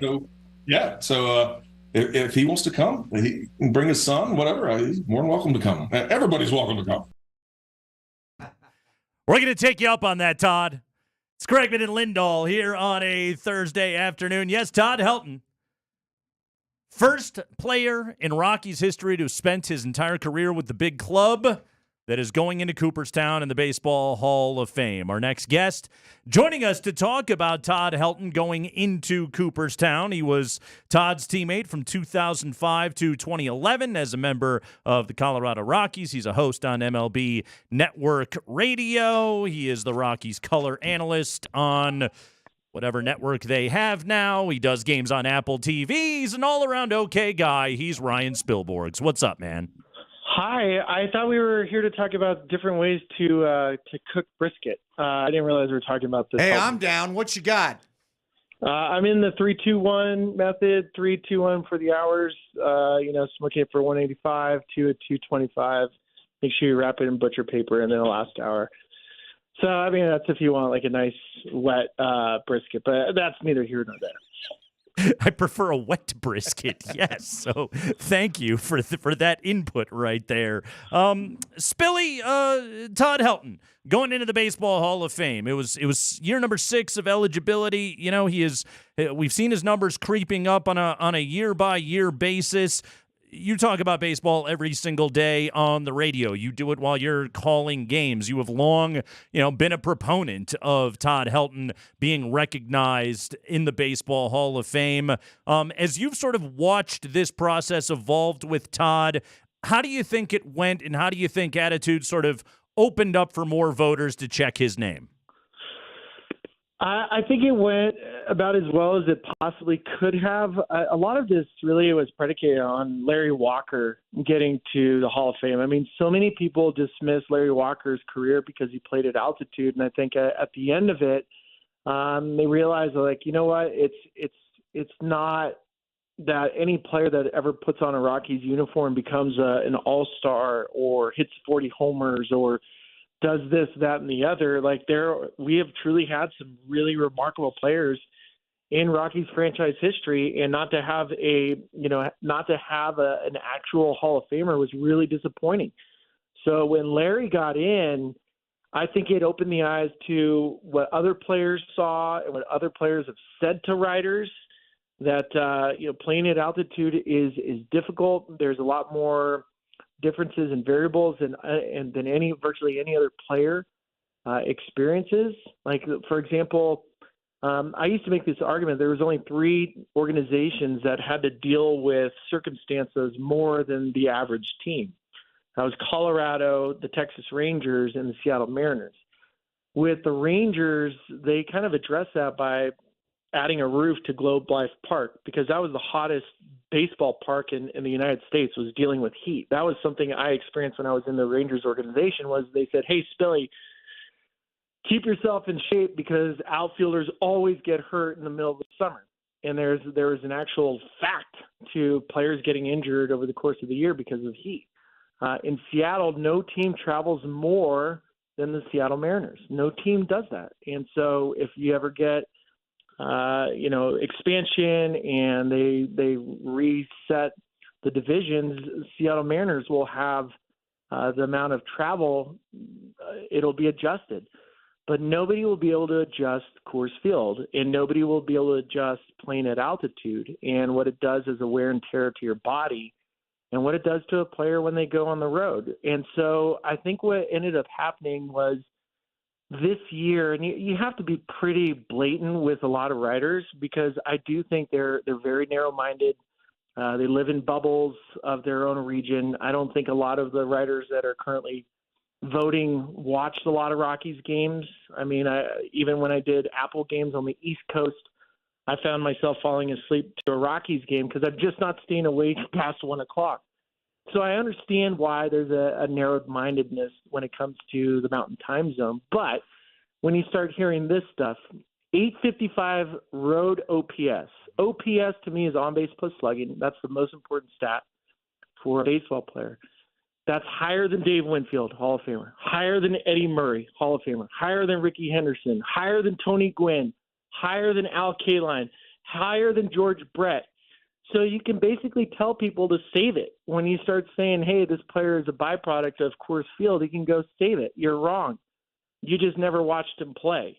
And I think that's what I felt on Tuesday when Todd went in, was it's about damn time. And this guy would have been a Hall of Famer if he played for Boston, if he played for the Padres where he was originally signed, if he played for the Dodgers. It's just unfortunate that writers don't see it because they just don't pay attention to this zone. I'm not asking you to pat yourself on the back, but they're all, Dan O'Dowd works at MLB Network. You're doing national stuff. You work with Apple TV. Does it help to have some former Rockies in the media to educate folks? Did that help Todd's cause? I mean, I don't think so. I think so much of what's going on is, you get one, it's like you hear the analogy, like nobody wants to jump into the pool until one person goes in. So you just need one to go into the pool and then everybody kind of jumps in on it. So I think I think Larry really was the icebreaker for Colorado. But I don't see, unfortunately, Matt Holliday received 4 votes. Troy Tulowitzki is going to be on the ballot next year. I don't see another Rocky headed to the Hall of Fame anytime soon, as much as I would love to. Even if it ends up being Nolan Arenado a couple years from now, I don't know if he goes in as a Rocky. So I just, if Todd and Larry are the representatives based on what we've seen so far, I'm happy with that. And I think it's important to tell that story too of this region, because we've had great baseball players, but to the point where Todd was, I'll give you another stat. Like if you're around the water cooler today, there's only been 15 times in the history of baseball where a player has had over 100 extra base hits. That's it. Only 15 times. And Todd, Lou Gehrig, and Chuck Klein are the only players in Major League history to do it multiple times.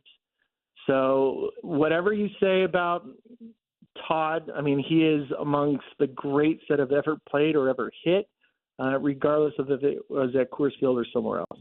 Ryan Spilborghs joins us on the Ramos Law Hotline. Car accident, you need Ramos Law, medical doctor and attorney, ramoslaw.com. Spilly, I respect you, but I'm going to go ahead and disagree with something that you just said right there. I firmly believe, and I've talked to people outside of this market that have said having a voice like yours in the media has been critical, that people have listened to it, that everyone wants to look at home road splits and say that's an advantage for the Colorado Rockies, and yet you are one of the people that bangs the drums, whether it's doing national games, whether it's doing your radio show, that explains to people, no, this is a massive disadvantage that players have to deal with, both in terms of fatigue, what it does to the body, having to change your eye level, dealing with breaking pitches, and everything else like that. So I appreciate your humility, but I disagree with you on that. I think your voice is extremely important in this conversation. But let's turn the page. You played with Todd for a long time, okay? Mm-hmm. And you hit 42 career home runs. That's 7 fewer than he hit in 2001 alone, okay? This is an all-time great hitter that we're talking about right here. When you watched his process day in and day out, what struck you, what made him tick and made him great? That's a good question. And by the way, I appreciate you saying that. I think when you consider certain hitters, there's a difference between guys, whether it's eyesight and, I had exceptional eyesight. It was nowhere near what Tulo or what Todd Helton had. You hear of Ted Williams had measurably the greatest eyesight of any human that ever walked on the planet. And is it any surprise that Ted Williams was considered the greatest hitter? Helton's eyesight was off the charts. And what does that mean to have eyesight off the charts? What does it allow you to do? Well, it allows you to spit on pitches that are an inch off the plate or foul them off.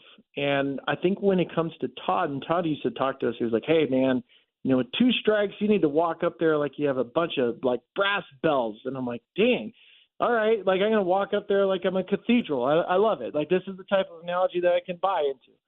I didn't have his eyesight to do what he did. And if you want to dig into Todd Helton's 2-strike approach in the history of the game, he was a 260 hitter. Todd Helton was a 260 hitter with 2 strikes. Right now, I believe league average is 160. You get to 2 strikes at the major leagues at any point in any era, you're out. You're supposed to be out. And he was hitting higher than the league average. He was actually hitting higher than the league average in normal counts. And I had a buddy look up his 2-strike hitting in 2000. That was the year he should have won the batting title. He had 92 hits with 2 strikes, which is the second most all time. And he also had almost 1,000 OPS with 2 strikes, which was the second most. Unreal. So that is a difference. That's what makes him so remarkable and so good. Was as a 2-strike hitter, nobody was there. There wasn't an equal in the people that I played with or was played against that had a 2-strike approach like Todd. Give me your favorite Todd Helton superstition story. Jason Hirsch was telling us about some of the wacky stuff, the pants, the bats, whatever. What is something that you witnessed, whether to get out of a slump or to keep something going? Most of it is inappropriate. I mean, Todd would do some crazy wacko stuff. I mean, I still think like he's missing part of his frontal lobe. But I think when it comes to Todd, I mean, like teammates knew, they're like, hey man, don't play catch with him unless you're willing to be there to play catch with him for however many weeks he uses you if he gets a hit that night. So it was that type of craziness. I know during the 2007 run, Brad Hopp tells a wonderful story, and there might even be one out there from a local traffic cop that might share one with you one day. Hopefully he comes out of the woods and tells the story because it's better from him than from me.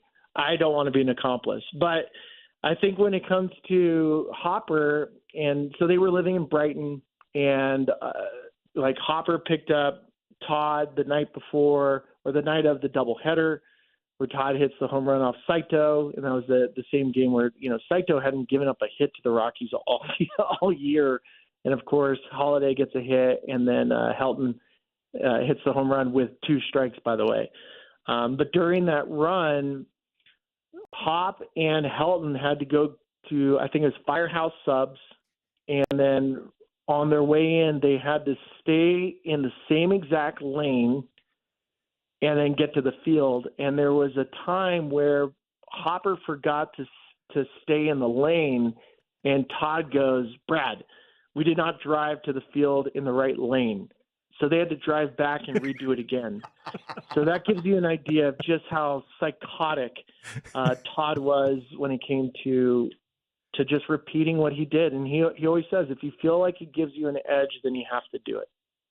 Spilly, going back to 07 here for a moment. By the way, that's glorious insight right there. But going back to 07 for a minute, like you guys are trying to win every single game that you possibly can. You're trying to win the damn World Series, right? And the team is on this unbelievable run. But also, like, you look back at the career, that was sort of, the beginning of a decline, a gradual decline. And Todd was still very good in 2007, but that was sort of the start of him not necessarily being the same player, whether it was 07 or 09. What role did Todd play in all of it? And did you guys ever have like a little bit of like, let's go get this done for Todd kind of thing? You know what? I've been asked that. I think we respect Todd a bunch, and like my favorite personal moment as a player was watching Todd share that emotion that he did when he hit the homer off Saito, because we weren't accustomed to seeing it. But no, Todd was part of a team. I mean, like that 2007, I think that's where Todd embraced himself as being a teammate with this group of guys, where it didn't feel like it was Todd and the Toddlers, where it didn't feel like he had to carry the team, where, you know, his at bat, he could take a walk and, you know, here comes Holiday, here comes Hopper, here comes Garrett Atkins, here comes there's enough of a cast where it wasn't on his plate anymore. And I think that's the part where you appreciate that run, especially with 07 and 09 and even 08. I mean, it fell apart in 08, it fell apart in 2010, but Todd was no longer the focal point, and he just got to be Todd, which to me that signifies something more important than anything else. I think when you get to just feel like you're a part of the 26 or 25 man roster, and there's an ultimate trust in the group, that is such a gratifying feeling to know that you're not like the weak link, and you know that you're not the main cog. You just are. I think that is where, you know, for us as a group, it was just nice to know that Todd felt like he was eye to eye. And that was probably one of the most gratifying things, is being a part of that and seeing that. And this may be a dumb question, but I did not grow up in a baseball town. I grew up here, and we did obviously not get baseball until you folks showed up, and I was almost out of high school. Todd's defense, his ability to stretch to give the assist in the infield, how special was that? Because it amazed me in 2007 when it felt like he was doing a hockey splits to get out there and snag a ball. I'd never seen that in my life before. Was that unique? I mean, first off, Denver's been a great baseball town well before the Rockies ever got. There's a pretty cool history with the Bears and the Zephyrs. So I do love baseball history here. It's pretty cool, especially if you go back to some of the connection to the Negro Leagues. We're actually pretty diverse state for baseball.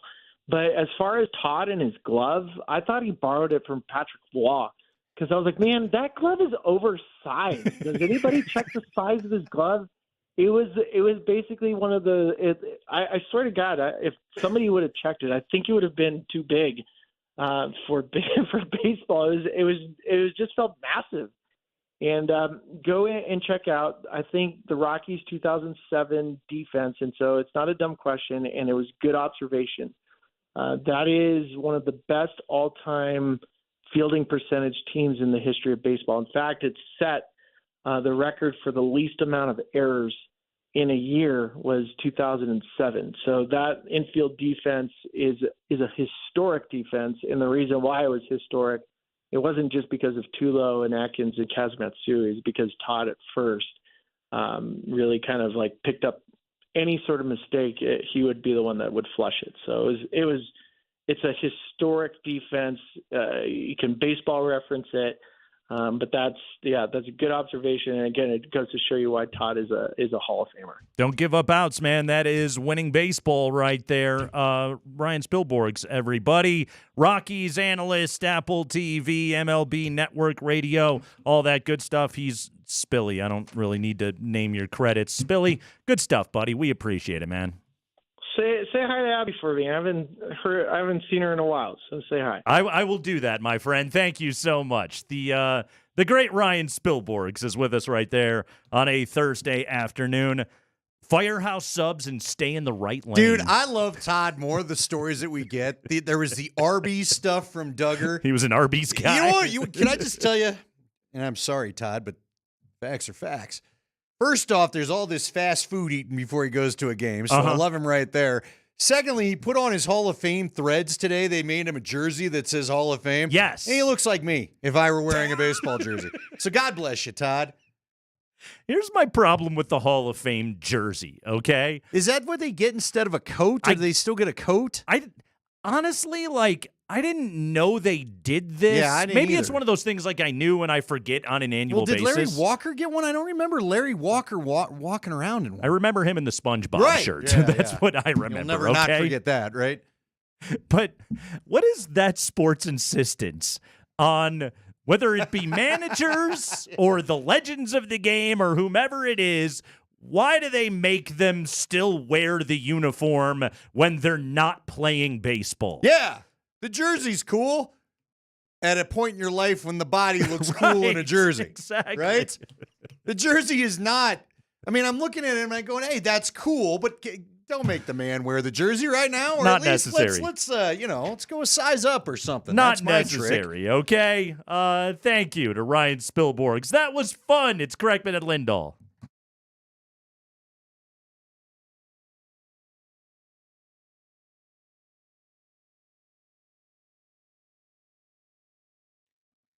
Hey, it's Andy Lindahl for my friends over at Colorado Off-Road. All right, do you have a truck or 4x4 maybe you just purchased and you didn't get all the options on it that you wanted? I know that was the situation for me in 2019 when I got my F-150. You could have got some extra stuff on there, but you wanted to keep the monthly payment low. Or maybe you're thinking about buying a truck. I would recommend you do just this. Head on over to Colorado Off-Road. Get the accessories that you wish you could have added. A bed cover is something I've had put on. Step rails is another thing. The WeatherTech floor liners. They have plenty of floor liners available to you in all sorts of brands, and they're great. They will protect the inside of your vehicle, especially this time of year. The thing I love the most this time of year, though, has been the remote start, something that allows you to not break any puffer laws, keep the car locked, and still get it warmed up when it's a cold day. And guess what? We got snow coming in the morning, so it's perfect then.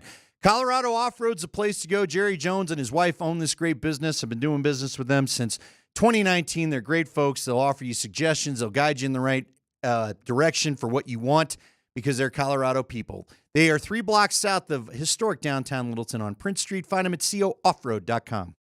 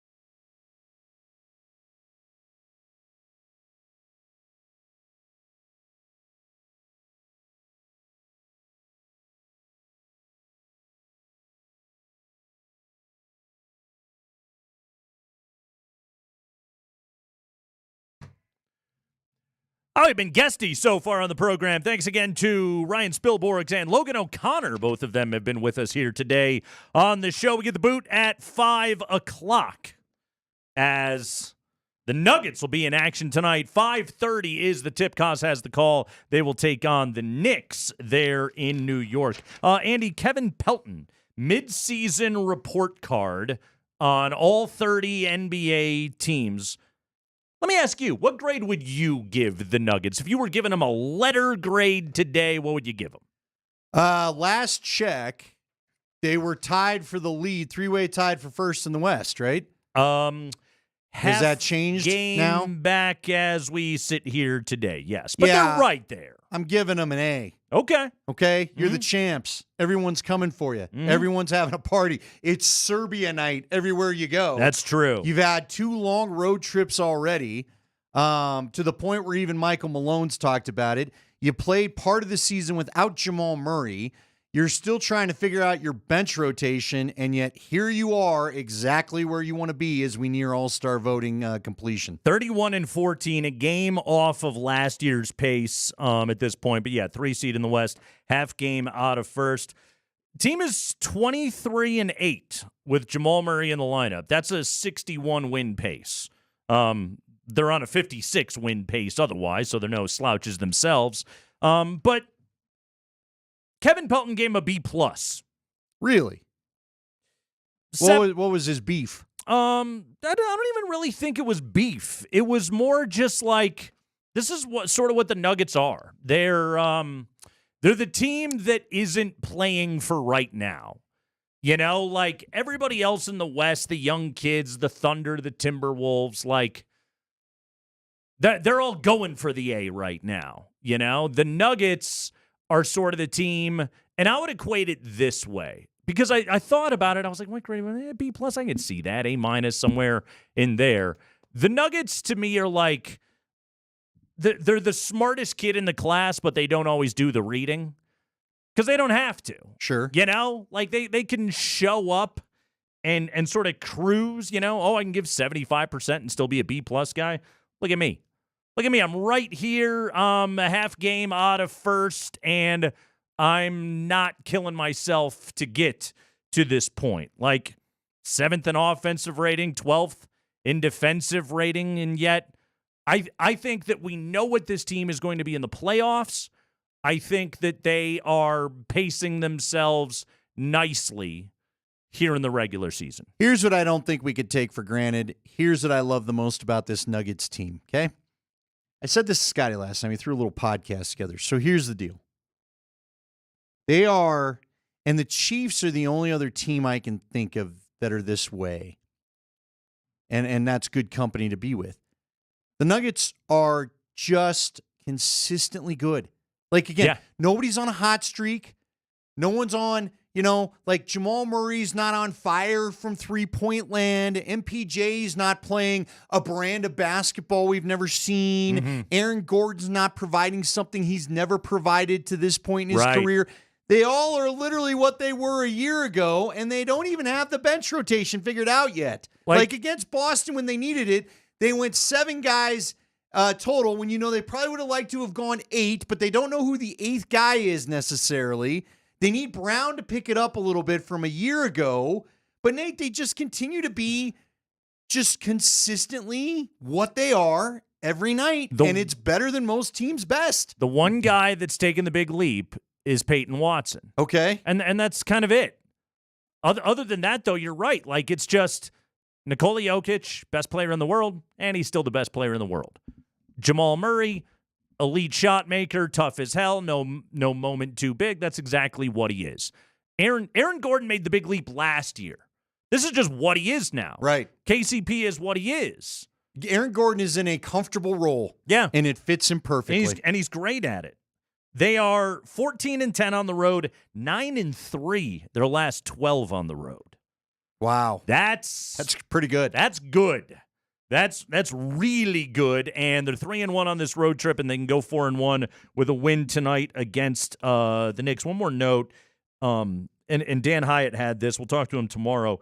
Jokic and Jamal, their 2-man net rating right now is the best it's ever been in the regular season. They're plus 14.6, which is even up over what they were in the playoffs last year. See, and that's crazy to me because if I'd have asked you just gut feel, how do you think Joker and Jamal have been? Well, Jamal's missed a bunch. Yeah.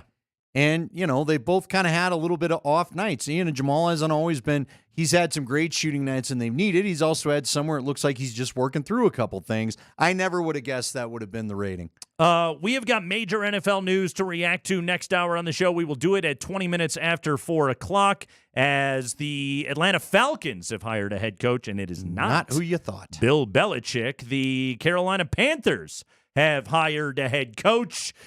And I just pray for this guy now going to work for David Tepper. So we'll get into all of that coming up next hour, but we'll take a break. When we come back, we will relive Nathan MacKinnon and the Avalanche's historic night with Connor McGahee on the call. That's coming up next on the Kreckman and Lindahl Show.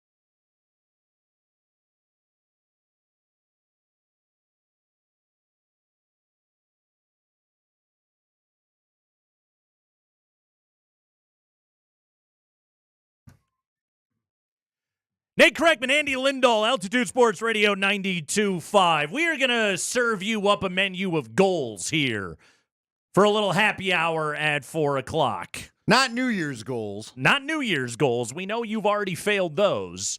No, these are Avalanche goals. An avalanche of goals, to use the terrible pun, as the Avs beat up on the Washington Capitals last night. And then, Andy, after these goals, I have some insane Avalanche statistics to drop on you.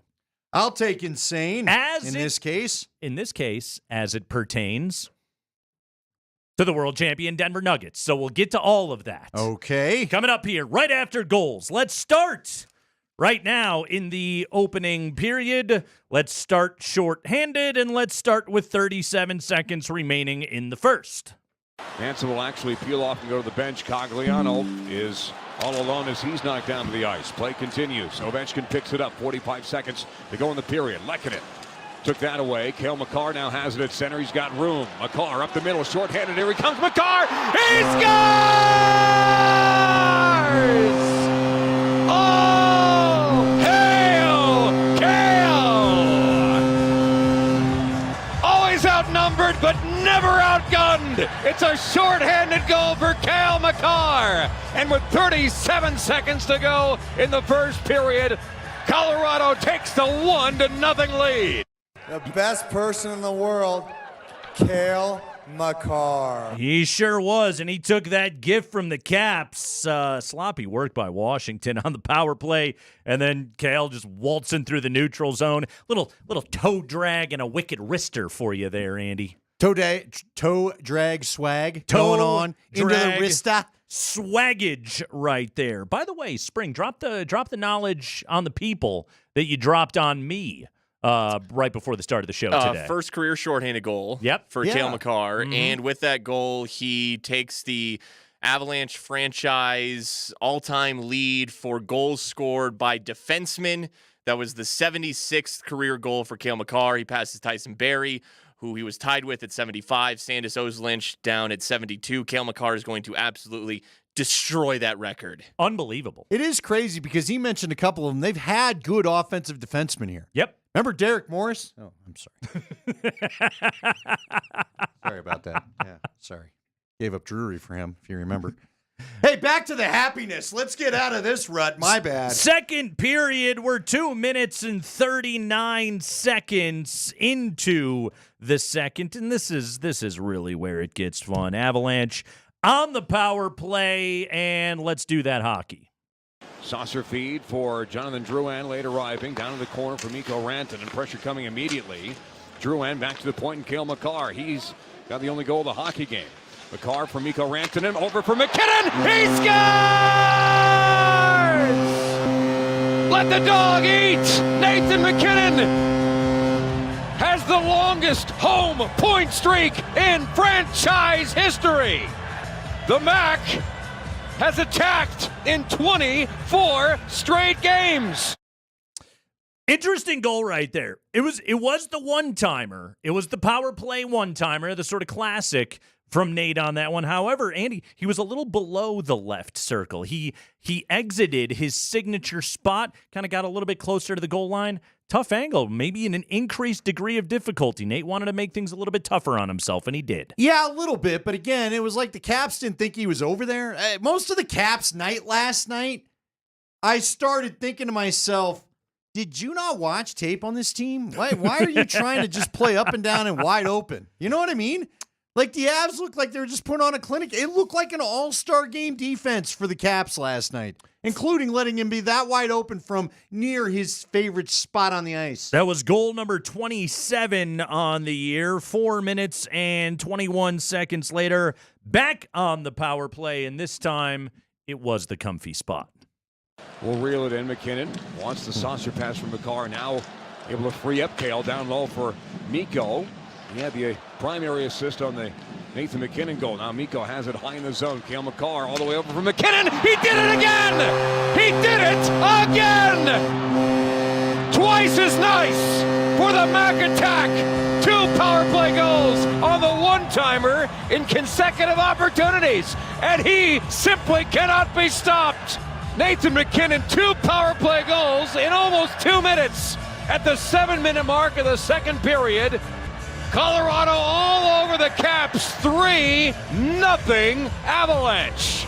It was so funny. Those 2 goals were scored that close together, just like so similar in what they were. I guess technically the first one was Cale, Mikko, MacKinnon. Then it was Mikko, Cale, MacKinnon, and a nifty little move from Cale and got it over and another one-timer, and boom, it's 3-0. Yeah, again, what tape did you watch coming into this game? Not much, I don't think. Because I feel like goalies have been jumping the pipe on that shot on him. It was like the Caps didn't know who the Avs were. We're not familiar with your work, sir. 2 minutes and 16 seconds later, let's finish off the natural hat trick. By the way, this was goal number 29 for number 29. MacKinnon in between the circles. MacKinnon, some fancy footwork and stick work. Now leaves it for Cale Makar at the point. Makar got away from Ovechkin, who knocked him down to the ice. And a handful of, it's actually a rather large handful of Washington Capitals fans, most of whom we assume fans of Ovechkin. 2-on-1 the other way. MacKinnon! Backhander! He scores! Throw the chapeau! It's a natural hat trick! A natty hattie for the Mac Daddy! I feel like he wrote that one on the spot. That was good. That was freestyle right there. That was Connor McGahey doing a KRS-One thing right there. I like that. Yeah, that felt like, wasn't that a cheap beer, Natural Ice or something like that? Natty the old Light. Natty Light. Well, yeah. Natty Ice as well if you wanted to go a little heavier on the evening. Yeah, if you really wanted to hips yeah. Yeah, if you really wanted to dig the headache in, right in the temple, go with the Natty Ice. I like how ice just meant more booze. Right. That's all it meant. Bud Light Ice was fine. The Penguin and all. I don't think I ever had one of those. Doobie-doo. Did you ever get down on a Keystone Ice? Yeah, Nate, we both went to college. The black can? We've both been broke. Yes. That thing meant business right there. Here's the deal. I got a lot of people coming over in $20. What do you got? Let me show you over to the Natty Ice section. Oh, thank you, good sir. Natural hat trick in 6:37 of game action. We then go to the third. The Avalanche in control, 4-0. The Caps scored. And then, Mikko Rantanen had to do it as well. Taken away by Washington. Under 10 to go in the third period. Cale Makar knocks it aside from Pacioretty, who centers it. MacKinnon in space. With Washington changing, MacKinnon keeps it himself. Makar stretches to stay onside. Rantanen, backdoor, Drouin, back for Rantanen. Puck bounces in. The Moose is loose. And it's his 20th 4-point game for Mikko Rantanen. The 4-goal lead is restored. It took a game of pinball, but more often than not, pinball and hockey go very well together. Yeah, Mikko whacked that sucker out of the air. By the way, assist number 52 for Nathan MacKinnon on that goal. Good job by Mikko, too, to keep the stick blade down so he wasn't getting a high stick call when he got the puck in. He shifted the stick to make sure it was a legal shot. 6 minutes later, and why don't we just get weird? Here we go. Nathan MacKinnon, goal numero cuatro. Now in the slot, MacKinnon. That's tipped wide by Ross Colton as Mikko Rantanen picks up the rebound. Nathan MacKinnon with pressure coming. He lets it go. He scores! His second 4-goal game of the season of his career. And Nathan MacKinnon is unstoppable. And those who didn't get to throw a chapeau earlier are throwing them on the ice for the 4th goal of the hockey game for Nathan MacKinnon. Now and as we learned, other items about besides to say, that chapeau. is where... Sexy. That's where the thong and bra made the appearance, right? Braziers. Sorry, the brazier.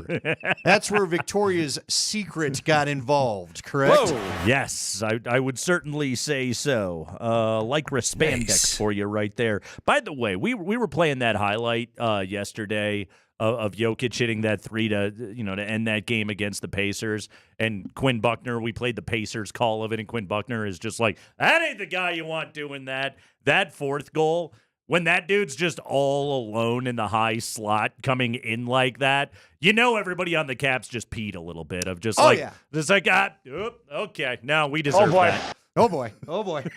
That's the perfect one. By the way, we did get a text. For those that don't want to ask, we should say the natural hat trick is 3 in a row. Yes. And so that's where that comes from. Sometimes you have the hat trick, but it's not 3 in a row. Yes, that's what makes it natural. That's what makes you feel like a natural woman. Yes. Natty Ice. Mm-hmm. Natty Ice does it to you. Nathan MacKinnon, 4 goals, 5 points, takes over the NHL scoring lead with 82. People are disrobing for him. Yeah, that's right. Points per game played. He passed Kucher on that one as well at 1.71. 24-game home point streak, second 4-goal game of the season, et cetera, et cetera. But I am here to blow your mind here, okay? Those are all fine and dandy, but let's get a load of this, okay? Hit me with some stats that are going to blow my mind. Courtesy of our pal Dan Hyatt, who we'll talk to tomorrow here on the program.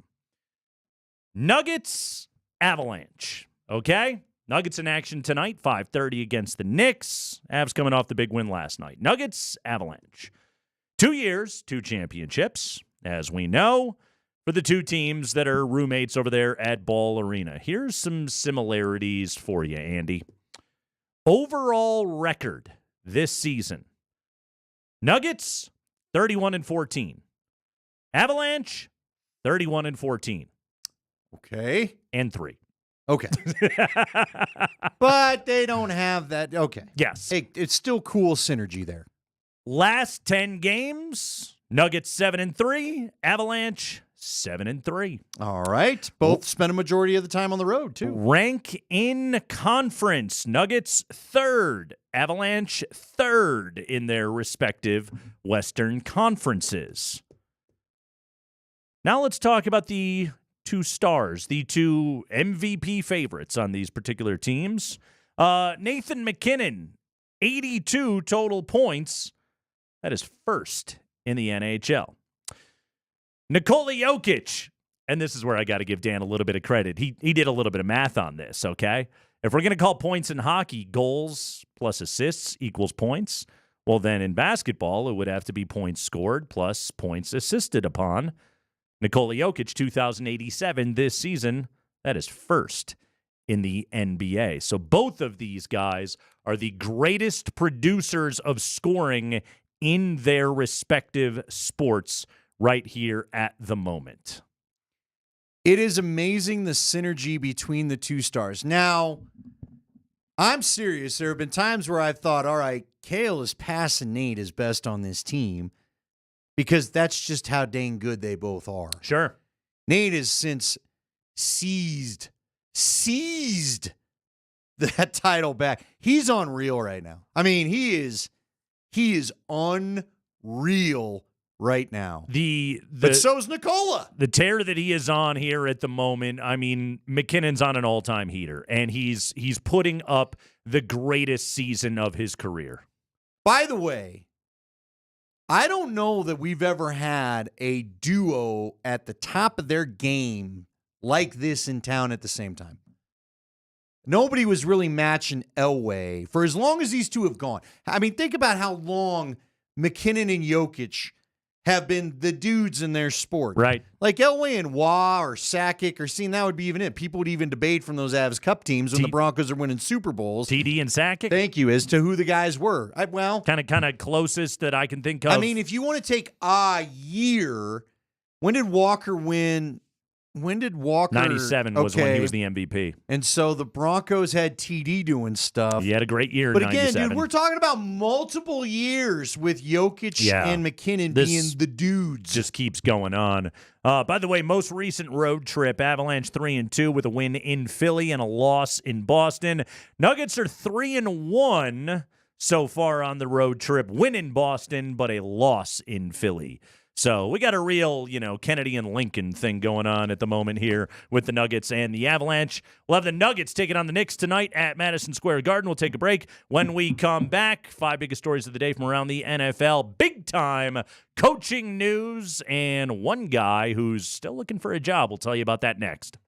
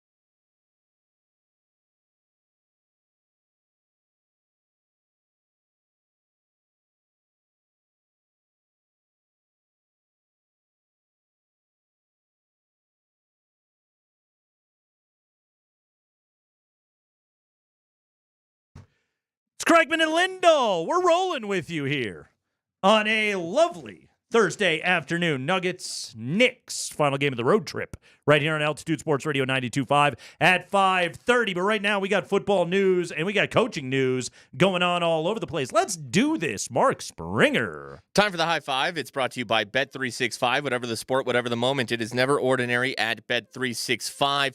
Yesterday we talked a little bit about Vic Fangio. All signs and indications were that after he and the Dolphins mutually agreed to part ways, that he would become the new defensive coordinator of the Eagles, but that was not confirmed yesterday. And then Jim Harbaugh, his buddy, who he was DC with the Niners, took the Chargers job. But today it is official. He will be the new defensive coordinator of the Eagles. He was briefly a consultant for them after the Broncos fired him. Kind of wild. And Fangio, and I read some quotes from a couple of years ago today, sort of after the consultancy thing. Kind of sounds weird. This is Vic Fangio's dream job. He wanted to be the defensive coordinator of the Philadelphia Eagles for so long. He pointed out at numerous points in his career they wanted him, but he was in too good a situation in another place, or he wanted to go there, but they didn't have a coach that necessarily was looking to add him or whatever it may be. All these years into his career, way to go, Uncle Vic. He gets to go be the defensive coordinator and take his meatballs and his marinara sauce to the city of brotherly love. Way to go, Vic. Love of the Phillies. Yes. And everything else. So, Yes. yeah, good for him. Mr. Philly right there, Vic Fangio. Going to a defense, Andy, that has talent. There is no doubt about that, but they got Sean Desai fired. Matt Patricia wasn't any better. I think if you give Fangio a full offseason of, again, to use the analogy right there, sort of put those fingers in the meat and start forming up the balls, that guy's going to be able to build a pretty good defense with the Eagles, one would think. Yeah. Look, I like Vic, yeah, if he just was willing to part company with his offensive coordinator, I think that final year, he might have stuck around another year, and then we wouldn't have had Nathaniel Hackett thrust on us. So who knows what would have happened. But you know what? Good luck to him, right? He always coached good defenses here. He gave the NFL the map for a while on what to do to try to frustrate Patrick Mahomes. Yeah. And so now it'll be interesting to watch how that all goes down there. And again, I'm also not surprised because I do wonder, does Vic still want to be a head coach? He's certainly he's in a place where maybe the head coach is not so stable. So that's a good point. Yeah, he could get elevated if that is the case. Spring. High five. Today, the Atlanta Falcons hired their new head coach, replacing Arthur Smith. It'll be Raheem Morris, previously the defensive coordinator with the Los Angeles Rams. He was also, about a decade ago now, the head coach of the Tampa Bay Buccaneers. So he's back in the NFC South as a head coach. Bill Belichick. The Falcons were the only team that he had interviewed with. He had 2 interviews with the Falcons. They chose Raheem Morris instead. Today, Ian Rappaport tweeting out that the Falcons were the only team to interview Belichick, and there are no known scheduled interviews for him elsewhere. Potentially, Bill Belichick could sit out the entire 2024 year and wait for a different opportunity in 2025. Today on Get Up, Adam Schefter. And now he clarifies this is pure speculation on his part, but here is something from Shefty. The only thing I would just say, again, and this is purely speculative, I want to be very clear, and we're just throwing this out there, having some fun, but we've heard over and over about the possibility that at some point in time, Andy Reid could walk away from football. So if the Chiefs were to win the Super Bowl this year, would that make him more likely to walk? And if he did walk at that point in time and you're the Kansas City Chiefs and Bill Belichick were still sitting out there, would that not be an interesting possibility if that's what Andy Reid decided to do, to go take a run at arguably the greatest coach of all time and to replace one legend with another? Again, we're having fun. We're throwing things out there. Great. But Next that's 6 months interesting to Get watch Up. if the Chiefs can find their way to win the Super Bowl. why would Andy Reid retire? Seriously. He's old. The thing is on autopilot. Sure. Yeah, he's old. That would be my answer. Okay, He's that's old. fine. He could chase Belichick's record if he chose to. This thing ain't falling off a cliff anytime soon. No, that thing is pretty good to go. again, Andy's no spring chicken. Who would you put the odds on? Because the rumors are out there that maybe Travis Kelce's done with some of this and wants to go live the fine life with his lady. Whose rumor is that? Who's more, dude? It's Are you TMZ-ing again? TMZ and all this other. No, you know what? That actually came from. Darn it, was it Mina Kimes? That actually came from an NFL reporter that he may, if they win the Super Bowl, Kelce might be like, you know what? I'm just going to go out with my brother and we're going to look. The guy. You got to remember, he's been in the league a long time too. Oh, it's Hall of Fame. His resume is polished. He's locked good. Up. Well, and he's probably. I mean, again, this is his first taste. Truly, everybody in his business, right? He's living the Mahomes life he also, right now. and let's be honest, he did decline this year. Yeah, he all those drop passes. Like we can make fun of MVS or anybody else that we want to on that team, Kadarius Toney, whoever it is. Travis Kelce dropped his share of them this year as well. And he's battled injuries. Yeah, he's cranked it up, in the postseason and he's rolling, but he is a guy that I think he also knows the twilight is coming, so that could be a possibility. The one thing that I will say about Belichick being there, and if anybody's wondering why isn't Bill Belichick getting a gig? He's 73. He's 73, and he has a reputation for battling ownership. So neither of those are the kind of things that owners are necessarily lining up to go and bring inside the building. I understand why that's a con. Now, there's the pros of, arguably the greatest coach in the history of the NFL and a guy that can still game plan the hell out of a situation. Just don't let him be a general manager. I will say this, though, is that look at Kansas City right now, this iteration of the Chiefs, okay? Patrick Mahomes is their offense, okay? He's it. And the talent on that team lies on the defensive side of the ball. Tom Brady never won a Super Bowl in New England where he didn't have a top 10 defense, okay? If you look at it, there are some real similarities to the structure of this version of the Chiefs and what Belichick won with forever in New England. Yeah, but they've done, remember when they hired Scott Pioli? Mm-hmm. They kind of done the Patriot Way thing, and now this is the author of the Patriot Way. No, there is no Patriot Way. It's Bill Belichick. That's it. Well, it's Bill Belichick with Tom Brady. He is the Patriot Way. That whole thing of the way it is inside the building, the way that things get done. That's Belichick. But it works with Brady. You adopt it. You adapt it if you bring him in. So we'll see, man. I think you brought up the best point. The guy has not won in a while. I think some do doubt his ability to win without Brady. It looked like it's been a little bit of a circus, at least as much as the Patriots allow. Yeah. Right? The last couple years. He's an old pain in the ass. Yeah. And look, from Belichick's side of things, Kraft apparently owes him another year's salary. Mm-hmm. He doesn't need a job. Yeah. Right?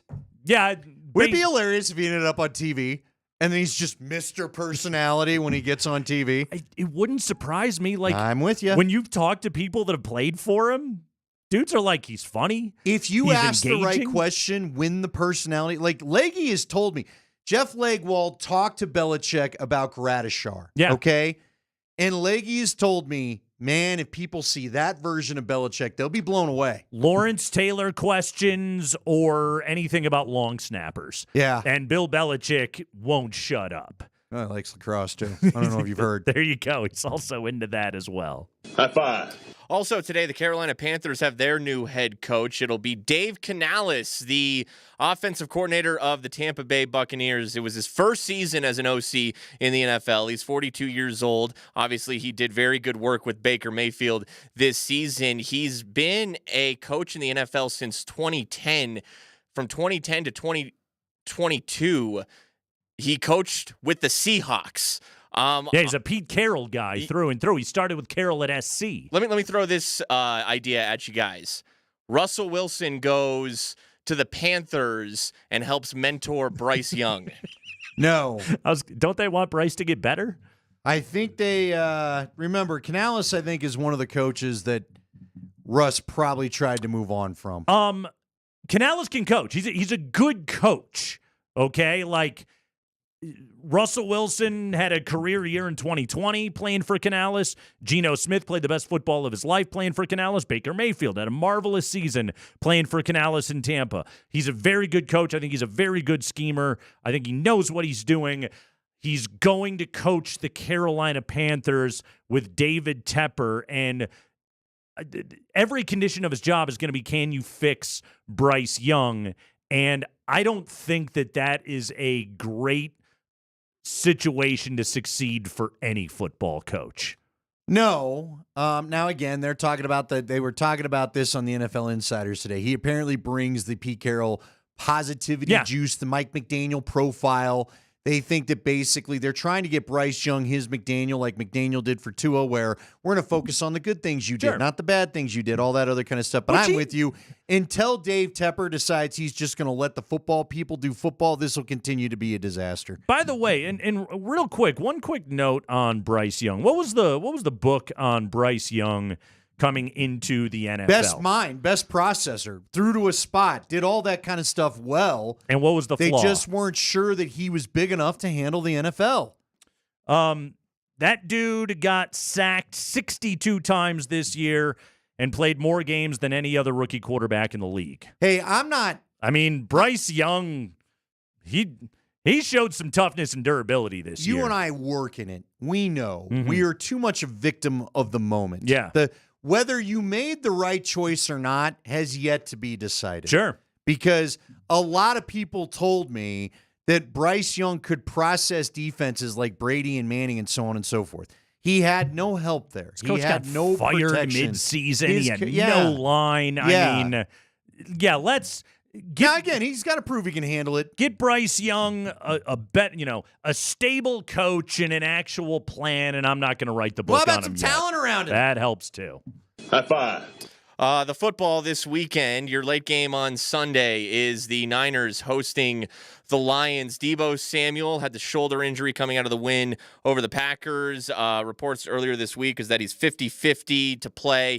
He did not practice yesterday. He did return to practice today. Saw a video. He looked like he was moving well out there. John Lynch went on KNBR today and said that they are encouraged by the early signs they're seeing for Deebo to play this week. John Lynch was also asked about Brock Purdy. Here is what John Lynch says about the Niners quarterback. I think not learned, maybe confirmed, that things that we've talked about all year. He's whatever you call that, his mettle, his resolve, his resiliency, his ability, all of it. He's a stud. And, that last drive, absent a drop from Kittle where, Kittle's just trying to make a play, he's 7 of 7. And so you talk about who embodies more, be at your best when your best is needed. And for the most part this season, Brock's been really playing at a high level throughout. And, when we needed him most, he was there in tough conditions against a good defense. Andy, I want to do a fun little exercise right here. Rank the quarterbacks that are playing this weekend. Okay. Mahomes, Jackson, Goff, Purdy. Yes. 4 out of 4. Rank the coaches that are playing this weekend. Wow. Wow. Yeah. Thank you, Kevin. I got to go Reed first. He's got all the rings. Sure does. And then I think you got to go Harbaugh. Although, Harbaugh is more built off the resume, right? He does have 1 ring. The other 2 don't. I'll put Harbaugh there because of past hardware. He's a marvelous coach. I mean, you think about it, Andy, 5 years ago, they were trying to run him out of Baltimore. They draft Lamar Jackson. He's, he made the switch from Greg Roman to Todd Monken. Yeah, he's reinvented the team a couple of times. Their defense. Think about that defense. Like, they're basically like Roquan Smith. As an inside linebacker, they use a premium pick on Kyle Hamilton as a safety. They would generally say, those aren't the positions that you go to build the foundation of a great defense, and yet they are that great of a defense. They might be the best defense in all of football right now. John's done a hell of a job in the last couple of years. Yeah, and I mean, again, they don't jump in first day of free agency. They draft what they need because they know Sure what do. they are, Mhm. to the point of what you just said right there. They made a trade for Roquan Smith, got him at a bargain. Yep. I bet the Bears wish they had him back the way he's playing right now. You know what? I'm going to go, and I don't want to upset everybody around here, but I think I'll put Dan ahead of Kyle because I think Dan Campbell's got a lesser roster than Kyle does. And yet here they are. Maybe that's not fair. Mm-hmm. But look, Kyle's been to the game, but I mean, Kyle's got some not so nice things on his resume too. Let me tell you, 28-3, and you couldn't finish that off. Let me tell you one thing that I really wonder about in this NFC Championship game. Okay, if you were just asking me like football acumen alone, who do I want scheming up a system and all of that? Sure. I want Kyle Shanahan, Yeah. right? Yeah. That is the guy that I want to go with. His system is unimpeachable. You know, he may be the very best in the game today, the sharpest mind in the game today. You know what Kyle Shanahan kind of sucks at? Is game management, all right? He is the guy that blew 28-3. Did you see the way that they ended the first half last week against the Packers? They get an opportunity, I think, in like almost a 5-minute possession. They moved like 45 yards. They settled for a long field goal, and they missed the thing. I mean, here is a guy in Kyle Shanahan who should know better, and he's just wasting a possession at the end of the half. No urgency, nothing going on right there. Like, Dan Campbell, he doesn't make mistakes in those situations. Dan Campbell is as good a game day coach as there is in the sport today. And so if you're just asking me, like, who do I trust more the day of the game? I'm going to tell you Dan Campbell. Now, Monday through Saturday, I'll take Kyle Shanahan all day long. And maybe that's good enough with the talent that he has in place to have a solid game plan and to go out and to beat the Detroit Lions. But if this thing is as razor thin as it looks and this turns into a fourth quarter game, I'm going to trust Dan Campbell to win that thing. Yeah, and look, if Kyle loses, let's say, and I do not want it to happen. Let's say something happens to Christian McCaffrey with Debo out. Well, that's when they struggled middle of the year. Yep. Had a few guys banged up. Didn't look close to the same as it was. Yeah. The coaching ranking, and I was thinking about this earlier today. This is what I'm going to give you as I sit here right now, okay? Andy Reid, John Harbaugh, Dan Campbell, Kyle Shanahan. Yeah. That sounds idiotic to even say it out loud. I know. I'm a big ham guy. I want to play a piece of audio for you. This was from Hard Knocks a couple of years ago. Andy, you and I, we talked about this Hard Knocks season a lot. It was great TV. It was, but it also was emotionally exhausting watching these guys sometimes. It was ridiculous. I want to play this clip. Warren Sharp had posted this on Twitter. And if you recall, this was Dan Campbell after practice one day. This is one of the things we talked about of like, what is this guy's problem? How is he going to coach like this? But listen to Dan Campbell and realize that he's doing this for a team coming off of an awful season and think about what he is now getting ready for the NFC Championship game. I got a plan, I swear to you. All I think about is you guys. That's all I think about, man.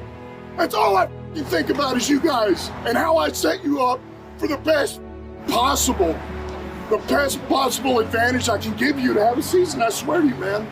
I just need you to trust me. That's all. Okay, he's crying and it's absurd, and HBO's putting the sad guy music. Titanic music underneath it going on right there. But also, like, that is what he is as a coach. He's never been a play caller. You know, he doesn't come from a coordinating background, but he thinks the game at such an elite level.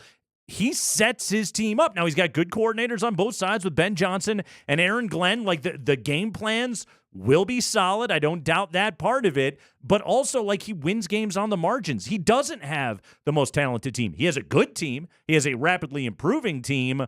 But he does put his players in positions to win. You don't see his teams do boneheaded things very often at all. No, you don't. Look, I will pick the Niners tomorrow. But if it's a fourth quarter game, I'd be switching to that live betting app, and I'd be switching my pick to the Detroit. I just don't. Look, man, I was swayed. I really thought Kyle would have his way with Matt LaFleur last week because he taught Matt the system. Yeah. It was his dad's system. Everything, we both listened to the Play Callers podcast. Mm-hmm. For LaFleur to come in there with the lesser talented roster and nearly take the cookie. Yep. Dude. I love Kyle. I do. But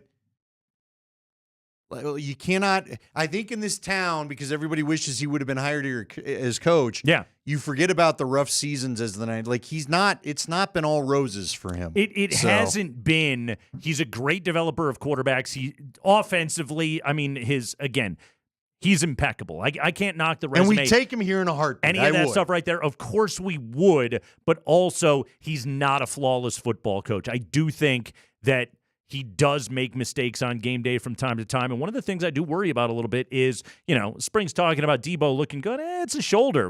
That's one of those things the first time he gets popped is when we're going to see what it's capable of being able to do. And it's like, is he prepared to go win this game without Debo Samuel? Because Brock's numbers are one thing with Debo out there and another thing when he's not. And that's even when Christian McCaffrey plays. So something to look out for going into this weekend. Yeah, ranking the coaches in championship weekend. I think all four of these dudes are really, really good. Like you said, I'd take them here, any one of them, in a heartbeat. What's the question? No, we gave you the answer. Yeah, but also it's these games right here are going to tell a story. It's the Kreckman and Lindahl Show.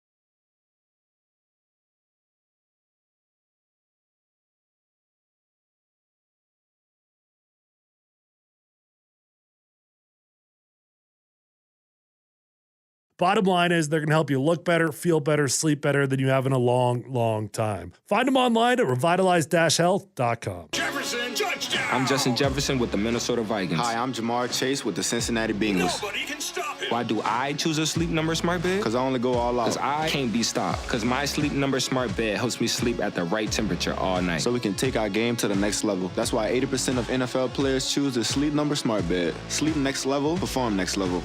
And now, save 40%.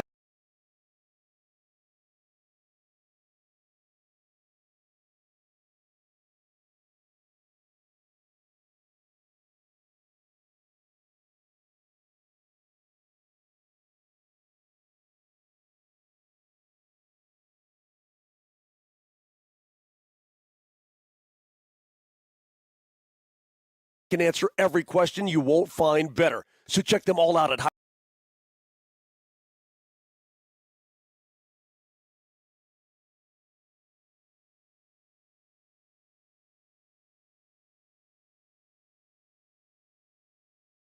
You're a woman-owned business. You're growing.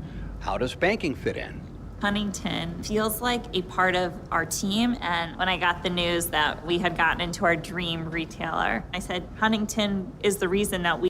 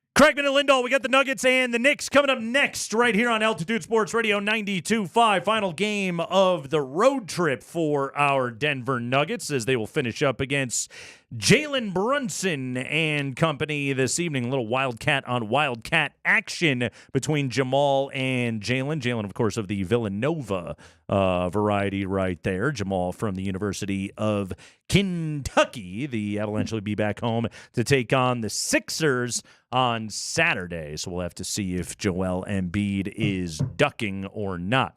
Great question from Matt here on the text line. Sorry, I just responded. I didn't know you were going to go to that. Oh, it's good. It's a good question. What's the question? So last night, what's the question? As they were cleaning up the hats or chapeaus, as Connor would say, on the ice after the natural hat trick of one Nathan McKinnon. Nice. They found some unmentionables out there. Now, hold on. Was that after the third or the fourth goal? See, I thought that was a fourth goal. It was after the fourth, yeah. It was after the fourth. Yeah. Okay. The fourth goal is when new things came onto the ice. They were just trying to find new stuff. Because I think even Mosier said something to the effect of, what do you throw for 4 goals? So. Well, we found out. So there was underwear and there was a brassiere thrown out onto the ice, okay? We didn't get Why do you like the term brassiere? It's just fun to say. There's something about bra we're not allowed to say I'm unaware of? I like to use the proper term. Okay. By the way, did we find out the cup size on that thing? I did see it was a $40 bra. What? Where? According to someone who seemed like they would know. Is that a lot? So I you're think on that's the a lot. underwear Yeah, so dark that's a web lot of for a Twitter? bra. Is that it? Hold on. I literally have never bra shopped. Come on, never? No. Never. I have always trusted the people that I have dated to purchase their own unmentionables, as it were.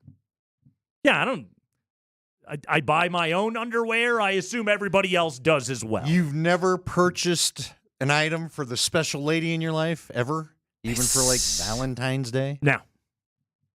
No, Well, they can get their own underwear. Look at this guy.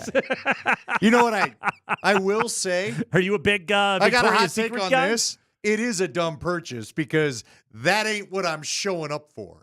Rodney says that's not to be around very long. Rodney says $40 is not that much money for a good bra. Someone else say they all cost that much. Okay, again, and we'll lean on the fairer sex that may be listening to the show. Rodney, how do you know? $40 sounds right to me. I mean, how much does men's underwear cost? I'm not spending $40 on that stuff. Well, you should treat yourself a little bit better there, What Spring. if it was, because the one that I saw looked like it was designed to enhance. What if you bought yourself some underwear designed to enhance Spring? Little false Would that advertising cost a for little the people? more? Yeah. Yeah. Huh? I'm just saying $40 seems expensive to me. Like, do they sell bulge underwear? Is that a thing? Oh, I'm sure they do. All right. What are you going with? The old baseball cup? Is that your cup, or you just happy to see me? I don't know. I have no idea. But again, the question about the thongs specifically. Tasha says $40 isn't expensive at all, enhancing or not. Now we're hearing a good bra is 50 to 60. See, I didn't think so. You ain't throwing a good bra on the ice, though, are you, ladies? Again, it's the year 2024. Like, things cost a little bit more cash. Sure. Yes. Now, sure. if you're perusing the Walmart underwear section, I'm sure you could find something at a more affordable price point, should you so choose. Yeah, but that's if you the one you toss on the ice, though, right? wanted to get a bit more, high end, you're spending more dough, I'm assuming. You know what's warmed my heart about this? We apparently have a lot of female listenership. There we That's go. great to hear. Good to have you guys. Although a couple maybe, they just have different things on the weekend they do. I don't know. Back to the question. Matt says, how do you get enough loft and trajectory on a thong to get it to the ice? You have to be in the first 3 to 4 rows to make that heave.